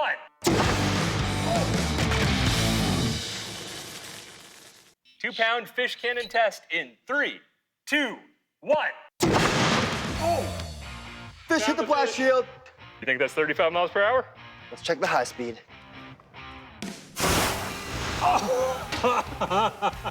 It's one fast fish. I can't even tell what part of the fish is the front and what part of the fish is the back. It's just a blur of meat. But was it fast enough? So that's 116 miles per hour. We might need to back it off a fair amount. Yeah, just a bit. By priming the carp cannon with less air pressure, the muzzle velocity of the flying fish should fall. Let's give her a go. The question is, by how much? 2-pound fish cannon at 40 PSI in 3, 2, 1. Still seems fast. And the high-speed footage confirms the carp cannon's still firing hot. At 60 PSI, we got 116 miles per hour.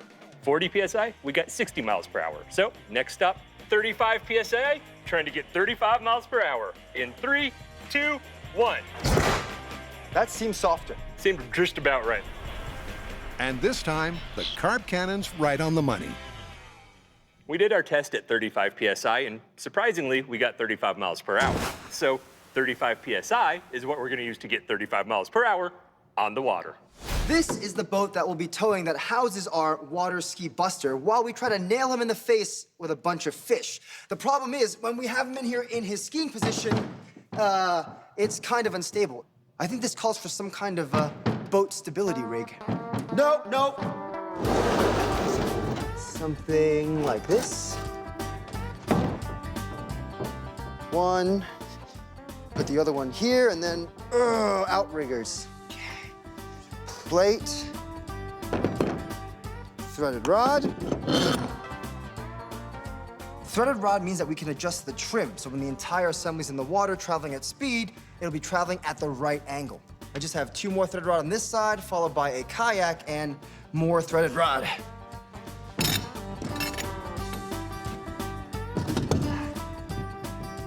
See what I mean? Kayak number 1, kayak number 2, structure in between to hold it all together.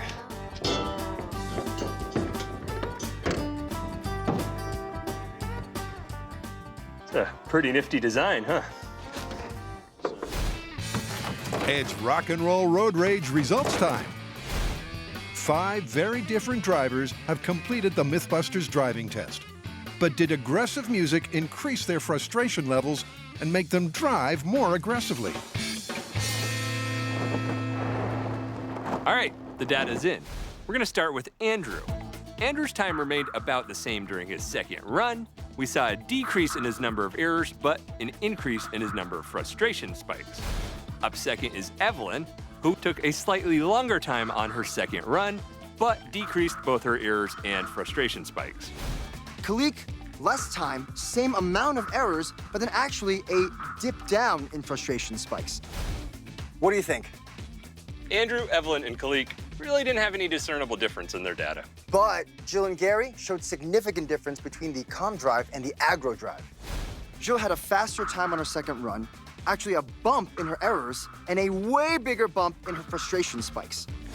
And then there's good old Gary with a dramatically faster second lap time, way more errors, and a pretty big jump in frustration spikes.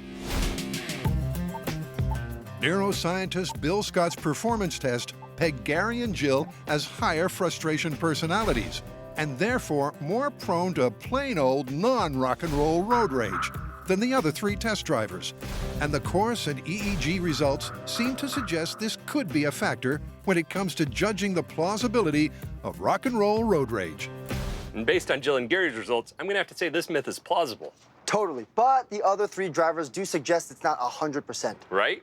Rock and roll road rage is definitely a thing, but you're more likely to feel it only if you're predisposed to road rage. I'm gonna go drive the course. I'll play rock and roll. We're gonna wham! Still to come. Here we go! Loading fish! Brian and John take final aim at the myth of killer carp. 3, 2, 1. Oh! Direct hit!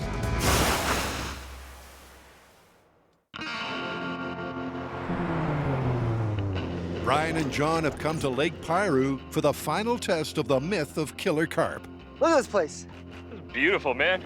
According to this decidedly fishy tale, a leaping 2-pound fish hit a water skier in the face, breaking his neck and killing him instantly. To simulate the collision, the Mythbusters have built a high-powered pneumatic cannon. So this day on the water's sure to be a blast. Let's go put a cannon on a boat. Let's do it. Here's the plan for today. We're gonna rig up our pneumatic fish cannon to the back of our towboat. Woo!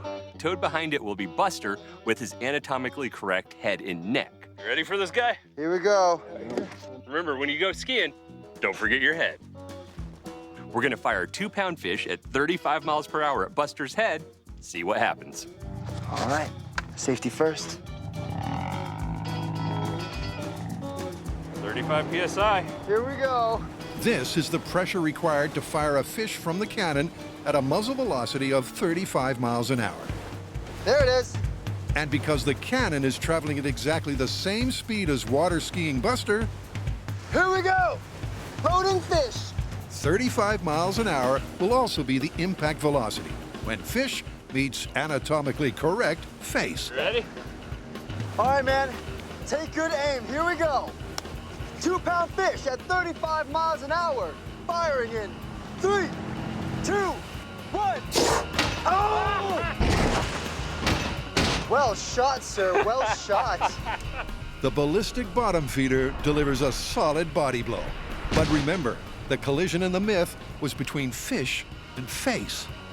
We're not going to pull Buster into shore just yet to check his neck because we think the fish hit his chest and then bounced up. So we're going to reload and fire again. Ready? Ready. All right, 2-pound fish, 35 miles an hour at Buster's head. In 3, 2, 1. Oh! Again, Buster takes most of the force of impact on his chest before the carp glances off his chin. Fired a couple fish, but I don't think we've hit quite the right spot. We've been chest and right below the chin. We need one to the face. You pretty much got it dialed in perfectly, just a little bit higher. Right to the forehead? Right to the forehead. Right to the face. 3, 2, 1. Oh! Oh! replay reveals a devastating direct hit, the fish instantly rearranging Buster's fine features. In fact, it actually knocked some of them off altogether. I think I can see the damage from here. It looks like a piece of his face broke off.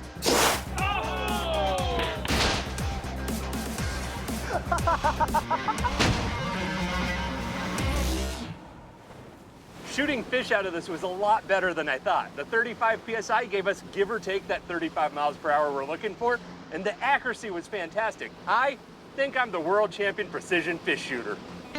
Back on shore, it's time to check if Buster's injuries are fatal. He smells like fish. Usually in EMS, we remove all your clothes to look for additional injury. In this case, we're moving the head to check out the neck. Pretty unconventional. And also, I know it's broad daylight, but you can see that the glow stick inside is definitely broken. Oh, yeah. Remember, we put that glow stick in the spine to look for any sort of injury to it. You can see it in two spots. The base of the cervical spine, it's absolutely crushed, and an internal decapitation at the base of the skull. He's not gonna be skiing anytime soon, and I don't know if he's gonna be living anytime soon. So this seemingly fishy tale of killer carp may not be such a whopper after all.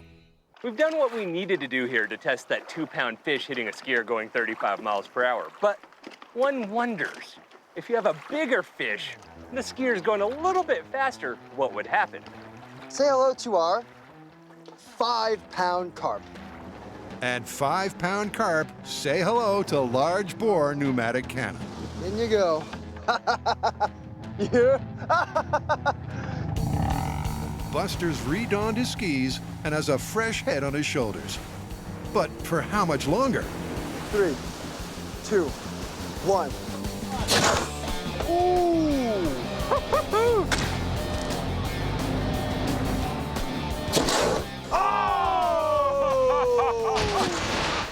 Oh! Okay. Holy moly. The back of his head might have touched the actual back of his body.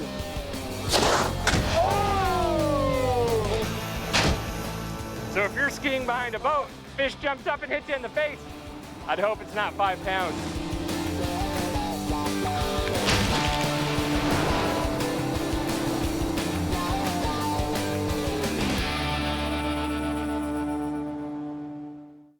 So, 2-pound fish coming out of the water 10 miles per hour, water skier going 25 miles per hour. What do you say?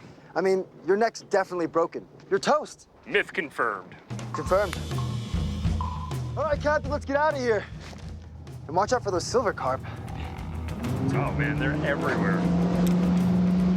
Hey, how about sushi for dinner after this? Sushi sounds good, man.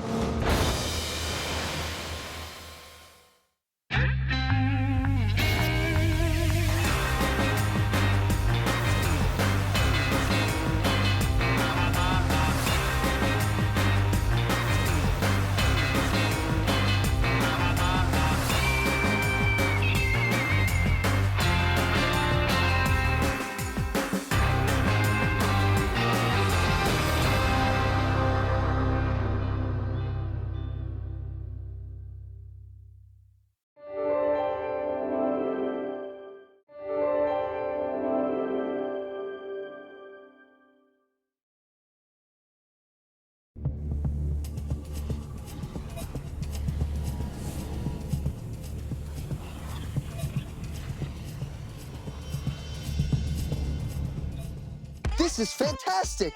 On this volatile episode of Mythbusters. Ooh, that had some bass to it. We're asking if you combine the right person What do you think of the shirt? with the right diet to squeezing beefers and the right circumstance, do you end up with an explosion? Could a malodorous sleeping bag backfire? Which fart do you fear more? Oh, John, yeah. Spark a campsite calamity? Then, Heads up. can a damaged domestic appliance Oh, yeah. really wreak havoc on an innocent RV? When that water heater goes, and it will, I think it'll cut a perfect cookie cutter shape right through that RV. You know, when Brian puts his gloves on, it's business time. It's time to fire it up. Oh yeah. Oh!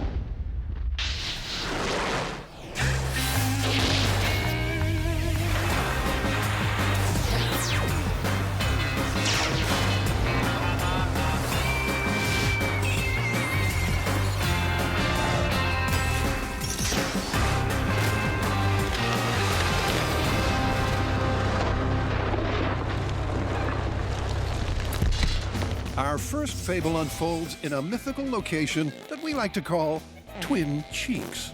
Let's just get this out of the way and explain what a Dutch oven is for those of you who don't know. A Dutch oven is when you're lying in bed at the end of the day, nice and relaxed, next to your partner, and all of a sudden you're like, what is that? And they pull the bed sheets over your head, forcing you to wallow in their perfume. The story goes that after sharing a hearty campfire meal, a couple retire to their tent and a double sleeping bag. The man lets off a Dutch oven blowout just as she lights a cigarette. And a practical joke ends in camping catastrophe. It's the kind of bonding behavior you'd think would ruin the romance. But could it actually stoke the fire? The only way to really test this myth, we're gonna have to collect some farts and have them analyzed. You know, no one's gonna donate their farts to us, so we're gonna have to collect our own. No problem. Pull my finger. The guys know their bottom burps are flammable, but it's worth finding out if one or the other has more explosive potential. You've been thinking about this. I have. In fact, John's given this a lot of thought. You ever see those waders that they go, fly fishing with? Yeah. They're waterproof, right? So, To Brian's bemusement, John whips up a blueprint of his patented fly fishing flatulence pants. seal it up there so there's no weird air pockets or anything like that, and then Bob's your uncle. That is awfully impressive, John. I think I'm gonna take a different route than you, though. And that would be the direct route. Insert tube A into slot B, allowing access to bag C. That's enough said. Hope we got lube. Our next fable asks, can a quake and shake turn a water heater into a rocket? This is a myth of successive disasters. First, the tremor. A long-neglected water heater is badly shaken and goes horizontal. The already damaged heater starts building pressure, resulting in a catastrophic failure and a 700-pound torpedo. The steam-powered missile punctures the wall before blasting a hole through an RV outside. Unlikely occurrence or genuine cause for concern?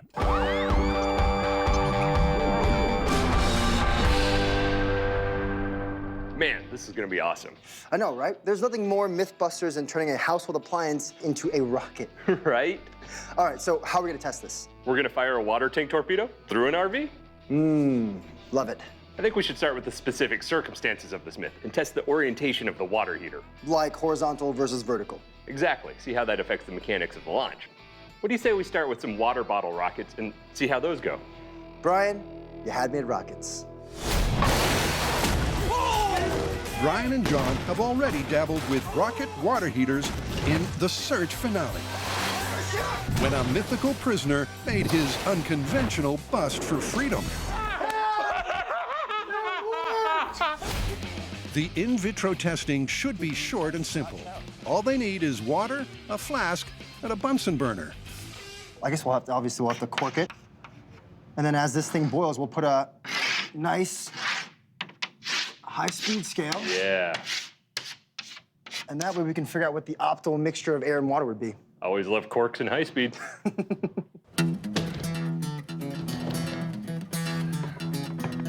Because air is compressible and water isn't, oh, look at that. Explosive potential can vary wildly, depending on the mix. There we go. And now we wait. A corked vessel filled with H2O and heated has predictably piddling results. Kettle's ready. If you have a water heater full of water, the same thing would happen. It would expand and thunk, have an unimpressive leak. Clearly, 100% water is not going to send our water heater flying. So the next test we're going to do is mix the different ratios of water to air to find that perfect butter zone ratio to give us that pop we're looking for. And what could be fairer than starting with 50-50?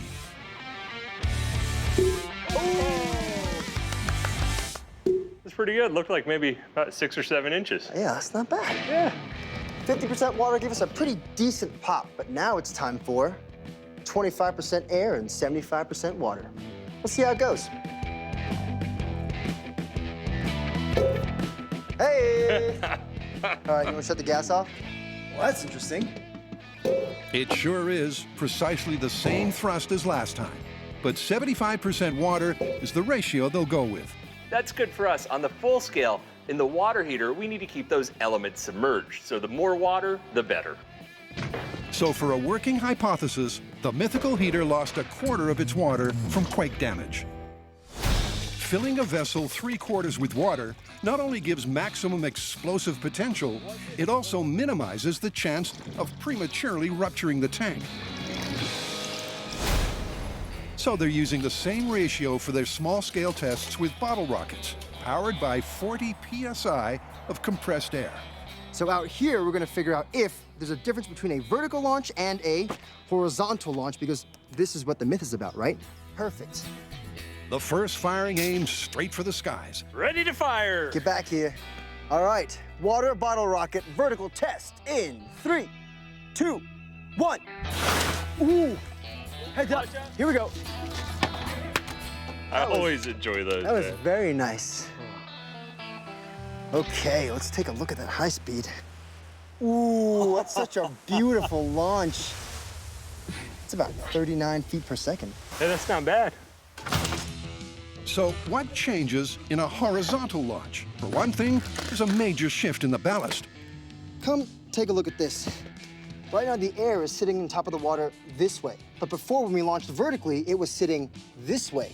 So we want to see if the change in orientation affects how much pressure we get and also how fast it'll go. Charging it up. That's good. Horizontal bottle rocket test in 3, 2, 1. Oh. That was energetic. To see just how energetic, it's off to the high speed. So all the water is down, but look, as it begins to accelerate, the force of the acceleration drives all the water to the back. That's awesome. So it's kind of acting like a normal vertical launch after about 8 inches there. Okay, and it looks like it is 61 feet per second. That's faster than the vertical launch. I think that's real interesting for the myth. Without gravity holding it back, the rocket packs even more of a punch fired horizontally. We launched both our water heater bottles at 40 psi. Our vertical one went up at 39 feet per second. Our horizontal, 61 feet per second. That was unexpected. That looks really good for our water heater myth. And that's a green light to proceed to seriously mangling some household hardware. Yeah, I think it's actually time we fired some real water heaters. Oh, yeah. Over the years, igniting flammable gas has been a Mythbusters hallmark. But this time around, it's more personal. Oh, got it. Can a Dutch oven be deadly? We're asking if you combine the right person with the right diet and the right circumstance, do you end up with an explosion? That's the myth, and that's what we're gonna test. First up, they need to wrangle some rump rippers. John's building a fishing pants filter. Let's just say it's an intricate interplay of hoses, pipes, and holes. And voila, got a fresh bag of my backdoor breeze. Now I just gotta fill it with water. Hey, Brian. Yeah. I need your help. What can I do for you? I need you to fill this with water. Oh, gladly. Hoses outside. Go. And in the true spirit of exploiting useful things in ways never intended,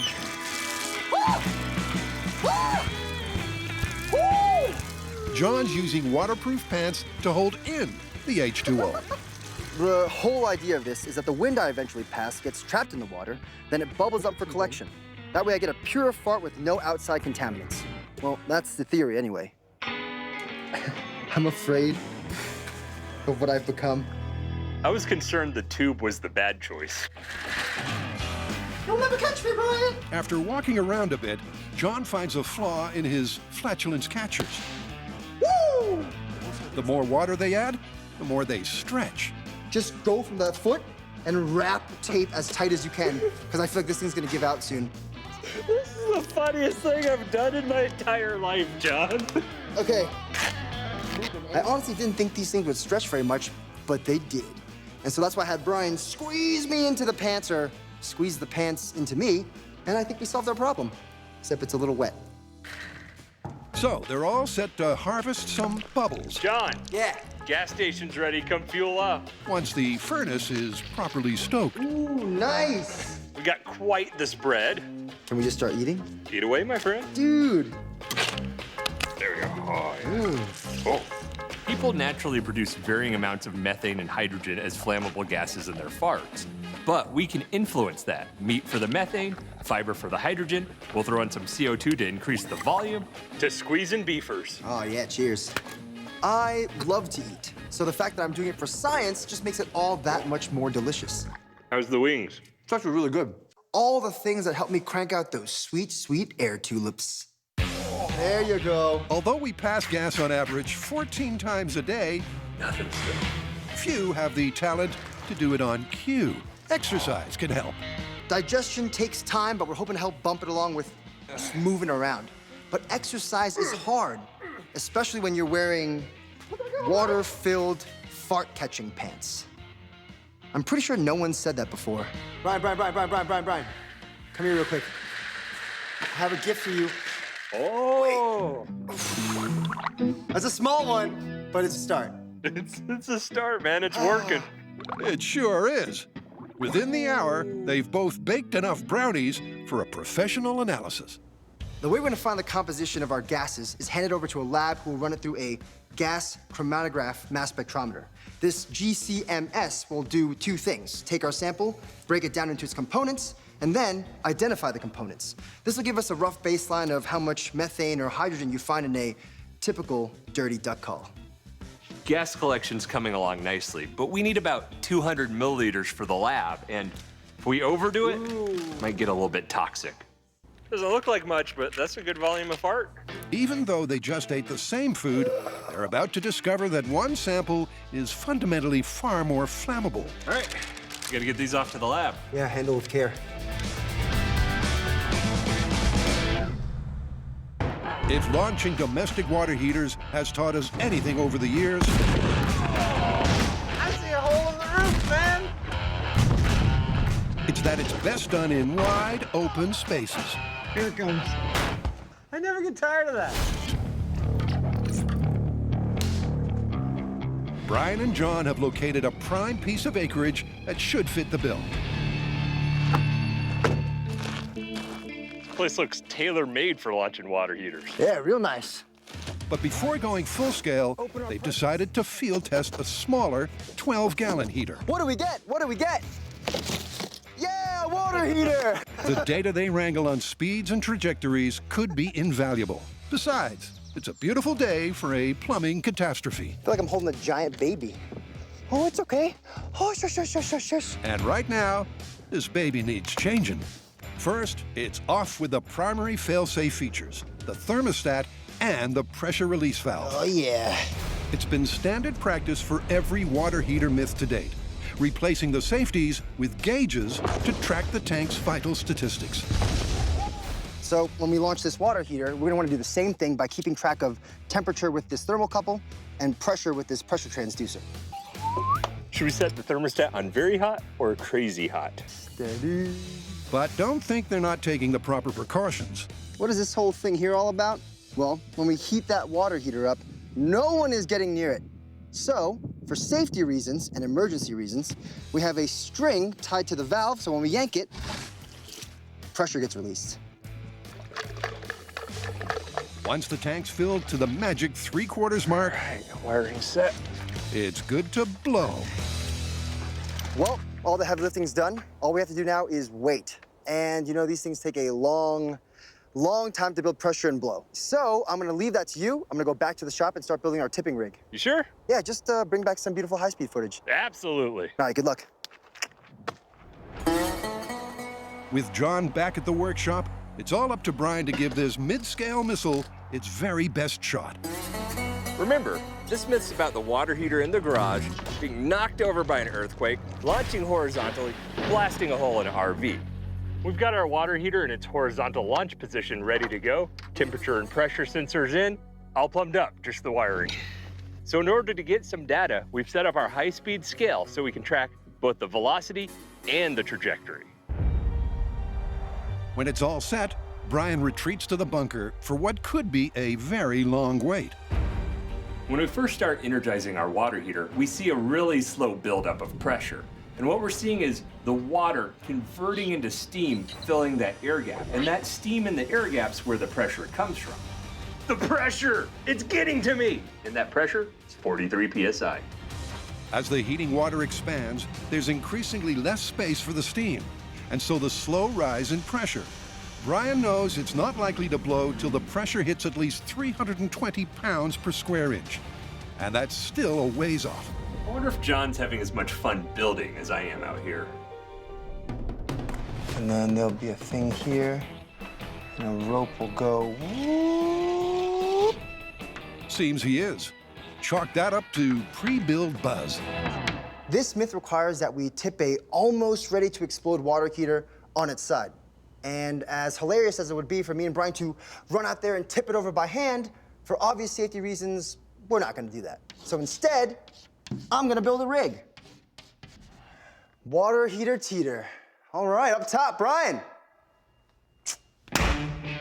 With a filled 65-gallon water heater weighing upwards of 700 pounds, the tipping rig needs to be as sturdy as John can make it. This will be the platform our water heater sits on, so when it's about to explode, we'll collapse the legs in, swing the platform down, transforming it into our launch pad that'll direct the water heater right into the RV.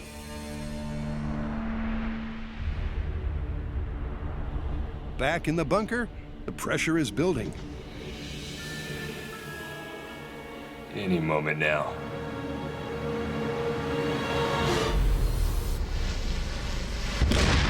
Oh, wow! Holy, that was powerful. And that was an understatement. It was more like a bomb going off. You have your temperature up at 420 degrees, we get up to 335 psi, and then boom! Hits you in the chest, so solid. Wow. That is just an insane amount of energy. Looks like everything blew up, but we know the back end went that way, and for the equal and opposite reaction, the front of the tank went somewhere that way. It looked like just a massive explosion, but it did launch, which is great for the myth. Now we just gotta figure out where the tank is and see how fast it went on high speed. Any doubts that a horizontal water heater could go the distance have just been blown away. There it is. Hit at the bottom of that hill, slid along, cartwheeled up some, bounced off the top, through a whole bunch of trees, landing about 50 feet from the top of the hill right here. It's not every home appliance that can launch itself the length of 3 football fields and up a hill. That's incredible. Seems the myth is on track. And what a track.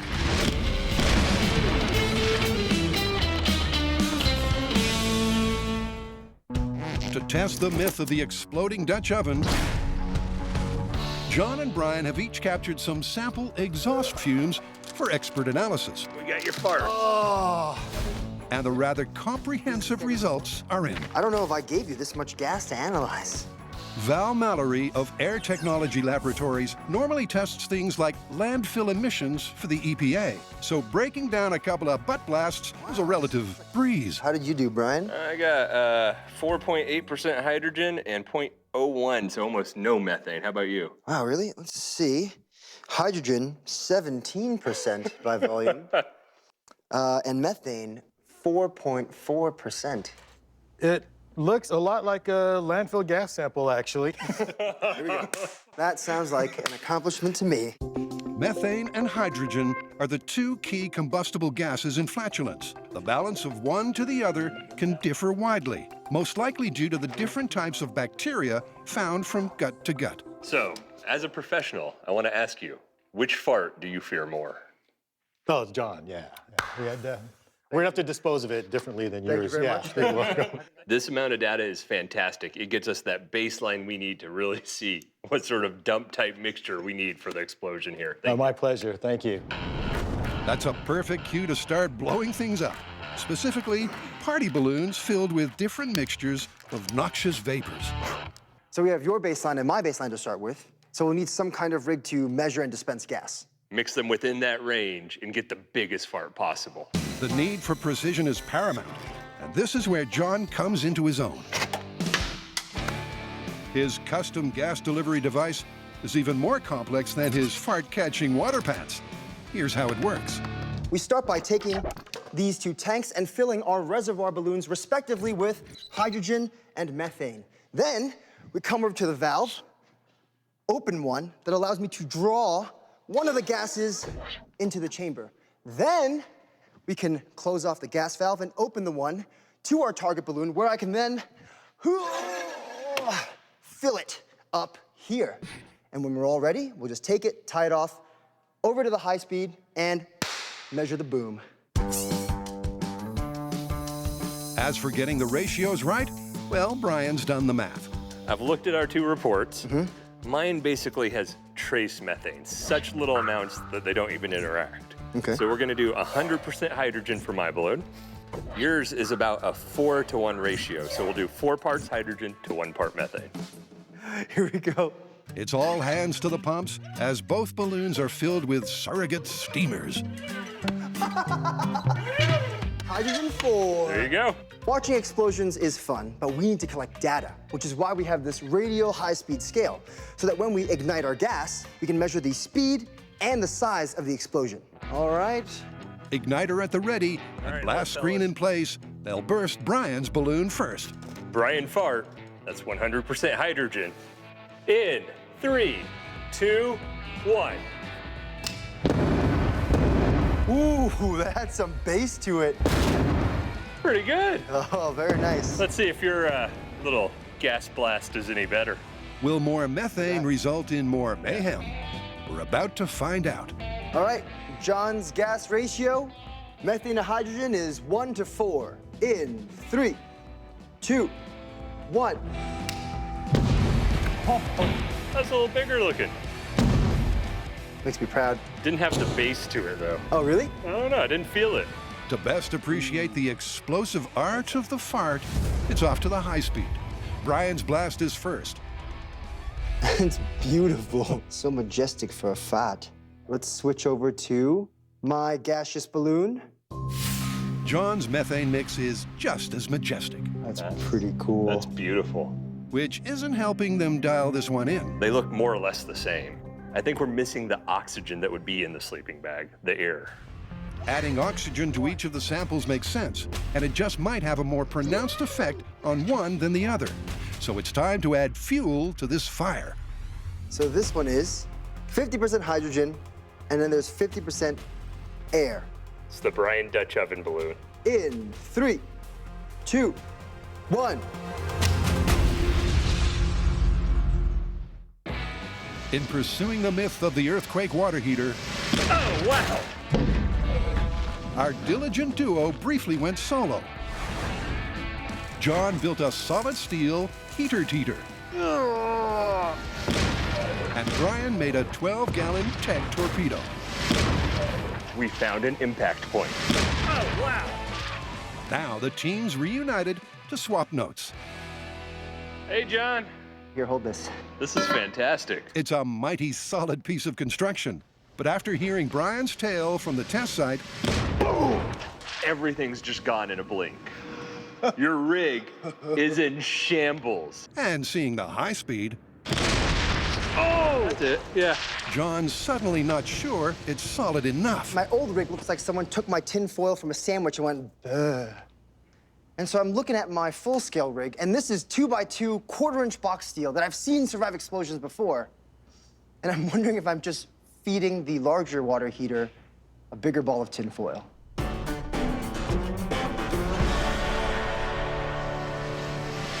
Given the explosion will generate almost 100,000 pounds of force, John has grounds for concern. Still, they decide the rig should hold together, and it's time to go full scale. That small-scale test was insane. In 3 feet, the water heater got up to 320 miles an hour. If you think about it, sound moves at 770 miles an hour, so this water heater is moving just under half the speed of sound. But as it took off, it went vertical. And remember, this myth is about punching a hole in that RV. But before the RV, it needs to burst clean through the side of a building. So here, in the middle of nowhere, facing that way. That way? the crew pulls together for an old-fashioned garage raising. Keep it vertical. Oh, what's that jiggling? That's an earthquake, John. This is no flimsy prop. The structure itself should stand up to at least a mid-range tremor. Very nice. Very nice. The key component is John's drop rig. And it looks like they've done their homework. It's a perfect fit. No, you're good. Just drop it. What do you think, Brian? It's a beast of a stand, man. You want a quick demo? Oh, please. Okay, so... Am I safe here? You might want to just take a step outside. That's beautiful, man. Their attention to detail is more than impressive. Gently. The craftsmanship, not so much. That works great, John. Well, good thing this house is about to blow up. I ruined our cabin. And if the myth really is on the level, a much-loved motorhome might go the same way. This is the family RV. We've had it for generations. It was my great-great-great-great-great-grandpapa's. He bought it brand new. And we love this thing dearly. Let me give you a tour. Look at this. All the things you need in modern comfort. We have full-size kitchen with count them, 4 gas burners. We have the latest in entertainment technology. We have a full-size bathroom right in here and a beautiful, beautiful master bedroom back here. This place reeks of history. Last on stage is the star of this shaky domestic drama. It's as big as Brian, and when filled with water, weighs more than 2 upright pianos. Will this fit through the door? I don't know. We might have to rotate slightly for me. Ooh, nice. There we go. Ooh, like a glove. We're in. Okay, let's tilt it up. Oh, yeah. Here we go.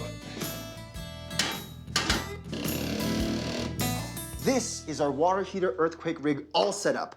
Water heater, stand, and emergency release valve. So when it's about ready to blow, Brian and I will pull the string, kicking the leg in, causing this whole tower to go boom. The planning so far has been flawless, but the same can't be said for the heater. It's been deliberately doctored to be highly unstable. One thing the Mythbusters know is when these things get squirrely, mayhem is just moments away.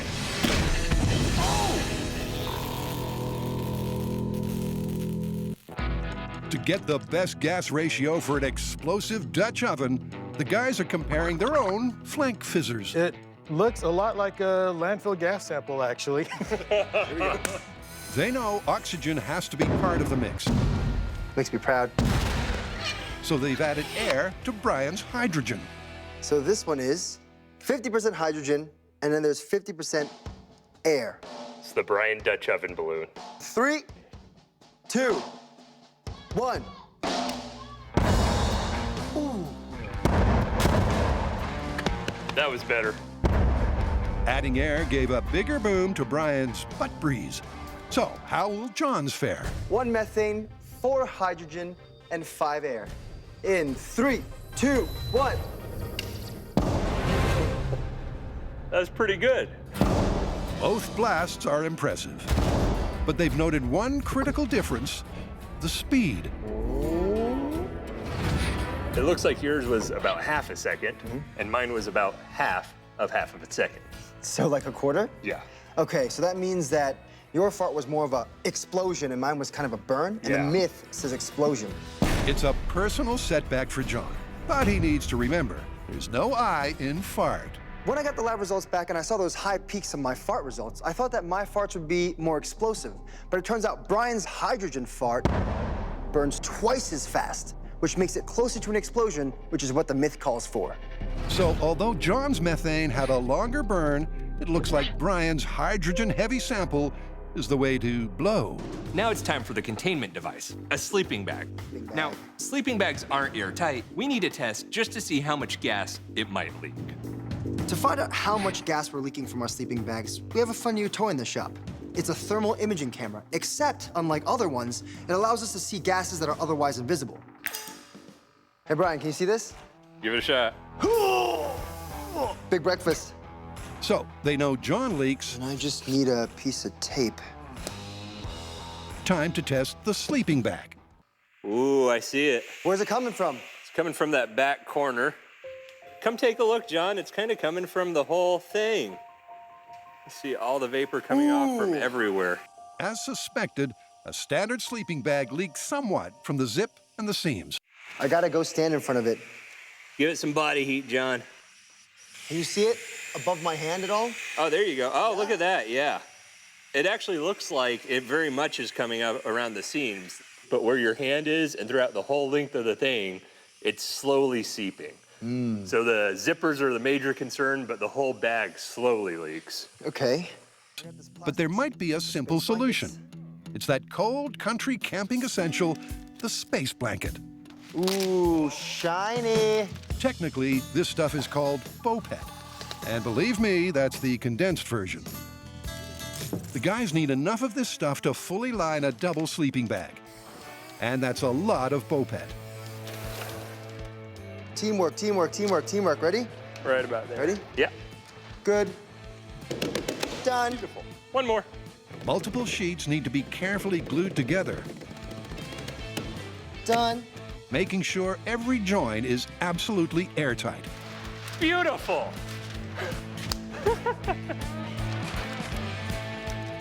It's also easy to tear, so this is a delicate procedure.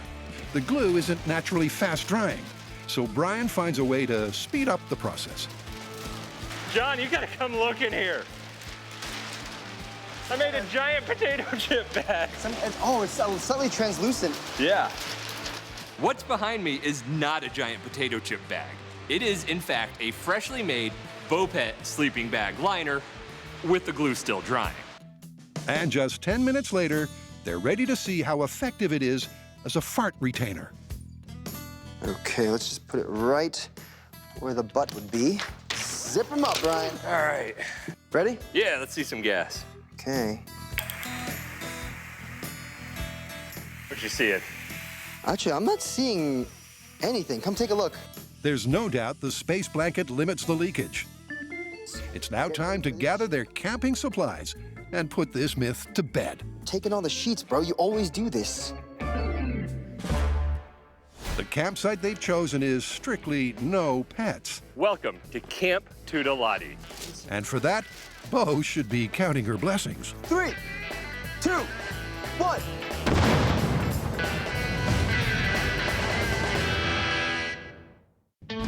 To replicate the myth of an RV puncturing water heater torpedo, the guys have painstakingly set the scene.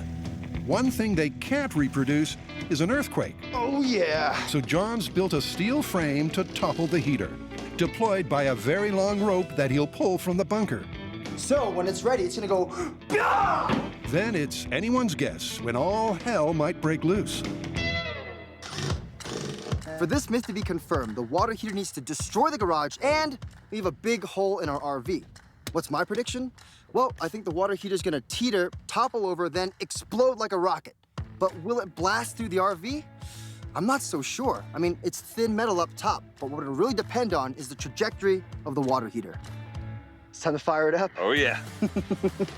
My prediction is massive amounts of destruction. No organized little beautiful hole for this myth, but instead just glorious boom. We saw so much energy on the small scale, I imagine the house and the RV are just gonna be gone. With the generator cranked up, the guys retreat to the safety of the bunker. How long do you think it's gonna take for this thing to be ready? I'll go with an hour. An hour? Yeah.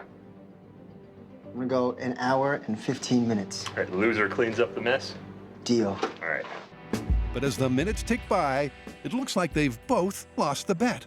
All right, heads up. 319 degrees Fahrenheit and 129 PSI. And it's been an hour and 17 minutes.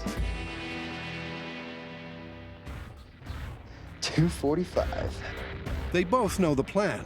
You know when Brian puts his gloves on, it's business time. But when the time comes to send the heater horizontal... All right, 280 PSI. I'm pulling the slack. Come on, slack. There's a major snag right off the bat. Gotta go. We're getting up to burst. I'm gonna go. The rope that was meant to collapse the rig's legs is so long that the whole crew is needed to take up the slack. Is it going? We're getting close now. We might have a vertical water heater. Nope. If the heater stays upright and still explodes, grab the C-clamp. They'll have blown it in the worst possible way. What the Hold, Tommy.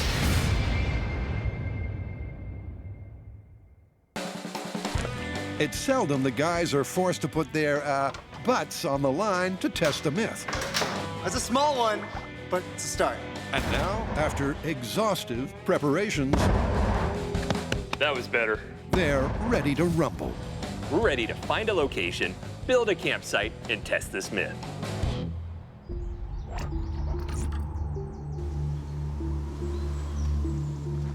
Whew. The sleeping bag's getting heavy. Almost there. Just gotta get to the top of that mountain.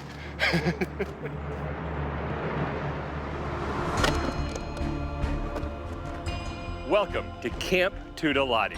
This is where we're gonna test the myth of the deadly Dutch oven.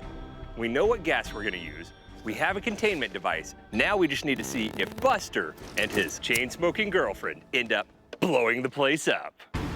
That's right. To properly test the myth, they've roped in Buster and his special someone. They start with a cozy space blanket. It's done. Let's zip them up. And then a sleeping bag made for two. Into the tent? Well, yeah, okay. He kind of looks smug about it. Not for long. According to the magazine Scientific American, a good-sized fart is about 1.3 fluid ounces of gas. We have the space blanket liner in that sleeping bag, and assuming our mythical camper's been tootin' all night long, that sleeping bag's packing about 13 fluid ounces of gas. Let's get this bag plumbed up. Based on Brian's explosive farts, the primary gas we'll be using is hydrogen, plus a little bit of oxygen to simulate the natural composition of a fart. What do I think is gonna happen? Well, we'll definitely get combustion, but will we get an explosion? That remains to be seen. All right, let's tuck them in. Of all the things that could go wrong on a camping trip, this would seem to be one of the least likely. All right, we better get to the bunker. But could a Dutch oven really be lethal? You ready for this? Heck yeah, let's do this. All right, entire night's worth of backfires loaded up, igniters ready to go, deadly Dutch oven realistic fart test. Dude, this is nuts. All right, in 3, 2, 1.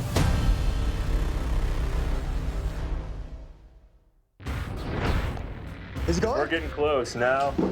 We might have a vertical water heater. Nope. Back on the water heater rocket range, things are definitely not going according to plan. Help me out, Brian, with this. With the pressure at 280 and climbing, John's simple trip rope has failed to bring the water heater down. Can y'all help pull for John? It could blow any second, so the entire crew leaps into action. What the Hold, Tommy. Okay. Finally, the rope trips the rig. But their problems aren't over. The pressure suddenly drops. Our pressure dropped. Oh, God.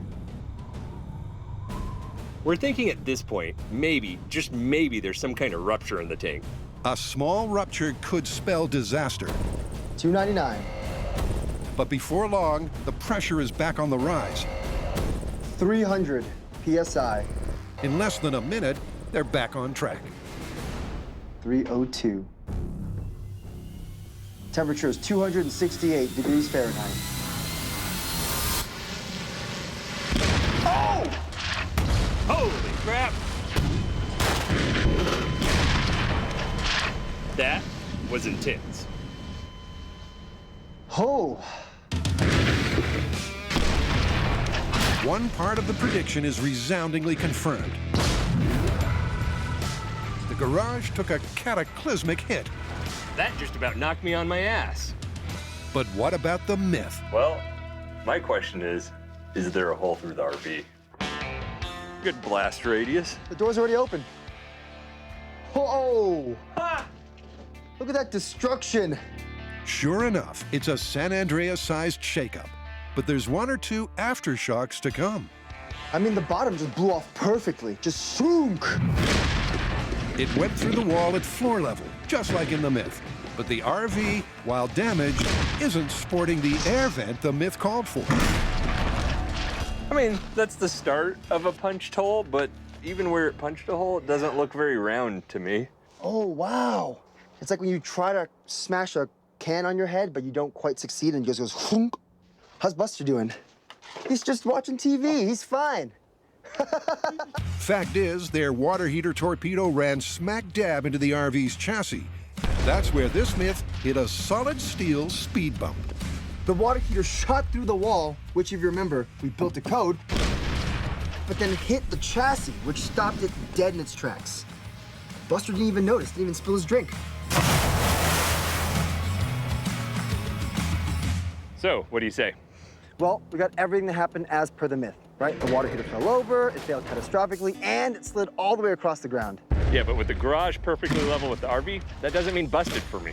Yeah, if the mythical RV just sat a little bit lower or the water heater actually veered a little bit higher, we would have had a perfect hole in one side and out the other. So, I'd say it's plausible. And you know what that means. Prime candidate for our first ever revisit? Yeah, but I think we're gonna need a new RV. Nah, that'll buff right out. You think so? Yeah, I know a guy. All right, let's get out of here.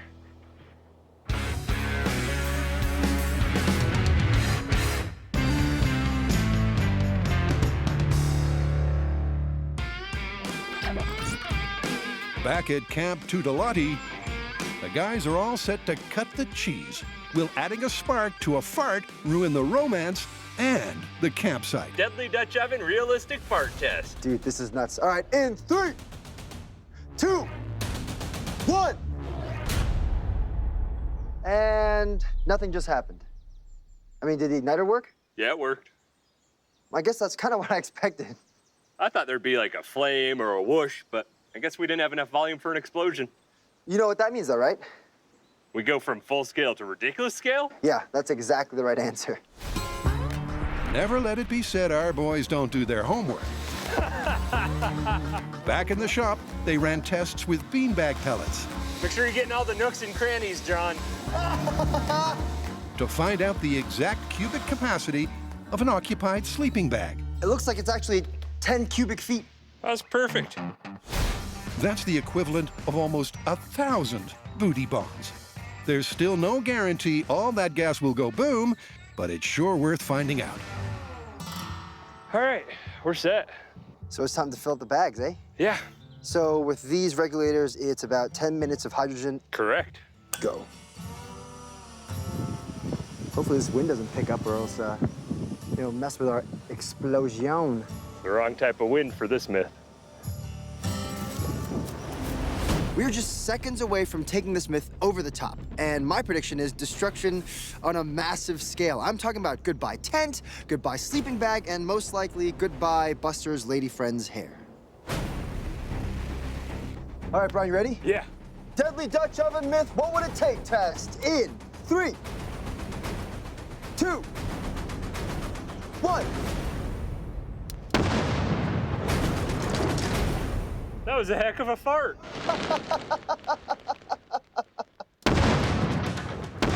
It sure was. And another good reason to give up smoking.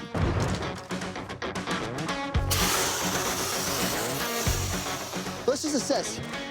It ruined our tent and the sleeping bag. I was kind of going, where did the fluff come from? I didn't realize until just now it was the sleeping bag. Did it just tear it open? It's all over there. This is fantastic. And I like this. We put the gas lines by the exit, and that's where the burn was. This used to be hair, but now it's a helmet. A plastic helmet. Oh, no. If you look at it, the only parts of him that actually survived unscathed by this were his head and his arm holding down the blanket.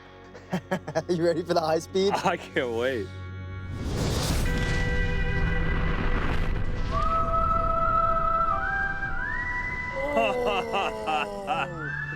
That explosion expands fast enough that it shreds the sleeping bag.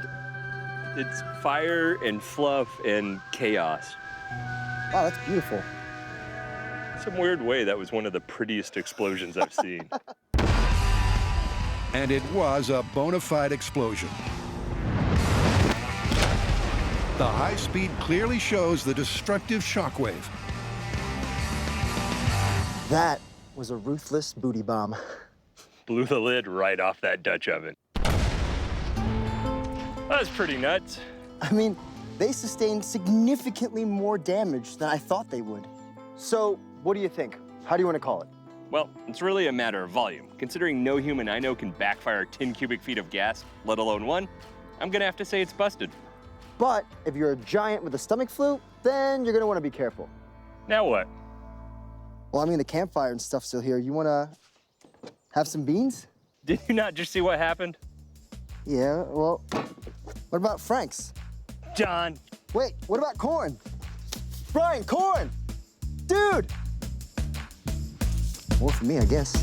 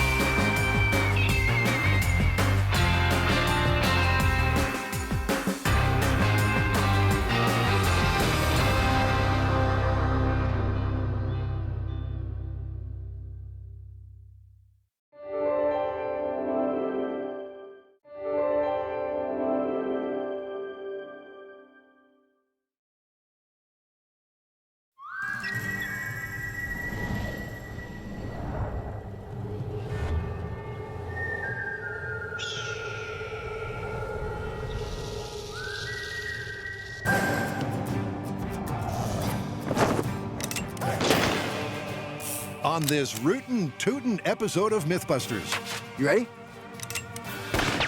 Brian and John paid tribute to their new home, Santa Clarita, and the town's Hollywood history. Old Western town comes with snakes. By tackling two tall tales from the Wild West. Oh, it's a crossbow. First up, a gunfight. 1, 2, 3. Is it really more effective to take your time and select your shots than let loose a hail of lead? You sure this is not your first rodeo? And could a movie-inspired, dynamite-firing, magazine-fed crossbow pistol Oh, there it is. It's lit. actually blow up the bad guys? Fire the dynamite!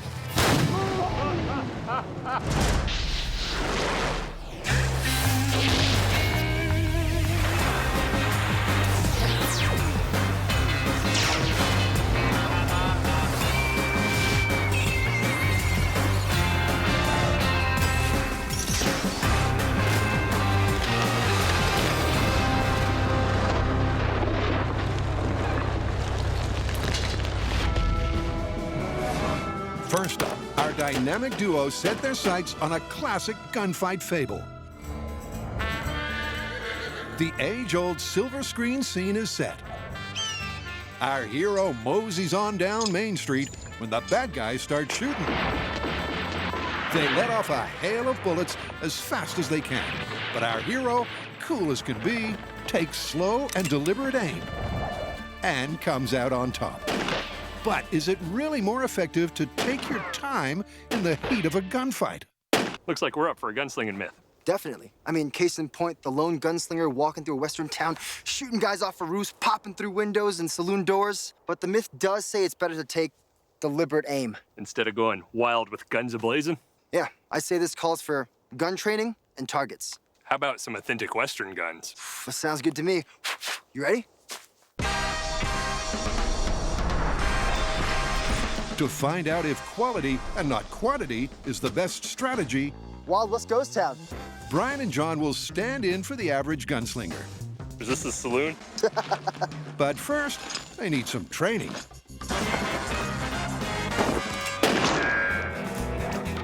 Enter Cisco Guerra, a multiple world champion and world record holder for the fastest draw and shot.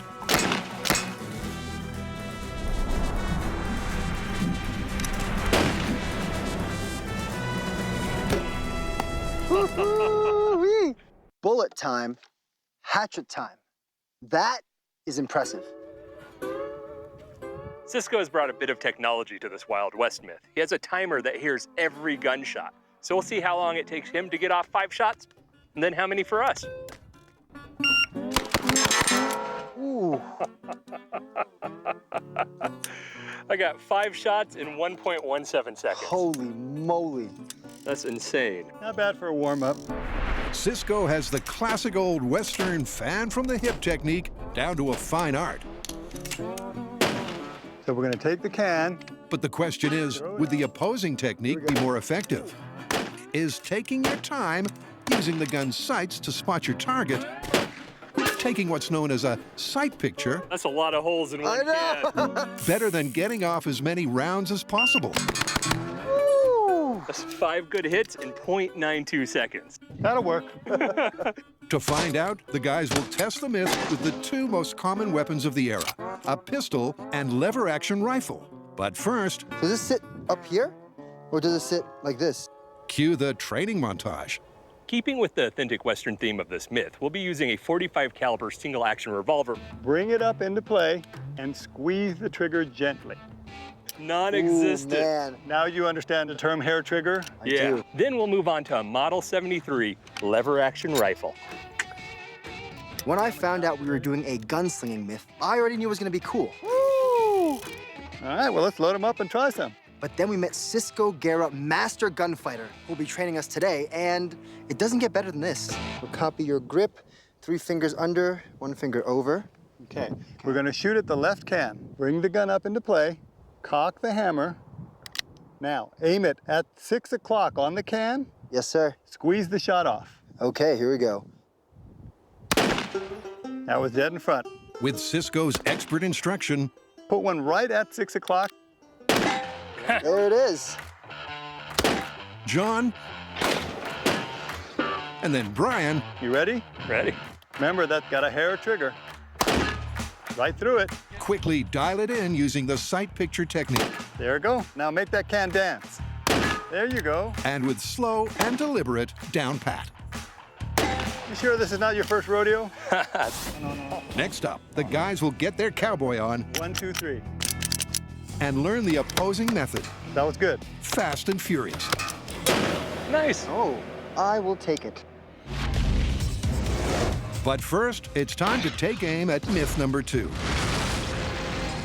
In the Western action movie Jonah Hex, our hero unveils a handheld crossbow that lights and then shoots multiple sticks of old-timey dynamite.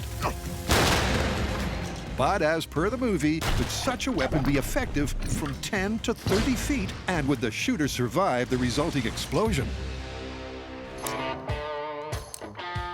Man, Buster, I told you smoking was bad for you. This is a ton of fun, but building a semi-automatic crossbow pistol? That fires dynamite. So firstly, yeah, it's awesome. Secondly, if we mess this up, we're toast. What could possibly go wrong? Let's get building. That's not bad. It's like a ballerina. In order for this myth to be successful, perfect, we're gonna need a handheld crossbow that can shoot a stick of dynamite, rack a second stick ready to go, and that dynamite's gonna have to do enough damage to the people around it to be considered useful. So to start with, the important parts are dynamite and crossbow. I'm gonna make a dynamite analog that's gonna be the same weight and size as the ones we're gonna be using. All right, 30 ounces. John's gonna modify our crossbow, and we're gonna see if we can get that to shoot the dynamite analog. Everyone knows dynamite's red, right? Go get it. first order of business is to prove a handheld crossbow Can I have that back? can effectively fire a stick of dynamite. One with a little less oomph to start with. Hey, John, come on over. You ready for this? Yeah. What? Dude, that is fantastic. Reusable dynamite. Now we just need a crossbow. Which John has re-engineered from a standard store-bought bolt-firing bow. Oh, that's perfect. Ta-da! This is our modified crossbow pistol. That I've added these two rails in so that Brian's weight and size accurate dynamite analog can sit comfortably and securely. So that when we're ready, we can pull this string back into this retaining clip and then load the crossbow, and when we're ready, see how far it shoots. 30 feet, the OK Corral. In the silver screen scene in question, the crossbow That's 20 feet. Not so okay. fires the dynamite between 10 and 30 feet. All right, 10 feet, really questionable corral. Stick of dynamite. Thank you. For this myth to be even remotely plausible, it needs to be accurate in that range. 10 feet. All right, into the really questionable corral. In 3, 2, 1. Dynamite's back! Oh, God! Jump on it! I'll save you, John! I'll save you, too. Does it not work like that? It's a good start. Accurate at 10 feet. Here we go. No, you... Okay. Firing at 20 feet, not so okay corral. 3, 2, 1. 20. It's right at his feet. I know. Go. And 3, 2, 1.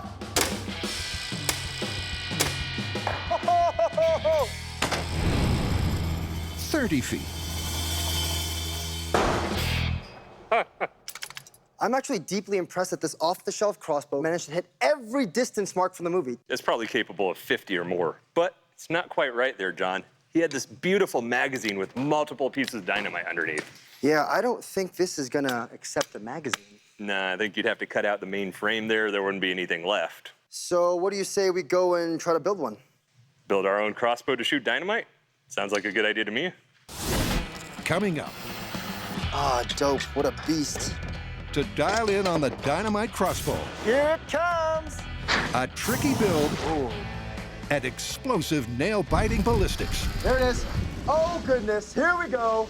And later, a showdown on Main Street. Bang, bang, bang, bang, bang. It's slow and steady versus fast and furious.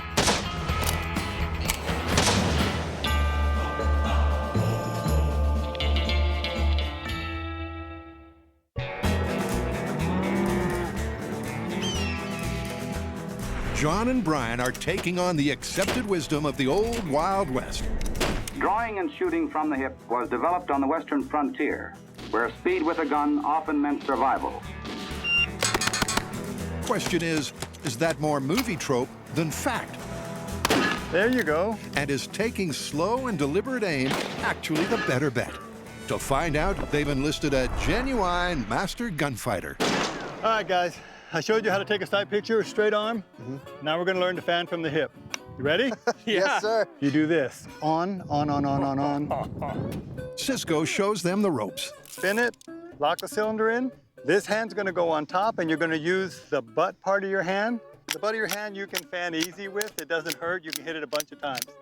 But when I use my middle finger, it's faster. Woo! But I also hit it so hard that I'll bruise my knuckle. Ooh. Try to come back and across the hammer. Now do it twice. And while Brian and John are not going to match the master, 1, 2, 3. Not bad, not bad. they're going to practice shooting from the hip. High and left. Until they match their own ability using the sight picture technique. Still left. Meaning they'll be comparing like to like. Nice. Oh. One more. Feels good. Headshot. I will take it. Just gotta have that sense of the intuition of where the gun's pointed down here. A feel and a sense. You gotta know where it is and know where to put it when you don't have it where you want it. Yeah. Oh, You see that? just off to the right. Yep. After several hours of hard work, they've got the technique down. Yeah! There it is. But John thinks it's more Hollywood style than gunfighting substance. It was fantastic finally getting to rapid fire a single action revolver just like I saw on TV as a kid. But in a gunfight, it would seem like I'd prefer to take my time, get that sight picture, and shoot at the target. Up next, we're going to be using the lever action rifles. We'll be doing sight picture.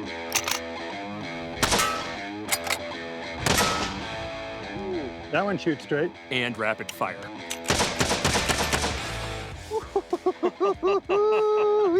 That shoots fast. Little high. Once again, Cisco runs them through their paces.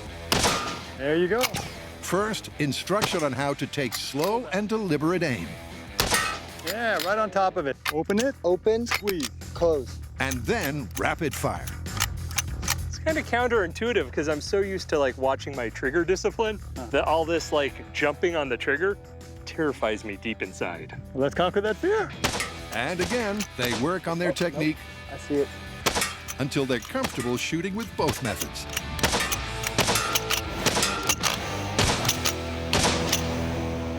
To test this myth in our final shootout, we'll be shooting both the pistol and the rifle. Now, we're gonna see which one of us fires the rifle the best. And to do that, we're gonna play a little card game. Yep, we're gonna play blackjack. We're each gonna get 2 bullets. We're gonna go for an ace and a face card. Ace. Does that count if it clips it? Highest score gets to use the rifle.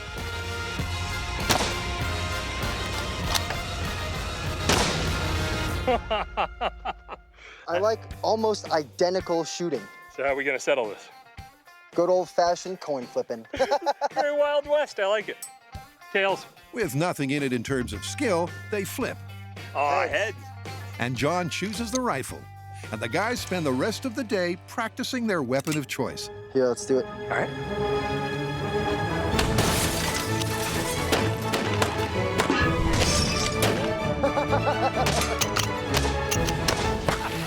Very nice.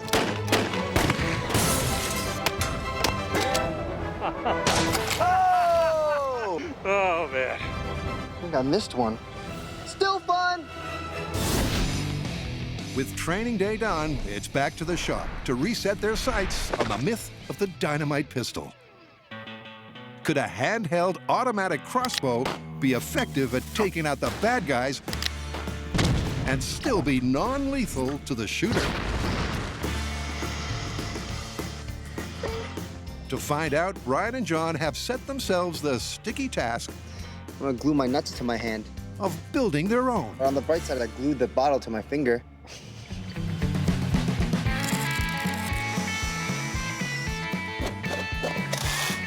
Woo! Make no mistake, this is a huge undertaking. So to conquer it, we're gonna divide.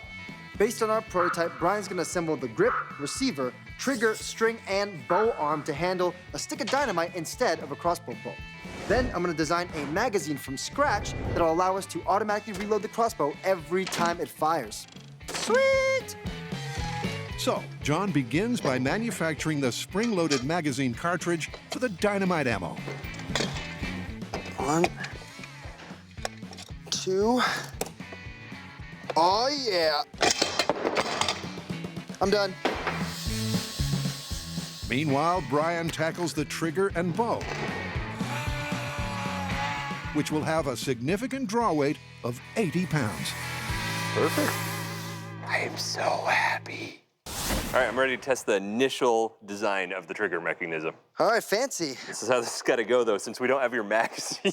Oh, we're gonna hold this at the table? Well, so we'll cock it. Okay. We'll lay it down on this plate that'll bring everything level. Okay. And then we'll be able to fire it without dry firing. Okay, let me know when you're ready and I'll load the dynamite. One stick of dynamite, please. All right. Okay. Initial dynamite crossbow test firing in 3, 2, 1. Oh! That was super smooth. Oh, I'm so scared. So many things could have gone wrong. So many things. All right, now just real dynamite. Repeating, lights itself, no worries. Yeah, how hard could it be? Coming up. Ah, dope, what a beast. The crossbow comes together. Let's just take a moment to appreciate how awesome this is. Before blowing things up. Dynamite crossbow pistol and 3, count 'em, 3 sticks of real dynamite. In 3, 2, 1, fire the dynamite! Oh!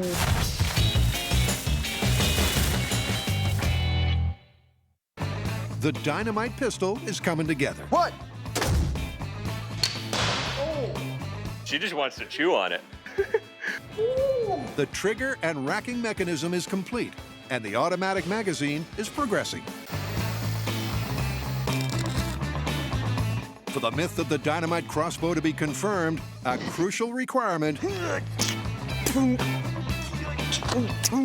is the shooter has to live. I would say the first step in not blowing ourselves up with our dynamite crossbow gun is figuring out the fuse for our dynamite. Yeah, so we're probably gonna need, what, like enough time to take aim, wait a second, and launch it at the bad guy. Right, and then not too long so that he'll pick it up and just go, "Wah," and then throw it back at us. So, an ideal fuse burn time is... Light it, target, pop, and land. It's like 4 seconds. But what about ignition? Ooh. In the movie, it's a flintlock musket mechanism. But where on earth would John find? Wait, I have my great-grandmama's flintlock musket. Okay, then. Your great-grandmama was an interesting person. She's a boss. Ooh, perfect. Yeah. Works. Ooh, love it. Yeah, so how these work is you pour some black powder into the pan, and then when you click, boom, it sets off the gun. Like that. But will that flash in the pan light dynamite fuse? Let's try it. What? What? The answer What? clearly is no. It's kind of a dud. So let's see. To replace the flintlock, John rigs a simple alternative, a waxed rope wick. I mean, that's not bad at all. And preps for a test fire. You ready? Yeah. Worst that can happen is I'll get hurt instead of you. But loading the magazine isn't as smooth as they'd hope. This seems like it's going great. Why is there so much nervous giggling coming from you? Who wants to hit this pin with a hammer while it's loaded with fake dynamite? I got the rope. Ready? The string, yeah. With the dynamite loaded and the bow cocked, Designed for easy reloading. That's right. they need a target for a quick test fire. Let's just put that in there. We'll just refine that. I'm gonna shoot Buster. And his family? And his family. Okay, let's spin. All right. You ready? Yeah. All right. 3, 2, 1. All right, wait, so. Okay, here we go. There we go. Yeah. Ooh, fancy. You don't want to like nestle it into your groin? All right, we'll put that back. Ready? Oh, you flip it upright. That should be good. Dynamite back in. You got it? Yes. Oh, God. Did you fire that or? No, it fired. All right, this is the technique. You put this right in here. John has the ideal position for recocking. All right, Buster and your family. I'll see you later in 3, 2, 1. Yeah! Strong trigger pull. Oh, snap. So, all the moving parts are working. Now, to test the fuse system.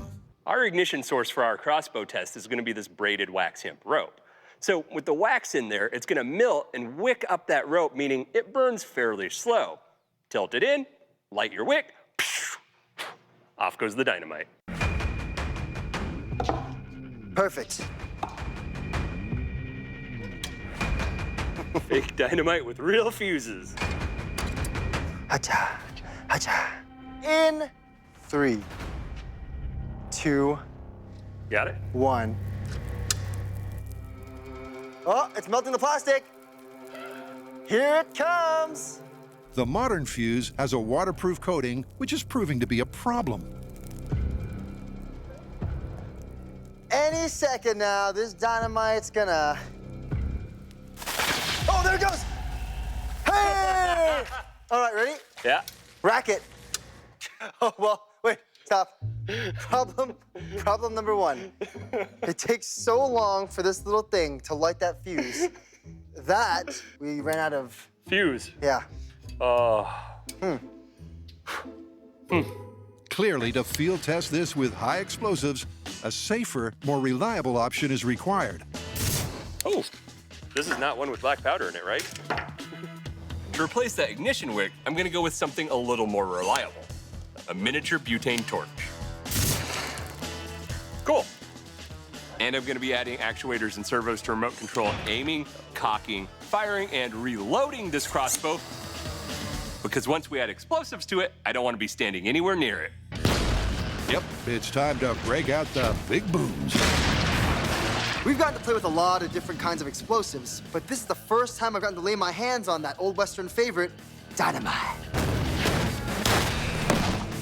Dynamite was originally made out of nitroglycerin with a diatomaceous earth as a stabilizer. The problem is that nitroglycerin would seep out, you'd hit a tiny little bump and boom!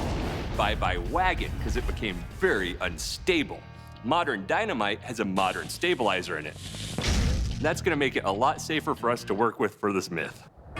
So with the dynamite packed carefully in the wagon and the rig remote controlled and ready to roll, the team heads for the hills. What do you think that shady looking character wants? I don't know, but I don't like it.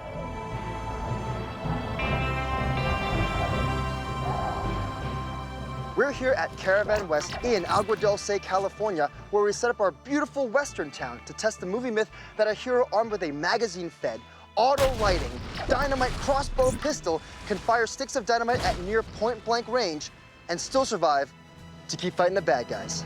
You better know who you're messing with. That's right. Turn around. Yeah, spin it. Now that we have all of our remote systems installed into our dynamite crossbow pistol, we want to do dry run to make sure everything works. Now that means that it has to load, light, fire, and reload our analog sticks of dynamite at 10, 20, and 30 feet. Now, because we're working with real dynamite, everything has to be remote controlled from the safety of our bunker. Swing to the 20. Swing in. Ooh, that's good, that's great. That's it. There's a remote controlled pan tilt mechanism that the whole thing rides on, a linear actuator for cocking, a servo for pulling the trigger, and a servo for lighting the dynamite. There's 2 cameras on board, one to see where the dynamite's going, and the other one to make sure it's lit before we launch it. All right, we're ready to test her. Yeah, you want to cock it back? I'll load this thing up. This is the proper way to hold dynamite, right? Neck. So that way, if it blows up, you don't worry about it.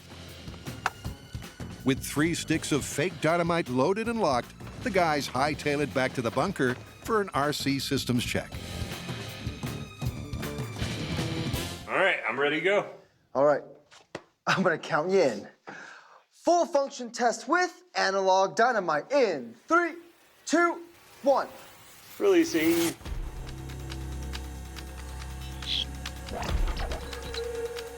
All right, pre-arm and fire. See it move. Oh, there it is. There we It's go. lit. Fire the dynamite. Fire. Woo!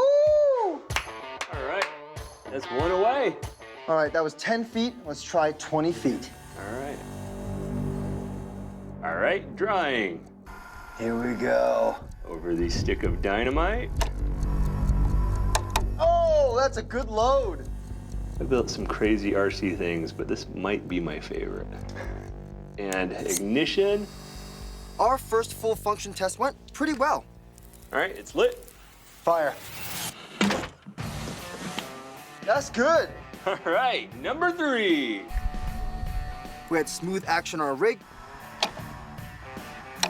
Beautiful load. We got good RC signal back at the bunker. There it There goes. it is. And Fire!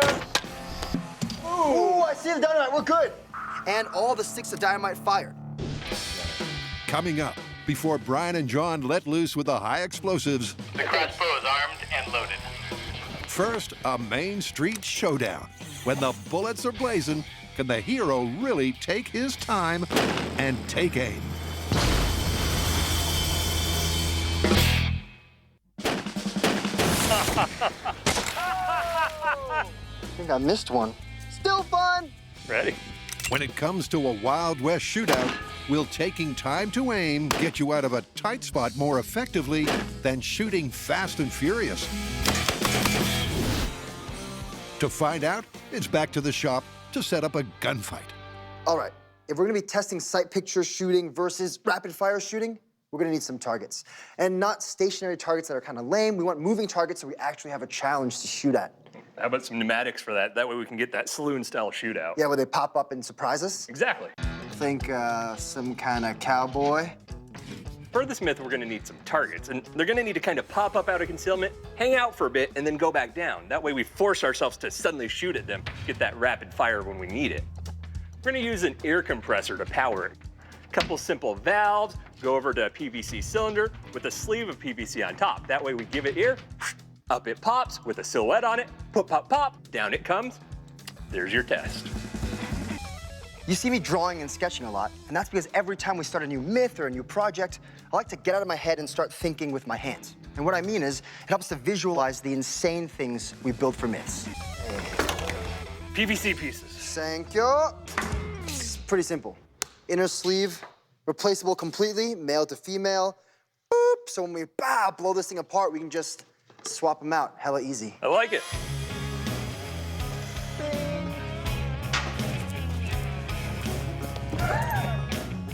You know what happened the first time I used this purple primer, John? What?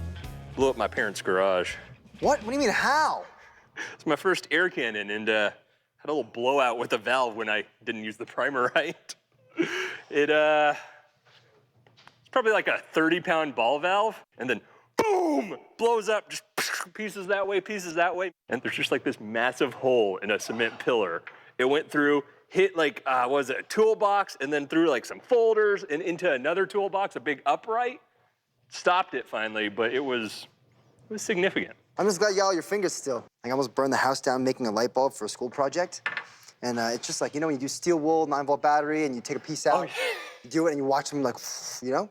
And so I was done, I threw the battery on the table, and it slid into a big pile of steel wool. So it burst into flames, and as a kid, I just went, oh! And I knocked it off the table. It landed on a pad of paper. The paper burst into flames, so I'm running through the house with this thing of paper, throw it out in the back on the deck, run, and then I'm filling up a pot full of water as this fire is growing, and then I just go, choo! On a metal fire.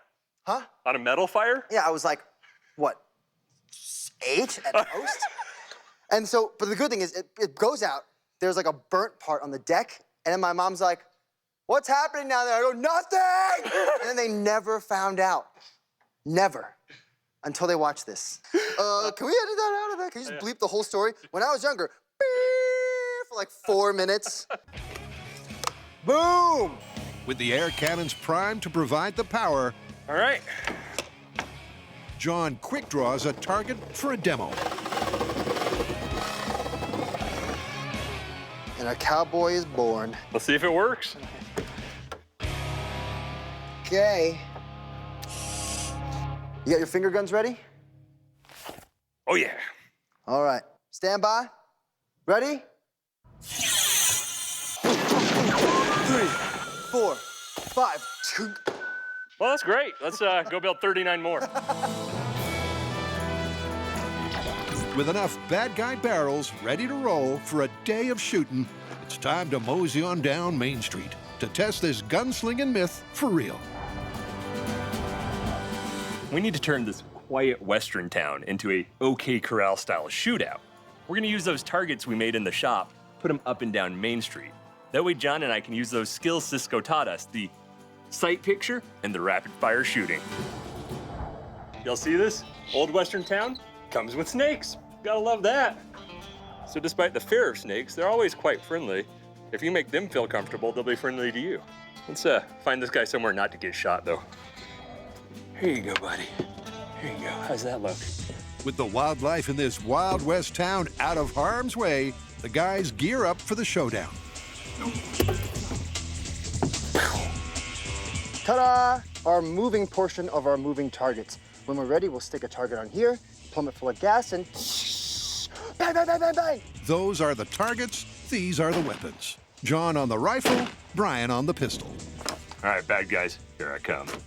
John and I are firing the exact same .45 caliber bullet. With a 5.5-inch barrel, I'll get about 750 feet per second as my muzzle velocity. Him, on the other hand, with a 16-inch barrel, will be getting about 1,000 feet per second as a muzzle velocity. With the longer barrel, there's more time for the expanding gas to act on the bullet, accelerating it to higher speeds. This is how our course works. There's two types of targets. One bystander target and one bad guy target. These circles represent kill zones, so if any bullets land in the red kill zones, this guy's dead and you get 1 point per hole. But if any of the bullets kill our bystander, this entire area's points gets null and void and drops to 0. This is it. All right, you ready? I'm ready. Okay, here we go, in 3. The scene is set. Brian's up first with the revolver. 2. First up, he'll tackle the course using the slow and deliberate method. 1. Each bad guy pops his head up for approximately 5 seconds. So Brian has time to take careful aim. All right, gun down, next target, let's go. There are 5 stations with a bad guy each, and Brian has 2 rounds per station.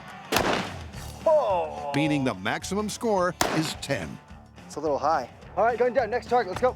And if the myth is to be confirmed, his combined score will be higher than his Fast and Furious test,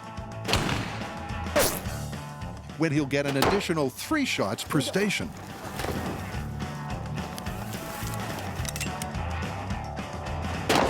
Woo! Yeah! Go.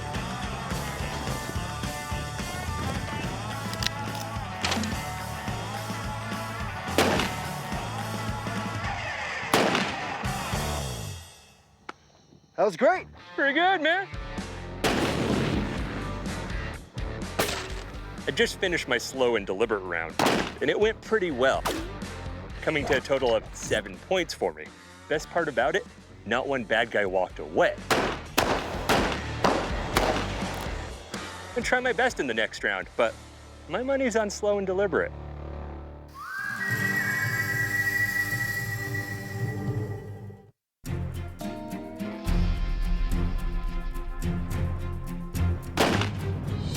Brian just finished his run through taking deliberate aim. And he did real well. But now he's gonna repeat the exact same procedure, but with rapid firing. All right, you ready for your rapid fire test? Oh yeah. All right, I'll count you in. You ready? All right. Here we go, in 3, 2, 1. Brian runs the same course again. The 5 targets appear for approximately 5 seconds.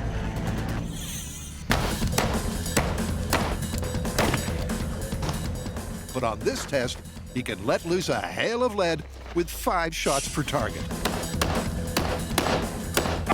Good, let's go. With 25 rounds, can he beat his score of 7 from the first test? The myth would have us believe quality and not quantity is more effective. The answer is in the data.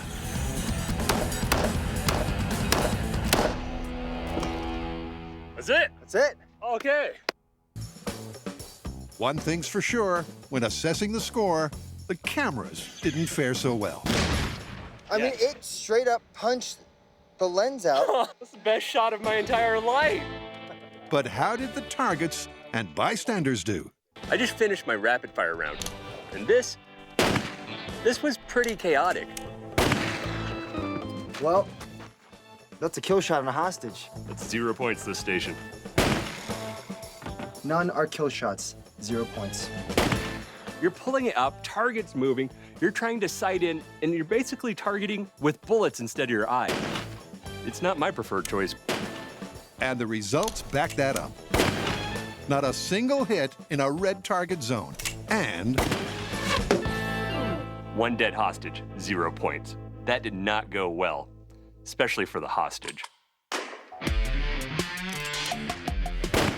You know, rapid fire shooting seems like it would be a lot better. You're putting a lot more lead towards that target, and that puts the odds in your favor.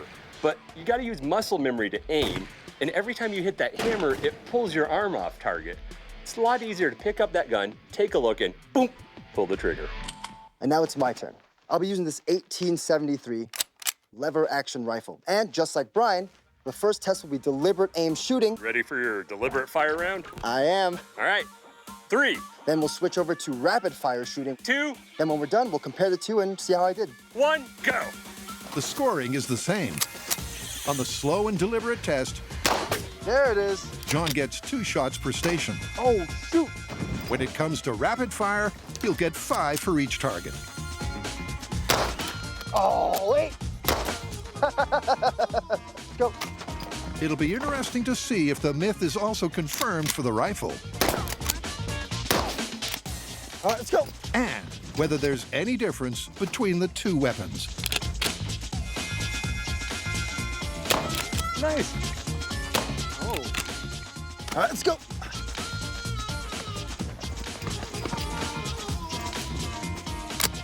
Oh, you want to play games?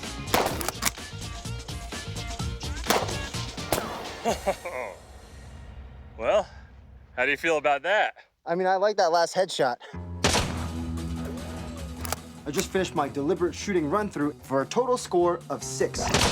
That's not bad. I actually quite like shooting deliberately because, especially in hostage situations, it gives me the perfect amount of time to kill the bad guy. Yep, at this point, the myth is looking pretty good. From a maximum of 10, John scored 6. And like Brian, he took out every bad guy with at least 1 kill shot. All right, rapid firing, you ready? Yeah. But John is about to let loose a fearsome hail of lead. Will this speed over form technique work for the rifle? 3, 2, 1, go.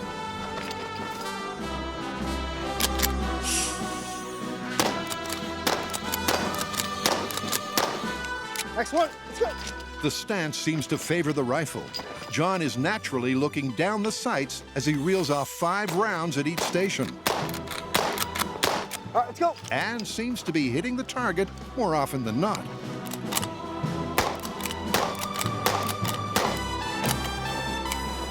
All right, let's go.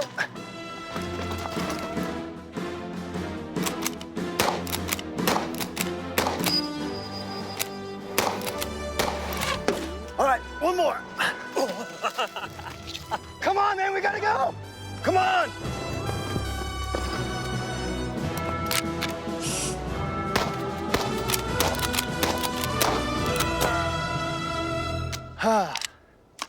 All right, man. That's it. How you feel? I feel all right. I'm pretty sure I hit it a bunch of times. I'm 100% sure you hit it a bunch of times. I just finished rapid firing at my last target, and there's something interesting. The faster you fire with the pistol, the seemingly more inaccurate you are. But with the rifle, ta-da, my grouping actually is pretty good, and I think it's because with the extra weight and the stock on my shoulder, I can triangulate, giving me a much more steady shot. Whenever you're shooting a gun, you're forming a triangle for support. The base of the triangle across the chest. The arms of the triangle are your arms. Holding a smaller gun like this, you have a fairly flexible triangle. But if you go to a long gun, you're replacing one of your arms with a solid stock. Advantage rifle. The results are pretty interesting. Right? 2 guns, 2 results. Right, for the pistol, it's definitely better to take deliberate aim versus letting a fury of bullets fly. But the results for the rifle are completely different. Shooting as fast as you can is actually better than taking aim and firing off a couple shots. Yeah, you got 16 kills for your rapid fire versus 6 for slow and deliberate. Yeah, and no hostages died. So, pistol confirmed, rifle? Busted. Busted. You know what Wyatt Earp said, right? What? Fast is fine, but accuracy is final.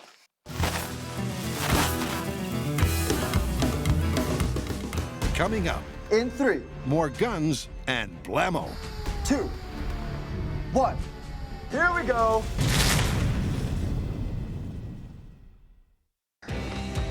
To find out if the movie myth of an automatic dynamite crossbow pistol is a viable weapon of war or dangerous dud, Brian and John are about to load their crossbow with live ammo. Dynamite is a nitroglycerin-based high explosive, and back in the day, it was really unstable. Nowadays, thanks to modern additives, it's more stable, but still very very volatile. You can't walk into a grocery store and ask for some dynamite. That's why we have explosives expert Jesse behind here fixing some up for us. While Jesse preps the dynamite and the fire department prep the area, Brian and John set up for data collection. 10 feet. This is a burst disc, and it's calibrated to break at precisely 10 psi. You may remember when we tested Oobleck, we discovered that 10 psi is the survivable blast pressure threshold.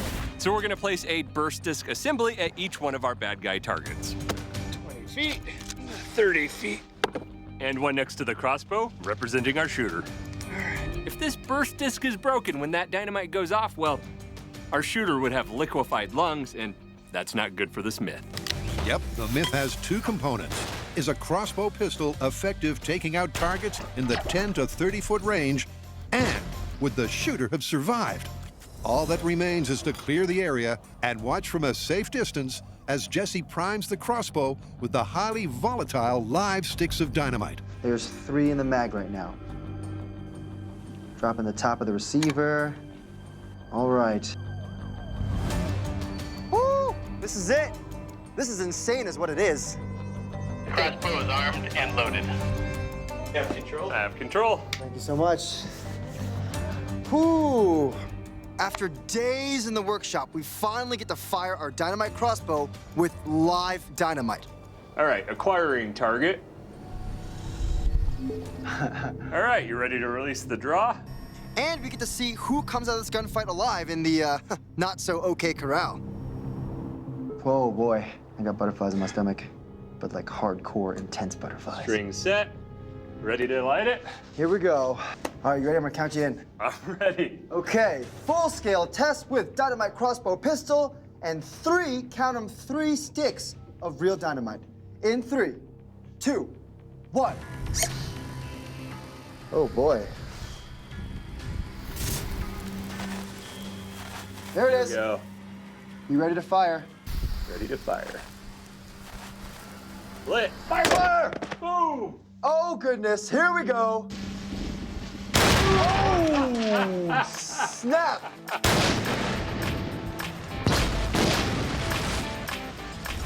Nice. Reloading. Aiming at the 20-foot target. I see it moving. Get ignition.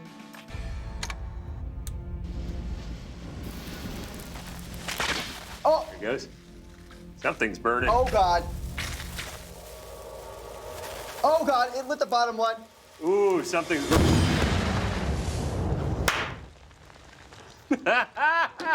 Well, there's your problem with a crossbow shooting 3 sticks of dynamite. Woo, so volatile.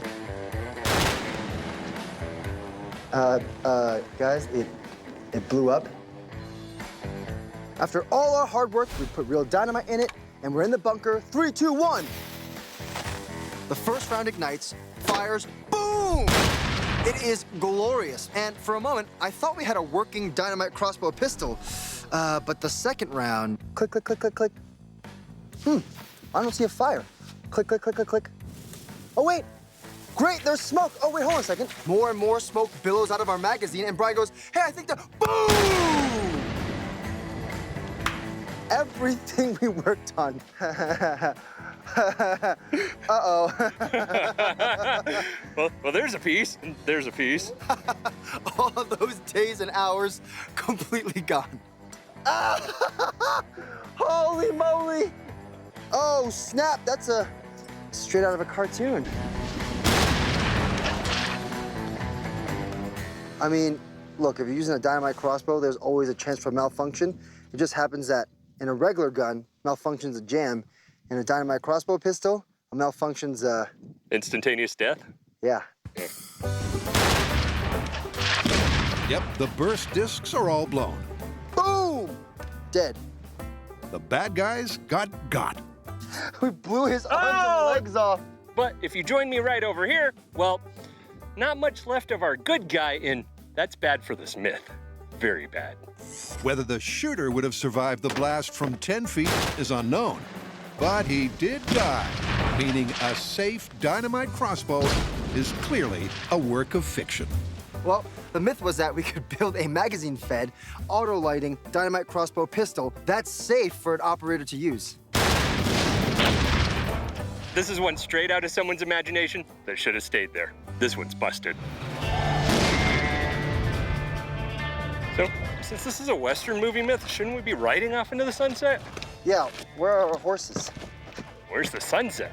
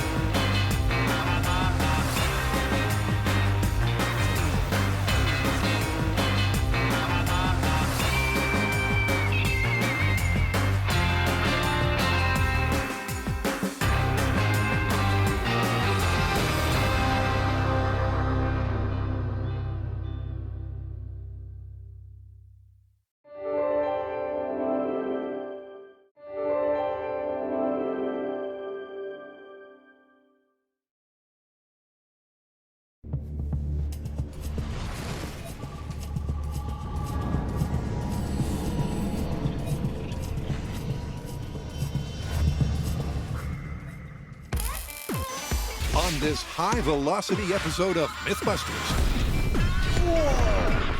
First up, look, there's smoke coming out of his pants. A fabled, forceful eviction.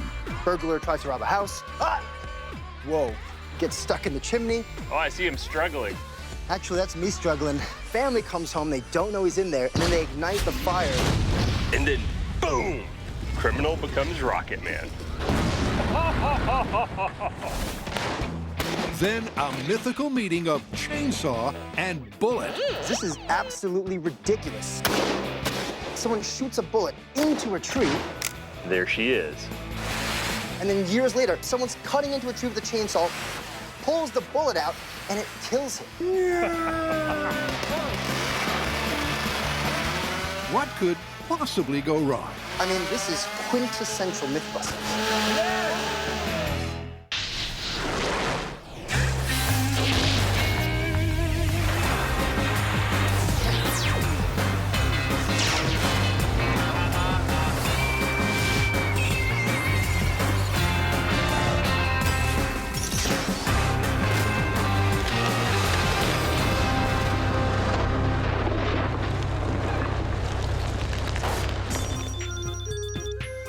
Our first myth is a cautionary tale for any standard-sized Santa or a chubby criminal.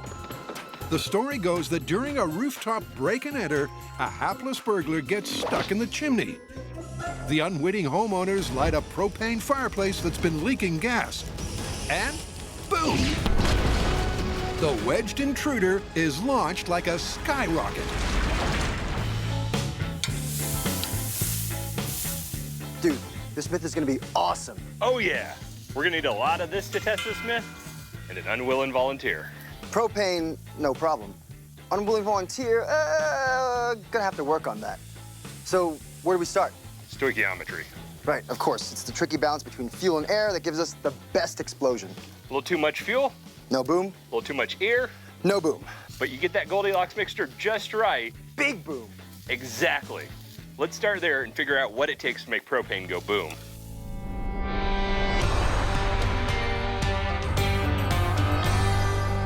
Allegedly, this myth takes place somewhere out in the countryside. So they're probably not getting natural gas provided by the city. Instead, they're using propane. It's the explosive properties of that gas that we'll be testing. They've got the propane, but to fire a felon sky high, the guys need to work out the optimal explosive conditions. And with some moral support from Myth Dog Bo, it's time to find the perfect stoichiometric ratio of air and fuel. I feel like I'm robbing a bank. Bend it there. Voila. We're about to fill each one of those tubes with a very specific mixture of propane and air. Then we're gonna cap it off, we're gonna ignite it, and then we're gonna see how high it takes that stopper. Then we're gonna mark off exactly how much each percentage carried it and how high. More propane doesn't necessarily mean a bigger bang. So the first tube is 50%. So they'll kick off by doing 3 tests at 50, 30, and then 15% propane mixed with air. To get the ratios right, they've come up with a splashy solution. Science can be quite beautiful. On my command, Brian will unleash propane up this line that leads to our cylinder. That propane will displace all the water down to our mark, which will flow out of this water outlet tube into this bucket. Then we'll have the exact amount of propane we need for the experiment. And right in the middle of that tape, that's propane. Let's get air in the rest of this. Ready? Yeah. Here we go. Then we'll plumb in compressed air, get the rest of the water level down, and we'll have the perfect mix of propane to air for our experiment. And we're good. Shut off both valves. We have our 50-50 mix. That's 50% propane and 50% air ready to go. That mix of propane and air back there seems kind of rich. I don't know if it's gonna pop, but that's why we're testing it. 50% propane to 50% air. Test in 3, 2, 1. Too rich. Too rich. John was right. The magic mix was definitely not half and half. But before the guys dial it in, they're ready to rip with tall tale number 2. It's another not-so-urban myth that you might call a shot in the bark. It all starts with a hunter who misses his mark. The stray bullet stays lodged in the tree trunk until, years later, the loggers roll in. Chainsaw meets buried bullet, which bursts out at lethal velocity. It's a lumberjack's worst nightmare. This is an insane story. And I love it because this myth's been around for a long time. Everybody's heard it. I mean, this is quintessential Mythbusters. Let's go do it. All right. To test this myth, we're gonna need 3 things. First off, a log, of course, a bullet, and our weapon of choice, the chainsaw. But what we're interested in right now is the speed that these teeth move around. So we need to look at high speed and determine what distance, in what amount of time, these teeth are moving. The myth's veracity rests on velocity. A typical hunting rifle has a muzzle velocity of around 2,500 feet per second. Let's see how the chainsaw stacks up. Normally when we check high speed, we put the high speed scale behind the object we're checking. But in this case, we want to see how fast this tooth is moving on this bar. So this time, we put the high speed scale directly on the object. If John's going to turn lumberjack, he needs to dig deep and channel the flannel. You're looking good there, John. You look like you can operate a chainsaw now. We'll see. All right, chainsaw high-speed test in 3, 2, 1, go! Just one brief burst at maximum revs. And it's off to check the high speed. You ready for this? Yeah, let's go. By tracking the tooth they marked against the scale, they nail down the speed. About 90 feet per second. 90 feet per second might not sound like that much when we're talking bullets, but in our case, we're talking a chainsaw hitting a bullet. With that weight of the chain, the flywheel, and the piston all behind it, that bullet can exit whoosh with much greater velocity than the chain, and that gives this myth a good chance.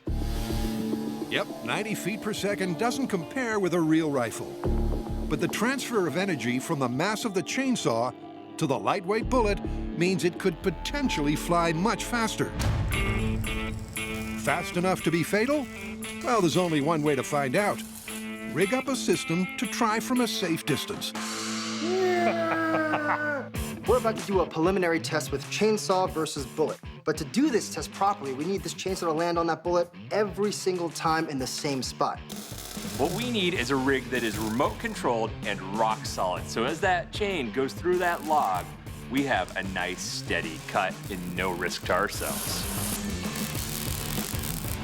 And there's just a chainsaw on it. Cool. Is there gonna be like a stop on it? Yeah, we're putting a stop, so we'll lock it into like this being the kill zone. Okay. And before you can yell timber, their mechanical lumberjack is primed for action. To let us throttle our chainsaw from a safe distance, we have this rig right here. This sits on top of the trigger guard, holds down the safety, and then, with this spring attached, we can pull our throttle cable, which revs our chainsaw. Oh Oh, Are you loving your life or hating your life? loving it. Look at this. Look at this. I wasn't sure what that sound was. That's Look at that. fantastic. That's it. But the saw needs something to sink its teeth into. And for a proof of concept test, it's over to our resident Texan chainsaw masochist.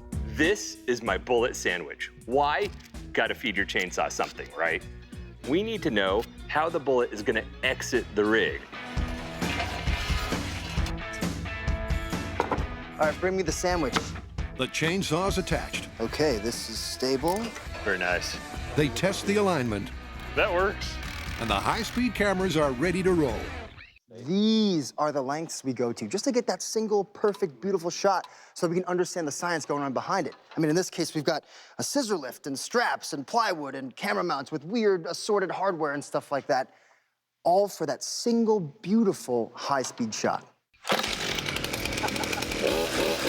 You ready? I'm gonna go. Chainsaw versus bullet in styrofoam in 3, 2, 1. Oh, here we go.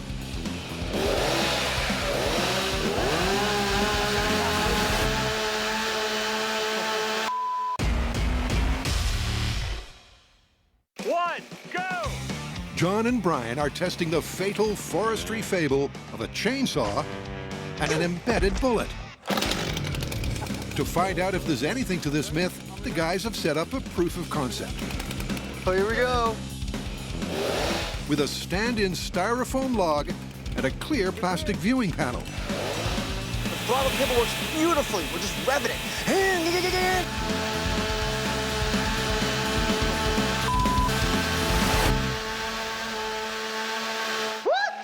They cue up the high speed, but that was less than impressive. Somewhere over here is the bullet. Really? Yes, but it's not quite what you're thinking. It slowly worked its way out, tumbled down the table, and it's really somewhere like down here. I could actually, with my own eyes, watch it, so the high speed should be spectacularly slow.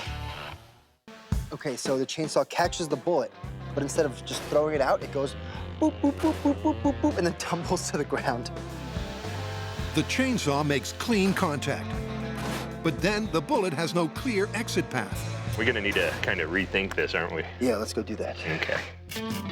If this is gonna work, the bullet needs to be positioned right at the edge of the styrofoam log. So to give it the best chance, we've removed this part so that when the tooth grabs, hopefully it'll just shoot it out. You set? Yeah. Chainsaw versus bullet, test number 2 with open channel in 3, 2, 1.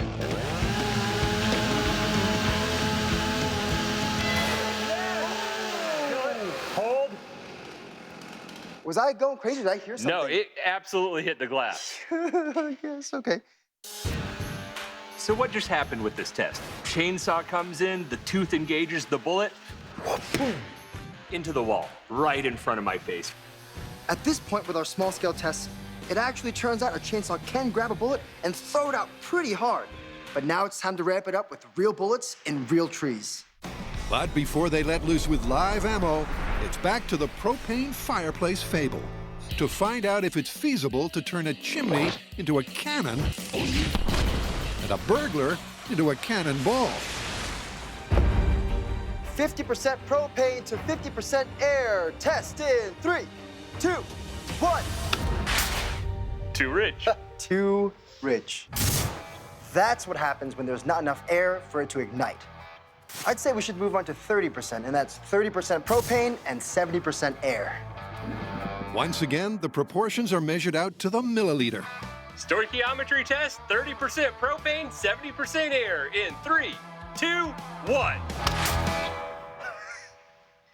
It's a bit rich, yeah? Yeah. And yet again, 70% air, 30% propane, not enough oxygen to let it burn. By now, they're fully expecting fireworks. 15% propane, 85% air. 1. But it's another bust. I was ready to catch that stopper. Many of you have heard the term flooded engine. That's exactly what we have here. Too rich a mixture means too much fuel and not enough oxygen to let it burn. It's the same thing going on in your car when you can't start it, or if you're me, pulling that chainsaw, you smell those fuel fumes. There's no oxygen in that cylinder for it to burn. To have a fire or combustion, you have the fire triangle. You have fuel, oxygen, and ignition. We have ignition, we have fuel, but what we don't have is oxygen. So to raise their chances, they lower the propane. 10% propane in 3, 2, 1, boom! Or not. Even 10% was too rich a mix. You got ear. So the guys dial it down ever so slightly to 7. 7% propane, 93% air in 3, 2, 1. Yes! I'm gonna take another sigh of relief, just, and one more.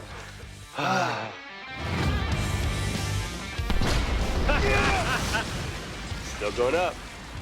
Oh, Wow, no. it's still going. No, it's still going. Slowing down, though. And That's it. that's where it is. Beautiful. 7%. Perfect. Or is it? Perhaps 5% propane works even better. Ready? Yep. Beautiful.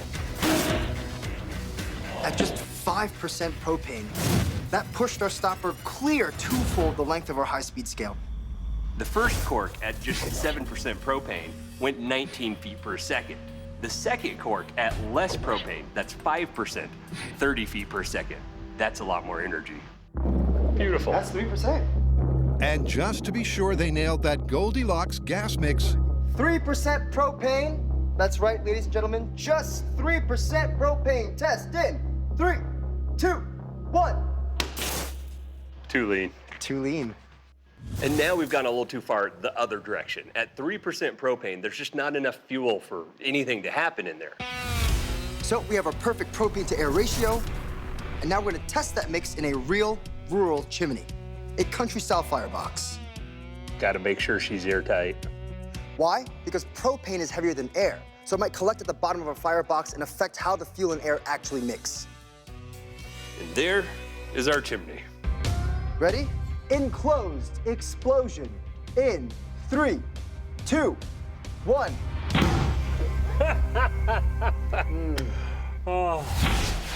So this is a great example of trying to understand the stoichiometry of the fire versus explosion thing. Our igniter goes off and you actually see kind of a flame burning inside. Well, that's not an explosion.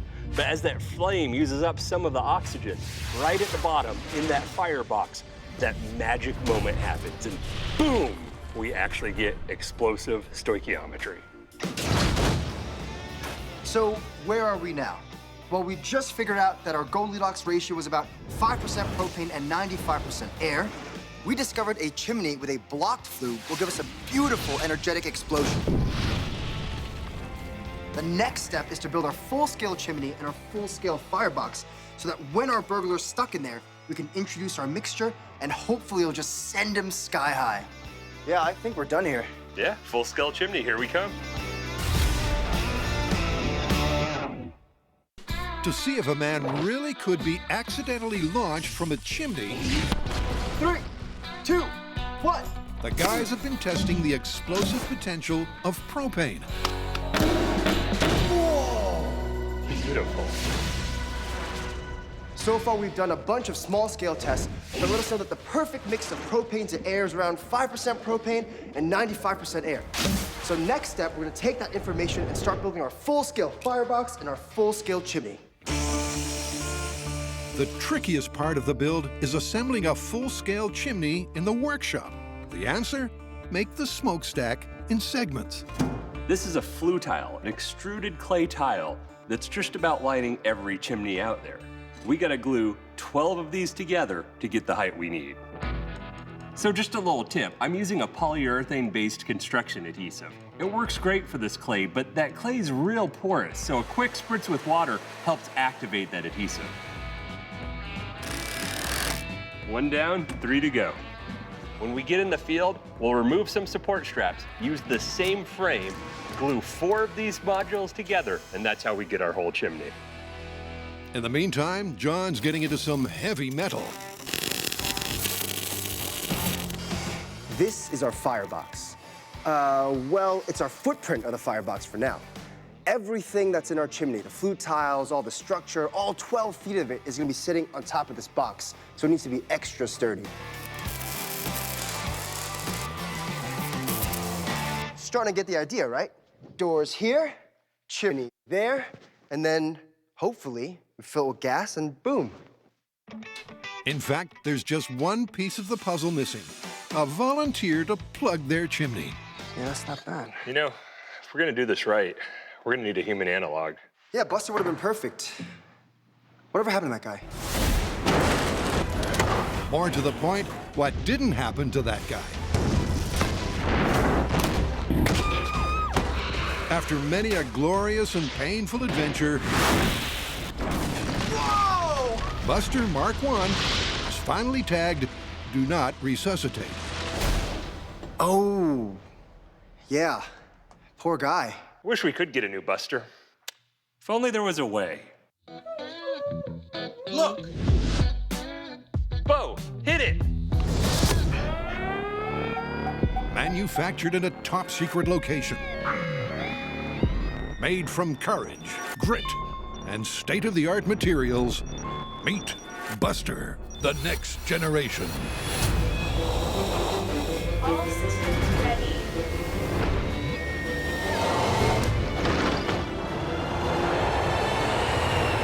Eagle to tower. Buster is in transit. Approaching drop zone. Packages away. We have a situation. Parachute has malfunctioned.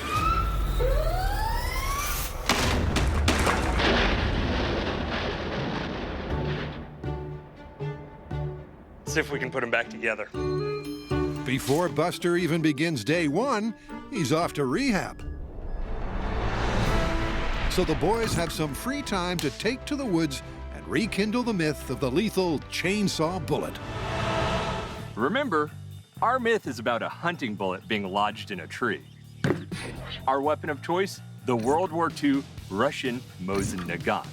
The reason is so many were produced during World War II that this became a common hunting rifle at the end of the war. And they've narrowed the type down to 3 top contenders. A soft core, a steel core, and a hardened steel core. Now this guy, I don't think it's gonna be very good, but it's another bullet to shoot. And for the moment, they won't be gunning for the local flora. That's because John's got a better idea. The tree the bullet was lodged in was a pine tree in the myth. And you might be looking at this and going, John, that's not a pine tree. But these are in fact pine boards. And the reason we're doing it like this is so that when we strap these boards together and we shoot the bullets in here, we can peel back to see which of the 3 different rounds we're using holds intact the best. Yep, I'd shoot that. Our first round's gonna be the soft core bullet. I don't think it's gonna be as impressive, but we're gonna give it a shot. Literally. You ready, John? Yep. So it's soft core bullet, fire. The hardcore result. Oh, nice shot. Dead center. That's fantastic. That's not bad. That's a good shot. For a New Yorker. For a New Yorker.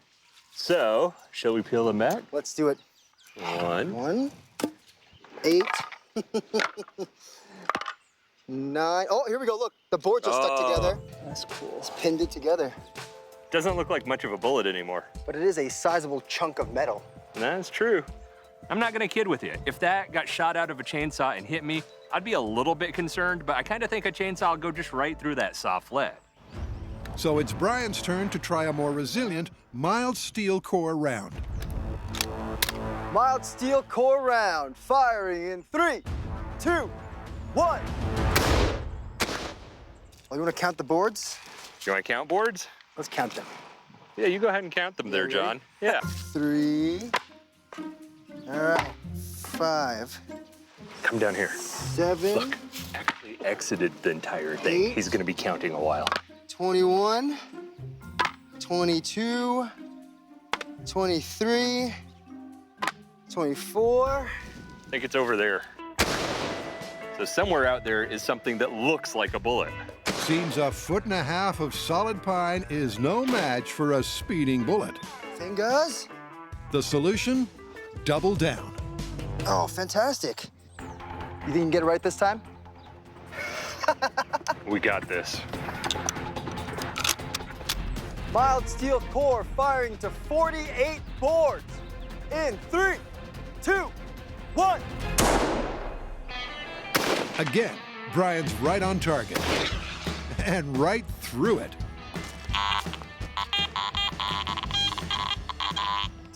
Hey, John, I think I found it. Yeah? Oh.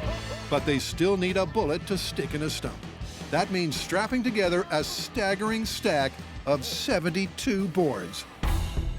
All right, Brian, you ready? Ready. Third time lucky Brian. In 3, 2, 1.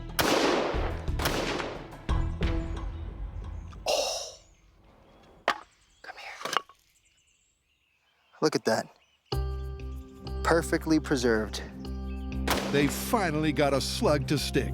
That tile marked 17 is actually the 65th board in. At this point, John and I are done testing. I know what you're all saying at home. What about the third bullet? Well, this test was about whether or not we could lodge a bullet in wood. The first one came out a hunk of lead. This one stuck in the wood as a bullet. The third one, it's gonna just penetrate farther. And I don't need to wrangle 150 boards. This is what we came for, and we got it. But the boys can't go home without a real bullet lodged in a real stump. Just remember, in the myth, the guy fires it into a live tree. So we're gonna shoot a bunch of bullets into these trees, take them back to the shop, and then use it for actual chainsaw tests. Firing in 3, 2, 1.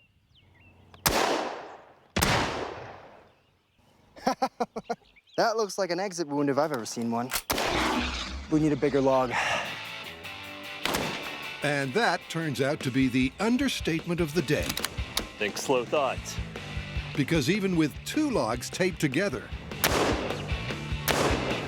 it's in one end, straight out the other. How many Mythbusters does it take to shoot a bullet in a tree and keep it there? Apparently more than 2, because this is absolutely ridiculous. And it's not getting any less ridiculous. Nothing.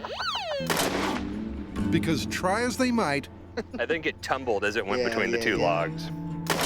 the shells are not sticking, even with solid pine boards strapped in front to help slow down the bullet. You know, I thought building a chainsaw swinging arm rig was gonna be the hard part. Ends up it's getting a bullet into a tree. All right. Let's line her up. That back there is one of the biggest logs that we have, with boards strapped on it. This has to work, right? Well, you'd hope so. The mythical tree may have been much bigger, the bullets slowed by a ricochet, or fired from a greater distance. So there's hope yet. Biggest stump with boards in front of it in 3, 2, 1. What you think, man? I don't see an exit wound, but you know how this whole thing goes. There's a hint of something, which to me implies that I think we're just solidly in there. So I think we lodged it. At last, and with a good chunk of the budget blown on ammo, they've got what they came for. So I think we're done here. We're gonna pack everything up, take it back to the shop, and then we're gonna bring on the chainsaw.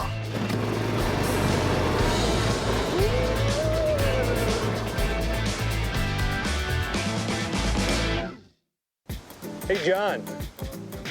Am I beautiful? Like a Victorian woman.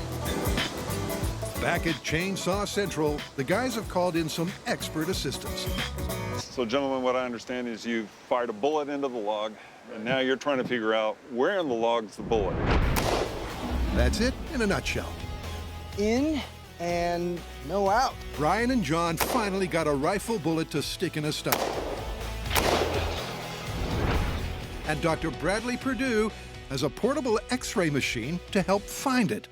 You got your trajectory, the point of entry.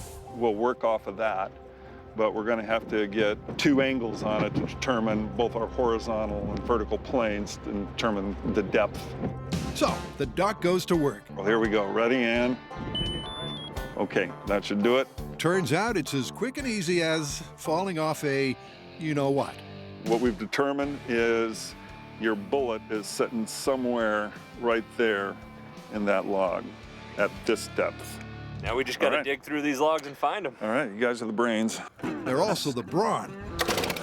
To get within striking distance of the buried bullet, Brian first clears a sizable chunk of timber.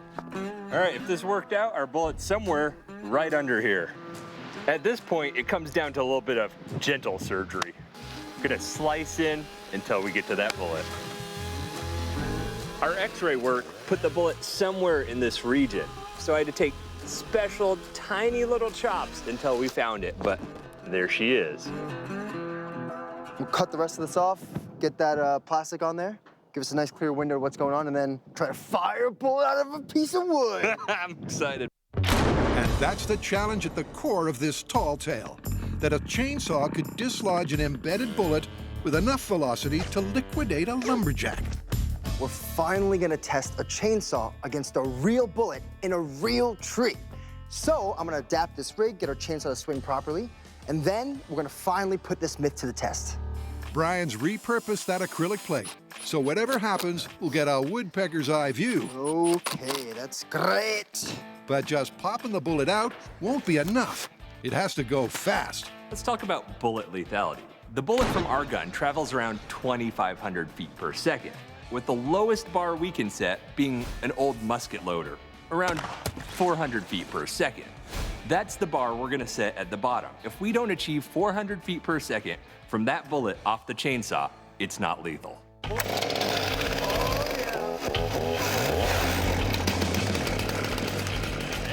All right, here we go. You ready? Yeah. Okay. Chainsaw versus bullet and log in 3, 2, 1.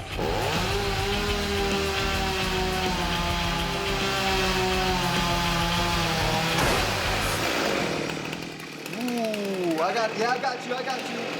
Oh, I felt something though. I thought I felt something. I definitely felt it hit. Oh! Where is it, man? Wait. I thought I felt something like, choo! I can tell you, it disappeared faster than the foam. I didn't see where it went. Hey, I found the bullet, John. It's between here and the high speed. Oh, how is it?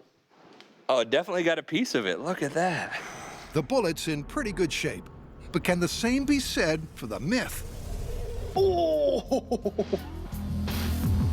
It didn't even make it out. It clipped the bullet, flipped it backwards, and then shot it almost out, and then stopped.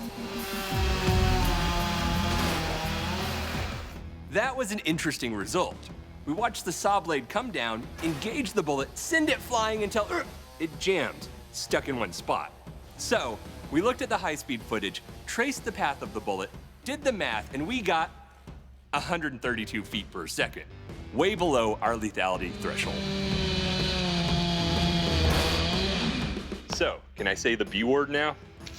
You know what? I got a little surprise set up, actually. Oh? Yeah. Ooh, the audience is gonna like that. Yeah, I thought so. Yeah. But before concluding the chainsaw conundrum, You ready, John? a reborn Buster will rejoin the team for a deadly date with a chimney cannon. 3, 2, 1.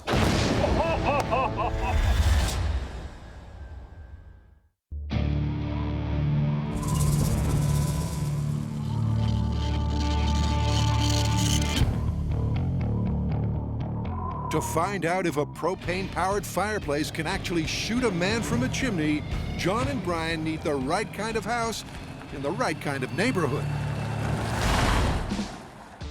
This is our test site. Just imagine when we're done setting up, a wall here, a wall here, maybe some comforts from home, like a couch, a carpet, maybe some paintings. And then for those freezing cold California winters, our firebox with the chimney on top and the burglar stuck in it. Not a lot of houses get built by laying the carpet first. And very few boast a feature fireplace that does double duty as an explosive intruder extruder. Get her perfectly level. We're gonna have 12 feet of chimney up on top. Yeah, I know. They raise the walls without raising a sweat. Is that a bad-looking house? Yeah. But the same can't be said for Brian's easy home assembly chimney in a crate concept. Whoa. The forks won't clear now. Won't clear? If you get it all the way in. What was perfectly sound in theory is proving a whole lot trickier in practice. As we get higher, and even higher, it's kind of going to get dangerous. We came up with an alternative idea. If we put the remainder of the chimney together on the ground into one large piece and put it up, that's one move and more to work with. What's this wee business, Brian? All right, okay. Your fingers Forward a little out. bit. There you go. Ooh, yeah, push. Good. Push. Yeah. You know, I think the hardest part about this myth is just getting this chimney up. The segments are heavy and fragile, so it's very much a case of steady as she goes. We're still on the pallet, but it's starting to angle onto the front. Yeah, that's perfect. But slow. You have a lot of moving parts to this. You have a round cylinder in sections, glued together in a square frame. Oh, that's nice. That's real nice. At this point, getting this on top of that firebox is testing our ingenuity. This thing only wants to go forward in like 2-inch increments. Well, you got 4 inches, so you're good. All right. Their patience and perseverance pay off. Ah! And before you know it, Holy crap, we made a chimney. These chimney flue tiles are a bit uneven, so trying to stack them up safely and securely is proving to be really difficult and a bit scary.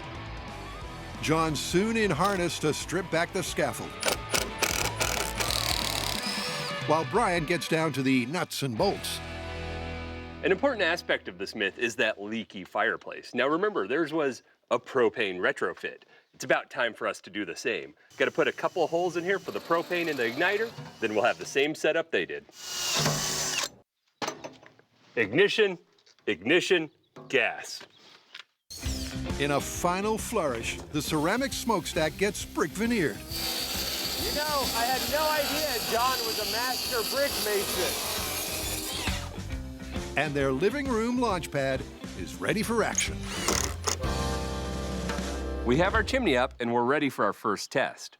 It's purely proof of concept. What we want to know about is, do we get the ignition we need and do we get the combustion we need? And you may notice a little extra support over here. That's just in case something doesn't go quite as planned.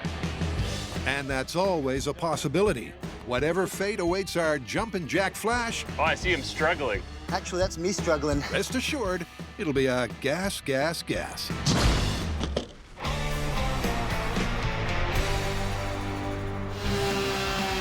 With the myth of the chainsaw bullet in splinters, We were trying to make a gun and we made what? A conveyor belt? We made a, yeah! Brian and John have opted to significantly upgrade the hardware. At this point, we're done with our saw, but it's time to turn that dial up to 11. Dennis Cahoon is a 30-year logging veteran who still has all his fingers and a supercharged shredder he calls a hot saw. Hey, Dennis, I see you bought the beast. Yep. How about a little chainsaw throwdown? Love to. Okay, let's do it.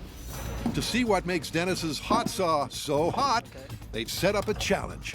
1 log apiece, with Brian on the trusty, tiny 2-stroke. Come on, you little. Oh, I suddenly get the feeling that we're competing in the wrong weight class. The rules are simple. The first man to slice through his stump is the winner.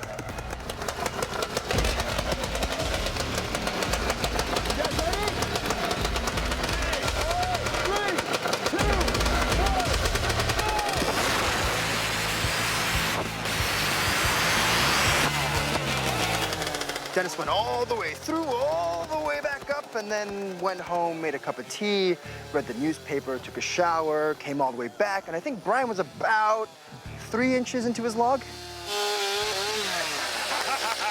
Take that, man! Well, at least you cut knot. That's harder wood. I think that shows us what a difference it is, though. And that huge power difference could be enough to make the myth. So, Dennis, can you give me some specs on your saw? Yeah, it's a 250cc motorcycle motor made into a chainsaw. It revs about 10,000 RPMs. Chain speed is approaching 200 miles an hour. Probably 8 times the horsepower of your regular chainsaw. That hot saw is a beast. So we are spending copious amounts of time screwing things down and gluing and nailing and stapling and strapping it in because we want to pay it the utmost respect in terms of safety and we don't want anything to go wrong. If there's anything at all to this myth of the lumberjack who felled himself, The mighty hot saw is its very best chance of success. Now we're logging. Ready? Ready?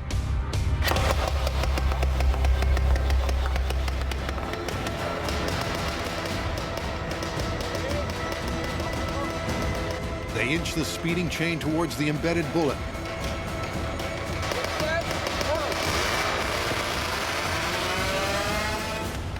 And in the blink of an eye, it's shot from the stump.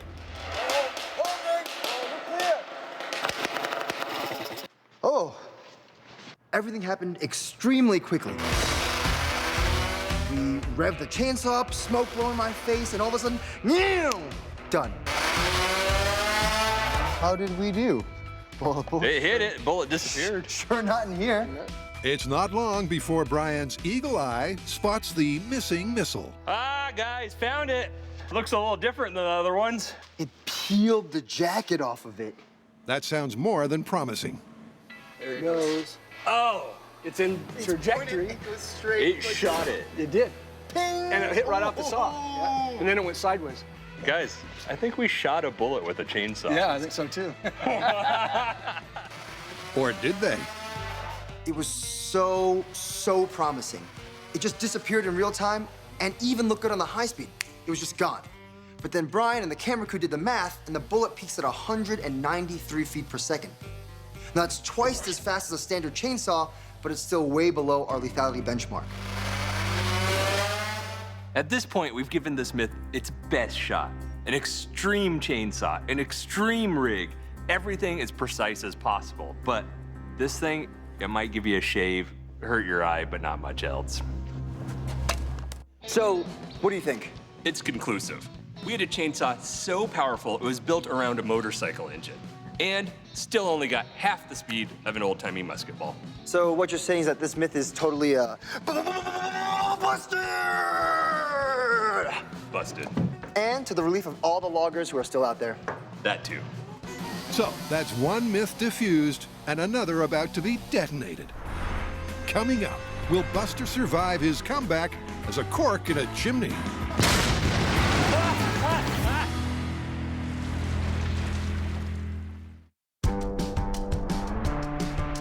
Oh, you ready, John? Yeah, how about I put the gas here, safe distance away, and then you plumb it over? Sure, that's safe. Let's do that. In their efforts to prove you can blow a burglar from a chimney, One! John and Brian have found the magic mix of propane to air is 5%.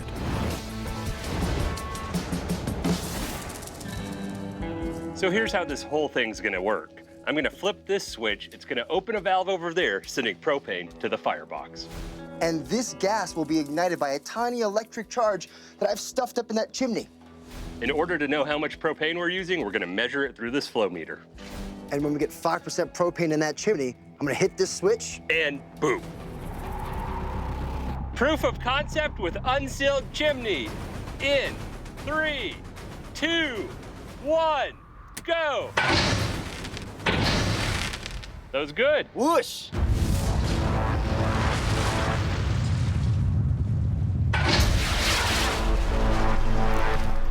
Obviously, we got the fuel mixture right because it came shooting out the top. I'm really liking how it's looking for the full scale. Time for a burglar to break in. The difference between our first test and our final test, hopefully, is the final test will be a contained explosion. Now, what are we talking about when we say contained explosion? Well, if you take some black powder and you pour it on an open surface and you light it, it goes But you take the same amount of black powder and you wrap it in some tape nice and tight, that whoosh turns into a bang! And so, hopefully, when we have that criminal stuck in the top of our chimney, he'll fly out of there like his butt's on fire. There's just time for a few homey touches before this myth gets put to the torch. Boom! Oh, beautiful. How's it look? Looks like a happy family to me. Think so, man. Think so. Add one not-so-happy burglar buster. This is the man of this myth. It's time for our burglar to get stuck in our chimney. Who's already having second thoughts about his first day back on the job. Gotta remember, John, this guy tried really hard to get in. We got valuable paintings of dogs. His ass is in? Okay. But there's one small snag. Oh, I see him struggling. Actually, that's me struggling. Despite appearances, Buster's not quite a snug enough fit. So we want our burglar to have a good fit in the chimney to get the best chance of an explosion. He's a little fit right now, so we need to make him a little more rotund. To do that, we put a little expanding foam around his belly in a plastic bag. With our beefed up burglar now firmly wedged in, they're set to bust or confirm this myth once and for all. At this point, our burglar's stuck in the top of our chimney. That makes an enclosed vessel, and I think we're gonna pop him out like a champagne cork. Fireplace leak with burglar stuck in the chimney in 3, 2, 1.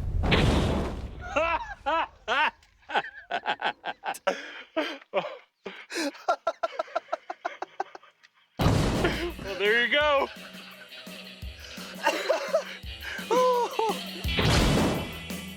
Look, there's smoke coming out of his pants.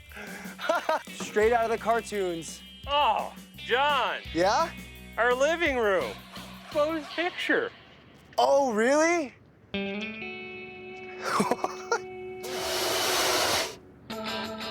Our criminal kind of just popped up and landed right back in the chimney. But the stoichiometry was right. The doors bowed open. Bow blew off the wall. Our robber shot up about 1.5 feet, but then landed right back in our chimney, so it wasn't a great escape. With all the elements perfectly in place, Buster still couldn't rise to the occasion. But they're not going home without something to show for their efforts. In finest Mythbusters tradition, that means ramping it way up to get a result. We're about to add more oxygen into our chimney, and that means a bigger boom. Instead of using air, which is mostly nitrogen, they're pumping in pure oxygen. But will that be enough to finally blast Buster into the backyard? You ready? I'm ready. Okay, what would it take?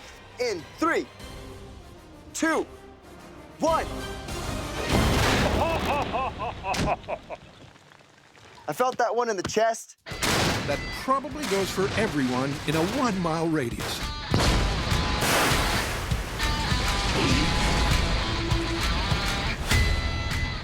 You think we'll still get the deposit back on the house? No. As you can see, all that extra oxygen definitely gave us more bang for our buck. Holy moly, look at this. Ugh. Oh, this is a reinforced steel firebox, and it totally just bowed out our little support struts.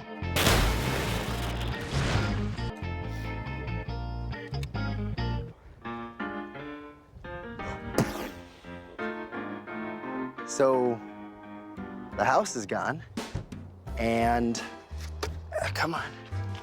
The criminal, I guess, does it count? Did he break back into the house? I don't know.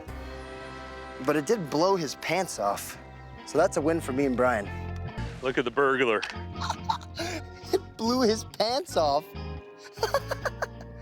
Oh, wow. I don't know, though. I think he mostly fell. I don't think he shot. Yeah. He's not far from where he began. That means that his body and the fireplace were a good enough seal that when it went off, it just, boom, blew it apart. And there you have it. The mythical propane mix barely budged Buster. And the ramped-up oxygen-rich mix brought the house down. But there was a definite failure to launch. Definitely busted. Yeah, he definitely popped up a little bit on that chimney, but he didn't shoot out. Yeah, but he definitely shot out when we turned it over the top. Yeah, he did. All right, let's get out of here. Yeah. I told you, crime doesn't pay.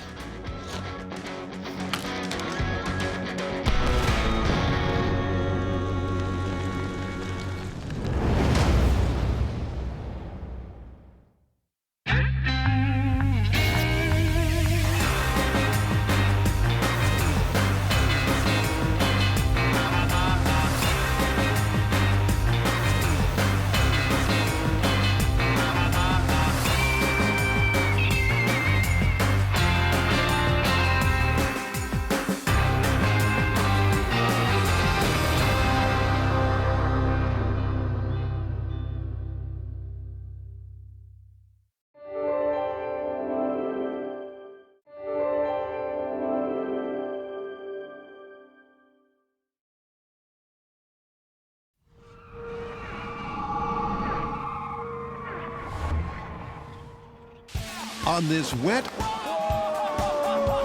and wild episode of Mythbusters. Ooh, I definitely feel like I'm not really in control. Woo! Here's a little math for you. Flat tires plus police chasing your butt Oh, he is losing it. equals C in jail, buddy. According to the murmurings of the criminal underworld, you can defeat a spike strip. So we're gonna try a couple of DIY methods for toughening up our tires, That's not a sexy ride at all. as well as an outrageous driving maneuver right out of a hyped-up Hollywood heist. And Brian and John meet up with a couple of old pals from the search to power up a super fountain. We're testing the myth that an old man in an inner tube, yeah, I think he had a little bit too much to drink this time, accidentally floats his way over a fountain and gets shot up into the air, being suspended by the water. Come on! Come on! Come on! Come on! Woo!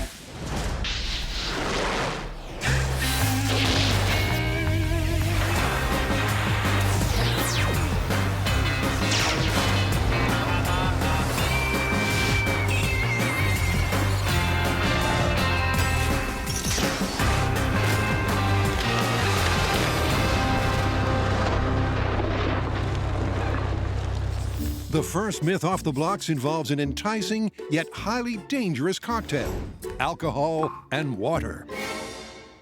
The story goes that a tipsy senior citizen decided to finish off an evening of drinking with a dip in his hotel's dormant fountain.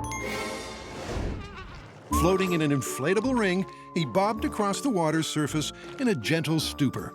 Until, that is, the fountain sprang to life, suspending the startled senior high in the air for several seconds. But when the Mythbusters investigate this tale of drunken misadventure, will it hold water, or is it merely hydrodynamic hyperbole? Well, this sounds like a seniors party gone wrong. Yeah, I'd say gone wrong and then some. It's safe to assume those great fountains in Vegas and Dubai aren't gonna let us do this. You mean because it's not good for their public image? Yeah, exactly. But that means we get to build a super fountain, and I've never done that before. Oh, wait, here's a surprise. I haven't either. Let's do it. But before the guys go full Vegas and engineer a super fountain, they need to learn how to optimize its design to lift and hold a floating object. Water is one of the most prevalent molecules on the planet, but it's also one of the most unique. With just one oxygen and two hydrogens separated by 104.5 degrees, it becomes just about magical. You can use it to cut through steel, lift a 500,000-ton ship, and it's most dense as a liquid and not as a solid. It's those crazy properties and many more that we're gonna have to investigate to figure out just how water could lift a human being.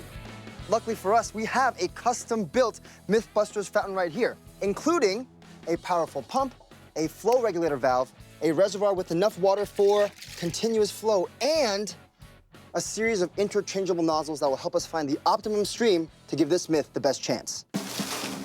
Oh! That's more reasonable. This myth is about a person being levitated by a stream of water, but a person is oddly shaped. We're gonna start with something with a little simpler physical property: a sphere. All right. Let's do it. The first nozzle up for testing is medium-sized and produces what's known as a clear stream jet. So is it capable of suspending a foam ball in midair? Oh! It looks so promising. You know what? I started to see something, though. She's gonna fall out to one side, but watch as it comes out, it starts to spin and slow down its fall. Ah, you see it hang up? It rolls off the stream. I think we need a little more stream. Let's do it. Woo! Oh! Oh! That ball's levitating. Whoa! That's great, man. Holy moly! It's kind of like black magic. But the high-speed footage reveals this is no witchery. It's pure physics. The ball's not in the jet, it's off to the side, and it's constantly spinning. Right? That's that hydrodynamic effect. Obviously, gravity's pulling the ball down, but the water's pushing it up and out. But the important force, that water being flung around, pushing it back into the stream and stabilizing it. It's a spectacular trick the guys repeat with a number of different balls and nozzles. But the hydrodynamic effect most likely doesn't explain this myth. That's cool, but check this out. Buster in his inner tube, no magic carpet ride. So it's back to testing, and time for a switch of balls. We have this one. Yeah, it's heavier than this one. It's a bit smaller, too. Let's see what happens. Yeah. Here we go. Okay. Oh! Oh, so close. Oh! I should have yelled. I was so excited for like a tenth of a second. The jet is just too turbulent, and because some sections of the water column are moving faster than others, the internal differences in pressure this creates throws the ball out every time. I think a smaller nozzle is going to pull a little trick here that we need. Brian's backing a small clear stream nozzle to produce a less turbulent jet, in which the water is moving at a more uniform speed, with less destabilizing variance in internal pressure. Give her a shot. Oh, come on. Ooh, look at that. That's beautiful, and I think that means these nozzles are important. In fact, several nozzle types, which produce a more stable, less turbulent jet, also steadily suspend weightier rubber balls. There you have it. This is a different physics principle than we saw last time. Yeah?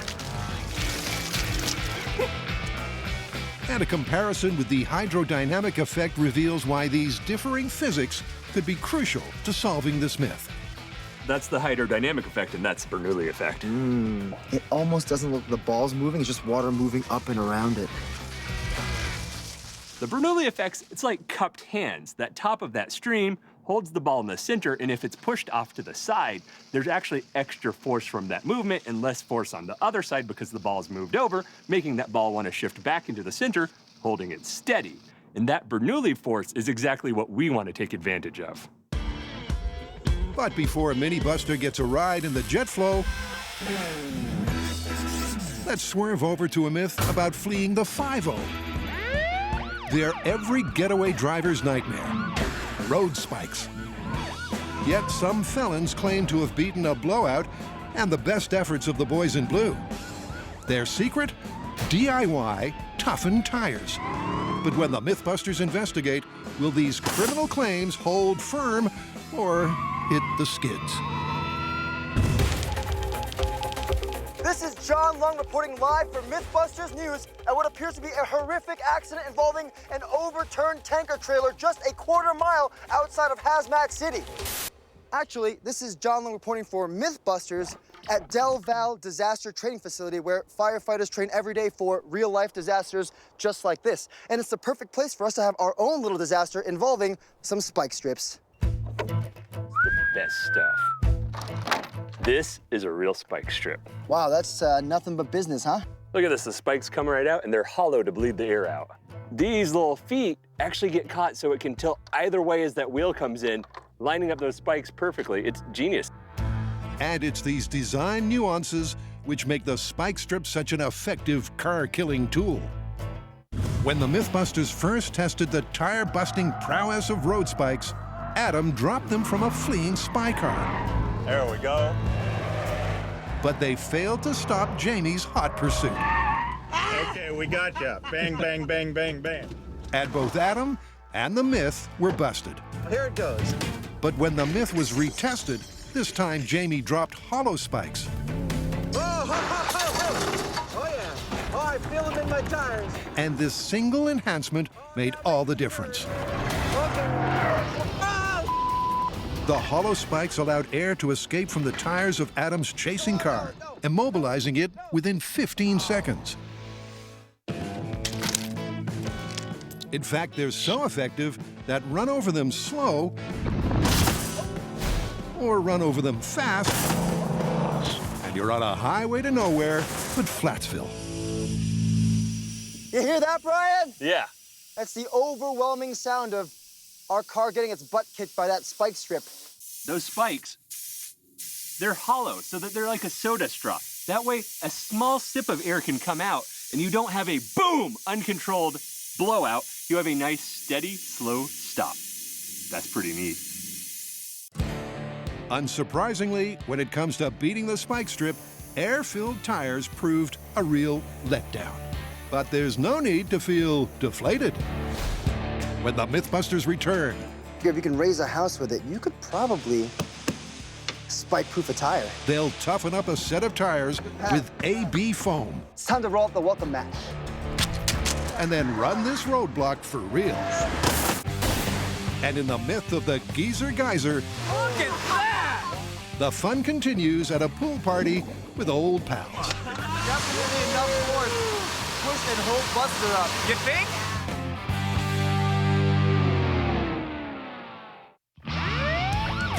Can a getaway driver beat a spike strip and escape the police with the aid of DIY toughened tires?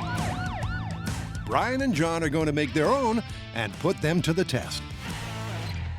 A? A. B. Woo! All right, there you go, AB foam. This stuff, you find it everywhere. I mean, they literally insulate stuff with it all the way to raising the foundation of a house. And you figure if you can raise a house with it, you could probably spike-proof a tire. Ready? Yeah. All right, you stand back, buddy. Should I cover your beard with my hand or something? It protects itself. Oh! There we go. All right. And this one. I'd say that's full. Don't get in the crossfire. How's my beard? It's doing pretty good. Once the foam is cured, the guys snap off the excess, weld up the fill holes, and their DIY toughened tires are done. All right, road spike simulation test in 3, 2, 1. Oh, snap! So that penetrated pretty easily, but that's not broken up around there. In fact, yeah, not a problem, right? Yeah. So that's my question. If these spikes go in, the only thing you have to worry about is forces from the side tearing it up. And I'm impressed. This might actually work. But is AB foam a spike buster? Time for the rubber to meet the road. There's 2 driving components to every heist. Getting to your heist, getting away from your heist. We're gonna put our modified tires through both those tests. The first test is gonna be this course, which is a daily driving, how's it handle type of test. Just a little bit of weaving, a few speed bumps, a sharp corner, and a long drive up to the finish line. Where it will become our starting line for test 2. Now, we'll be driving away from the scene of our crime as if we're being chased by the cops. But unfortunately, we'll be hitting their spike strips immediately. Not only do we care about what happens to the tires on the spike strips, but also what happens to them afterwards and how the car handles. Because what good's a getaway car if you're not getting away? Ooh, good pass, good pass.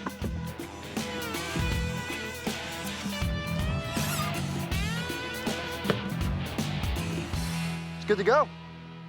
These foam-filled tires aren't much heavier than the air-filled tires, which is good for handling. But the bonus is with the extra rigid foam inside, when they roll over the spikes and all the air falls out, it should still be good. AB foam handling test in 3, 2, 1. Oh, it's a little road construction. Oh, what's that, some potholes? Oh, I hate these potholes. Oh, gosh, yeah. Overall, though, I mean, this is really smooth drive. And he's back.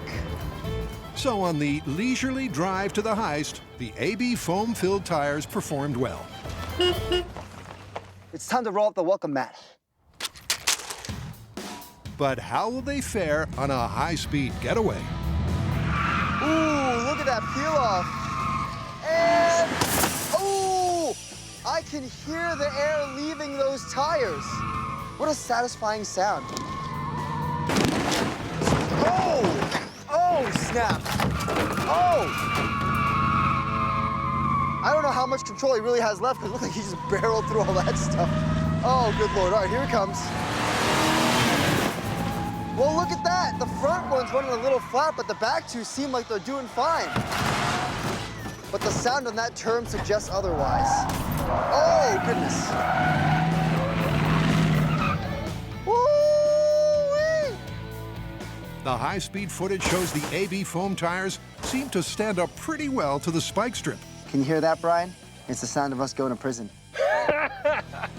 But with no air left in the tires, the foam takes the full brunt of the speed bumps, begins to disintegrate, and by the second lap, Brian's driving on 4 flats. I mean, I'm watching you make those turns and stuff, and you're losing more and more control every time you make a lap. Yeah. Kind of nuts. That's exactly it. I was like, I think I could probably make 1 more lap, but I couldn't make 2 more laps. And an autopsy of one of the tires reveals exactly why Brian's getaway hit a dead end. Ooh, this looks like some speed bump damage. Yeah, I think that's what I felt. Well, there's your problem.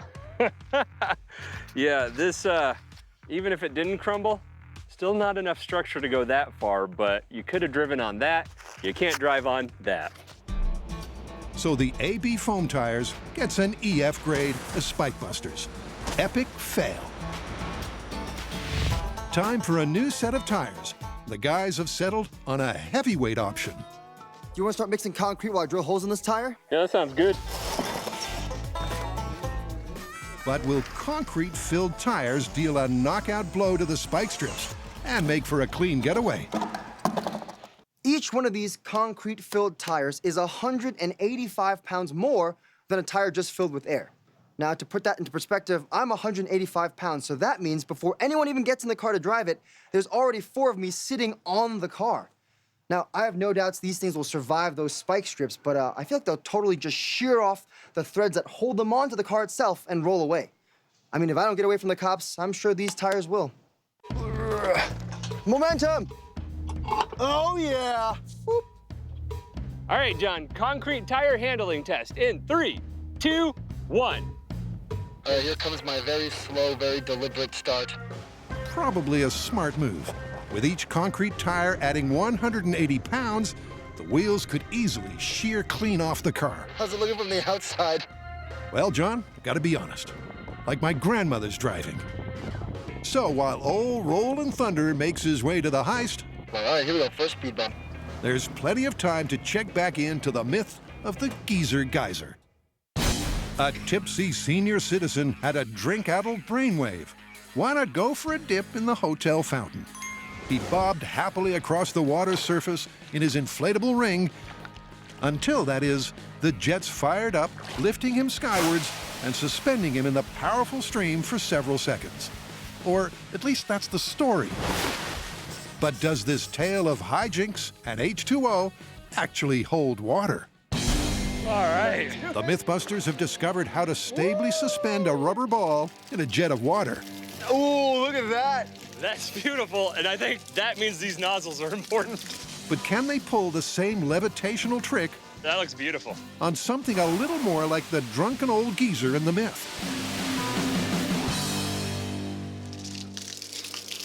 Ta-da! So, on the drunken night, he hung out and said, I'm gonna sit in a giant watermelon.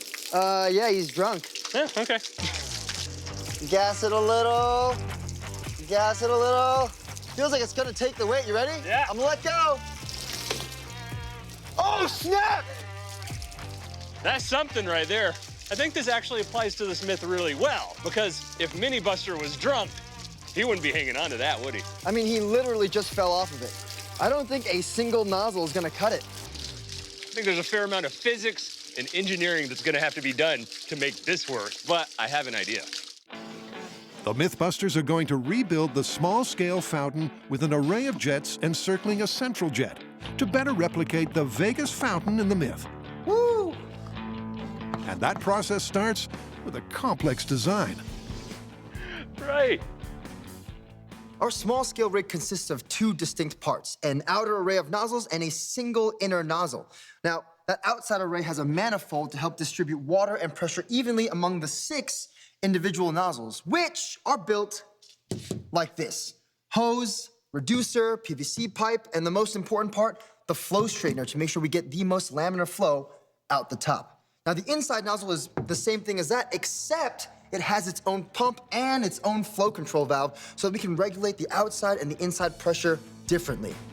You know, usually some ideas look easier on paper. This is not one of them. Let's go build this thing. Let's do it. All right.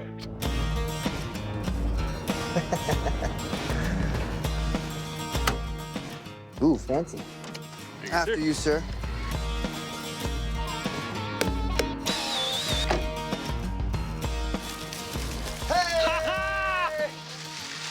this looks good. Let's shut it down, tighten those down, and try to float Buster.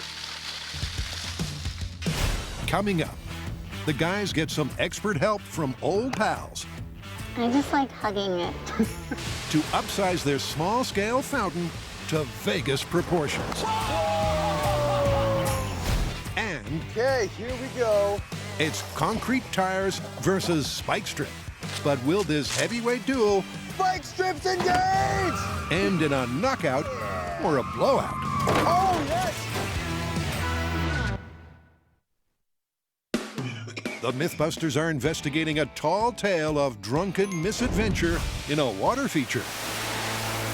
The first time we tried to levitate Mini Buster and his inner tube, we had a single nozzle, which resulted in some kind of interesting lean on the inner tube where he fell out. But now, we have an entire array of nozzles, which I think will give us a pretty stable levitation of Buster and his mini inner tube. What say you we start with the outside ring first? Sounds good to me. Oh! That is pretty cool. It seems to be riding the outside, and it fell right down where that central nozzle isn't flowing right now. So what I think you're saying is we should try this with the inner nozzle. I think it'd be a good idea. All right. All right. First, they'll try the center jet a little higher than the outer array. It's straight over the falls for Buster, but the guys are going to give the inside jet another chance. Down a smidgen on the inside? Yeah, you think we can get to like about 6 inches or so below the... I can get anything you want, John. That's getting close, man. Close, but no hydraulically suspended cigar. Mini Buster's jet ride lasts for less than a second. But a lower central jet did at least improve hang time a little. I have no doubt there's one important thing this taught us, and that's that we're gonna have to tune this just right to really make this work. So, let's tune it. Next, the guys dial up the power of both the inner and outer jets and increase the difference in height between them from 6 inches to a foot. Going on my shirt! That's beautiful. This time, the inflatable ring is suspended in the jets for several seconds. And John has an idea, which may allow this geezer to hang on next time.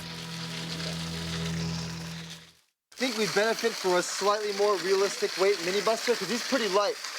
Then we put a few nuts in there, tape him down like he's hanging on, just so we can find that balance point in our small scale. By making Mini Buster heavier, the ratio of his weight to his ring's weight will be closer to true scale. It'll also lower his center of gravity, which John thinks should stabilize his ride in the jets. To balance the increased downwards force, a beefed-up Buster will now exert. Up a little, oh, it's too high. The guys crank up the outer array to 10 feet and drop the inner jet to 5. How far? That's good. All right. So will this watery configuration result in levitation? Buster into a 10-foot tall outer array with half-height inner array in 3, 2, 1.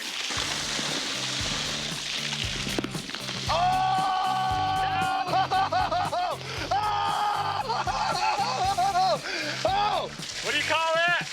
Levitation. It's a pretty turbulent jet ride for the little guy, but he clings on to his ring for the duration. And clocking a total flight time of 7 seconds, this small-scale test suggests there may yet be some truth to the myth. Holy moly! Right, so I think there's only one question now. You think that sound still works when it's under the water? Yeah, how did Buster float on top of that? We just saw a pretty good levitation of our Mini Buster in his mini inner tube. But the myth does state that our old geezer does float accidentally into a bunch of fountain heads and then gets lifted upwards. So our next step is to drop our nozzle array down under the water and see if we can get the same result. Buster's in position. Go ahead and fire in 3, 2, 1.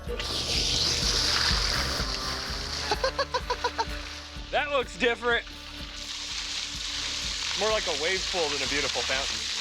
The stuff is raining back down, it's rippling out, and the ripples are coming back in, and so we're getting like intermittent flow when the nozzle's above water. Wait, you ready? Yeah, pretty. now. Nope, now, pretty. Nope, now, pretty. Nope, now. pretty. Okay. Well, I think that might be a setup issue. So the guys try again, And this time, they're going to give the jets more juice. You can fire them in 3, 2, 1.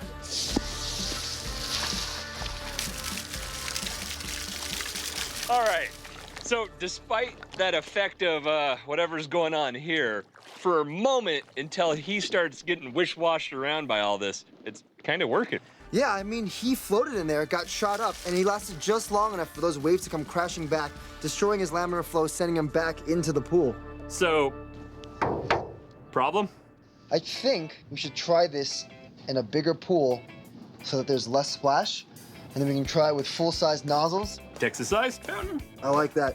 Well, if it's a Texas-sized fountain, we should probably get a Texas-sized crew. Ooh, Tamara and Alan? I like the way you think. Let's go give them a call. Still to come, Brian and John hit the road with old friends to find a full-size pool and give their small-scale fountain a Texas-sized upgrade. And John's in for a wild ride as he attempts to beat a spike strip. Oh, he is losing it, yep. And make a clean getaway. Woo! Save the camera, you're welcome!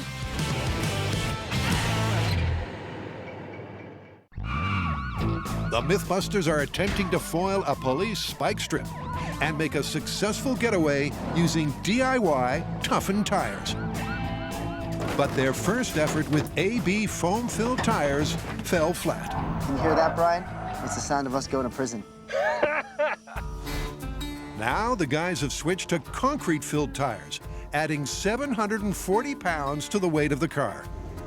But while the going is slow on the way to the Mythbusters' imaginary heist, the weighty wheels are handling well.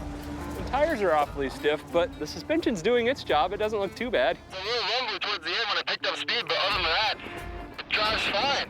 You want to turn around and go for the gold? You know I do. Time for a sharp exit from the scene of the crime. So will the concrete tires survive the spikes and a speedy getaway? Spike strips engage! Oh! I mean, I heard something, but I ain't stopping. Oh yeah, here we go. Ooh, I definitely feel like I'm not really in control. Oh, save the camera, you're welcome. You're welcome. Oh, oh, oh. Going around for another lap. Oh, across that spike strip again. Woo! Oh, he is losing it. Yep. Oh, that's not a sexy ride at all. It's getting pretty crazy. Maybe this is gonna be my last lap. Copy that, John. Here we go. Oh, still good, camera. And here we go. Ah.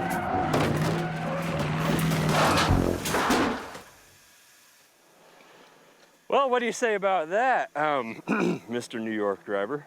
If you're going at like 25 miles an hour, you have complete control of the car. You go 35 miles an hour, and then the entire thing is just you going like this down the street. So I'm not perfectly educated on it, but what's the top speed of a police car? I'm pretty sure significantly faster than 35 miles an hour. Even though the concrete-filled tires not only survived the spike strip, but almost ripped it in half. Their added weight and lack of traction also destroyed the car's handling.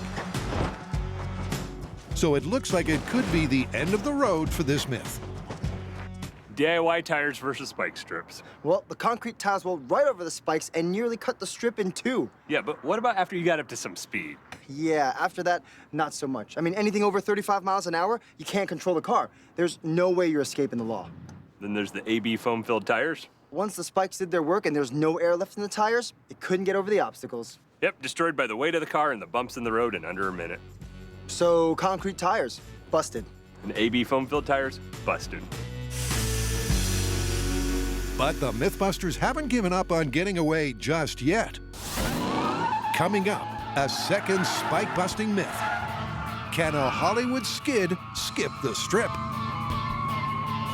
But now, it's back to the myth of the Geezer Geyser and HQ, where Brian and John have enlisted the help of old pals from the search, Tamara Robertson and Alan Padd. So, Geezer Geyser, next ups? So we've done the small scale. We tried one nozzle, an array of nozzles. But what we got to was the point where our small pool was causing waves to crash back over the nozzle, interrupting that stream. Sounds like we need a bigger pool. Luckily, we have one. Yeah, but before we get to that bigger pool, we have to build all of this. What is this? Well, we got arrays, outer and inner, manifolds, and scaffolding that lets us adjust everything so we can try to float Buster all the way up. Oh, you want to build the scaffold? Ooh, yeah! So plumbing? Yeah, sounds good. Okay.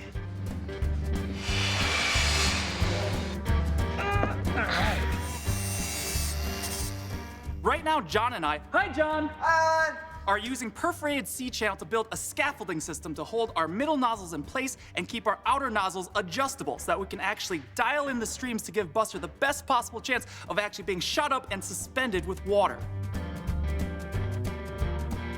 Brian and I are working on our water distribution manifolds. We're gonna have 2 of them that are fed by 3 pumps. That'll give us enough pressure for the outer and the inner arrays for our nozzles.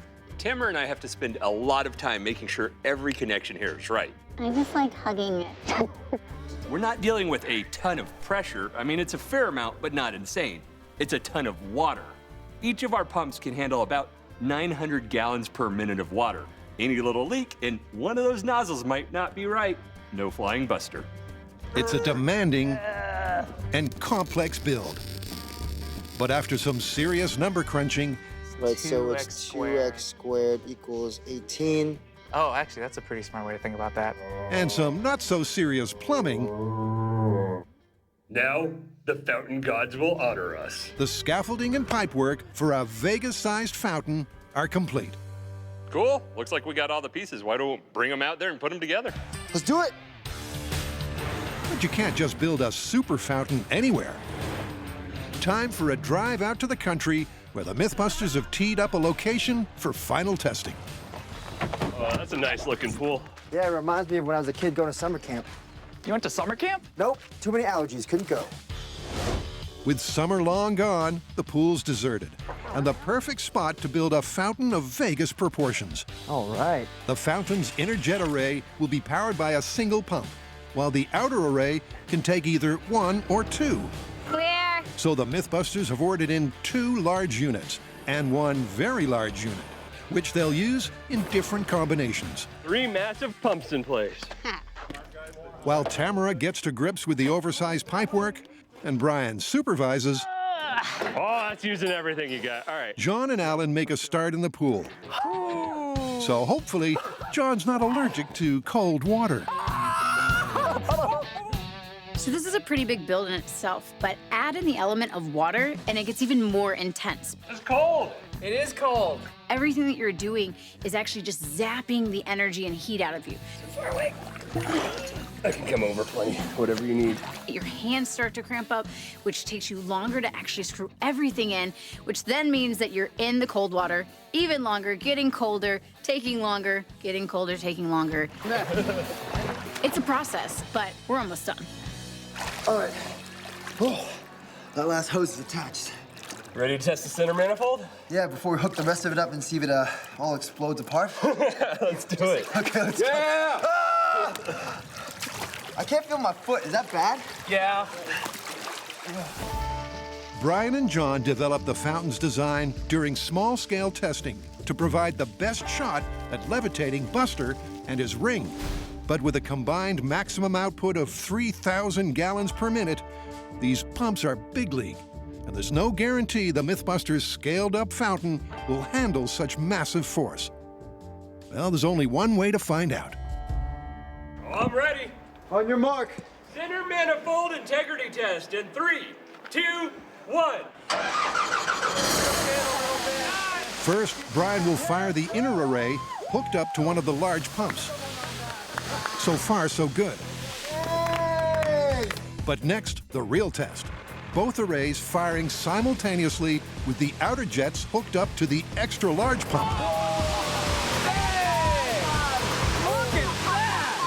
The fountain remains intact, and even with the bigger pump backed off full capacity, the outer jets reach around 60 feet in the air.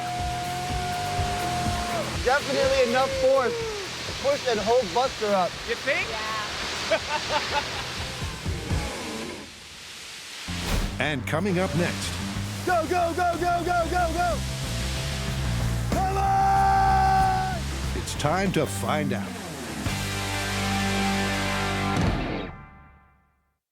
The Mythbusters have put their super fountain to the test, and the response was gushing.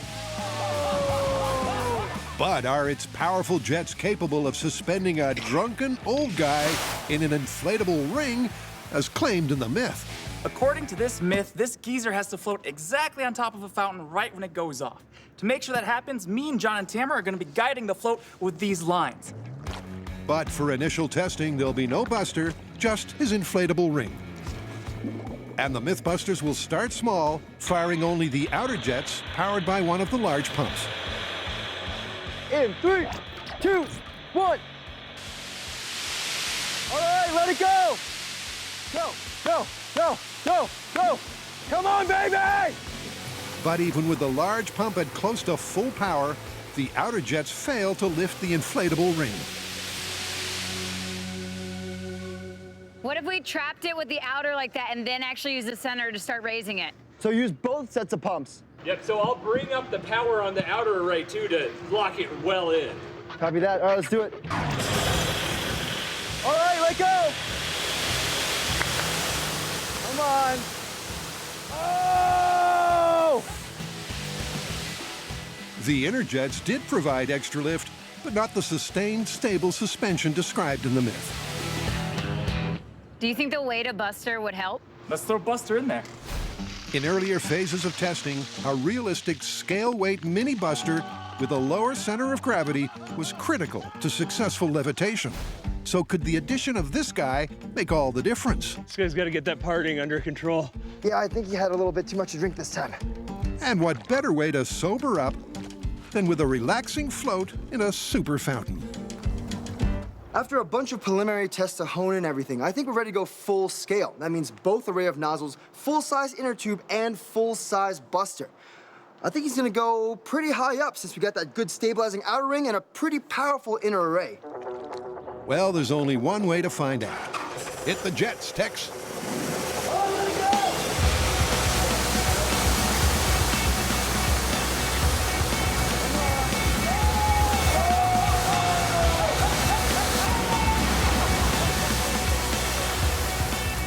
Much like the previous test, the fountain tips the inflatable ring, and Drunken Buster tumbles into the turbulence. We came up pretty high on that outside nozzle array and almost all the way on the inside one just to get that to happen. Yeah. I think we need to go back to that bigger pump on that outside nozzle array. Whew, all right, let's get set up. All right. All right, Tamara, get out of there. Let go. With the extra large pump hooked up to the outer jets, they kick out a whole lot more juice. But will they hold Buster steady enough for the inner jets to lift him? Oh! That's everything we got on the outer array right now. And still no fountain flight for Buster. John has a theory why. Every time we see Old Man Buster almost get lifted by the center array, he flips feet overhead.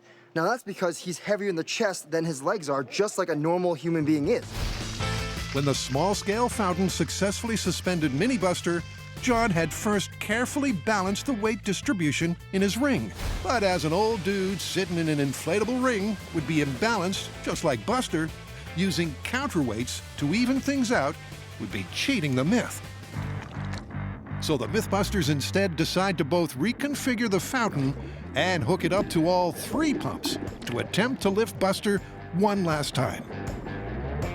For this final shot, what we're going to do is we're going to move our inner array out closer to our outer array so that all of our pumps are focusing all of our force on the outer part, which should give us the most stability and the most force, and maybe Buster will actually stay up there.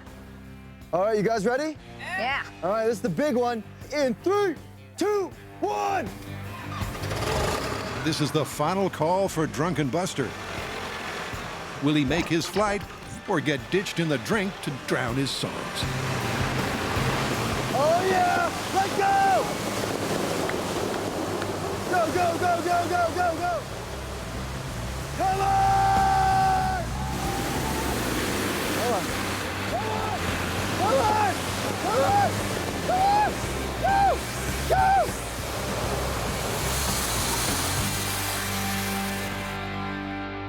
I think we maxed out. That didn't work at all. No, it didn't. Look at all the stuff we did for this full-scale test today. We just fired the outer array. Come on, baby! We fired both arrays together. We used all the pumps. Even arranged the inner nozzles outside to create some super ring of nozzles. And it still didn't work. We definitely mastered caging Buster, but levitation not so much. Yeah, even when we saw Buster start to lift a little above the surface of the water, he would just flip over like a pancake. I gotta say, this is busted. Busted. Agreed. Still to come. Brian, you ready? I was born ready. Get ready for spike-busting myth number 2, the Hollywood Power Slide.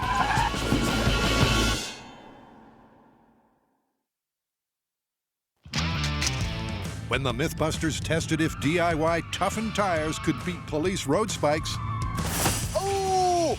I can hear the air leaving those tires. the myth ended up as busted as the tires. But what if there's another way to beat a spike strip? Well, according to the movie Baby Driver, there is.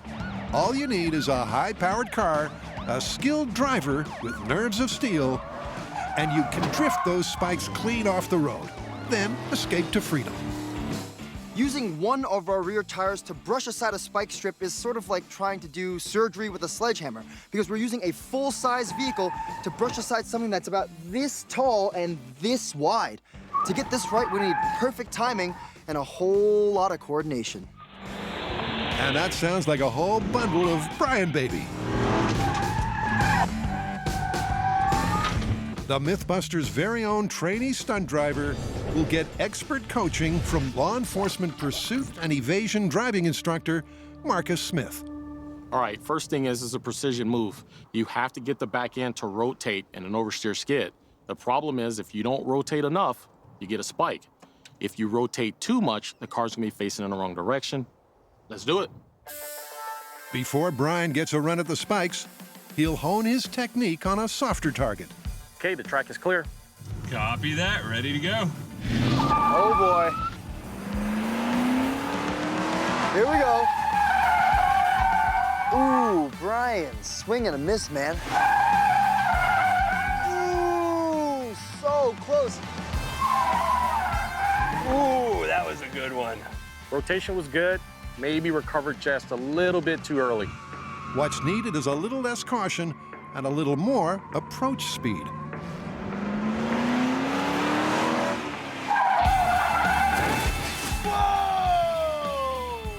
Nice. Not to mix my sports metaphors, but bullseye! This time, Brian clips the boxes. But does he really nail the maneuver? Perfect placement. I feel like, though, not quite enough rotation, but tire placement was spot on. Yeah, you want to lead with the rear, not the front of the car. All right, so plus for me is tire placement. Downside for me is not quite enough rotation. So if Brian's going to beat the spike strip, he'll need to commit even more to the power slide. Okay, it's time for the real thing. How do you think he's gonna do? I actually think he's going to do a good job, but I'm rooting for a spike strip. I understand where you're coming from. All right, let's call him in. Power slide spike strip removal technique in 3, 2, 1. Here we go. Here we go. Oh no! Is that the sound of air leaking out of a tire I hear? Sounds like it. And the proof is in the pudding. Or in this case, stabbed deep into the sagging rear tire. All right, you wanna see a sexy maneuver on high speed? Oh, yes. Ooh, oh. Does that look like a rollover to you? And there's the problem. In order to recover from the power slide, Brian pulls out of the maneuver too early, rolling over rather than brushing aside the spikes. You make a sweet turn, and then the front tire clears the spike strip, and the back one goes do-doom. I think you might be right there, but I remember in that movie, it doesn't show how he recovers. It looks like he spins maybe 270, takes his time and drives off. So I say we do this and just cut that recovery so we're only worried about flicking that spike strip. So Brian Baby's back behind the wheel. But can he slide this myth over the line? 1. And he's off.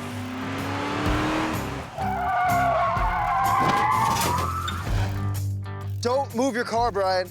Yeah, I can't speed the spike strip, so I thought I'd just hang out here. Amazingly, all the tires survive intact, but the spike strips wrapped around both back wheels, immobilizing the car. So what went wrong? Oh, that's sideways.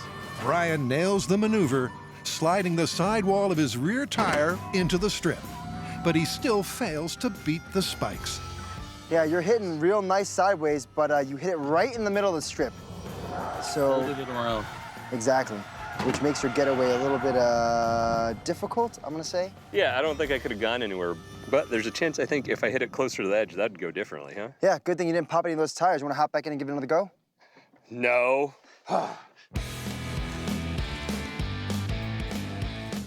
Brian, you ready? I was born ready.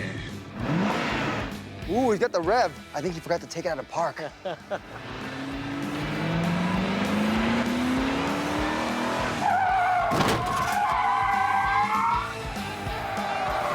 Nice.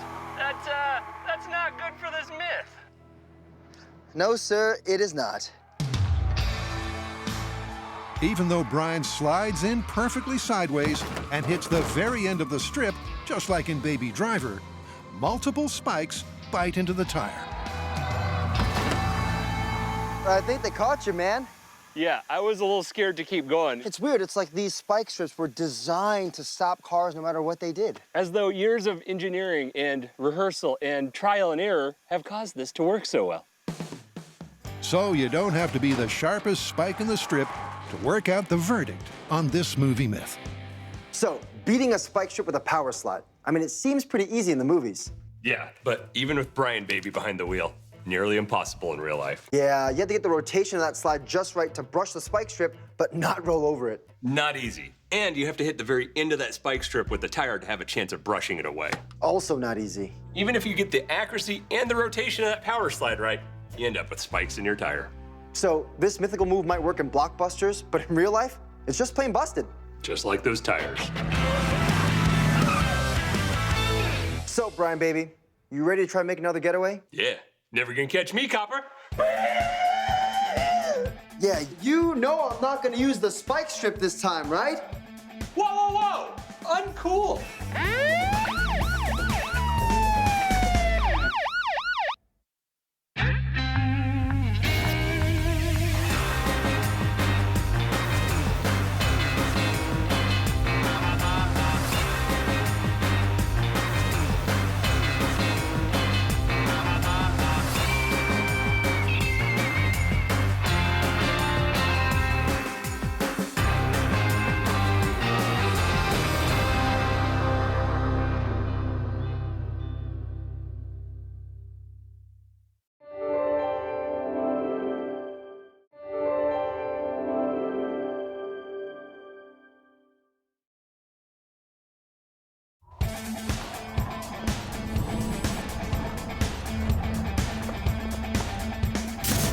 On this flaming hot episode of Mythbusters, Feel like a space pirate.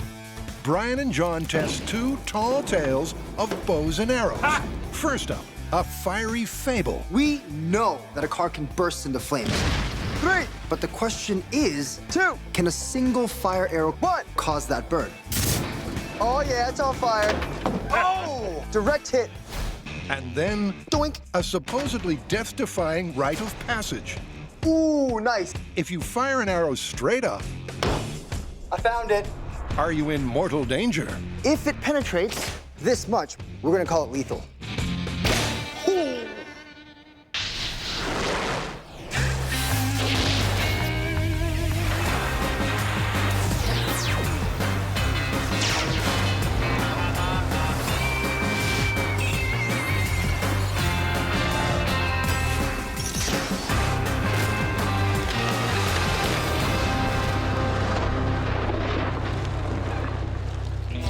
How do you make an arrow even deadlier? Light it on fire. A recent pizza ad suggests a direct hit from a crossbow to a car's gas tank will result in an instant inferno. But when the Mythbusters take aim at this incendiary claim, will it crash and burn or fly straight and true? So, this, plus that, sounds pretty Mythbusters. Right? Catastrophically burning gas tanks and fire arrows? I love this job. So with all the movies that are out, it makes it seem like even if you look at a car weird, it will burst into flames. But is it really that easy? And do gas tanks even go up like they show on TV? That's probably where we should start. Try to ignite gas inside a gas tank, and besides,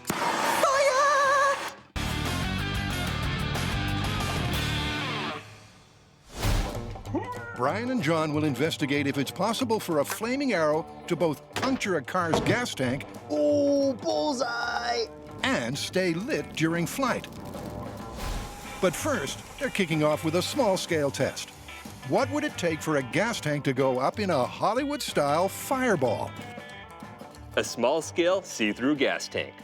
We put some gasoline in this, introduce a spark, and see what happens. I've been working on the ignition source. Never wired a stun gun to anything before. Hey, John! I will duct tape that thing to your face.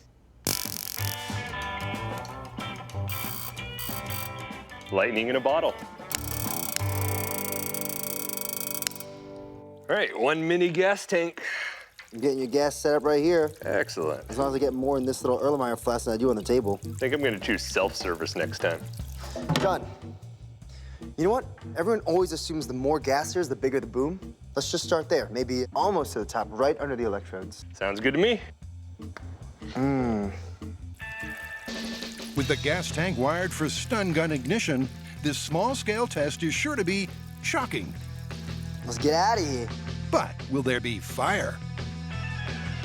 The high-speed camera is rigged to catch the action once the guys trigger the stun gun from behind the blast shields. All right, mini gas tank literally full of gas. Fire test in 3, 2, 1.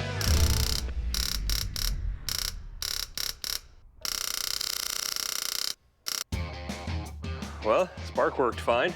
You almost see like little ripples on the gas. Yeah, but I think at this point we just don't have the right air-to-fuel mixture. Here's some simple geometry. The fire triangle. The 3 components you need for every fire. Now, the reason our gas tank didn't catch on flames is because we had plenty of fuel and plenty of heat, but not enough oxygen. So for our next test, we'll drop it to, let's say, a quarter tank and see what happens. With less fuel in the tank, there's more space for oxygen. That's about right. Yes? But will less fuel and just a little more oxygen produce a flaming hot result? Okay. Ready, Brian? Ready. Mini gas tank, quarter full. Flammability test in 3, 2, 1. Nothing. We did our test with our quarter-full tank of gasoline and still had no reaction. But remember, this myth is about arrows penetrating the gas tank. I'm gonna drill a couple holes in this tank. It's gonna let in a little more oxygen, and we'll see what happens. All right. Okay, 3, 2, 1. Hey! There you go. There it is. Successful ignition.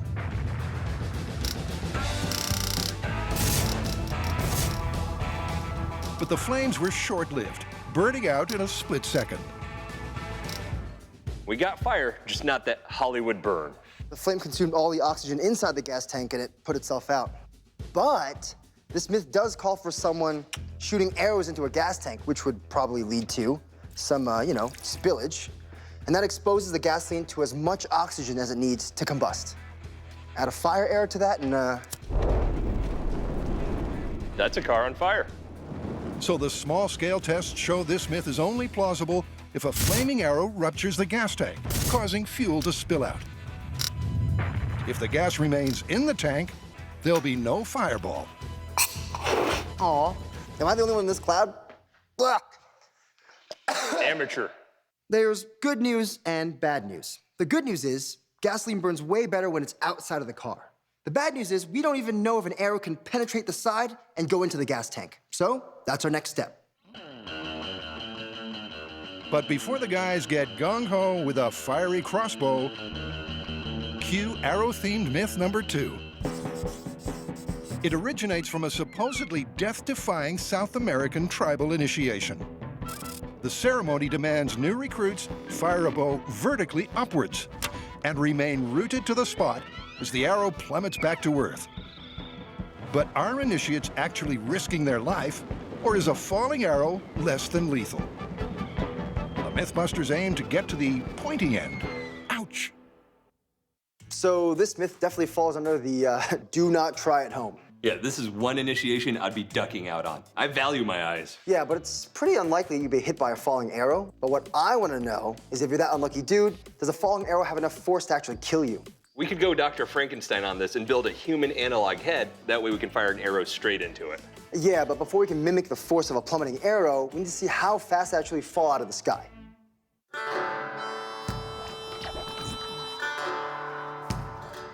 This is Rabbit Dry Lake Bed, and this vast nothingness is what you need when you're firing arrows up and tracking them coming down. Before going vertical, the guys will get some tips on plain old horizontal bowmanship from champion archer and certified instructor, George Ellison. Just simply pull it on back. You look down the string at the tip of the arrow, and that's how it's done. Right about there. Oh, I actually realized I'm holding it too high. There we go. All right, that one didn't go past the line. We'll give you a mulligan, John. But eventually, George's instruction pays off. Ooh, that's a hit. Good job. There you go. Good job. And after a bit more practice,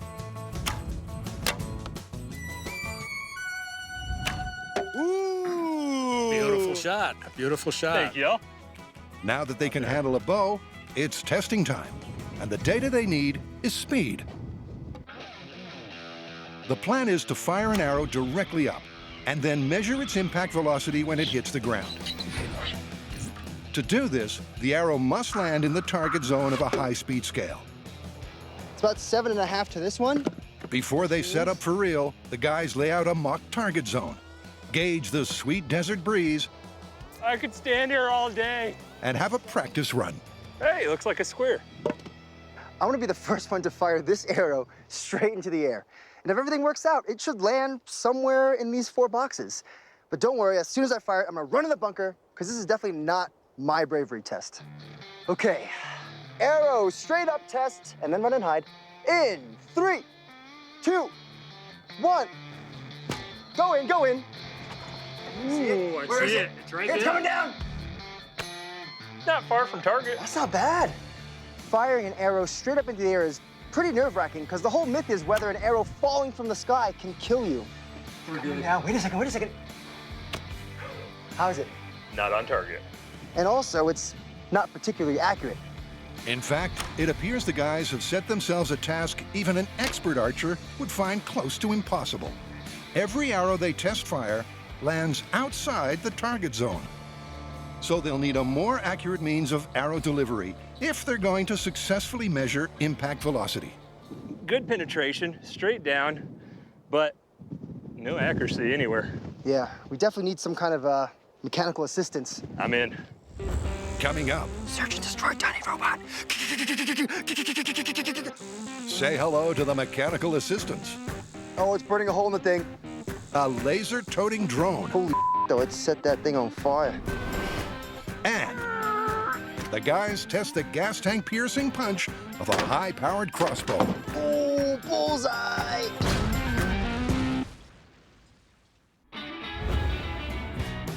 Brian and John are investigating if an infamous tribal initiation ceremony truly is a dance with death, or merely a flirtation with a flesh wound.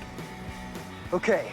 Their first step is to measure the maximum impact velocity of a falling arrow. Problem is, Not far from target. Still not quite on target. Not on target. not a single arrow landed within the target zone they must hit to get a speed reading.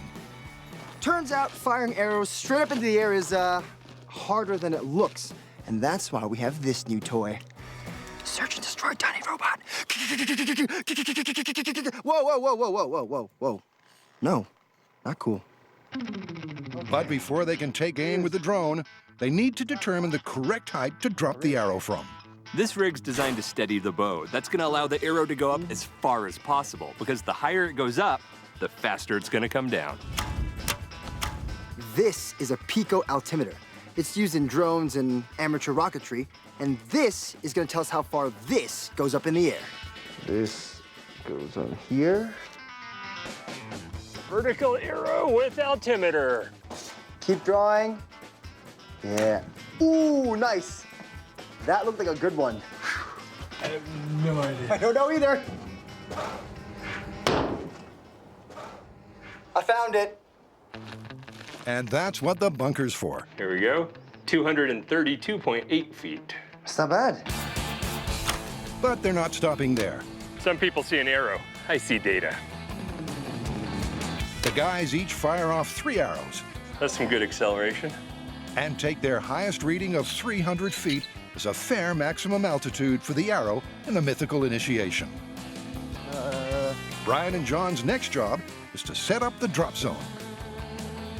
The high-speed camera will record the speed of the falling arrow on impact, as long as they manage to hit the target zone. Well, that's why we're employing these 2 drones. That one takes the arrow straight up, and this one hovers right above that one so that it gives us a bird's eye view of the bullseye. Then when we're ready, we drop it, and there you go. I'm happy. The drone will position the arrow directly over the target zone. Then just... Beautiful. The guy's new toy even has a precision targeting system. All right, it's on. Whoa, that is bright. Oh, it's burning a hole in the thing. It's off. Holy though, it set that thing on fire. Yep, that's one tricked-out drone. But will it conjure up a bullseye? It's time for some high-altitude archery.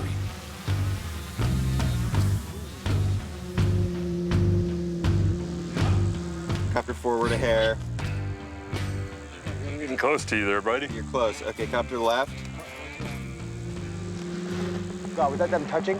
Oh my God. Shoot, shoot, shoot, shoot, shoot, shoot, shoot, shoot. No, no, no, no, no, no. It's a drone disaster zone. That is not good. So is the falling arrow myth investigation in a mission-critical tailspin. First, it's back to HQ and the fable of the flaming arrow. One. We're testing whether a flaming arrow shot into the gas tank of a car will cause that car to erupt in flames. Whew. Now, to give the myth the best chance, we know we need to rupture the gas tank and expose all that fuel to as much oxygen as possible. That's a car on fire. But if an arrow can't pierce a gas tank, this myth's gonna be the only thing that's a bomb.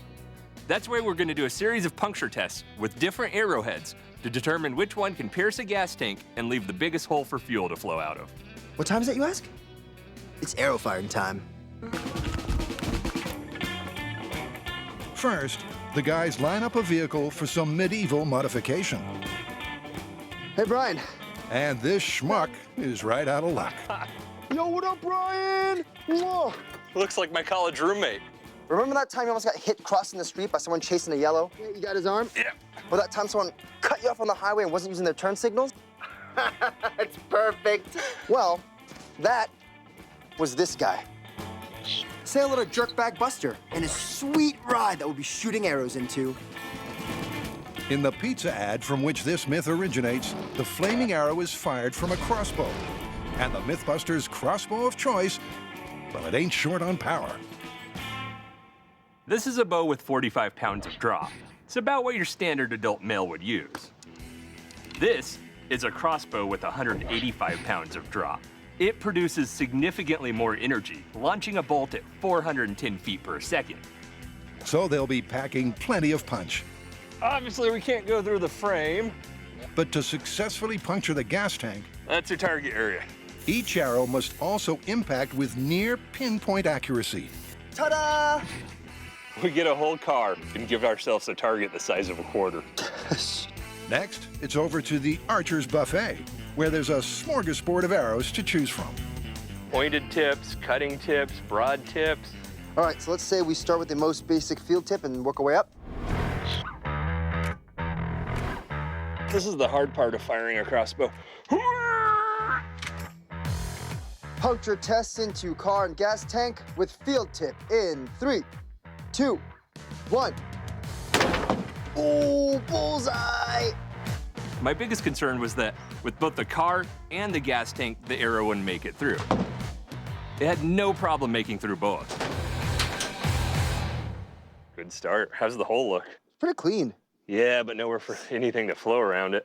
The tip is about the same size as the shaft of the arrow, meaning that when the arrow went through, it plugged its own hole. No room for fuel to flow out. And as the small-scale test proved, if the fuel stays in the tank, there'll be no fireball, and this myth's as good as busted. But will a gnarlier arrowhead tear a bigger hole? Next up. It's a field tip with an accessory cutter. It's real fancy. In 3, 2, 1. Ooh, that's nice. The arrow's in the tank. Yeah, but the tip is on the ground. Oh, that's not good. Our test with the field tip and serrated accessory, it got really good penetration. But when it hit the gas tank, the tip broke off. So it didn't give us quite the hole in the gas tank we were looking for. In fact, the 3-blade cutter tip and the 4-blade cutter tip produce similar results.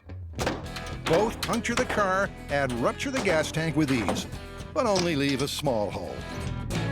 There's nothing that's like plowed open. That's disappointing. So next up, the guys try something different. This one seems like a special tip. The blunt force of a decaulking bolt. Here it comes. It's not designed or balanced for target shooting. But will a heavier arrow punch a gas-spewing hole? All right, Buster, look out. This one's pretty messed up. Okay, penetration test into gas tank with decaulking bolt tip in 3, 2, 1. And that's why we have blast shields. There's your arrow. The replay reveals the decaulking bolt failed to pierce the car's body. It literally smashed the quarter panel and then bounced all the way back at us. So after test firing all but one of the arrows, It's like pulling out a wet noodle, John. the results have been a little limp. Ooh. If Buster's ride's ever going to get deep fried, they need to punch a bigger hole in the gas tank. Oh, you got some in your teeth, man. I got. There you go. It's down to the last arrow. This one's really sturdy. Yeah, let's do it. Penetration test into gas tank with broadhead arrow in 3, 2, 1.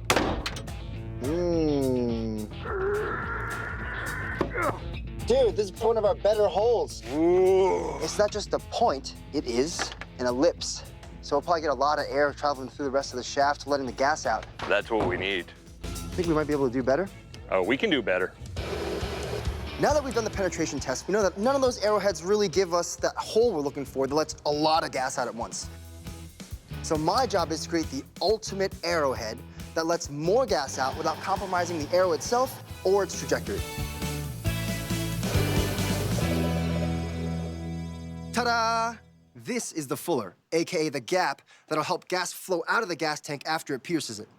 But the question now is, does this big chunk of steel change the arrow trajectory, and does this pass through all the side paneling into the gas tank like the unmodified arrows? There's only one way to find out. Safety's off. Firing in 3, 2, 1. Okay. I don't see an arrow in the quarter panel. I don't see an arrow anywhere. Well, it's not in me, that's good. Well, there's one piece of arrow and, hey! The other piece of arrow. All right, let's look at the high speed, see what happened. Okay, so the arrow is coming into frame. Oh, what? Come on! The super slow motion replay reveals an odd dynamic phenomenon. The archer's paradox is when the arrow kind of does that bendy movement as it flies through the air. All arrows flex in flight like this to a degree, but John's modified arrow does so far more violently. From the high speed, it looks like it goes, oh, blah, blah, blah, and then bends under the car and then keeps going straight. Also, I think there's a bit of a tip in it because of the extra weight, so I'll have to find a way to balance out the back of the arrow. So much for the ultimate arrow. Time to redesign the redesign. Okay, this is our new and improved arrow. I mean, it looks the same, but I put counterweights in the back so that it balances where it should. So when we shoot it, it should travel perfectly straight instead of going. Firing in 3, 2, 1. Oh, yeah. Yeah. After all of our modifications to this arrow, we got good flight trajectory, so I'm super happy. What kind of penetration did we get? Woo! Well, it looks like the arrow got real good penetration all the way through to the gas tank. And unlike the hole plugging off-the-shelf arrows, scoring a direct hit with John's custom build should mean gas pours out through the grooves. You know what I'm picturing, John? What? A car in flames. The next step is looking at, well, the fire part, or the fire arrow. So we'll test different accelerants and see which one works best. Holy moly! Still to come. Here's the arrow, and we forgot to move the fire. Desperate times call for desperate measures. Pretty good! And the guys finally crack the tribal initiation myth.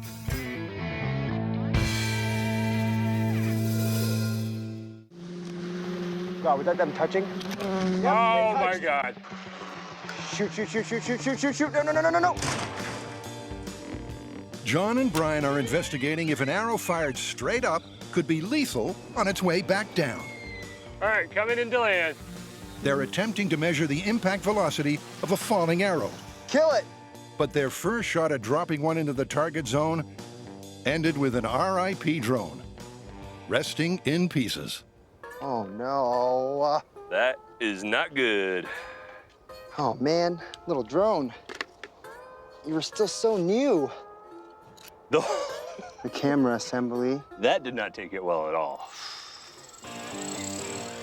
But a quick dispatch from HQ and a brand new drone is ready to roll. Brian and John need to get two things just right for this test to succeed. First, the arrow must be dropped from the correct maximum altitude, 300 feet. So I'm at altitude, Brian. You coming up? The arrow must also hit the high-speed scale's target zone so they can calculate its speed on impact. Copter right. Copter right. Copter right.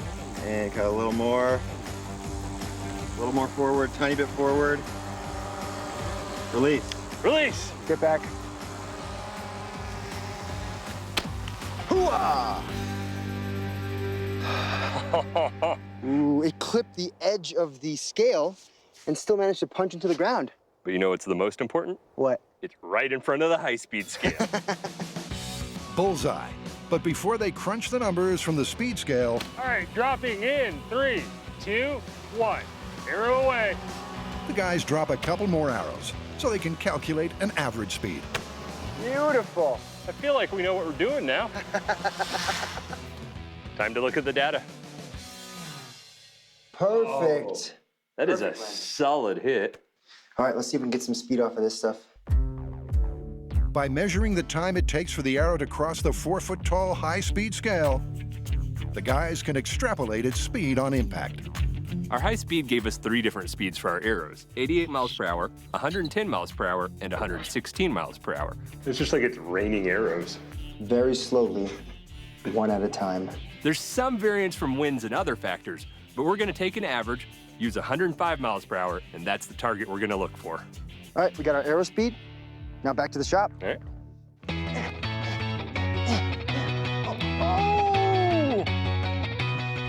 So they have their magic number. 105 miles per hour is the impact velocity of the falling arrow in the myth. Question is, would that be lethal?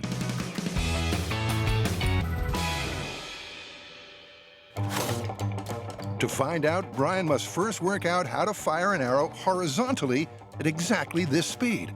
This may look like some sort of weird technological kite, but it's what's called a chronograph. And what it does is time something between here and here. And since you know the distance, you can figure out how fast it's going. 84, 107, 131. The chronograph only reads in feet per second. 137. So Brian needs to register a reading of 154 feet per second to match the arrow's 105 mile per hour impact velocity. The speeds of the arrows have been a little bit, well, a bit like my accuracy, all over the place.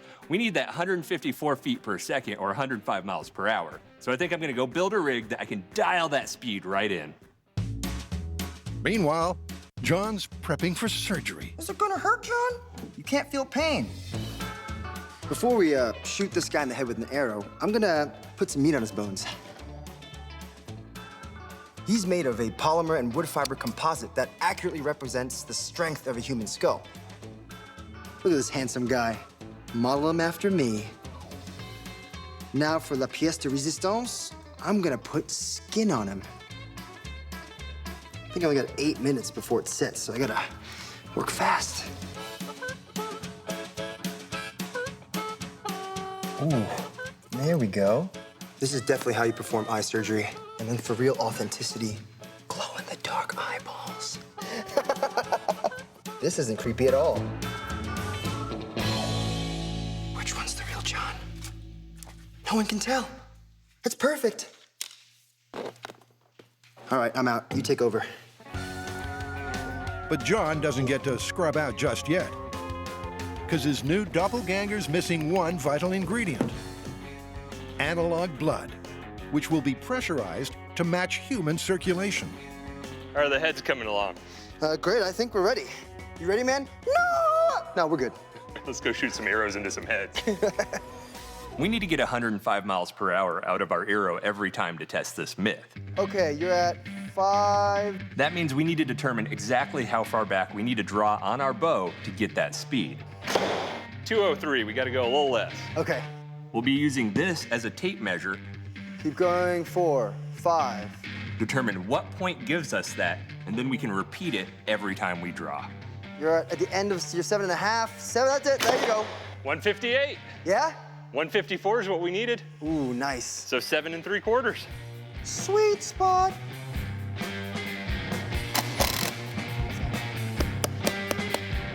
Solid. And give him some blood pressure. Ooh, yeah. Locked. Is that enough pressure? Yeah, that's about 5 to 10 PSI. With the bow rig calibrated and the analog skull locked in place, the stage is set for a worst-case scenario tribal initiation. But will it prove that those who endure this chilling ritual for real actually do brave death? All right, Brian, you ready? Yeah, ready. Okay, falling arrow lethality test. All right, here we go.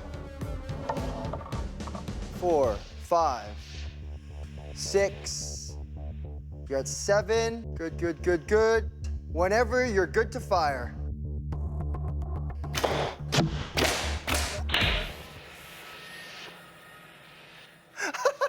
I feel bad. I shouldn't be laughing. Oh! Ooh! A glancing deflection sent the arrow through the forehead and eye socket. I don't know if he's dead, but he's blind. Yep, as horrific as the wound is, it's not definitively lethal. But would a direct hit have fatal skull-penetrating power? There's only one way to find out. All right, let's pull it out and do it again. Yeah, let's do that. Okay, falling arrow lethality test on Brian's mark. All right, 2, 3, 4, 5, 6. You're right at 7. Ooh. And that's what we're looking for. This time, the arrow squarely impacts the skull with bone-shattering effect. Oh!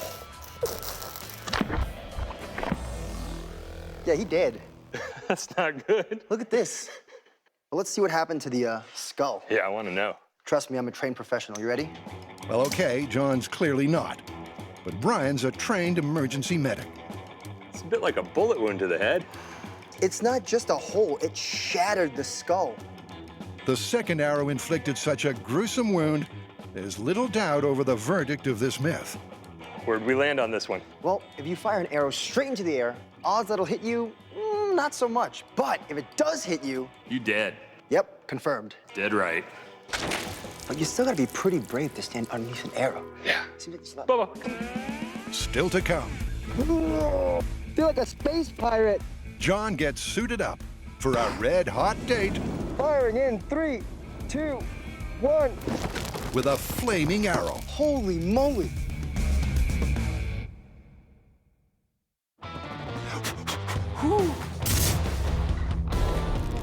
That's a car on fire. Brian and John are testing if it's possible to set a car ablaze with a flaming arrow. They've found the right arrow to puncture the fuel tank and allow the gas to gush. Whoa, Buster. It's looking good for us, but not so good for your car.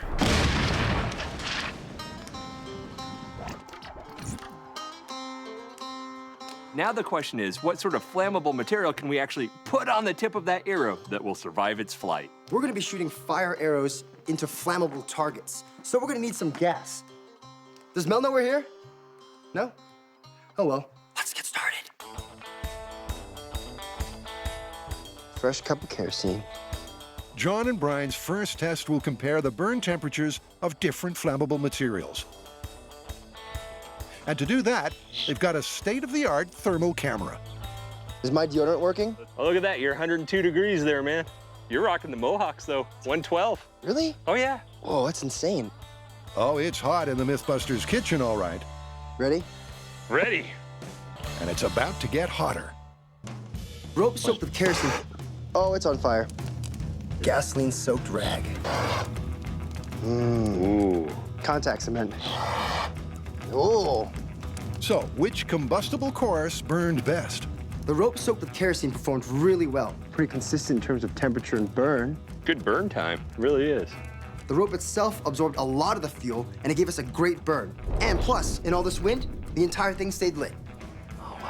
Looks way bigger, though. The cloth soaked in gasoline was great. It had a huge flame. Over 1,200.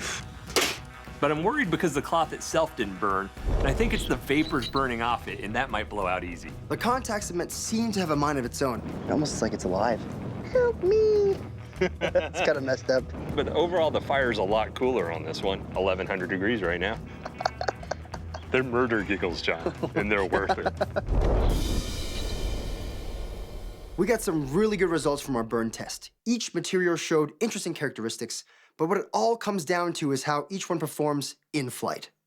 The challenge for our flight test is going to be how to best affix that flammable material to our arrows. We need it to stay lit, stay on the arrow, and have minimal effect on the flight path. And to test that, John requires a wardrobe upgrade.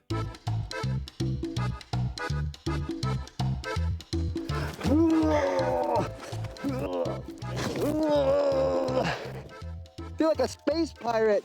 You're so shiny. Yeah, let me help you tie some of those intricate knots with my claw hands.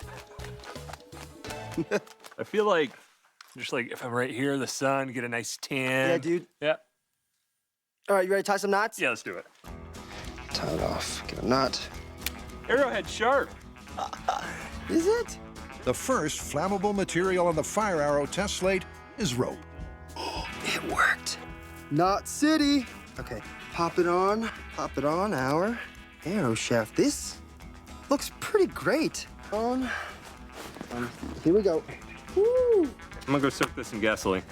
In this test, John's gas tank target isn't real, but a liberal dousing of gasoline means a direct hit should yield a fiery result, so long, that is, as the arrow remains lit. You ready? Yeah, man. Do you know how hard it is to fire a crossbow looking through a scope with a fire helmet on? All right. You completely ready? Yep. All right, I'm gonna light you. Is it on? Yep, safe. Safety's off. Oh, wait, did I mention all you can see is flames?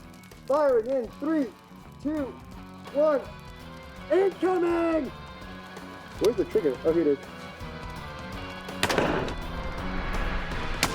Holy moly. Dude, the fire's out. You think it's getting put out as it's going shrink? That's what I wonder. And shawing is indeed the fire-killing culprit. The arrow just leaves the flames behind. It's just like, okay, here's the fire arrow. Here's the arrow, and we forgot to move the fire, and the arrow's just gone. The rope with kerosene looked good, but once it was delivered by the crossbow, the rope itself wasn't burning. All the fuel was burned off it. It's practically useless. All right, next one. Rag, Yep. gasoline. Yep. I wonder if we need to put something on there to protect it from the wind. Do we want to do a cone? This seems pretty legit. Yeah, I'm sure the guy shooting into the gas tank spent like half an hour on each arrow. He makes them the night before, come on. Lighting. Safe. Firing. That ain't a bad hit, but I don't see a fire. It's clear the cone did little to shield the flame. But although the arrow isn't on fire, it does pin its gas-soaked payload to the target. At least the cone and the rag stayed on. Yeah, and the arrow traveled pretty well. Great penetration, but the problem is, we ain't got no fire. Coming up. I wonder, John, if it's time for your secret sauce. The Mythbusters add some spice to their fire arrow ingredients. So nice. But will it be a recipe for flight-resistant flames? Fire. Or just a cooked crossbow? What happened?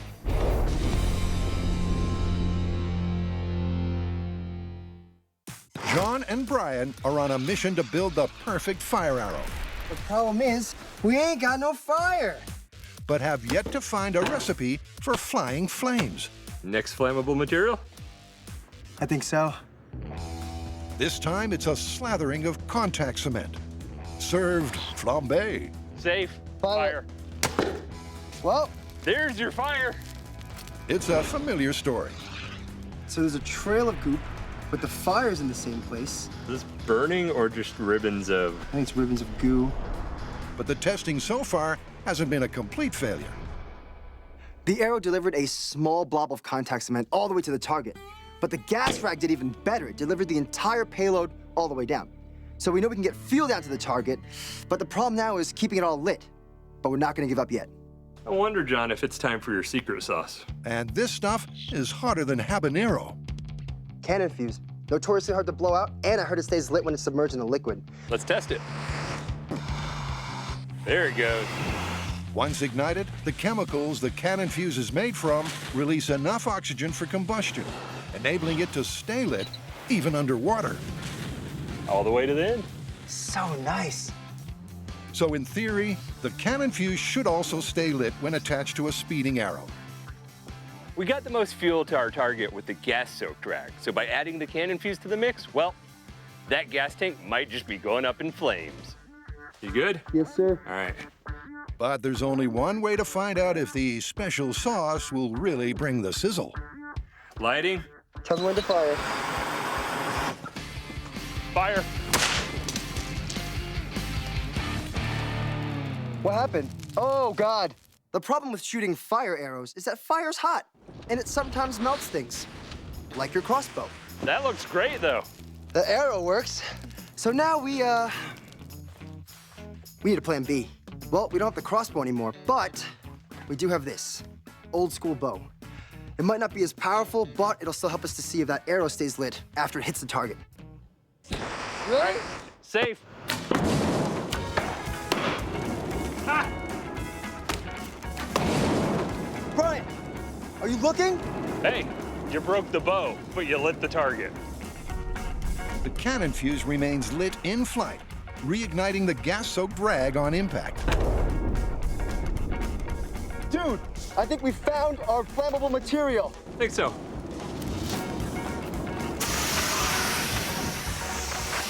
We melted a crossbow. I broke a bowstring, but we got a result. So the guys finally cracked the formula to deliver flames via arrow. I think we got something. But will this myth pass its ultimate test?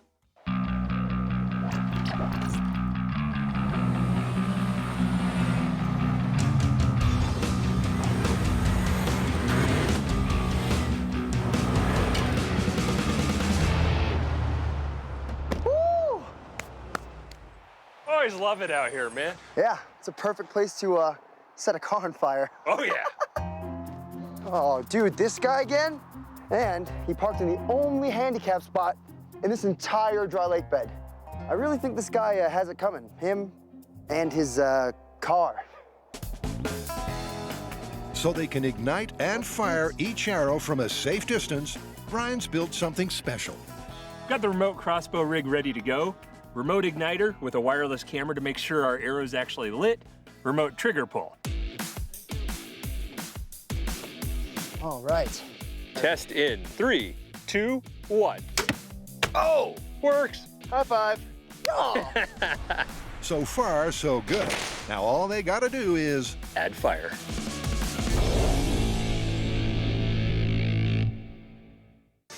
Oh, dude, this guy again? Can a flaming arrow cause a car to erupt in flames? I really think this guy has it coming. Him and his car. The Mythbusters are about to find out. We have cannon fuse. Yep. Cloth. Yep. More cannon fuse. Yep. Dunked into gasoline. I don't think you can go wrong with that. The arrow's an incendiary cocktail, which should pack a fiery punch if it hits the right spot. Just one more for insurance. So, with the final test setup complete, will a well-placed fire arrow result in instant auto inferno? I'm getting the heck out of here. Come to safety. Flaming arrow into gas tank with gas-soaked rag and cannon fuse. In 3, 2, 1. Oh yeah, it's on fire. Oh! Direct hit. Smoldering, but it didn't go up in flame. That's in the gas tank? I don't know. All right, you want to pop that thing and in case you burst into flames, I'll put you out. All right. You ready? Here we go. How's it look? Oh, no. I think we're safe. That's a little ways away there. The arrow failed to penetrate the gas tank. Our first arrow was delivered perfectly on target with all our flammable material lit, but stopped about 8 inches from the gas tank. We think our flammable material jammed up and kept the arrow from penetrating through. So this is our simple fix. Looser zip ties means easier sliding, so when it hits the gas tank, whoop, it won't stop the arrow right at the tip. 3, 2, 1. Well, something went wrong there. This time, the flammable material was too loose, flying off the arrow prior to impact. But there is some good news. The gas is leaking, though. The arrow's all the way up to the fletching in the gas tank. Let's patch this and give it another chance. We're gonna make 2 modifications. The first one is getting that wrap to sit just loose enough so that it'll fly back, but just tight enough so it won't fly off the end. The second one is this. We've embedded some cannon fuse, so even if our first plan doesn't work, hopefully we'll get ignition inside the gas tank. Drink up, thirsty arrow. Okay, in 3, 2, 1. Approach with safety? Yeah. What happened here? Oh, hit the bumper, up into the frame. This time, Mother Nature's to blame. A freak gust of wind knocking the arrow off target. Ready to try again? Yeah, let's do it. But every arrow the guys fire either misfires, breaks on impact, or fails to puncture the gas tank. It is really hard to shoot a flaming crossbow bolt. At this point, we've fired quite a few arrows. We've already had an arrow that pierced the gas tank and caused gas to leak out. We've had arrows hit the quarter panel and stay lit. Oh yeah, it's on fire. Oh! But we're not getting these best case scenarios at the same time.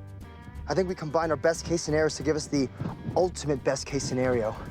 What's that? We unplug the hole in the gas tank caused by the previous arrow, so it's leaking gas. We plug in a fresh fire arrow, and if that doesn't engulf this car in flames, I don't think anything will. So Brian and John are stretching the bounds of probability on this myth. While testing has shown it's unlikely a fire arrow would both puncture the gas tank and stay lit, there is a slim possibility it could. They'll simulate this improbable sequence of events by rigging a fire arrow in a hole in the gas tank and igniting it remotely. Sorry, but I think your days are numbered. Okay, here we go. Man-made, ideal situation with leaking gas tank and fire arrow already in gas tank in 3, 2, 1. There it goes. It's ignited. That's beautiful. It's still a little bit, I'd say a little bit smaller than the ones you see in movies and TV. No bonfire. And even a minute after ignition, there's still no flaming inferno. This myth called for this giant fireball engulfing the car. Fire's pretty weak, kind of like the myth, underwhelming. So it's been a couple minutes. I think the car's on fire. Last time I watched a movie, when the car exploded, it wasn't like a 8-minute long scene. In fact, it takes a full 30 minutes for the blaze to completely swallow the car. The car's obviously on fire. Everything's on fire. It's Armageddon, and I love it. So Buster's recklessly parked ride does end up deep fried. But the myth has gone up in smoke too. Well, in terms of a single fire arrow causing a car to erupt in flames, I'll have to say busted. I agree, busted. You think we should put it out? Yeah, probably. I got this. I'll see you down there. I think we need the water truck, John.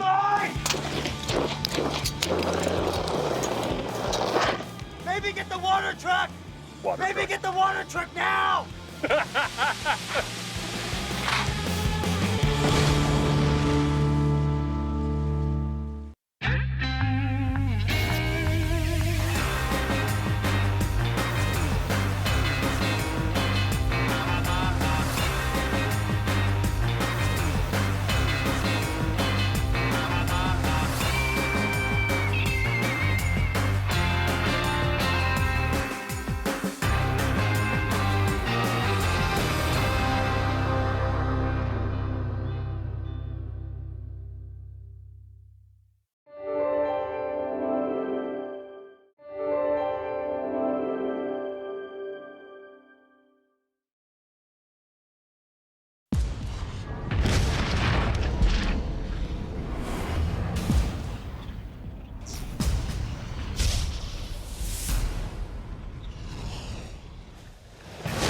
On this red-hot episode of Mythbusters. So your toilet's clogged. Ready? You try plunging it, no good. That is a plunger-resistant clog. But then you see it, your salt shaker. Whatever we do has to push that blockage either farther down that pipe or pull it out. What are you to do? Well, if we're to believe one particular explosive plumbing myth, drop a molten salt bomb. 3, 2, 1. That was violent. And ready, player lung. Oh, I'm in my own video game! We're testing the myth that you can perform a task just as well from the first-person perspective as you can from the third person, like in a video game, but in real life. And in a boss-level finale... All right, alien scum. It's not just the myth that's pushed to the limit. Dizzy as Nope. I cannot do this, buddy.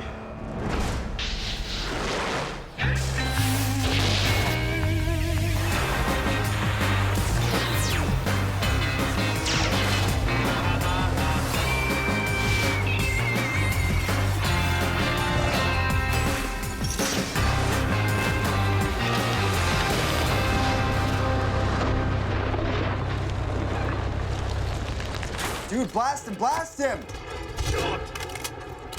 I am. They're camping the square. I'm gonna try to take the high road. Oh, you could have got him if you saw him coming. That's why I say you should switch to third person. We can see more. Hate third person. First person's more realistic. I feel like third person is just as effective as first person. Maybe in video games, but in real life, we'll have to see. Yeah, you're right. But before we get to testing, we should blast this guy! I am! Eat it, noobs. It's a classic gaming dilemma. Which is best, first-person or third-person perspective? Fans of third-person would have us believe that whether you're saving the world from invading aliens or racing a supercharged vehicle, it's going to be easier with a wider field of vision. But could third-person POV actually be a more effective perspective in real life? The Mythbusters gear up to find out if it's a go Or a heck no? First person versus third person perspective. What do you think? I think we need to find the elements of our life that are going to shift perspective when we do.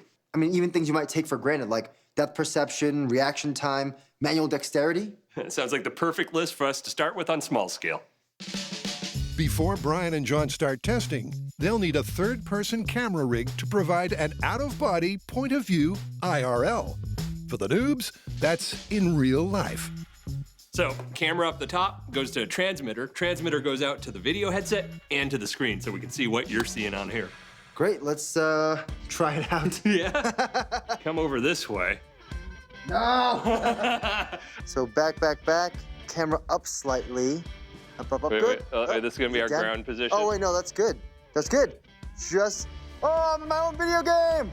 Later, they'll upgrade to a roving camera rig. But a single static image will provide the third-person POV they need for the shop tests. Oh! Oh, no, you punched yourself in the face. Let the games begin. To test video game perspectives in real life, we're gonna need a real-life video game stage. I'd like to welcome you to the Mythbusters headquarters turned military compound overrun by aliens. The first level of the Mythbusters real-life video game is a test of depth perception across 3 stages. Player 1, ready. Here we go. The first one is taking this grappling hook. Nope. Good thing they're not real-life grenades. And hooking 3 individual crates of grenades back to the starting point. Oh, yeah. That's 2. I got a free action cam, too. And that's 3. Once we've retrieved those cases, we're going to put our grenades to work by attempting to take out 3 alien sentry posts. Oh, snap. Boom.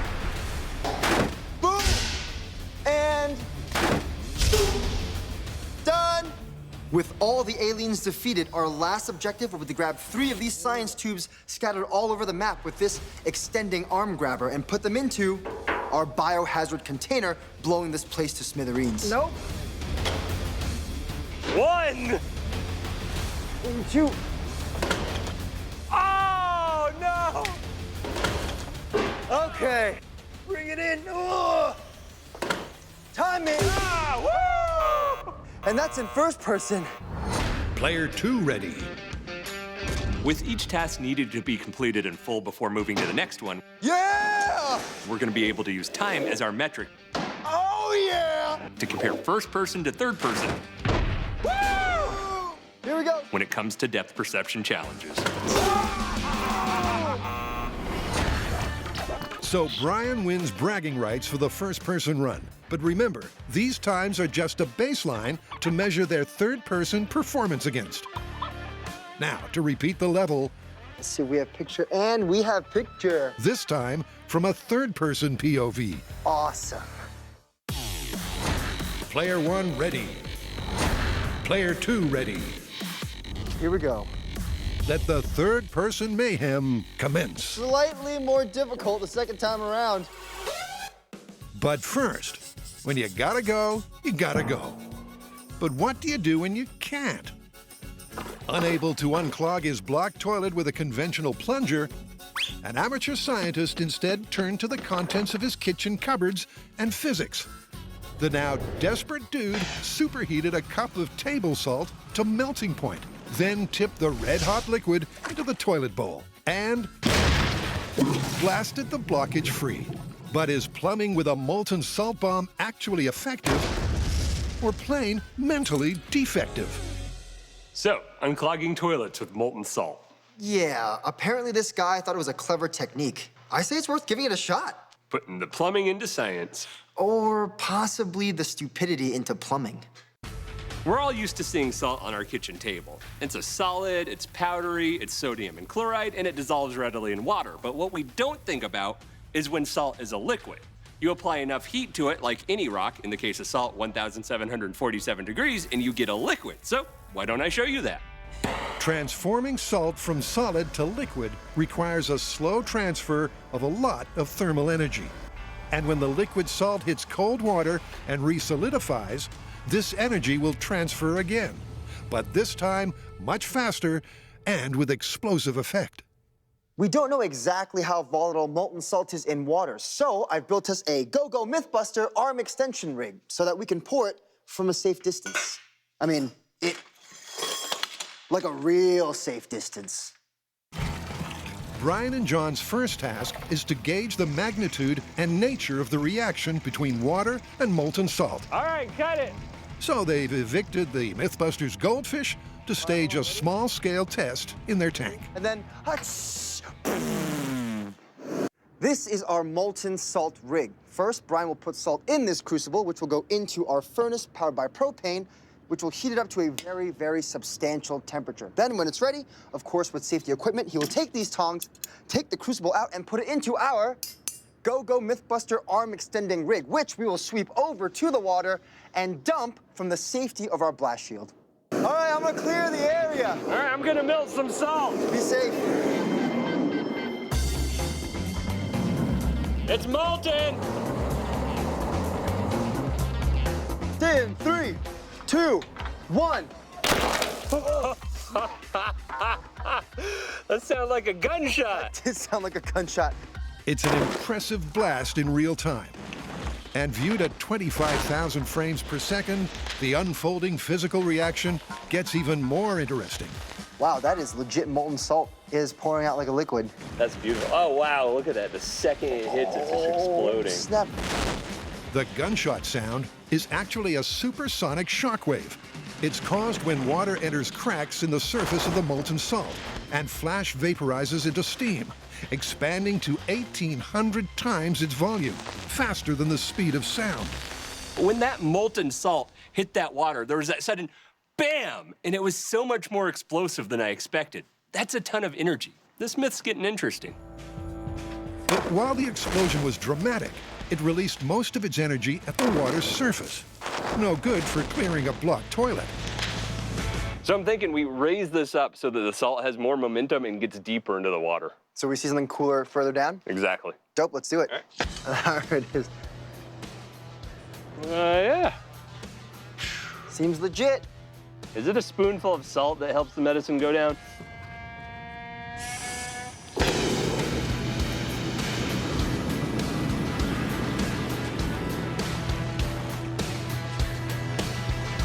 You good? Yep. Molten salt test in 3, 2, 1. Oh, it definitely went deeper. I heard boom, boom. This time, the explosive reaction seemed staggered. Look at that. It's wow. Beautiful. Oh, wow. And to have reached deeper into the tank. But by how much? What's real interesting to me is like each time as it makes that vapor, it's a void for it to fall farther down, blowing up another bubble of water. But the reaction still only penetrates halfway to the bottom of the tank. So the guys decide to try again. Ooh. For this test, the salt will not only fall from a greater height, but there'll be more of it. Okay, get behind cover. Here we go. 3, 2, 1. That was like thunder. A larger cupful of molten salt equals a bigger explosion. But when viewed in super slow motion, it's clearly not just a singular blast. It actually looks like multiple discrete explosions happening in a row. It's like an explosion, it blows the water out of the way, it falls into the void, it explodes again, it falls into the next void. What I think's going on there is called the Leidenfrost effect. So what exactly is the Leidenfrost effect? And how does it apply to the mythical molten salt bomb? This crazy physical phenomenon has previously enabled the Mythbusters to perform a seemingly superhuman feat. One human hand in molten metal.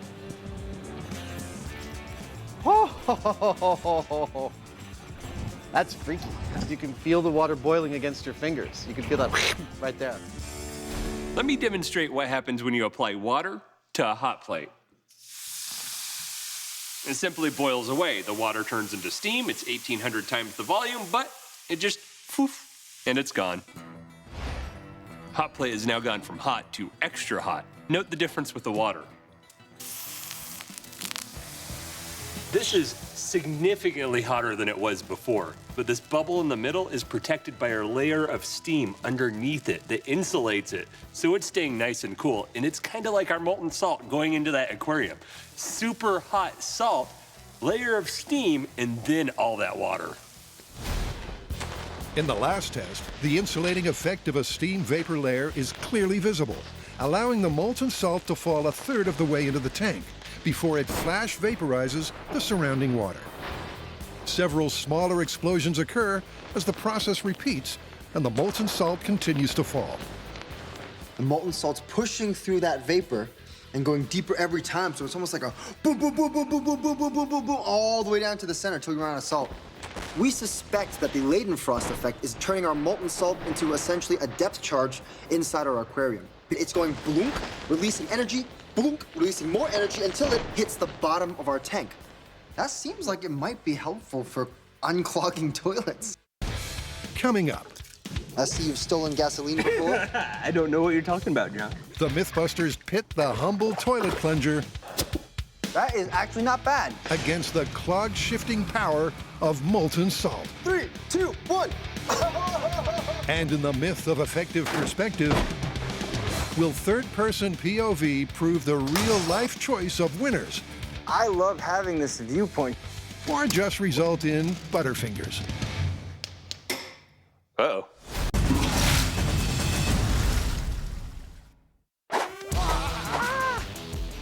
The Mythbusters and video game-inspired fables have a long and digitally distinguished relationship. Continuing that legacy, John and Brian have toggled to the tall tale of effective perspective. Can you perform tasks in the real world just as well from a third-person perspective as a first-person POV? Depth perception is our ability to determine an object's distance, and our brain does this secretly in our everyday lives by using our 2 eyes. With stereoscopic vision, you can build a triangle to any point and know the distance to it. But now the guys are switching to a third-person POV and a flat camera image. Awesome. Are you ready? I'm gonna count you in. They'll lose the ability to triangulate distance. So how well will their brains adapt? Underhand, nice and safe.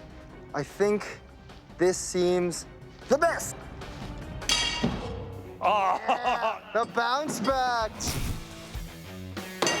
Oh, so close, man. So far, both players are having issues finding their range. Too far. That one returned to you. And are taking a little longer to find their targets using the flat single camera image.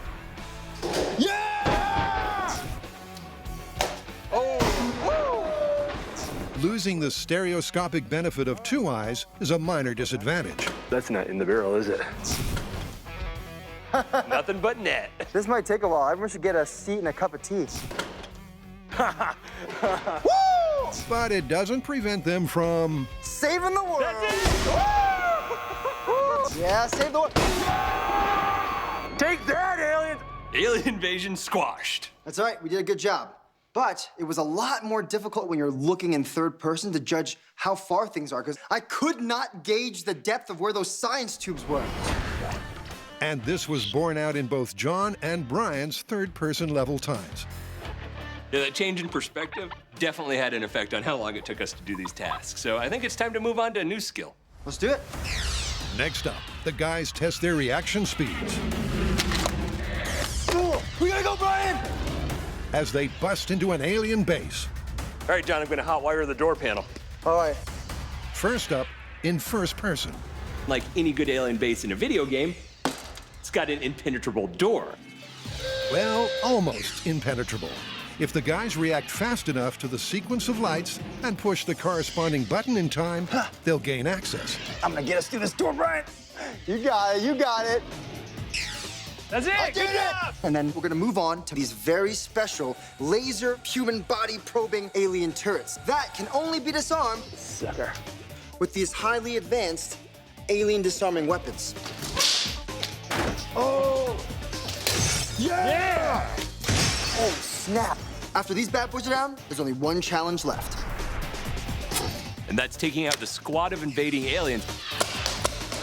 Oh, you killed him! We're gonna be lit up individually for a limited time. He's down. So we can take him out with a paintball gun. Not bad, he's down. Like it? That's the baseline. Now for the third-person comparison.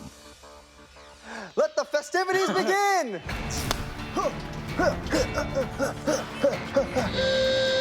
Oh boy. Initially, the first task seems easier. The wider view is better for spotting which bulb is lit. But the difficulty in locating the button to press offsets that advantage. Yeah, you did it! Next up, the slingshots. This seems regretful. Here's the thing. Once I hold it up to where the camera is, here we go. The guys must carefully time their shots to hit each alien sensor as they rotate towards them. Oh, yeah! Woo! And their reaction times Oh, snap! don't seem compromised compared with their first-person runs. Jeez! That's despite an awkward technique, one they adapted in order to line up with the camera angle. All right, man. Take the gun and go. And it's a similar story for the paintball task. Shooting a paintball gun in third person versus first person was interesting. That extra field of view you have in third person gives you the advantage of seeing the enemy really quick. Oh, Jesus. A result reflected in the data. While neither John nor Brian bettered their baseline, their third-person times are in the same alien ballpark. Coming up, the Mythbusters put third-person POV through its paces. Oh, God. In a final level showdown full of thrills, Oh, no! spills, Oh, yeah! Oh, yeah! Oh, God! and extraterrestrial kills. All right, alien scum. Let's do this. Oh! 3, 2, 1. The Mythbusters are investigating a tall tale of toilet trouble. Can dropping a molten salt bomb move a bathroom blockage? Thanks to a layer of insulating steam known as the Leidenfrost effect, tank testing looked promising. Oh, wow. Whoa. We suspect that the Leidenfrost effect is turning our molten salt into essentially a depth charge inside our aquarium. But has molten salt really got the game to fix your throne? Whatever we do has to push that blockage either farther down that pipe or pull it out, and I don't think we can pull it out, so we gotta get that molten salt to turn all that steam to vapor right down here. Yeah, and the good thing with that Leidenfrost effect is it allows it to go all the way in instead of just exploding at the top. Yeah, not at the surface, but it also has to get up against the back and bottom to seal, kind of. Well, I think the next step is to see what kind of forces molten salt and water can actually do. I agree. All right, here's what I'm thinking for our test rig. We have a little compartment here for our molten salt, which we can turn from a safe distance away. That'll drop it into a tube full of water that, boop, boop, boop, 90s into this thinner tube. Now, the whole idea is if it goes boom, it'll push the water up this tube, allowing us to calculate how much PSI is up there. I like it. All right, let's go build it. Great.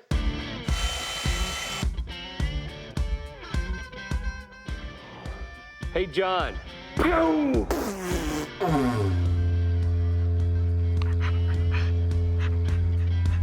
You just add the molten salt here, man. Wow, that clear stuff is sweet. Woo. Ooh. You wanna go finish the rest before I break it? Okay. We saw what pouring molten salt into an aquarium does, and it was impressive. That was a lot of energy. But remember, this myth is about that energy doing some work clearing some pipes, and that's what this rig is about. With a little bit of household plumbing, we can see how all that energy might react with a toilet. I see you've stolen gasoline before. I don't know what you're talking about, John. Just to help us see the water a little bit better.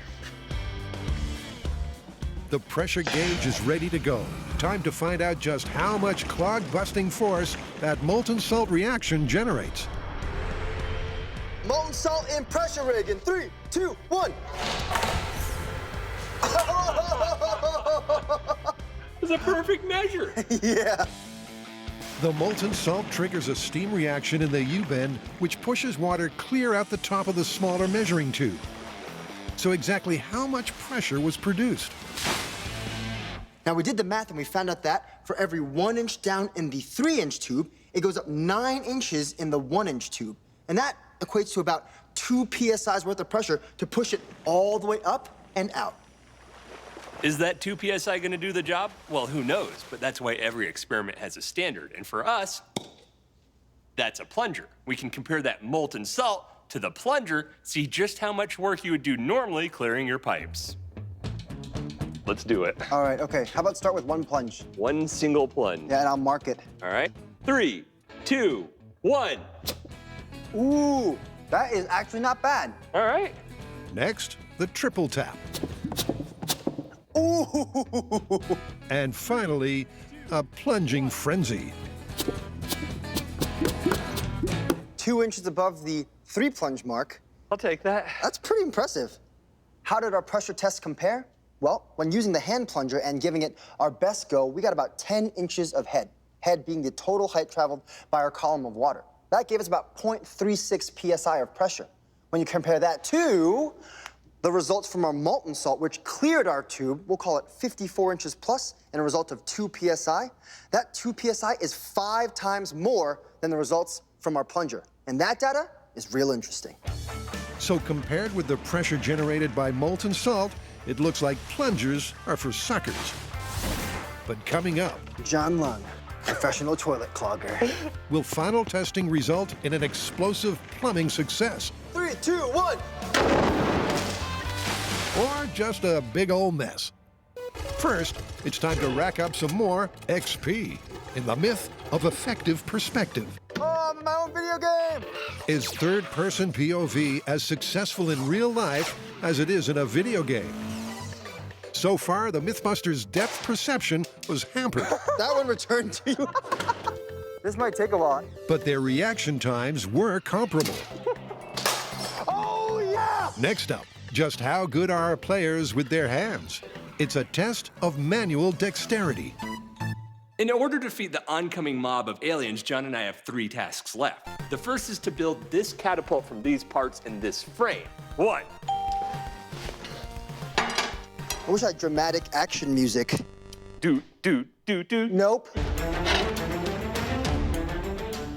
Nice and gentle. All right, assembled. Start making your bombs. Then we're gonna move on to this chemistry station, Wow, this is quite a beautiful bomb. where we're gonna make silicone dioxide-based explosives with just the right amount of each secret ingredient. Boom! Aiming mode. All right, let's do it. Once these bombs are complete, the entire catapult rig will turn 90 degrees and we will try to launch these bombs into that last bastion of aliens. Launching the bomb in 3, 2, 1.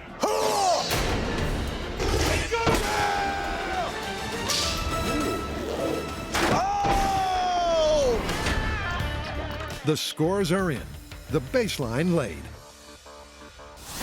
Coming up, when it comes to manual dexterity, will a third-person POV prove handy? How's this one? Great, that's good. Or a hindrance? Uh-oh. And a massive boss-level finale proves a game-changer for John. It feels way easier this time. And a pants-changer for Brian.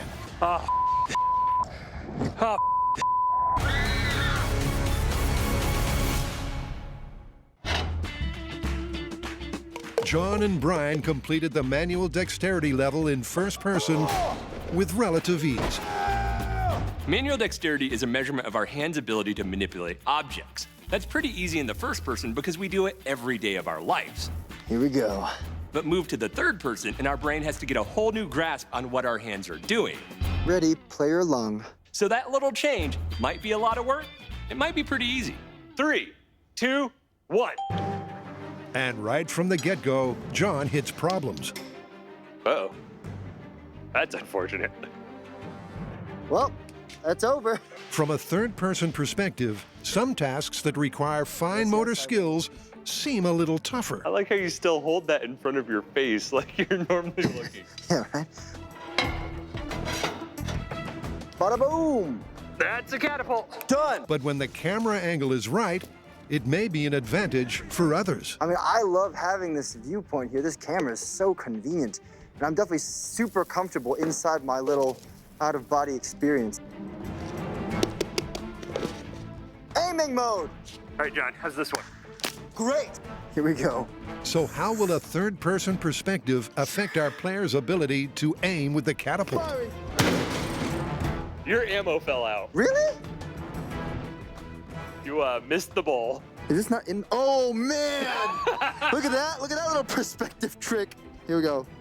3, 2, 1! Good hit! Woo! Here we go.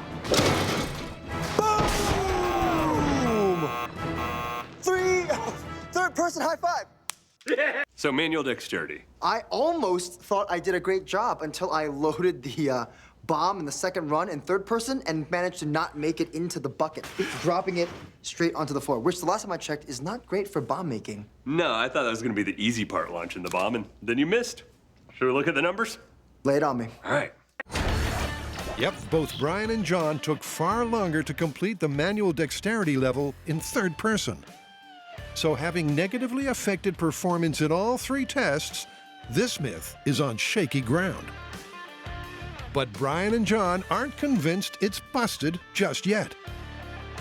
One of the biggest takeaways from testing so far is the limitation of their camera rig, and that's given the guys an idea. The problem with our third-person view in small-scale tests was that, well, the camera was static. But in video games, cameras actually track your movements, giving you new angles and views based on where you move. And that's a problem that we can fix with some technology. That way we can give third-person POV one last test and take the fight to those retreating aliens. The new camera is attached to servos which pick up a signal from a motion sensor on the goggles, enabling it to track head movement. Hey, am I perfect point of view camera?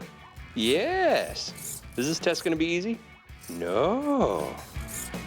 All right, now I just need a victim. John. All right, how's it looking? You ready for this? Check this out. What is that? Hey, John. Hi. Oh, is that head tracking? Yeah. What? Ask it a question. Is this for real? Dude, it's a camera. Dude, oh, man. Oh, shoot. This totally changes the game. Oh, watch out, sorry. I almost killed you. Whoa! Look at this. How's that working for you? Oh, snap. The responsiveness is off the hook. We've gone from stationary rig to mobile rig, and I feel pretty confident moving around. Oh, snap! Bo, I'm a robot now. Actually, I'm a cyborg. With the new third-person roving camera rig, the Mythbusters real-life video game can level up. For that, the team hits the hills. We've chased all the aliens out of the Mythbusters headquarters, but we've decided to bring the fight to them. That's why we've tracked them all the way out here into our final real-life video game stage. Who would have thought they were hiding their secret base at a camp-friendly genetic research lab? The final test for the myth of effective perspective will pit first against third-person POV across 3 distinct skill sets. A high-wire course will test our players' physical prowess. A firing range will put their marksmanship to the test. And an all-terrain vehicle course will compare their driving skills. The dual-track vehicle shredder. Capable of handling snow, sand, mud, and the occasional alien corpse. All right, so you're comfortable on it? Yeah, let's do it. Let's go shred some aliens. But first, the lowdown on boss-level strategy. All right, the first versus third final level. Walk me through the tactical plan. Here's how we start. Boom, gate. Break and entering, past the alien security guards, and then boop, boop, boop, boop, boop, boop, boop, into the ropes course section, where we'll climb up, do some wire work, do a little rope bridge action, and then zip line to our DTV course. From there, we'll hop on and drive through, hitting some gates with obviously the obligatory air mortars. Boom, boom, boom, all the way into our final battle zone, where we'll be running from station to station, picking up rocket launchers to shoot each individual enemy until we get to the final boss and take him down. So how are we going to score the final test of this myth? Well, doing something pretty simply. We'll look at the cumulative time across all 3 sections of the course, and then look at the final shooting one and see how many aliens we take out. So, why were we just standing here? Upgrade package. We leveled up in small scale. And you just stand in a field waiting for something to... Sweet! All right, John, ready to start. In 3, 2, 1. The Mythbusters' initial run will be in first person, AKA using their eyes. Hey, buddy. Fierce. You got it. Brian's making good time so far, but now 30 feet above the ground, stepping out onto the high wire has given him pause.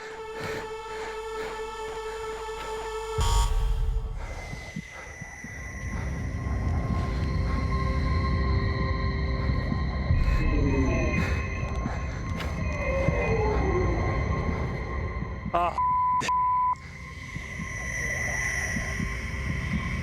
oh.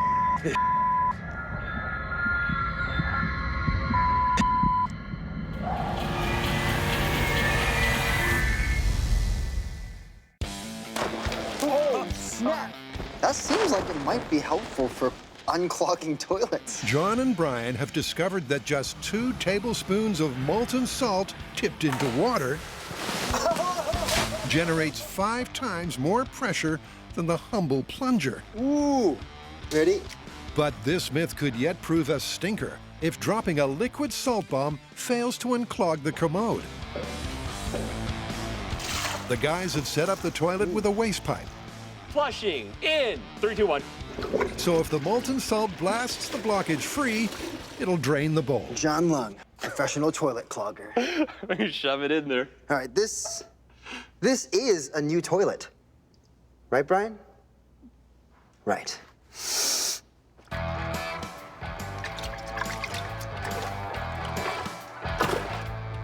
Congratulations, that is a plunger-resistant clog.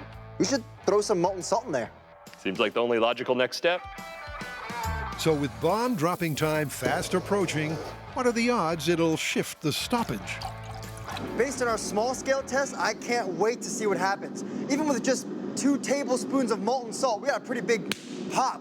We're putting a whole crucible's worth of salt in there, so it should be a pretty energetic explosion.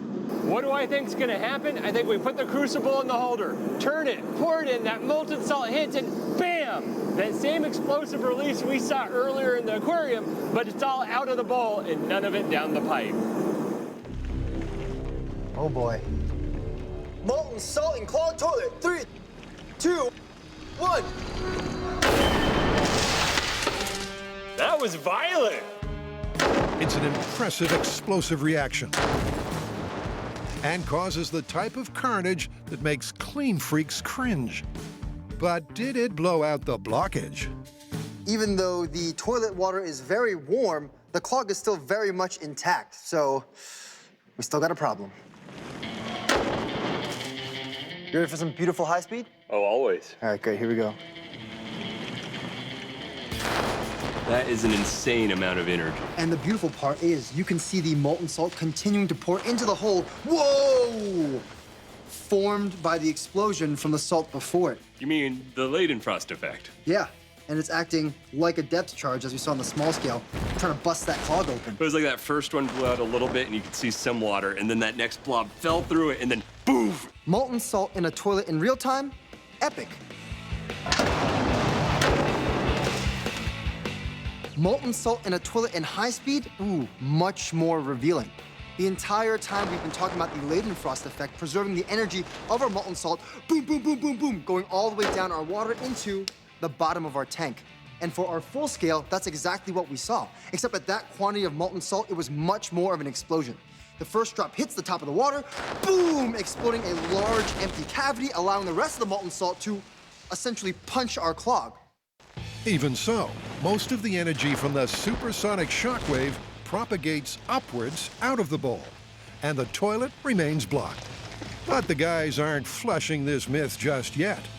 Just need to install our toilet seat. So for the next test, the lavatory will be lidded. Ta-da! But will this redirect enough explosive pressure to shift the stoppage? Clog. Same technique as last time. Yep. So, with the lid closed, I'm expecting a pretty big explosion. Will it unclog the toilet? I don't know.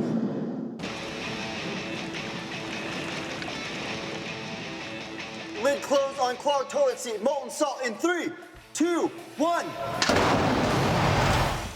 Woo! We slammed the lid shut and I could see like the glowing gap between the seat and the throne. And it just went, goo, and just shot salt out from the side. That was insane. That was a phenomenal explosion. Wow. Significantly more water in there as well, so it did contain some of the pressure. But, voila, still clogged. I thought that was gonna clear the clog. I can't believe it. I know. So, despite packing an explosive punch, when it comes to ungumming your plumbing, the verdict on molten salt is clear-cut. I think the toilet says it all. A clog is a clog is a clog is a clog. And if this is your aftermath, I'd say you should probably wait for the professionals. Yeah. I gotta say, this one is busted. Busted?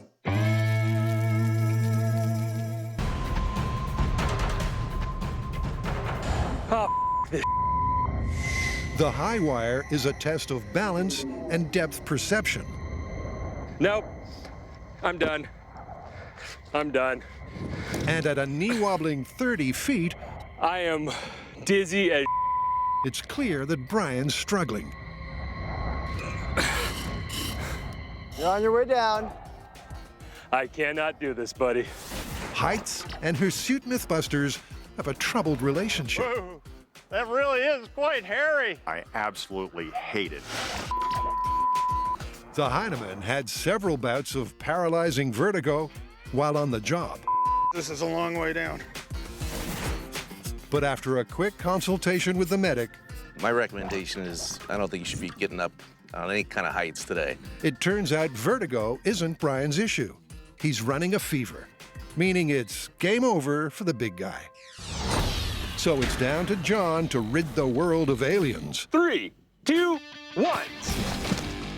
And settle the mythical claim that third person is an effective perspective in a real-world environment. My advice, don't get vertigo. First up, John must infiltrate the alien base on a high-wire course. Once up top, it's no breeze for John. What? But without the crippling dizziness Brian experienced, he keeps it together.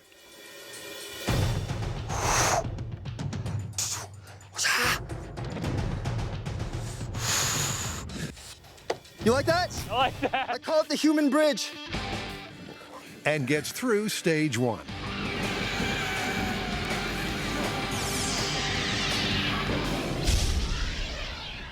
Next, it's on to the shredder for a driving assault on the evil extraterrestrial defenses.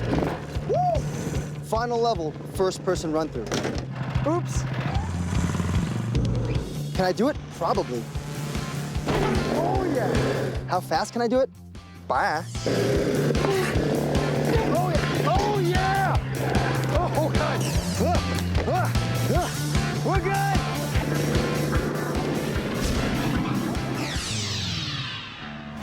With the base's defenses breached, it's time to take out the alien boss and his henchmen in a blazing bazooka shootout. Oh, yeah. All right, alien scum. Let's do this.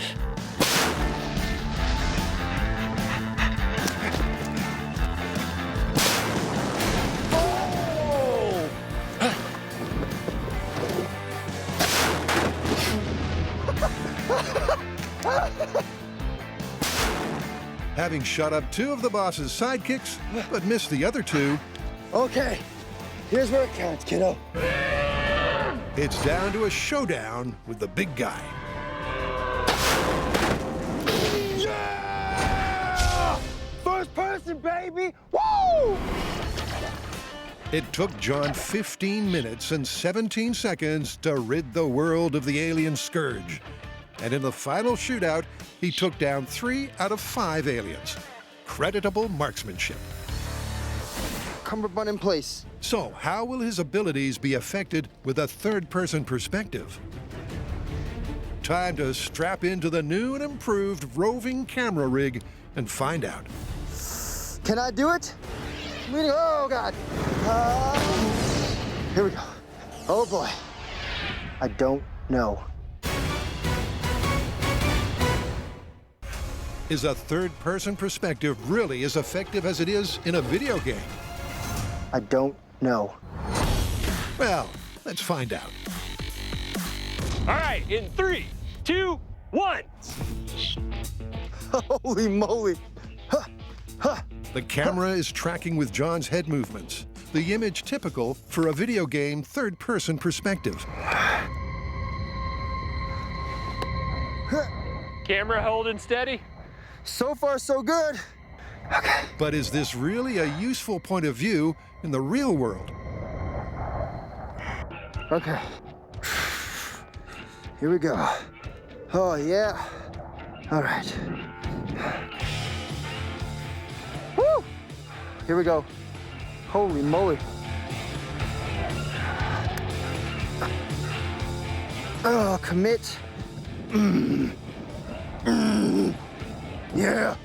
It feels way easier this time. I can see it. Yes, sir, I can see it. Oh, steady. There we go. High fived. That's to you, camera. The first part of the rope section went well. His time so far on par with his first-person baseline. The problem is I can't really look down. So this is gonna be a side scroller. But the bridge section isn't so easy. Oh boy. Oh. Oh.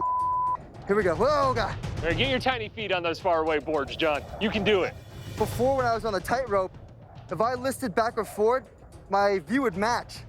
But now it's totally making me more dizzy or more uncoordinated than it would have been before. What happens when you lean forward in your vision? I'm leaning this way. I'm leaning, oh God. So, third-person perspective turns from a help to a hindrance. And John drops some time. Oh God, even climbing this thing is hard. I got it. Dub. On to fight another day. Oh no! Oh no! Oh, it's like my head's been knocked off. Oh boy. Up next, the driving stage and the shredder. But John isn't exactly shredding it.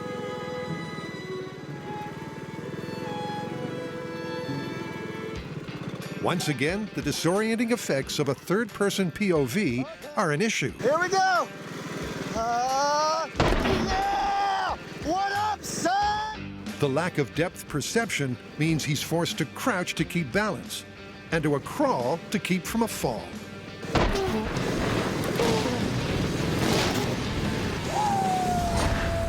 Still, he's not enjoying it. High knees. Can't see the terrain. So heading into the shootout showdown, John's down on time. We in business now, here we go. But does the third-person perspective help him with his aim? Okay, I'm in business now. Can he beat his score of 3? Oh, come to daddy. Oh, yeah, okay. Where's this guy? All right, here we go. Oh, here we go. Okay. Nope. Okay, I think you're over here. Nope again. Oh, yeah. But John's got one last chance to save the planet. And the alien boss is UFO-obliterated. Woo! Well done, sir. Think you got him. Yeah, thanks. Although, seriously, third person, super difficult. Not just this one, all of it. Well, only one thing left to do. Let's go add up the scores. Even with a roving rig, the lack of depth perception afforded by the third-person POV was telling, and both John's time and aim were significantly compromised. All right, how do we do? You took almost twice as long, and you hit 3 guys your first time. What this time, dude? I think it's pretty clear. Busted.